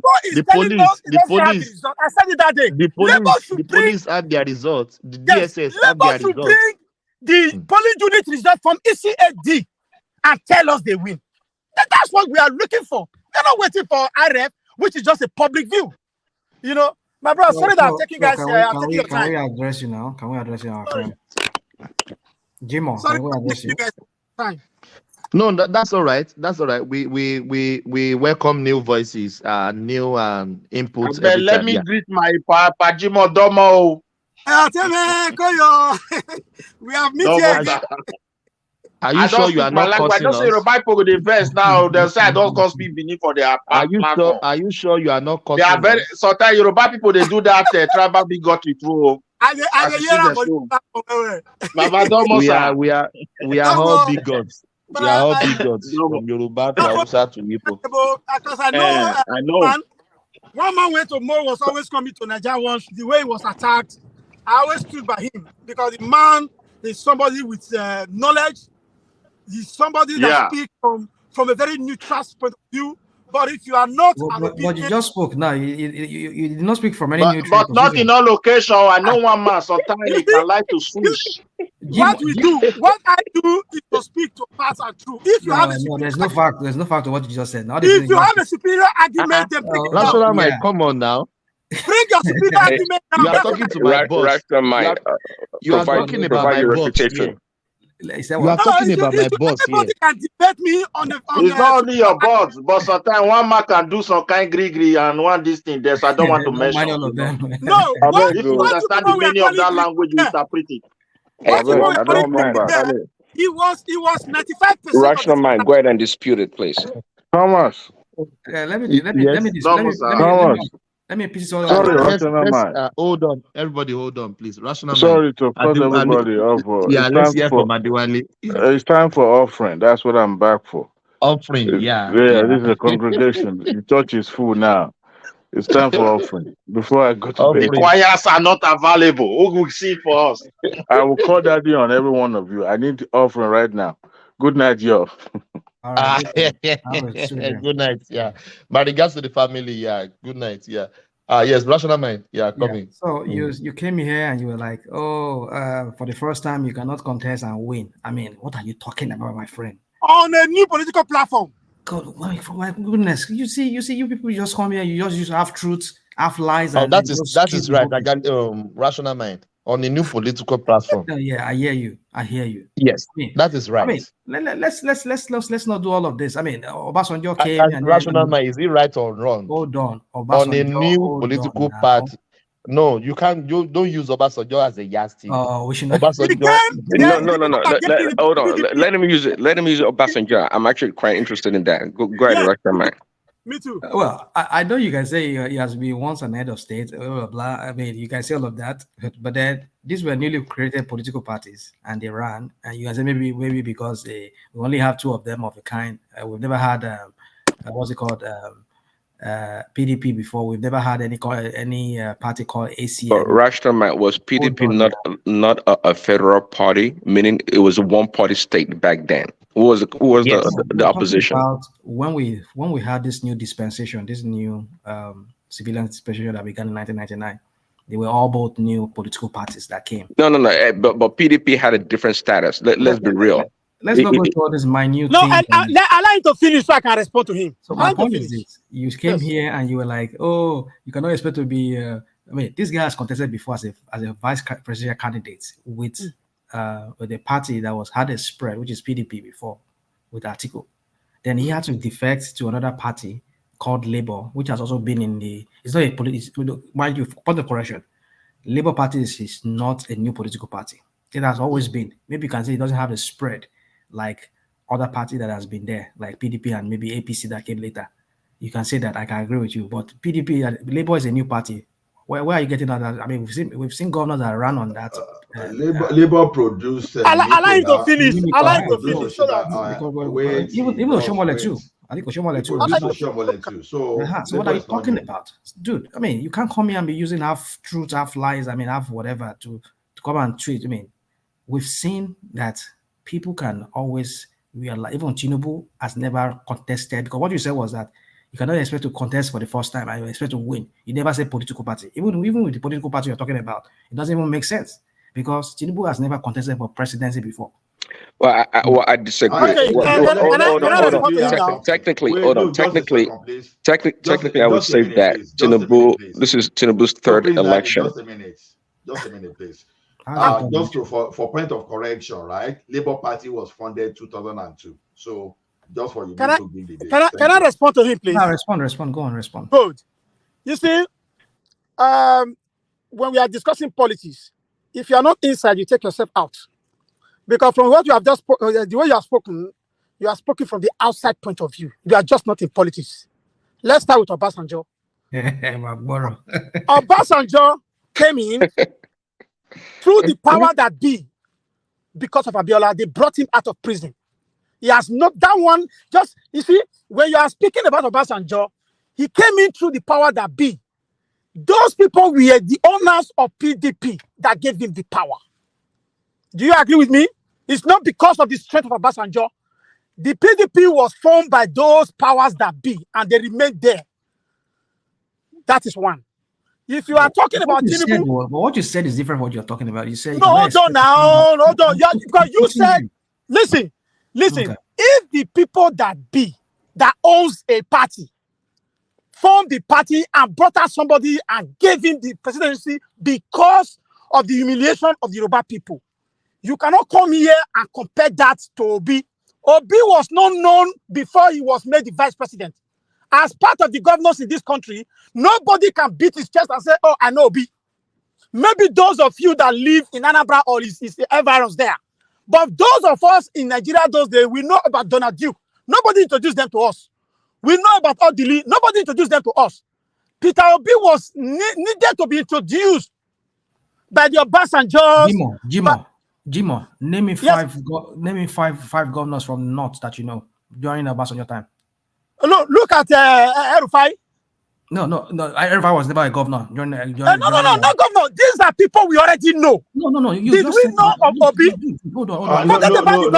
No, your argument does not even make sense. I think. You said in South. Obi is well known. Let's until he became the vice president candidate. That's not correct, sir. That's not correct. When Nigerians, I can tell you that Nigerians, that's the reason why when he came on board, he needed these guys, Obasanjo and Baba Ahmed brothers, to really propel him. You don't know. Say, Jimo, say you don't know. No, okay. Well, quickly to Jimo's point.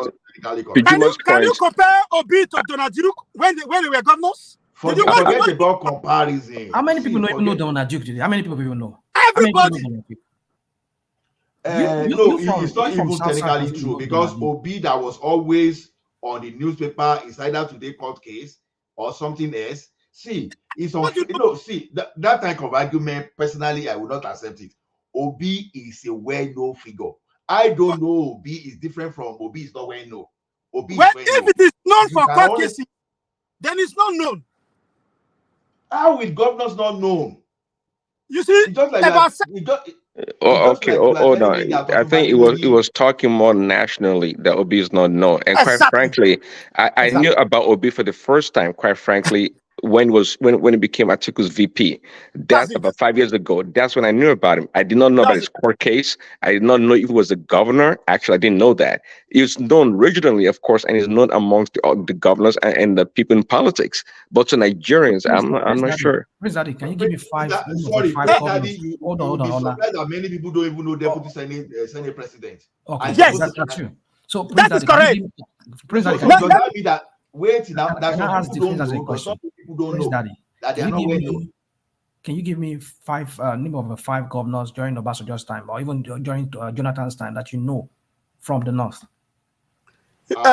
Well, to your question, I can tell you where we're. No, not you, not you. I'm talking about Prince Daddy, and even Jimon too. Listen, my brother, we have to this debate. We have to go. What I'm trying to make is that you cannot. Hold on. You're not in that region. Well, okay. Let me respond real quick to your question. I see where. Hold on, Jimo. I see where your question is coming from, rational mind. But the thing is that, unlike a governor from Lagos State and perhaps Kano, right? It is true, I can't remember any 5 governors that were quite prominent. But nonetheless, the point here is that you have to be brought to the national stage to be known. See, yeah, I got to know about Obi 5 years ago when he became the VP. And since to me, Obi is quite well known right now. But back then, not so much. So in other words, Obi's political capital over the years, to Jimo's point, has not been that strong or well known, and that's the fact. It was not a governor of Lagos or Kano. Like, okay, I've always known Ganduje to be there. Why? Because it's always on the news. Kano is a big state, of course, Lagos, right? But Obi in Anambra with struggling to make a $2 billion IGR. What is there to be known about it?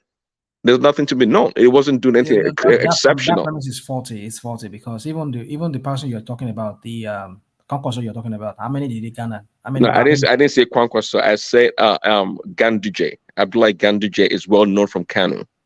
Dude, I don't even know. I don't even know what this argument is all about anymore. But my point is, the argument is that Peter B is not a superstar that you're trying to make him to be. It's not. Okay, cool, no problem. But I wanted to quickly respond to Brother Emo concerning what he has just submitted. If I'm permitted, I will be glad. But if you say no, I will wait. Go on, listening. I think Thomas is busy. Okay. I'm here. Are you still there? I'm listening. I'm here now, but you see the way you are. If I come in, they will say I'm trying to stop people. Just go on. Yeah. Okay. Hold on, please. What I want to tell you. Hold on, please. Midwest, after you, I'm bringing new 2 person into the conversation. So can after I respond to this man? I've not responded to him. Anyway. Yes, let Midwest. Hold on. I wanted to quickly respond to then you can talk, Jimo. Yeah. Okay. Yeah. Mr. Evans, sir, like popularity, I think we should not because of time dwell on that. But I want to tell you one thing. If you said the Southeasterners, it's like they have reduced themselves or chance of political career as far as APC is concerned. It's not only APC that is a political party in Nigeria. And I think Tinubu, being a very smart politician, if it happens that after the court clarification, he remains the president of the country, he's going to do everything to reach out to Southeast. I will tell you the reason. If, for example, the Southeasterners, as usual, marked their vote for PDP, I think this election would have produced a different result. It's very clear. So we need to be very careful as a Southerners, looking at what is going on in our country, to be very careful about how we treat one another, irrespective of whether they support us or not. I think Tinubu will address that. We cannot say they have reduced themselves. If we don't shoot it very well, what we are doing, we may end up also shooting ourselves. It's just a matter of time. What is 4 years? What is 8 years? So that's what I want to submit there. Thank you. Yes, my brother, Medius, thank you so much. You see, what I mean by taking 3 steps backward, they have been supporting PDP since 1999. Since 1999. But no one has been willing to shield power to them. From 1999, they have been voting one party, which is PDP. Why is that so? You see, to be able to get people that trust you, the issue of trust is a problem. I'm not saying they are not nice people. The politicians are the problem. The politicians. Now, they have moved away. They didn't vote PDP now. They went Labour. You see, if you want to have power, you need to make sacrifices. If you look at the Southwest, some voted Labour, some voted PDP, some voted APC. Even if APC vote was more. Because you don't know who might win the election. Now, when I talked about Obi's popularity, that it wasn't known, 65% of our electorates are uneducated. The common man. You see, those are the people that you must convince. Who are those convincing them? The leaders. Every boy or girl you see on the street in Edo State or in Nigeria, they have a leader. Who is that leader? People from their community who speaks and they listen. Those ones may know Obi, but the common people, which is the bulk of the voters, don't know anything. Some don't even have TV. Some don't even look at newspaper. So I'm coming from that basis so that I clarify myself on that. Now, for you to be able to win presidency, it is either one. This is Africa. Politics is dynamic. It depends from where you are playing it. The way you play politics in Nigeria is not how you play it in Niger. The way you play in Niger is not the way you play in Kenya. Therefore, in Nigeria perspective today, for you to win the presidency, you must have built bridges. The people that matters. We cannot say tomorrow, no, we are all going to vote. Let's forget about those people who have been in power. You see, when the election started initially, everybody talking today for Obi or the Labour Party said they don't want the old politicians. They are devilish people. At the end of the day, they quickly find out that they needed people, the old politicians, like Obasanjo, Anglo Abdullahi, and the rest. They find out that they needed those people. Yes, this is Nigeria. You need them. Because these are people that can swing, not the vote, because politics is a compass. Many things. There is no politics in anywhere. There is no rigging. Nowhere. Even in America. Nowhere. The rigging is where I live, it is hard to ring election. There's nothing like ringing here. Yes. You know, where I live, it's not possible. You know, when you are looking for the primary of some elections in Europe here, the rigging already take place there in the primary. Who represents? Not at the actual voting. But don't look at on the day of election to be looking for rigging. No. In advanced countries, it doesn't go that way. If you look at the primaries, look at Obama. If not James Clyburn that came, even Obama's rescue is one man who is able to lead some group of delegates. This super delegate in America, what do you think is used for? Super delegates from political party. That's what is useful. So what I'm saying this, not because I don't want the people from the Southeast. Of course, I don't think there's anybody who doesn't want them. But we need to play politics the right way. So that if you look at the next 8 years now, it is very clear it's not going to the Southeast. If Tinubu didn't win, fine. But if Tinubu wins at the court, in the next 8 years, it's not going there. After that 8 years, and a Northerner will come, certainly they will tell you they have the votes. Every Southerner wants to support a Northerner because they know that if they support them, they will win. So in the next 8 years, the Northern will come. That's 16. That 16 years, you will only pray to God that the person that came out from the North should support a Southerner. The president will say, look, this is what I want. And for you to do that, he must use the carrot and stick approach. To say, you are not supporting me. Okay, EFCC, look at this man. Even if he has not committed anything, you will just be there. It's part of politics. So, my brother, I hope I've been able to clear myself to some extent. Thank you. Thank you. Thank you, sir. Another person can take it. Yeah, thank you so much. Do we have Femi? Yes, yes. Femo, how are you, my brother? I'm fine, brother. Like, Yeah, I would like us to move from the national politics. We should talk about what will happen in Osun State today. There will be a verdict of the Supreme Court today by 2 o'clock. By 2 o'clock today, Nigerian time. Nigerian time. We know the winner of the election. It can go both ways. It can favor Adeleke, it can favor Oyetola because Oyetola, yeah. Yes, Oyetola have already won the tribunal, and Adeleke won what is the verdict they are giving today? Which verdict? The final verdict. The final Supreme verdict. Court one. The Supreme Court today. Oh, that was so fast. That was good. The Supreme Court.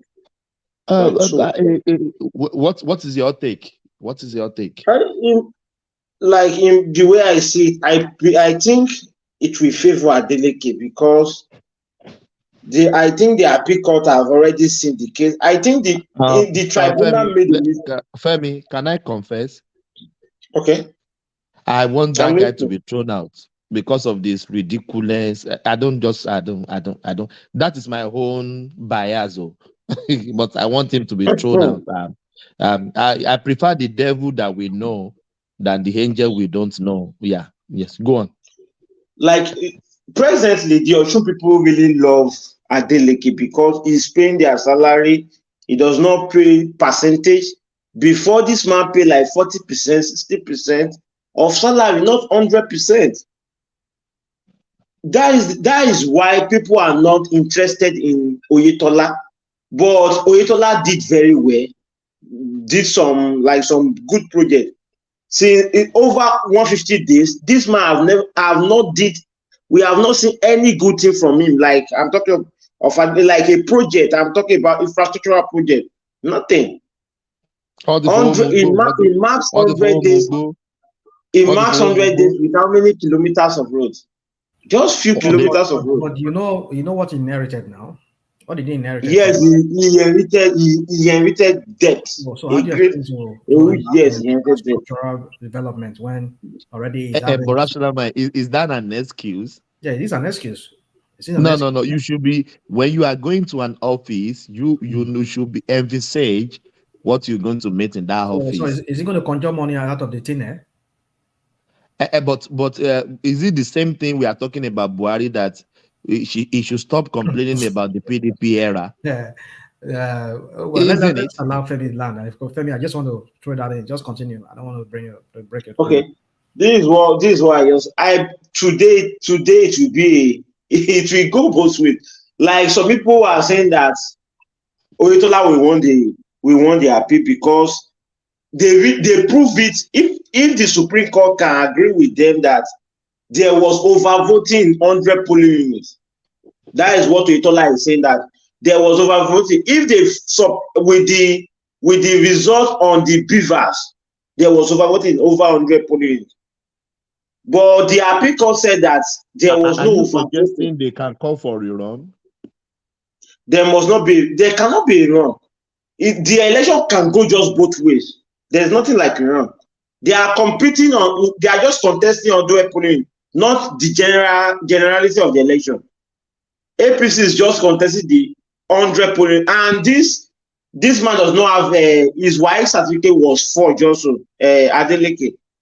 Those are what they are still contesting. And in the appeal court, all the 3 judges, they agree with the APC that this Adeleke forged his result. They agree with that. But what they are now making, they are making some point that one is enough for them to disqualify Adeleke for you guys to agree that there was forgery in his result, you guys should be able to disqualify him from contesting in the election. But by 2 o'clock today, we will know who won the election. Me as a person, I am APC. People know that I support APC. I prefer Oyetola to continue because seeing someone dancing with Osun State money, dancing, singing, this is no comment. Like we are not Zelensky. Zelensky is a comedian. You are killing Ukrainians with your stupid decision. Stupid decision. Femi, can I say something real quick? Yeah. Everybody has the Which Zelensky is killing Ukraine? How many Zelensky do we have? If this man have agreed that Putin, you be my boss, what if they ask for me, I will give you. Look at what you are saying. They just put this man into this. People are migrating from Ukraine, like over thousands of people are in Sweden. Thousands. Thomas, my brother, don't look at it from that. I live in Europe here. Don't look at it from that angle. Everybody wants freedom for themselves. What do you are calling me? Yeah, I mean, we're talking about Oyetola 1 minute, and then the next thing we're going to Ukraine. What's going on? Okay, let us leave the war politics. Let us go to Ukraine. Let us go to Ukraine. Let us go to our national politics. So let me ask you hold on. Let me just make my final submission on Ukraine. The war you can't win, don't start it. The war you cannot win, don't start it. Thank you. Yeah. Okay. Well, quickly also regarding the Osun State decision that's about to be made. Okay. So back it was in June or July, the PDP won. In Osun State, and in the presidential election also, they won. Okay. So that if that can bolster Adeleke's position that he actually won the first time around, and overturning the election would not be that easy. But I like to submit also that actually I think, personal opinion, of course, that Adeleke won the election, and just like I think Femi said earlier, Adeleke is genuinely loved by the Osun State people. I think we can say that. And my understanding also, his father or brother was a former governor also of the state. So they had the political dynasty or capital in the state. And I think the people genuinely like the guy. And I think he actually had more vote than Oyetola. So I think the verdict is going to come out as him being victorious again. Yes, Oyetola had more vote than him. That's what they said. After disqualifying casting away the 100 polling, that is when Oyetola have the more vote. Presently is APC contesting any electoral votes or polling units in Osun State? Yeah, that is Tinubu. APC is contesting. Yes, on the over 100 polling units, they are contesting that there is over voting, that they should cancel those polling units. I meant Tinubu, not Oyetola. Tinubu. No, they are. Yes, APC think they ring them out of the election, but in my own way I see it, in the presidential election, not governorship election. No, I don't think they won the election with just. I think APC lost the election with less than 10,000 votes in Osun State. It's very close.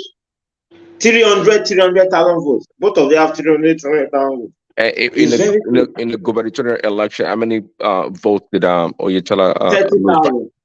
30,000. So it's fairly close. I mean, it's fairly close. So I think I believe that Adeleke won. That's my conclusion right there. I think he won. Yes. But what really happened is that if they follow the Nigeria constitution about overvoting, they have to disqualify those 100 polling units. They have to cancel those votes. Is it because those people that voted, that overvoting, they were not accredited, they were not part of Yes, that's what really happened. the beaver shows that those people that excess, they were not accredited. Yes, there was excess of votes. But rational mind, the past election, the presidential election, I think they cancelled immediately. They discover overvoting in the polling unit. They cancel it straight away, isn't it? Yeah, there were some. Yes. So why can't they do happened. the same thing in the Osun election? Because immediately you accredited 20 people, and at the long run 50 people voted. That you should know that election is fraud. Yeah. Yes, when you have 21 voted, that is you have to cancel it. But in the presidential election, I think perhaps maybe 40% of people that voted were not captured by the what you call it, Beavers. the beaver, by the beavers. A lot of people voted with that, and they bypassed the beaver, the what you call it, the beavers. They did. So, but however, though, I think this is the key. I think INEC has, of course, it has the record of every polling unit, and the number of registered voters that can vote at that unit. So if that number is surpassed, regardless of the BVAS, okay, that of course results to overvoting. But I don't think the BVAS itself is the sole arbiter of disqualifying a polling unit if there's overvoting or not. Let me say this, Prince Daddy. Look at it this way. Let's assume all of us are all here. Let's say this is a polling unit, all of us here. Now we're like 10 people on the screen here, and then we'll have to vote. Because all of us were all eligible voters because we have voters card. But when I got there, maybe for some reason, the beavers could not capture me because maybe my fingerprints, maybe something is wrong with my hand or it's dirty or something on my face or whatever, how they do that. Now, I could not vote because the beavers could not accredit me. But when you have a voter's card that is genuine, that which means I've been disadvantaged that way. I cannot vote because the beavers wouldn't work for me, maybe because I don't know whatever wrong with that technology. So does it mean I can't vote? You get what I'm saying? It means I can't vote. I won't be able to vote. You cannot vote. Yeah, you can vote. Yes, you can vote. But then I have an INEC issued voter's card. I'm an eligible. In fact, on the register there, on the register on that polling unit, my name and face is there, but the beavers is not working for me to get accredited. Maybe you have put your hand in something. That is why your hand. You are a fake man, fake voter.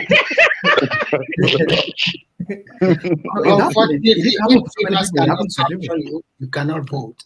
Is that what? If beavers cannot capture you, I agree. I agree. You cannot vote, but should that be a yardstick for determining? A yardstick, yeah. Yeah, should that be a yardstick? That is the rules of engagement about the election. No, Nothing for me, I think there's something wrong with that thing, that process. You should be able to use to solve that problem. You should be able to use. That is why in every society, everybody have what is called either identity number or social security number. You should be able to use that, and then even your voter's card, they should be able to put it inside something and bring it out of the device, and the device will read it. Shows that yes. Rational man, Nigeria is very funny. How many identification we want to have? Yeah. We have beavers, we have voters card, we have NIN. The reason why we have plenty is that the government is not serious. So that's just the truth. Let us not go into that one. They are not serious. Why can't we capture it in one? Even your voters registration card is enough for identification for everything you want to do in that country. Bank is issuing hold on, please. Like in Australia, your driver's license is everything here. Your driver's license also in Sweden, your driver's license can be used anywhere as the means of identification. Your driver's license is the paramount here. It holds like 50%. It's not the only identity that you have now. It's not the only identity that you have. But yeah, that is our own identification. What about See, those do you people know why? Do you know why they how accept? about those people who cannot drive, who doesn't have driver Wait license? now, So see what would how they it use? work. Let me explain to you. They issue you identity card. Now, when you have a driving license, there is a chip inside. The way they design it, so it carries both that your identity card. It carries everything. So once you have a driving license, you present that they accept it. If you present the ID card, they also accept it. That's how it works. The driving license is the ultimate here in Sweden. If you are in their system and if you have it. That's very So I don't It makes sense. know Hold on, about hold on. It Nigeria. makes sense because you can only Yeah. have you can only vote in most countries if you are 18 and above, and which is a driving age, because most countries, as soon as you hit 18 years, you're eligible No, to yeah, start it's driving. 15. Yeah, it's 15. Or even some state here is 16. Like my daughter was We 16. cannot use driver license in Nigeria. How many people have vehicle? You Yeah, cannot be you can using do that one. that. We should not, every No, time see, we talk about Europe, we should look at things that can work for us. How can you no, be see, talking look about at my driver statement. license? Please look at my statement from the beginning. Do you know why we have different ID card and number? Nigeria government is not serious. So that we can have a vacuum for manipulation. That's why they are not serious. The international community, the first advice they gave to Obasanjo is to identify Nigeria. And he pumped Nigeria money to ID card. It did not work. Buhari is doing his own. Bank is issuing his own. The greatest pain that I have is that the way they collect our fingerprint, if they don't save it, God help us that people did not plan to attack that country and those fingerprints they have been collecting. Even telephone companies are collecting our fingerprint. Exactly. So that's a different topic Exactly. of its own Yes, anyway, MTN. but it's very dangerous. But let's talk about this Midwest. election. Midwest. Let me shock Tinubu you. is coming to do everything. Tinubu will do everything for everybody. Don't worry. When I went to Nigeria, I wanted to. My old MTN line is not working, so I said, let me get a new MTN card. And they want to capture my fingerprints because I want to buy just a line. I said, no, I'm not buying. I just talked to one of my sister, just give me one of your line. I'm just staying just 3 weeks, and I used the phone throughout 3 weeks. I didn't do that. I didn't do it. It's very bad, my brother. Yeah, I can't just give you my fingerprint just like that because I want to buy a SIM. Like you said, yes. Isn't that a good thing? That they're trying to reduce, the need for all this, like what you call it, Yahoo boys from, obtaining multiple phones It's for or security purpose. yeah, It's exactly. for security. So, but you guys, you like the system in Europe and in America, but you're complaining about Nigeria's system of trying to improve uh, uh, the country when it comes to having good data on its citizens. You can't have it both ways. If you like what's in Europe, Australia, and America, then let the Nigerian system also work its way up the It's best not way even possible. only things that it's not even only in Nigeria. In Middle East here, if you want to buy a SIM card, they will take your biometrics also. Oh, really? Okay, yeah. See? But then, hold on. Like I don't know if you guys listen to what Thomas said. I mean, in fact, as he just said it now, he's starting. I'm really getting really really worried because I remember I did my own because when I went to Nigeria, went to get my a phone number. I don't want to mention the service, but then it was on the roadside somewhere around Yanapaja area there. And they captured up my fingerprint just because I want to buy. Now I'm just like, whoa, that's a real security threat to me because these guys, I don't even know who they are. You get it? They could be capturing people's fingerprint and then they can be using it for fraud. Well, you're right about that. See, that's why you have to go to a reputable a retailer or a place. No. We need to be sincere. The government don't have laws to regulate these people. Yeah.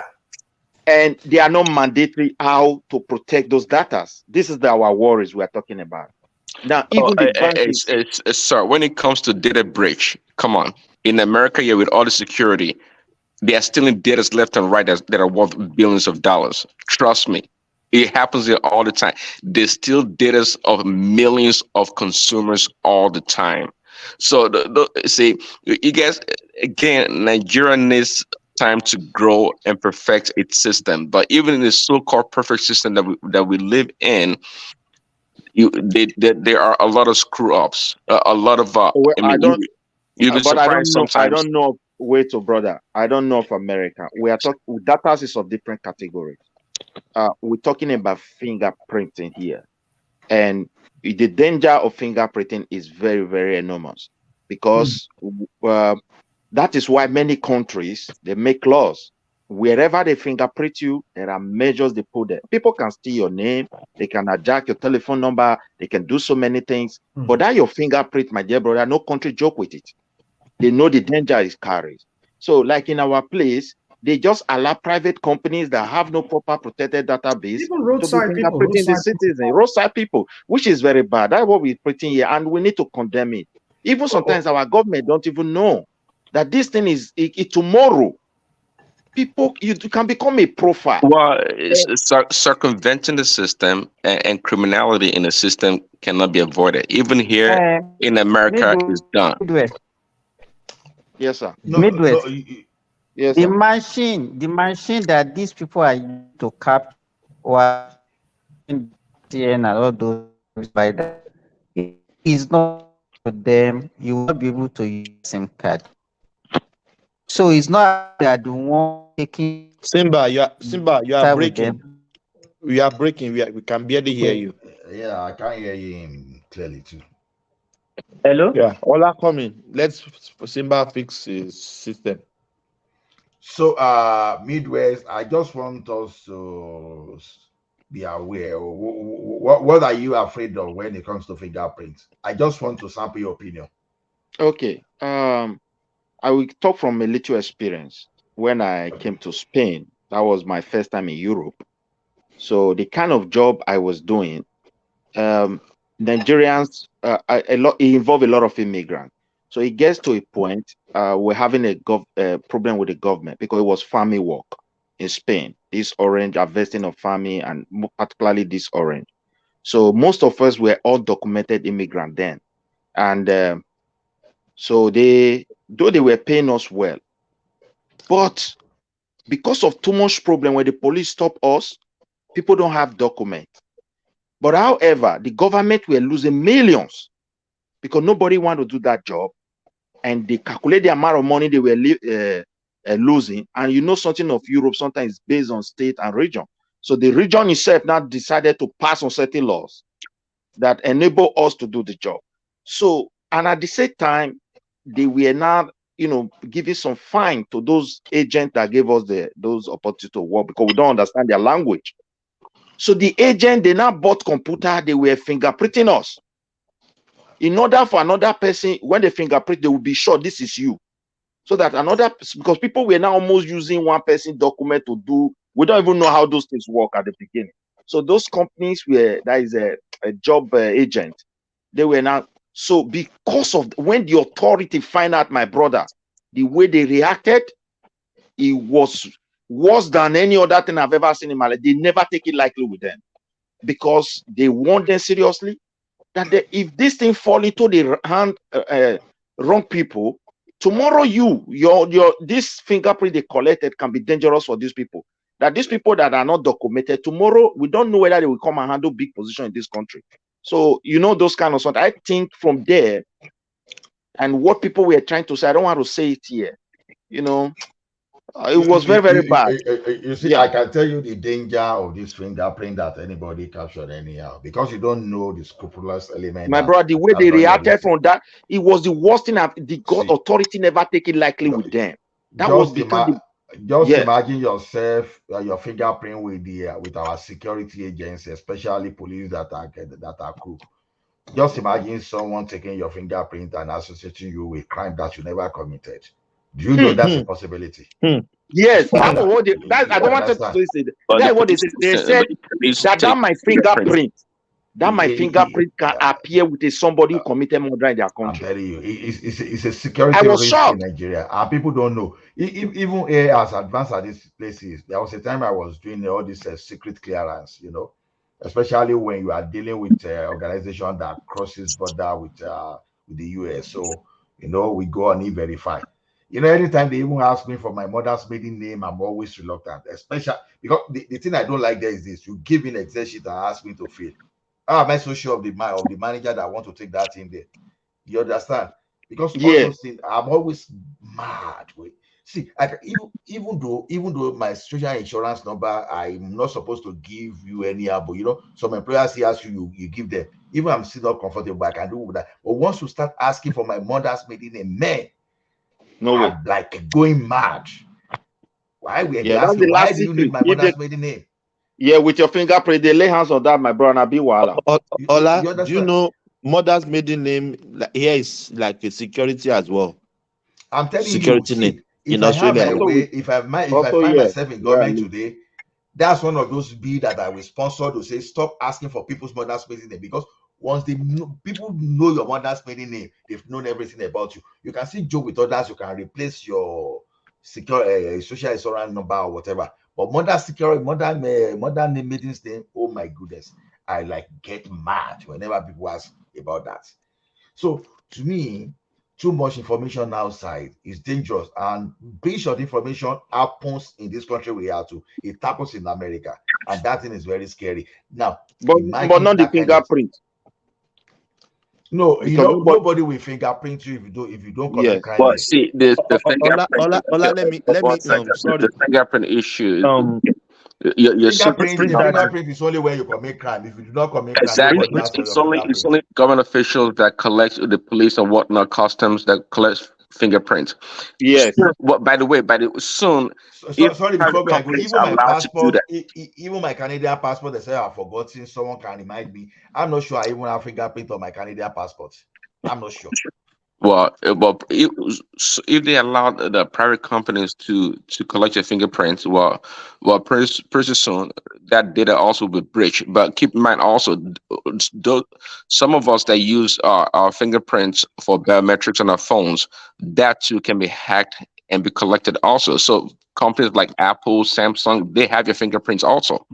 Well, though they say it's on the phone, on the device, but people can still hack your phone and be able to retrieve that information. Is there? It's just But No, that no, no, no, no, but Prince Prince, Daddy. that No, is no, on no your issue with phone. all those one. No issue That with is See, on those your one. phone. No but issue what with Can it all be those one. can see, it be let me hacked? to tell you that's what I'm saying. why I am so worried from that experience. The police that came into that company, those people were giving us, that is agents, you know, these private agents who normally give job to company. They were mad at them for doing that. That was one, and they paid heavily for it. And they stopped it immediately. And they told us clearly, that I was very young in Europe some years ago, and said, look, these people you fingerprinted, there is possibility for people to get these fingerprints and name them as a murderer, as a criminal. We were shocked. So see, that day Okay, they were even telling us, if anybody, that's the day they told us in this country, in Spain, if anybody tell you put your finger down, except in police office where you want to get the document, never you accept it. They exactly. warn us. So Ola, he said, let me shock I you. didn't even know that's what they were even doing Ola, to you. Yeah. Ola, this SIM I wanted to buy, even before buying the SIM, the guy is already saying, Egbon, you look bí ẹni tó ń gbé Nigeria o. He's already profiling me. I I don't hear Yoruba, said, I don't already hear that one. do you hear that one? I don't Yes, he hear said, Yoruba, but I don't hear that one. he said you don't look like somebody living in Nigeria. I Yes, now said, I don't hear. then now you want me to give me your fingerprint. My brother that is living in Nigeria said, you can buy the same Nigeria. You are living in Nigeria. So it's very dangerous. Your fingerprint. Don't joke with it, my brother. Don't joke with it. Yeah. Because that's a very unique identifier, you know. Just imagine someone take your fingerprint and go associate with a criminal just to extort you. You understand? Okay, look at it this way. In Nigeria, police just pin you down, collect your fingerprint. You know they now have database now. You understand? And just because he want to collect money from you, you know how police normally force you to write statement and lie against Rap yourself in statement Nigeria. and lie here. If you are not strong enough, they will threaten to put you behind the bar and you may be shaky. But if you are strong enough, you can dare them to go ahead and do whatever. You know, just imagine someone that has no liver and you now say, okay, put your fingerprint there. and this police that is taking this is a criminal already. He can even associate your name with a crime. And just imagine tomorrow you now want to cross the border and someone say, okay, they want to do secret clearance on you. You understand? Maybe one crook that just said to protect himself and took the fingerprint and put you there and collect bribe from you. But in case the thing backfire, he already profile you that you committed a crime. Just imagine they now go ahead to search for that and they find it. So that fingerprint is, I think that's that madness. They should find a way to stop it in Nigeria, to be honest. I collect my social insurance number here. No, nothing like a fingerprint. I can't remember. That's why I'm still trying to figure out. Did I even submit my fingerprint for my Ola, do you know even driver's license? Driver's license in Nigeria, you submit your fingerprint. You understand? Everything I know it's crazy. If you have centralized database, okay, the government can take that. Ola, it drives me crazy every time. Here in Australia, since I got here, I only did my fingerprint once for my driver's license. When it expires, I pay online. They send another one to my mailbox. I don't go back to the road to load something and do another fingerprint for driver's license every time my driver's license expired. No. Thomas, can you hear me? I can hear you. Yeah. We can hear you. Okay, let me tell you one thing. One thing we don't realize that they have our fingerprints. At the point of entry of any country, they take your fingerprints. Let me tell you what happened to me. In 2016, I went to Saudi Arabia for Hajj. Then 2021, I went back there. And can you believe that the picture, my picture that they took at the point of entry in 2016 and my fingerprint was actually what they put on my ID that I'm using to work in Saudi Arabia now. Wow. No, you know, Simba, that one is okay, right? The government what I'm saying is that I understand what people are talking about duplication, but in developed world, you are saying you don't remember. They already have your fingerprint. There's no way. Let me tell you, the only way they can recognize you as the authentic owner of anything that you are presenting is through your fingerprint. No, I know. I'm just saying I can't remember. You know, my Nigerian passport naturally is scanning my fingerprint. I know that for sure.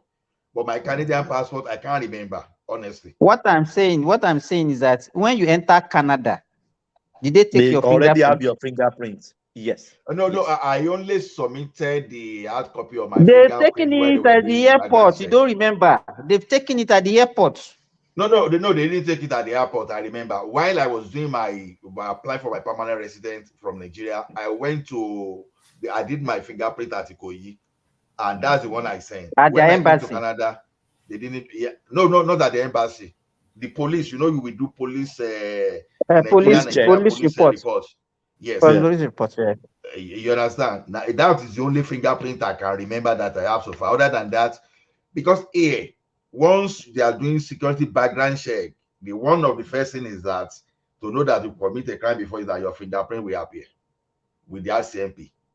You understand? Once they cannot find your fingerprint, that means you are not in the crime. You are not in the crime database. But if you are in the crime database, your fingerprint will be the first thing to know that you are there. So it's possible they have this maybe with the immigration. Of course, I submitted a hard copy, the one I did on paper.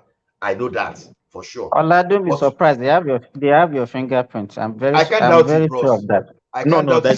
There's no doubt. The Nigerian passport I brought, has my fingerprints live. I know for that one for sure. But when I was collecting maybe I did. I can't remember. You know, it's a 10 years passport, so it's very easy for him. I don't know. It's very easy for me to forget. I can't even. Let me even tell you. Even here now in Saudi Arabia, they don't even our visa is not. They don't stamp it. They don't stamp our passport. The only thing they will do by the time we just get to the airport, they will just swap your visa will just come out. That's all. They don't stamp. That is Australia as well. They don't stamp visa on your passport. The American visa I got here when I first. So when you are leaving Nigeria to Saudi Arabia, and then which means at the Murtala airport or whatever airport within Nigeria. How do you No, convince they no the longer put stamp too. They don't no? longer Let me put ask you a stamp. question. So how do you convince the Nigerian immigration that you are going to this I country? have my residency permit. I mean, before you left, before you went, before you okay, were you given the residential permit from Nigeria? No, that was if you are living fresh from Nigeria, they will give you stamp your visa.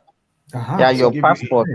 But Okay, No, anytime you are coming, I know where National Mind is going now. So where am I going? Where am I going? No, like when I was coming to Canada, I have a permanent resident visa. You understand? I have permanent resident visa. So that one is totally different from visitor visa. So maybe But Australia too is almost similar. They yeah. don't put visa on your passport. You No, have they just put no, they put visa on my passport no. while I'm living in saying Nigeria. Australia. They Where do don't. you want I to use came in. passport to? Where are you taking passport to?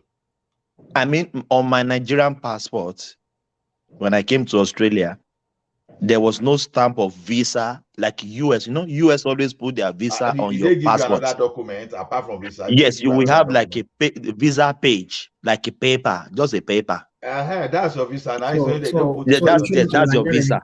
So when you show that But to the yes, Nigerian immigration, they allow you to pass. yes, yes, but Of that is course, not the they are aware of all yes, those things. Now they know. yes. Australia did not have any embassy in Nigeria. You can only file for your visa from Australia. Ah. If you are We- going to Australia from Nigeria, they don't have embassy in Nigeria. So it's just data page. I came in as a permanent resident. So you just show them the document. That is it. So my passport is neat, aside from the other country that I've went to, they stamp my visa. But Australia, never. They pass the visa is on a paper. They don't stamp your passport for your visa. in Nigeria, some immigration has scrupulous elements. I faced a lot of people. I remember when I was coming, when I bought ticket Irọ́ and ni I gbogbo ẹ̀ ọlá owó náà no nídìí kò sí owó náà nídìí. look, let me even give a guy. That guy went back to Nigeria with a Canadian PR card. So as he was coming, the immigration said he wanted to go and confirm whether it was genuine. That was like, you see the Very way the guy ridiculous. the guy just grabbed the guy, say, "Oh, Benny, come here. Do I know you?" They say he's the officer. I say, if you'll be officer and come. Well, how do I know you? You just collect my PR card and you say you want to go and check. You get machine you want to confirm with. And the problem, are you the airline? Is that supposed to even be your problem? Are you the airline? Oh my God, so What I'm saying is this: ridiculous. all this immigration, they know the requirement for those countries. If they just want to obtain you, they want to collect money from you. They will use different tricks. Just give They them even tried that 5,000 one. naira. You are See, gone. I took KLM. Let me say one story. There was a story. Just a minute. I took KLM, so I did my return to London. So, but one of Olówó my lẹ́yìn o, children, KLM. one Ó of my children didn't have UK visa. If you see the way the KLM officer there was telling me that, yes, I was supposed to this. I told the guy, say, look, you are the counter. This is not your supposed to be. So are you telling me you know more than corporate KLM? So you are telling me I'm going to say, okay, let me ask you. If I want to return to London, if I don't have visa, will you allow me? So I'm going to Canada. So what's your business with whether I return to somewhere? So what's your business? What are you trying to do? Look at me. If you think I'm one of those people, I think you are wrong. That was the day I will tell you. I will tell people, say, look, if you take me to tomorrow to go here, I can lose this money because of you. I want to give you 5,000 naira. You will It won't lose your happen. ticket.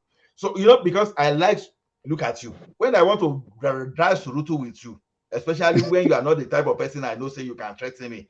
Maybe if it's immigration, maybe I can see because immigration can put something for your pocket, man. You see, but airline person, they shakara me.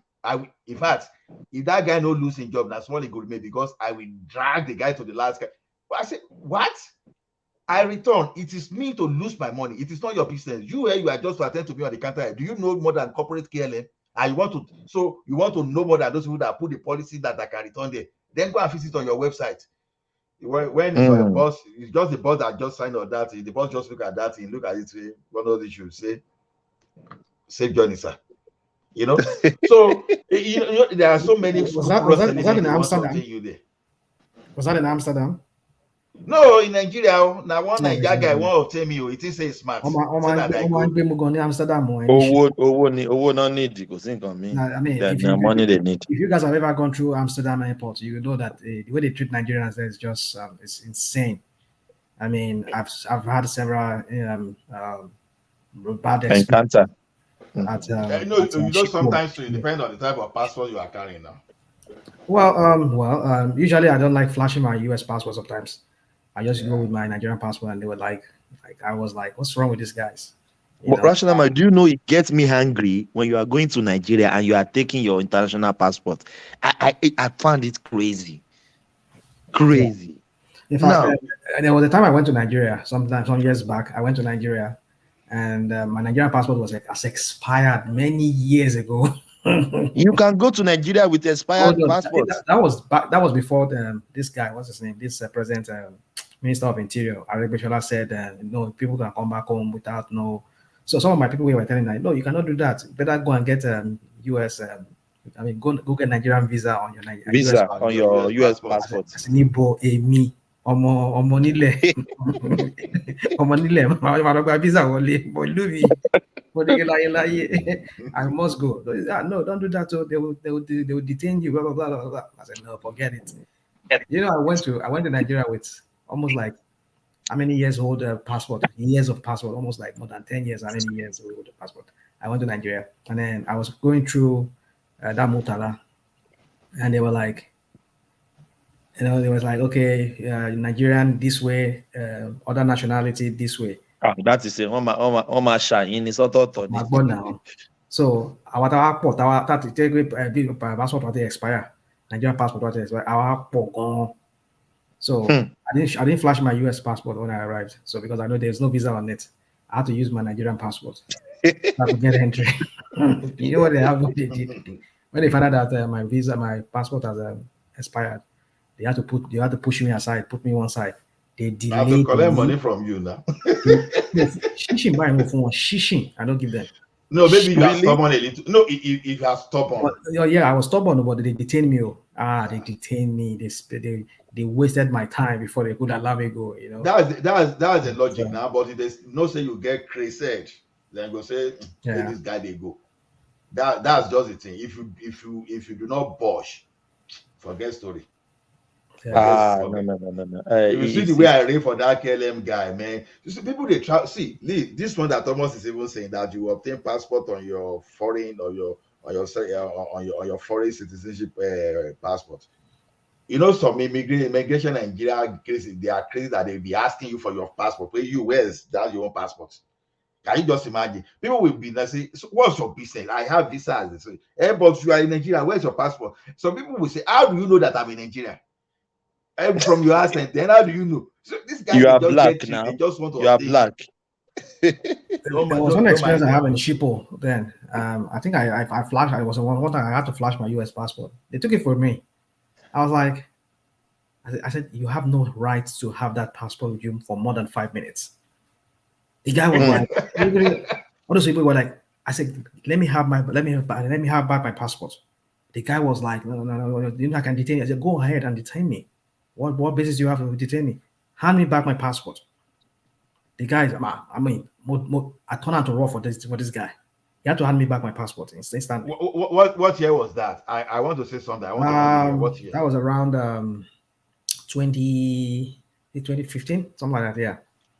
Do you know one good thing? Because if I talk here now, people will say I praise Obasanjo. Do you know that during the Obasanjo period, hardly will you see anybody that will try rubbish with Nigeria? Do you know? See, there was a time that I traveled to South Africa aboard the Kenya Airways. So we now got to I remember I still remember the airport I stayed at Panari Hotel, right? Or Panari Hotel, yeah. So when we got to Kenya Airport, so the flight that was supposed to connect to South Africa, so developed for, so they were just going to lodge just overnight. You see some Nigerians that were coming from Dubai.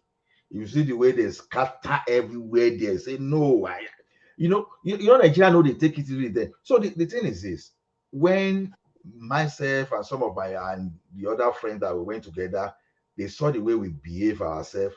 Those guys, they say, "Where are you guys from?" We say from Nigeria. I say, "Really?" I say, "Yeah." Is there any issue? I say, "Nigeria know they behave the way we they behave." I say, "What happened?" That even so Nigeria, they will say, "We are going to burn this place down. We are going to that." That's everybody that they create drama. I say, "Why don't you arrest them?" Say, that is where you will know that people know Obasanjo as Baba. They say you have a very strong president. That if you try that, they will hear from your president. That's what they told us. And I'm talking of 2006. You know, they say you will hear from the president. That time you don't joke with Nigerians, but you start wondering post Obasanjo, what our leaders do. They don't even care. Maybe they don't even understand the importance of international relations. You understand? Because that day I felt, you know, people were even looking at us like, "Oh, you Nigerians, you are cool." They are looking at us, "You are cool." That this is very unusual. Because Nigerians say, okay, they gave one understand what they had now. People they say, okay, we want to collect our money. And you can give them $100. They will say, no, how will they take $100? And they can even be dictating and start negotiating for $300. You know, they say, but our home was different. They now took us to Panari Hotel. You know, so the thing VIP. Is, because we need to make sense. Because Nigerians, if our leaders know the right thing, we are not rubbish. That's just a fact. We are not rubbish because our route, Nigerian route, is profitable to some of these international air carrier. You know, we have that advantage, but it's like because some of our leaders they are rogues, they steal too much, and that's stealing. They are afraid because you know they are keeping the asset in their country, so they have to. Real quick. Nigerians' problem internationally is not our leaders; it's the Nigerians themselves. I got where you are going, though. I got that point. I know, no, I know exactly what you are going around that place. But then, see, Nigerians, they are not worse than Indians. They are not worse than the Chinese, and that's just the truth.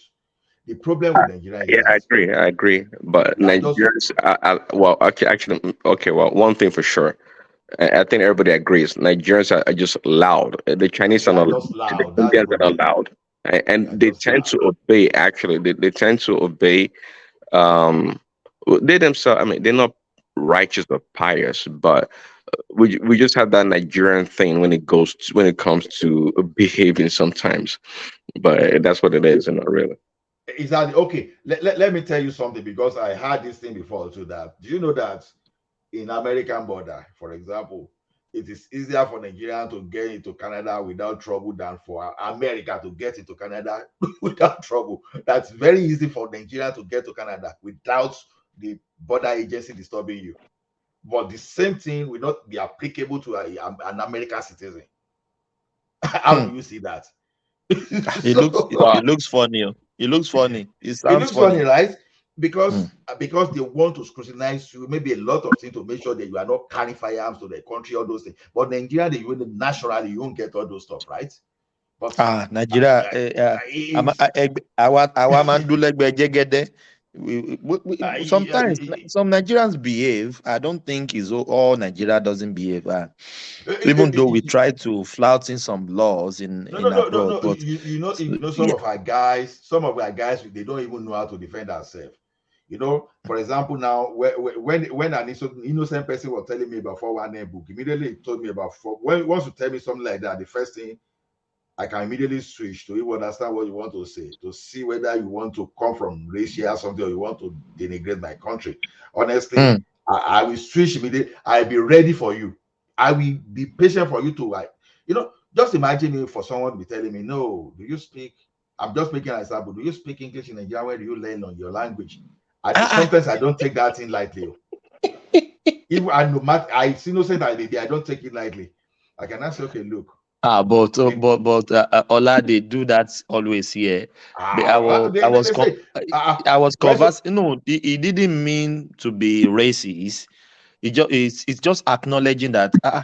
How do you Do you they know have other someone African. once asked me? Someone asked me whether I speak English. How ridiculous can that be?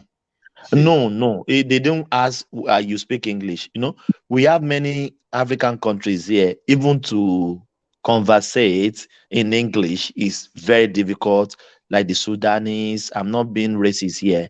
So, but when Nigerians speak here, you know, I'll say, what you guys are there? Are you no, are you not from Sudan? I said, no, I'm not from Sudan. I'm from Nigeria. Oh, your English is quite eloquent, clear. I said, no, we are different. Trust me, Thomas. We, I may not even yeah. stay there. I will now raise my shoulder. I want to say that honestly, I begin post for you if you try that with me. Because the next thing I tell you, I say, oh, of course, we are 200 million people, and even if like a third of us speak English, that means we are more of English speaker than Canadians. You understand? Those are the. Don't be surprised when you hear such kind of thing from, because sometimes some people will say, oh, you have to learn accent. Your accent we don't understand. Because I want to shift the burden to you that if I can understand your accent, you too try to understand my accent. Don't be lazy. Because then when they want to discriminate against you in a certain position, we say, oh, you have thick accent. It starts telling story. It's on you to push back to them, say, look, okay, look at this. How does it stand to you? Oh, you speak this thing. What type of English do you speak? I say, look, you know, there are two general What type type of of English. English? That's an insult now. English I is tell people, English. we speak Queen's English. We speak Ola, your own is even better. You are talking with people that even understand English. Me here, I'm talking with Arabic speakers, and they be telling me that they don't understand my accent. You understand? They use that one Na bobo. to hide. Na Exactly. bobo. They don't even understand English at all, but they say, I don't understand your accent. Imagine an Indian that is talking Simba, like I like that. Jamaican. I like that. You imagine some Indian that is talking like all those Jamaican No, Simba speak movie we Arabic. are looking at, all those Dundee the Flesh Eater film we are using. Will be telling me that I don't speak Greek English. I say, seriously? I say, what type of English do you speak? The official language for our work here is English. Yeah, when I tell people, I say we speak received pronunciation, otherwise known Even as even in the hospital here, we write in English. Everything is in English. Oh, really? Oh, really? Yes. Wow. So if any of an Arab comes there and a Saudi citizen comes in for checkup or whatever, so is he or she is going to read in English? No, she will talk in Arabic, and we have people here that will interpret for us. But everything in the system, every documentation and everything is done in English. So, so for example, now if you have to recommend prescription, medication, everything is English. Everything is in English. Wow. That's good. That's good, though. I'm surprised to hear that. And they also, you know, let me tell you, even their education, their doctors, they are taught in English. Oh. Wow. Yes, there's no way you can teach. There's no way you can teach medicine in Arabic. Some of these terminologies they don't have. They don't have their own Arabic, yeah. But Arabs are very good in medicine now. I mean, they are the first people who were exposed to medicine. Are they better than Germans? Are they forget better it. than Americans? No, if you talk about real, well, let me not go back to history. But historically, in the ancient times, the Arabs were the people who. I think I think it's mathematics, not medicine. No medicine? Well, well, more like algorithm. Even in mathematics, more like the British or the French.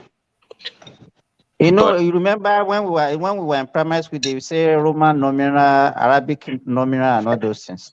Yeah, Arabic is what they have the numbers. Right? See, the Arabs. Arabic, right?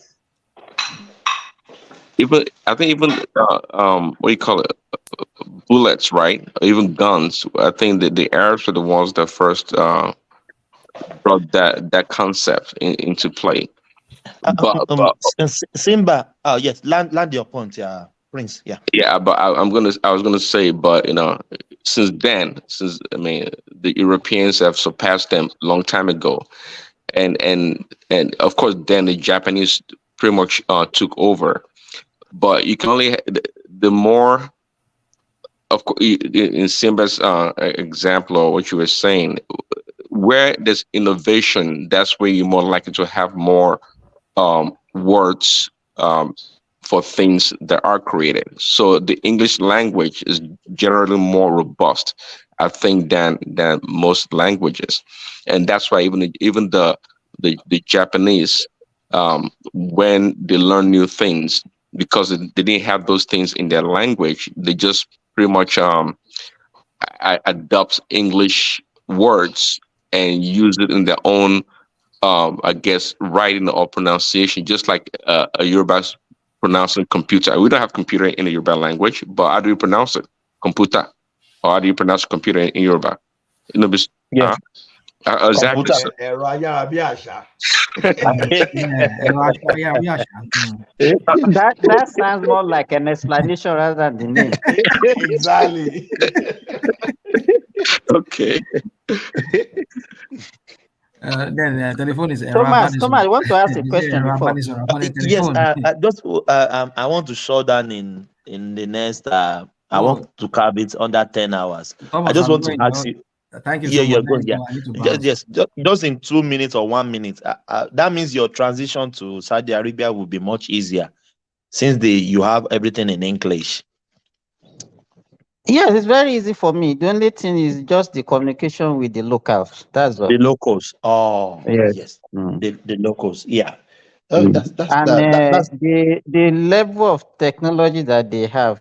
In fact, it's very, everything is high tech, and they always go for the best because they're very rich, very rich. My aunt husband worked in Saudi Arabia for several years too. I don't know, Dr. Gunleye, maybe you must have heard about him. I don't know. He worked there for several years.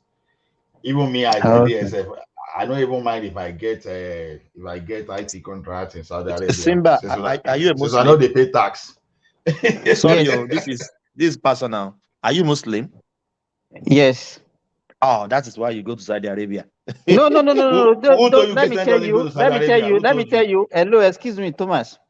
Yeah. 90% of Nigerian doctors in Saudi Arabia, in fact, they are Igbos. They are not even, don't let me tell you, they are Igbos, Christians.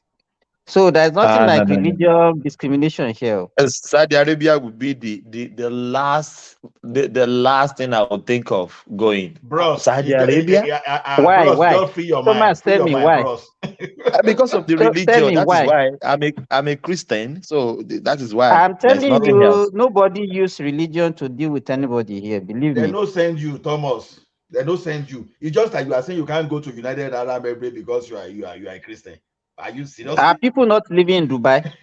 Are they no, not that in is just Qatar? that is just my own. No, what will I say? my brain, my computer. It's a fear. It's a fear. It's unsatiated fear. I'm telling you. They don't send you. just obey the law like you obey the law where you are. You are okay. Exactly. You are and right. Socially now that even everything has changed. Believe me. Whatever you want, cinema, everything is present. They have it here. Let me tell you. Do they drink alcohol also? No, not publicly. Not publicly, but you can have it in your room or club. No, nobody will know what you are doing now. Do they have clubs? They have nightclubs, but they don't sell all those things publicly. That's what I'm saying. Publicly. Simba, you know one funny thing. You know one funny thing in the United Arab Emirates. They will tell you say prostitution is not allowed, but this type of prostitution around that place. Oh man, you see some of these things. Everything is coded now. Some of these things, just see, it's exaggerated. For me, if I find myself in Saudi, United Arab, now I go make my money. All those things. Let me tell you, there are a lot of Western people here because you make a lot of money here. There's no tax, nothing here. You take all your money away. Exactly. Thank you, guys. Thank you, Simba, Prince Daddy, Hola, everybody. Thank you so much for your time. Thank you. We join again tomorrow. Thanks so much. Appreciate it. Thank you. Yeah, thank you so much. God bless you all. Thank you. we've come to the end of the section again. One day, another dollar as one man. So thank you guys for joining us. Yeah, I hope you have a good evening, good morning, wherever you are, as the Radio Biafra. So thank you so much. You know where we are going. We can't end it without going to our usual close up. Thank you guys. Carry the conversation in the comment section. I say peace. Thank you guys.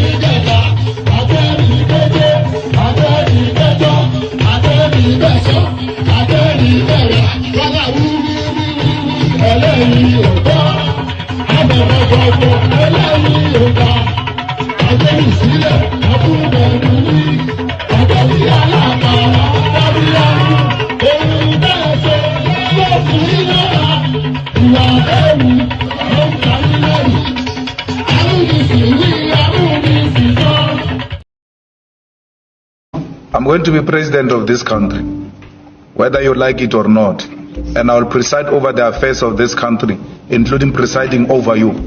I think you must start adjusting to that reality. The sooner you do that, the less chest pains you'll have when that reality comes.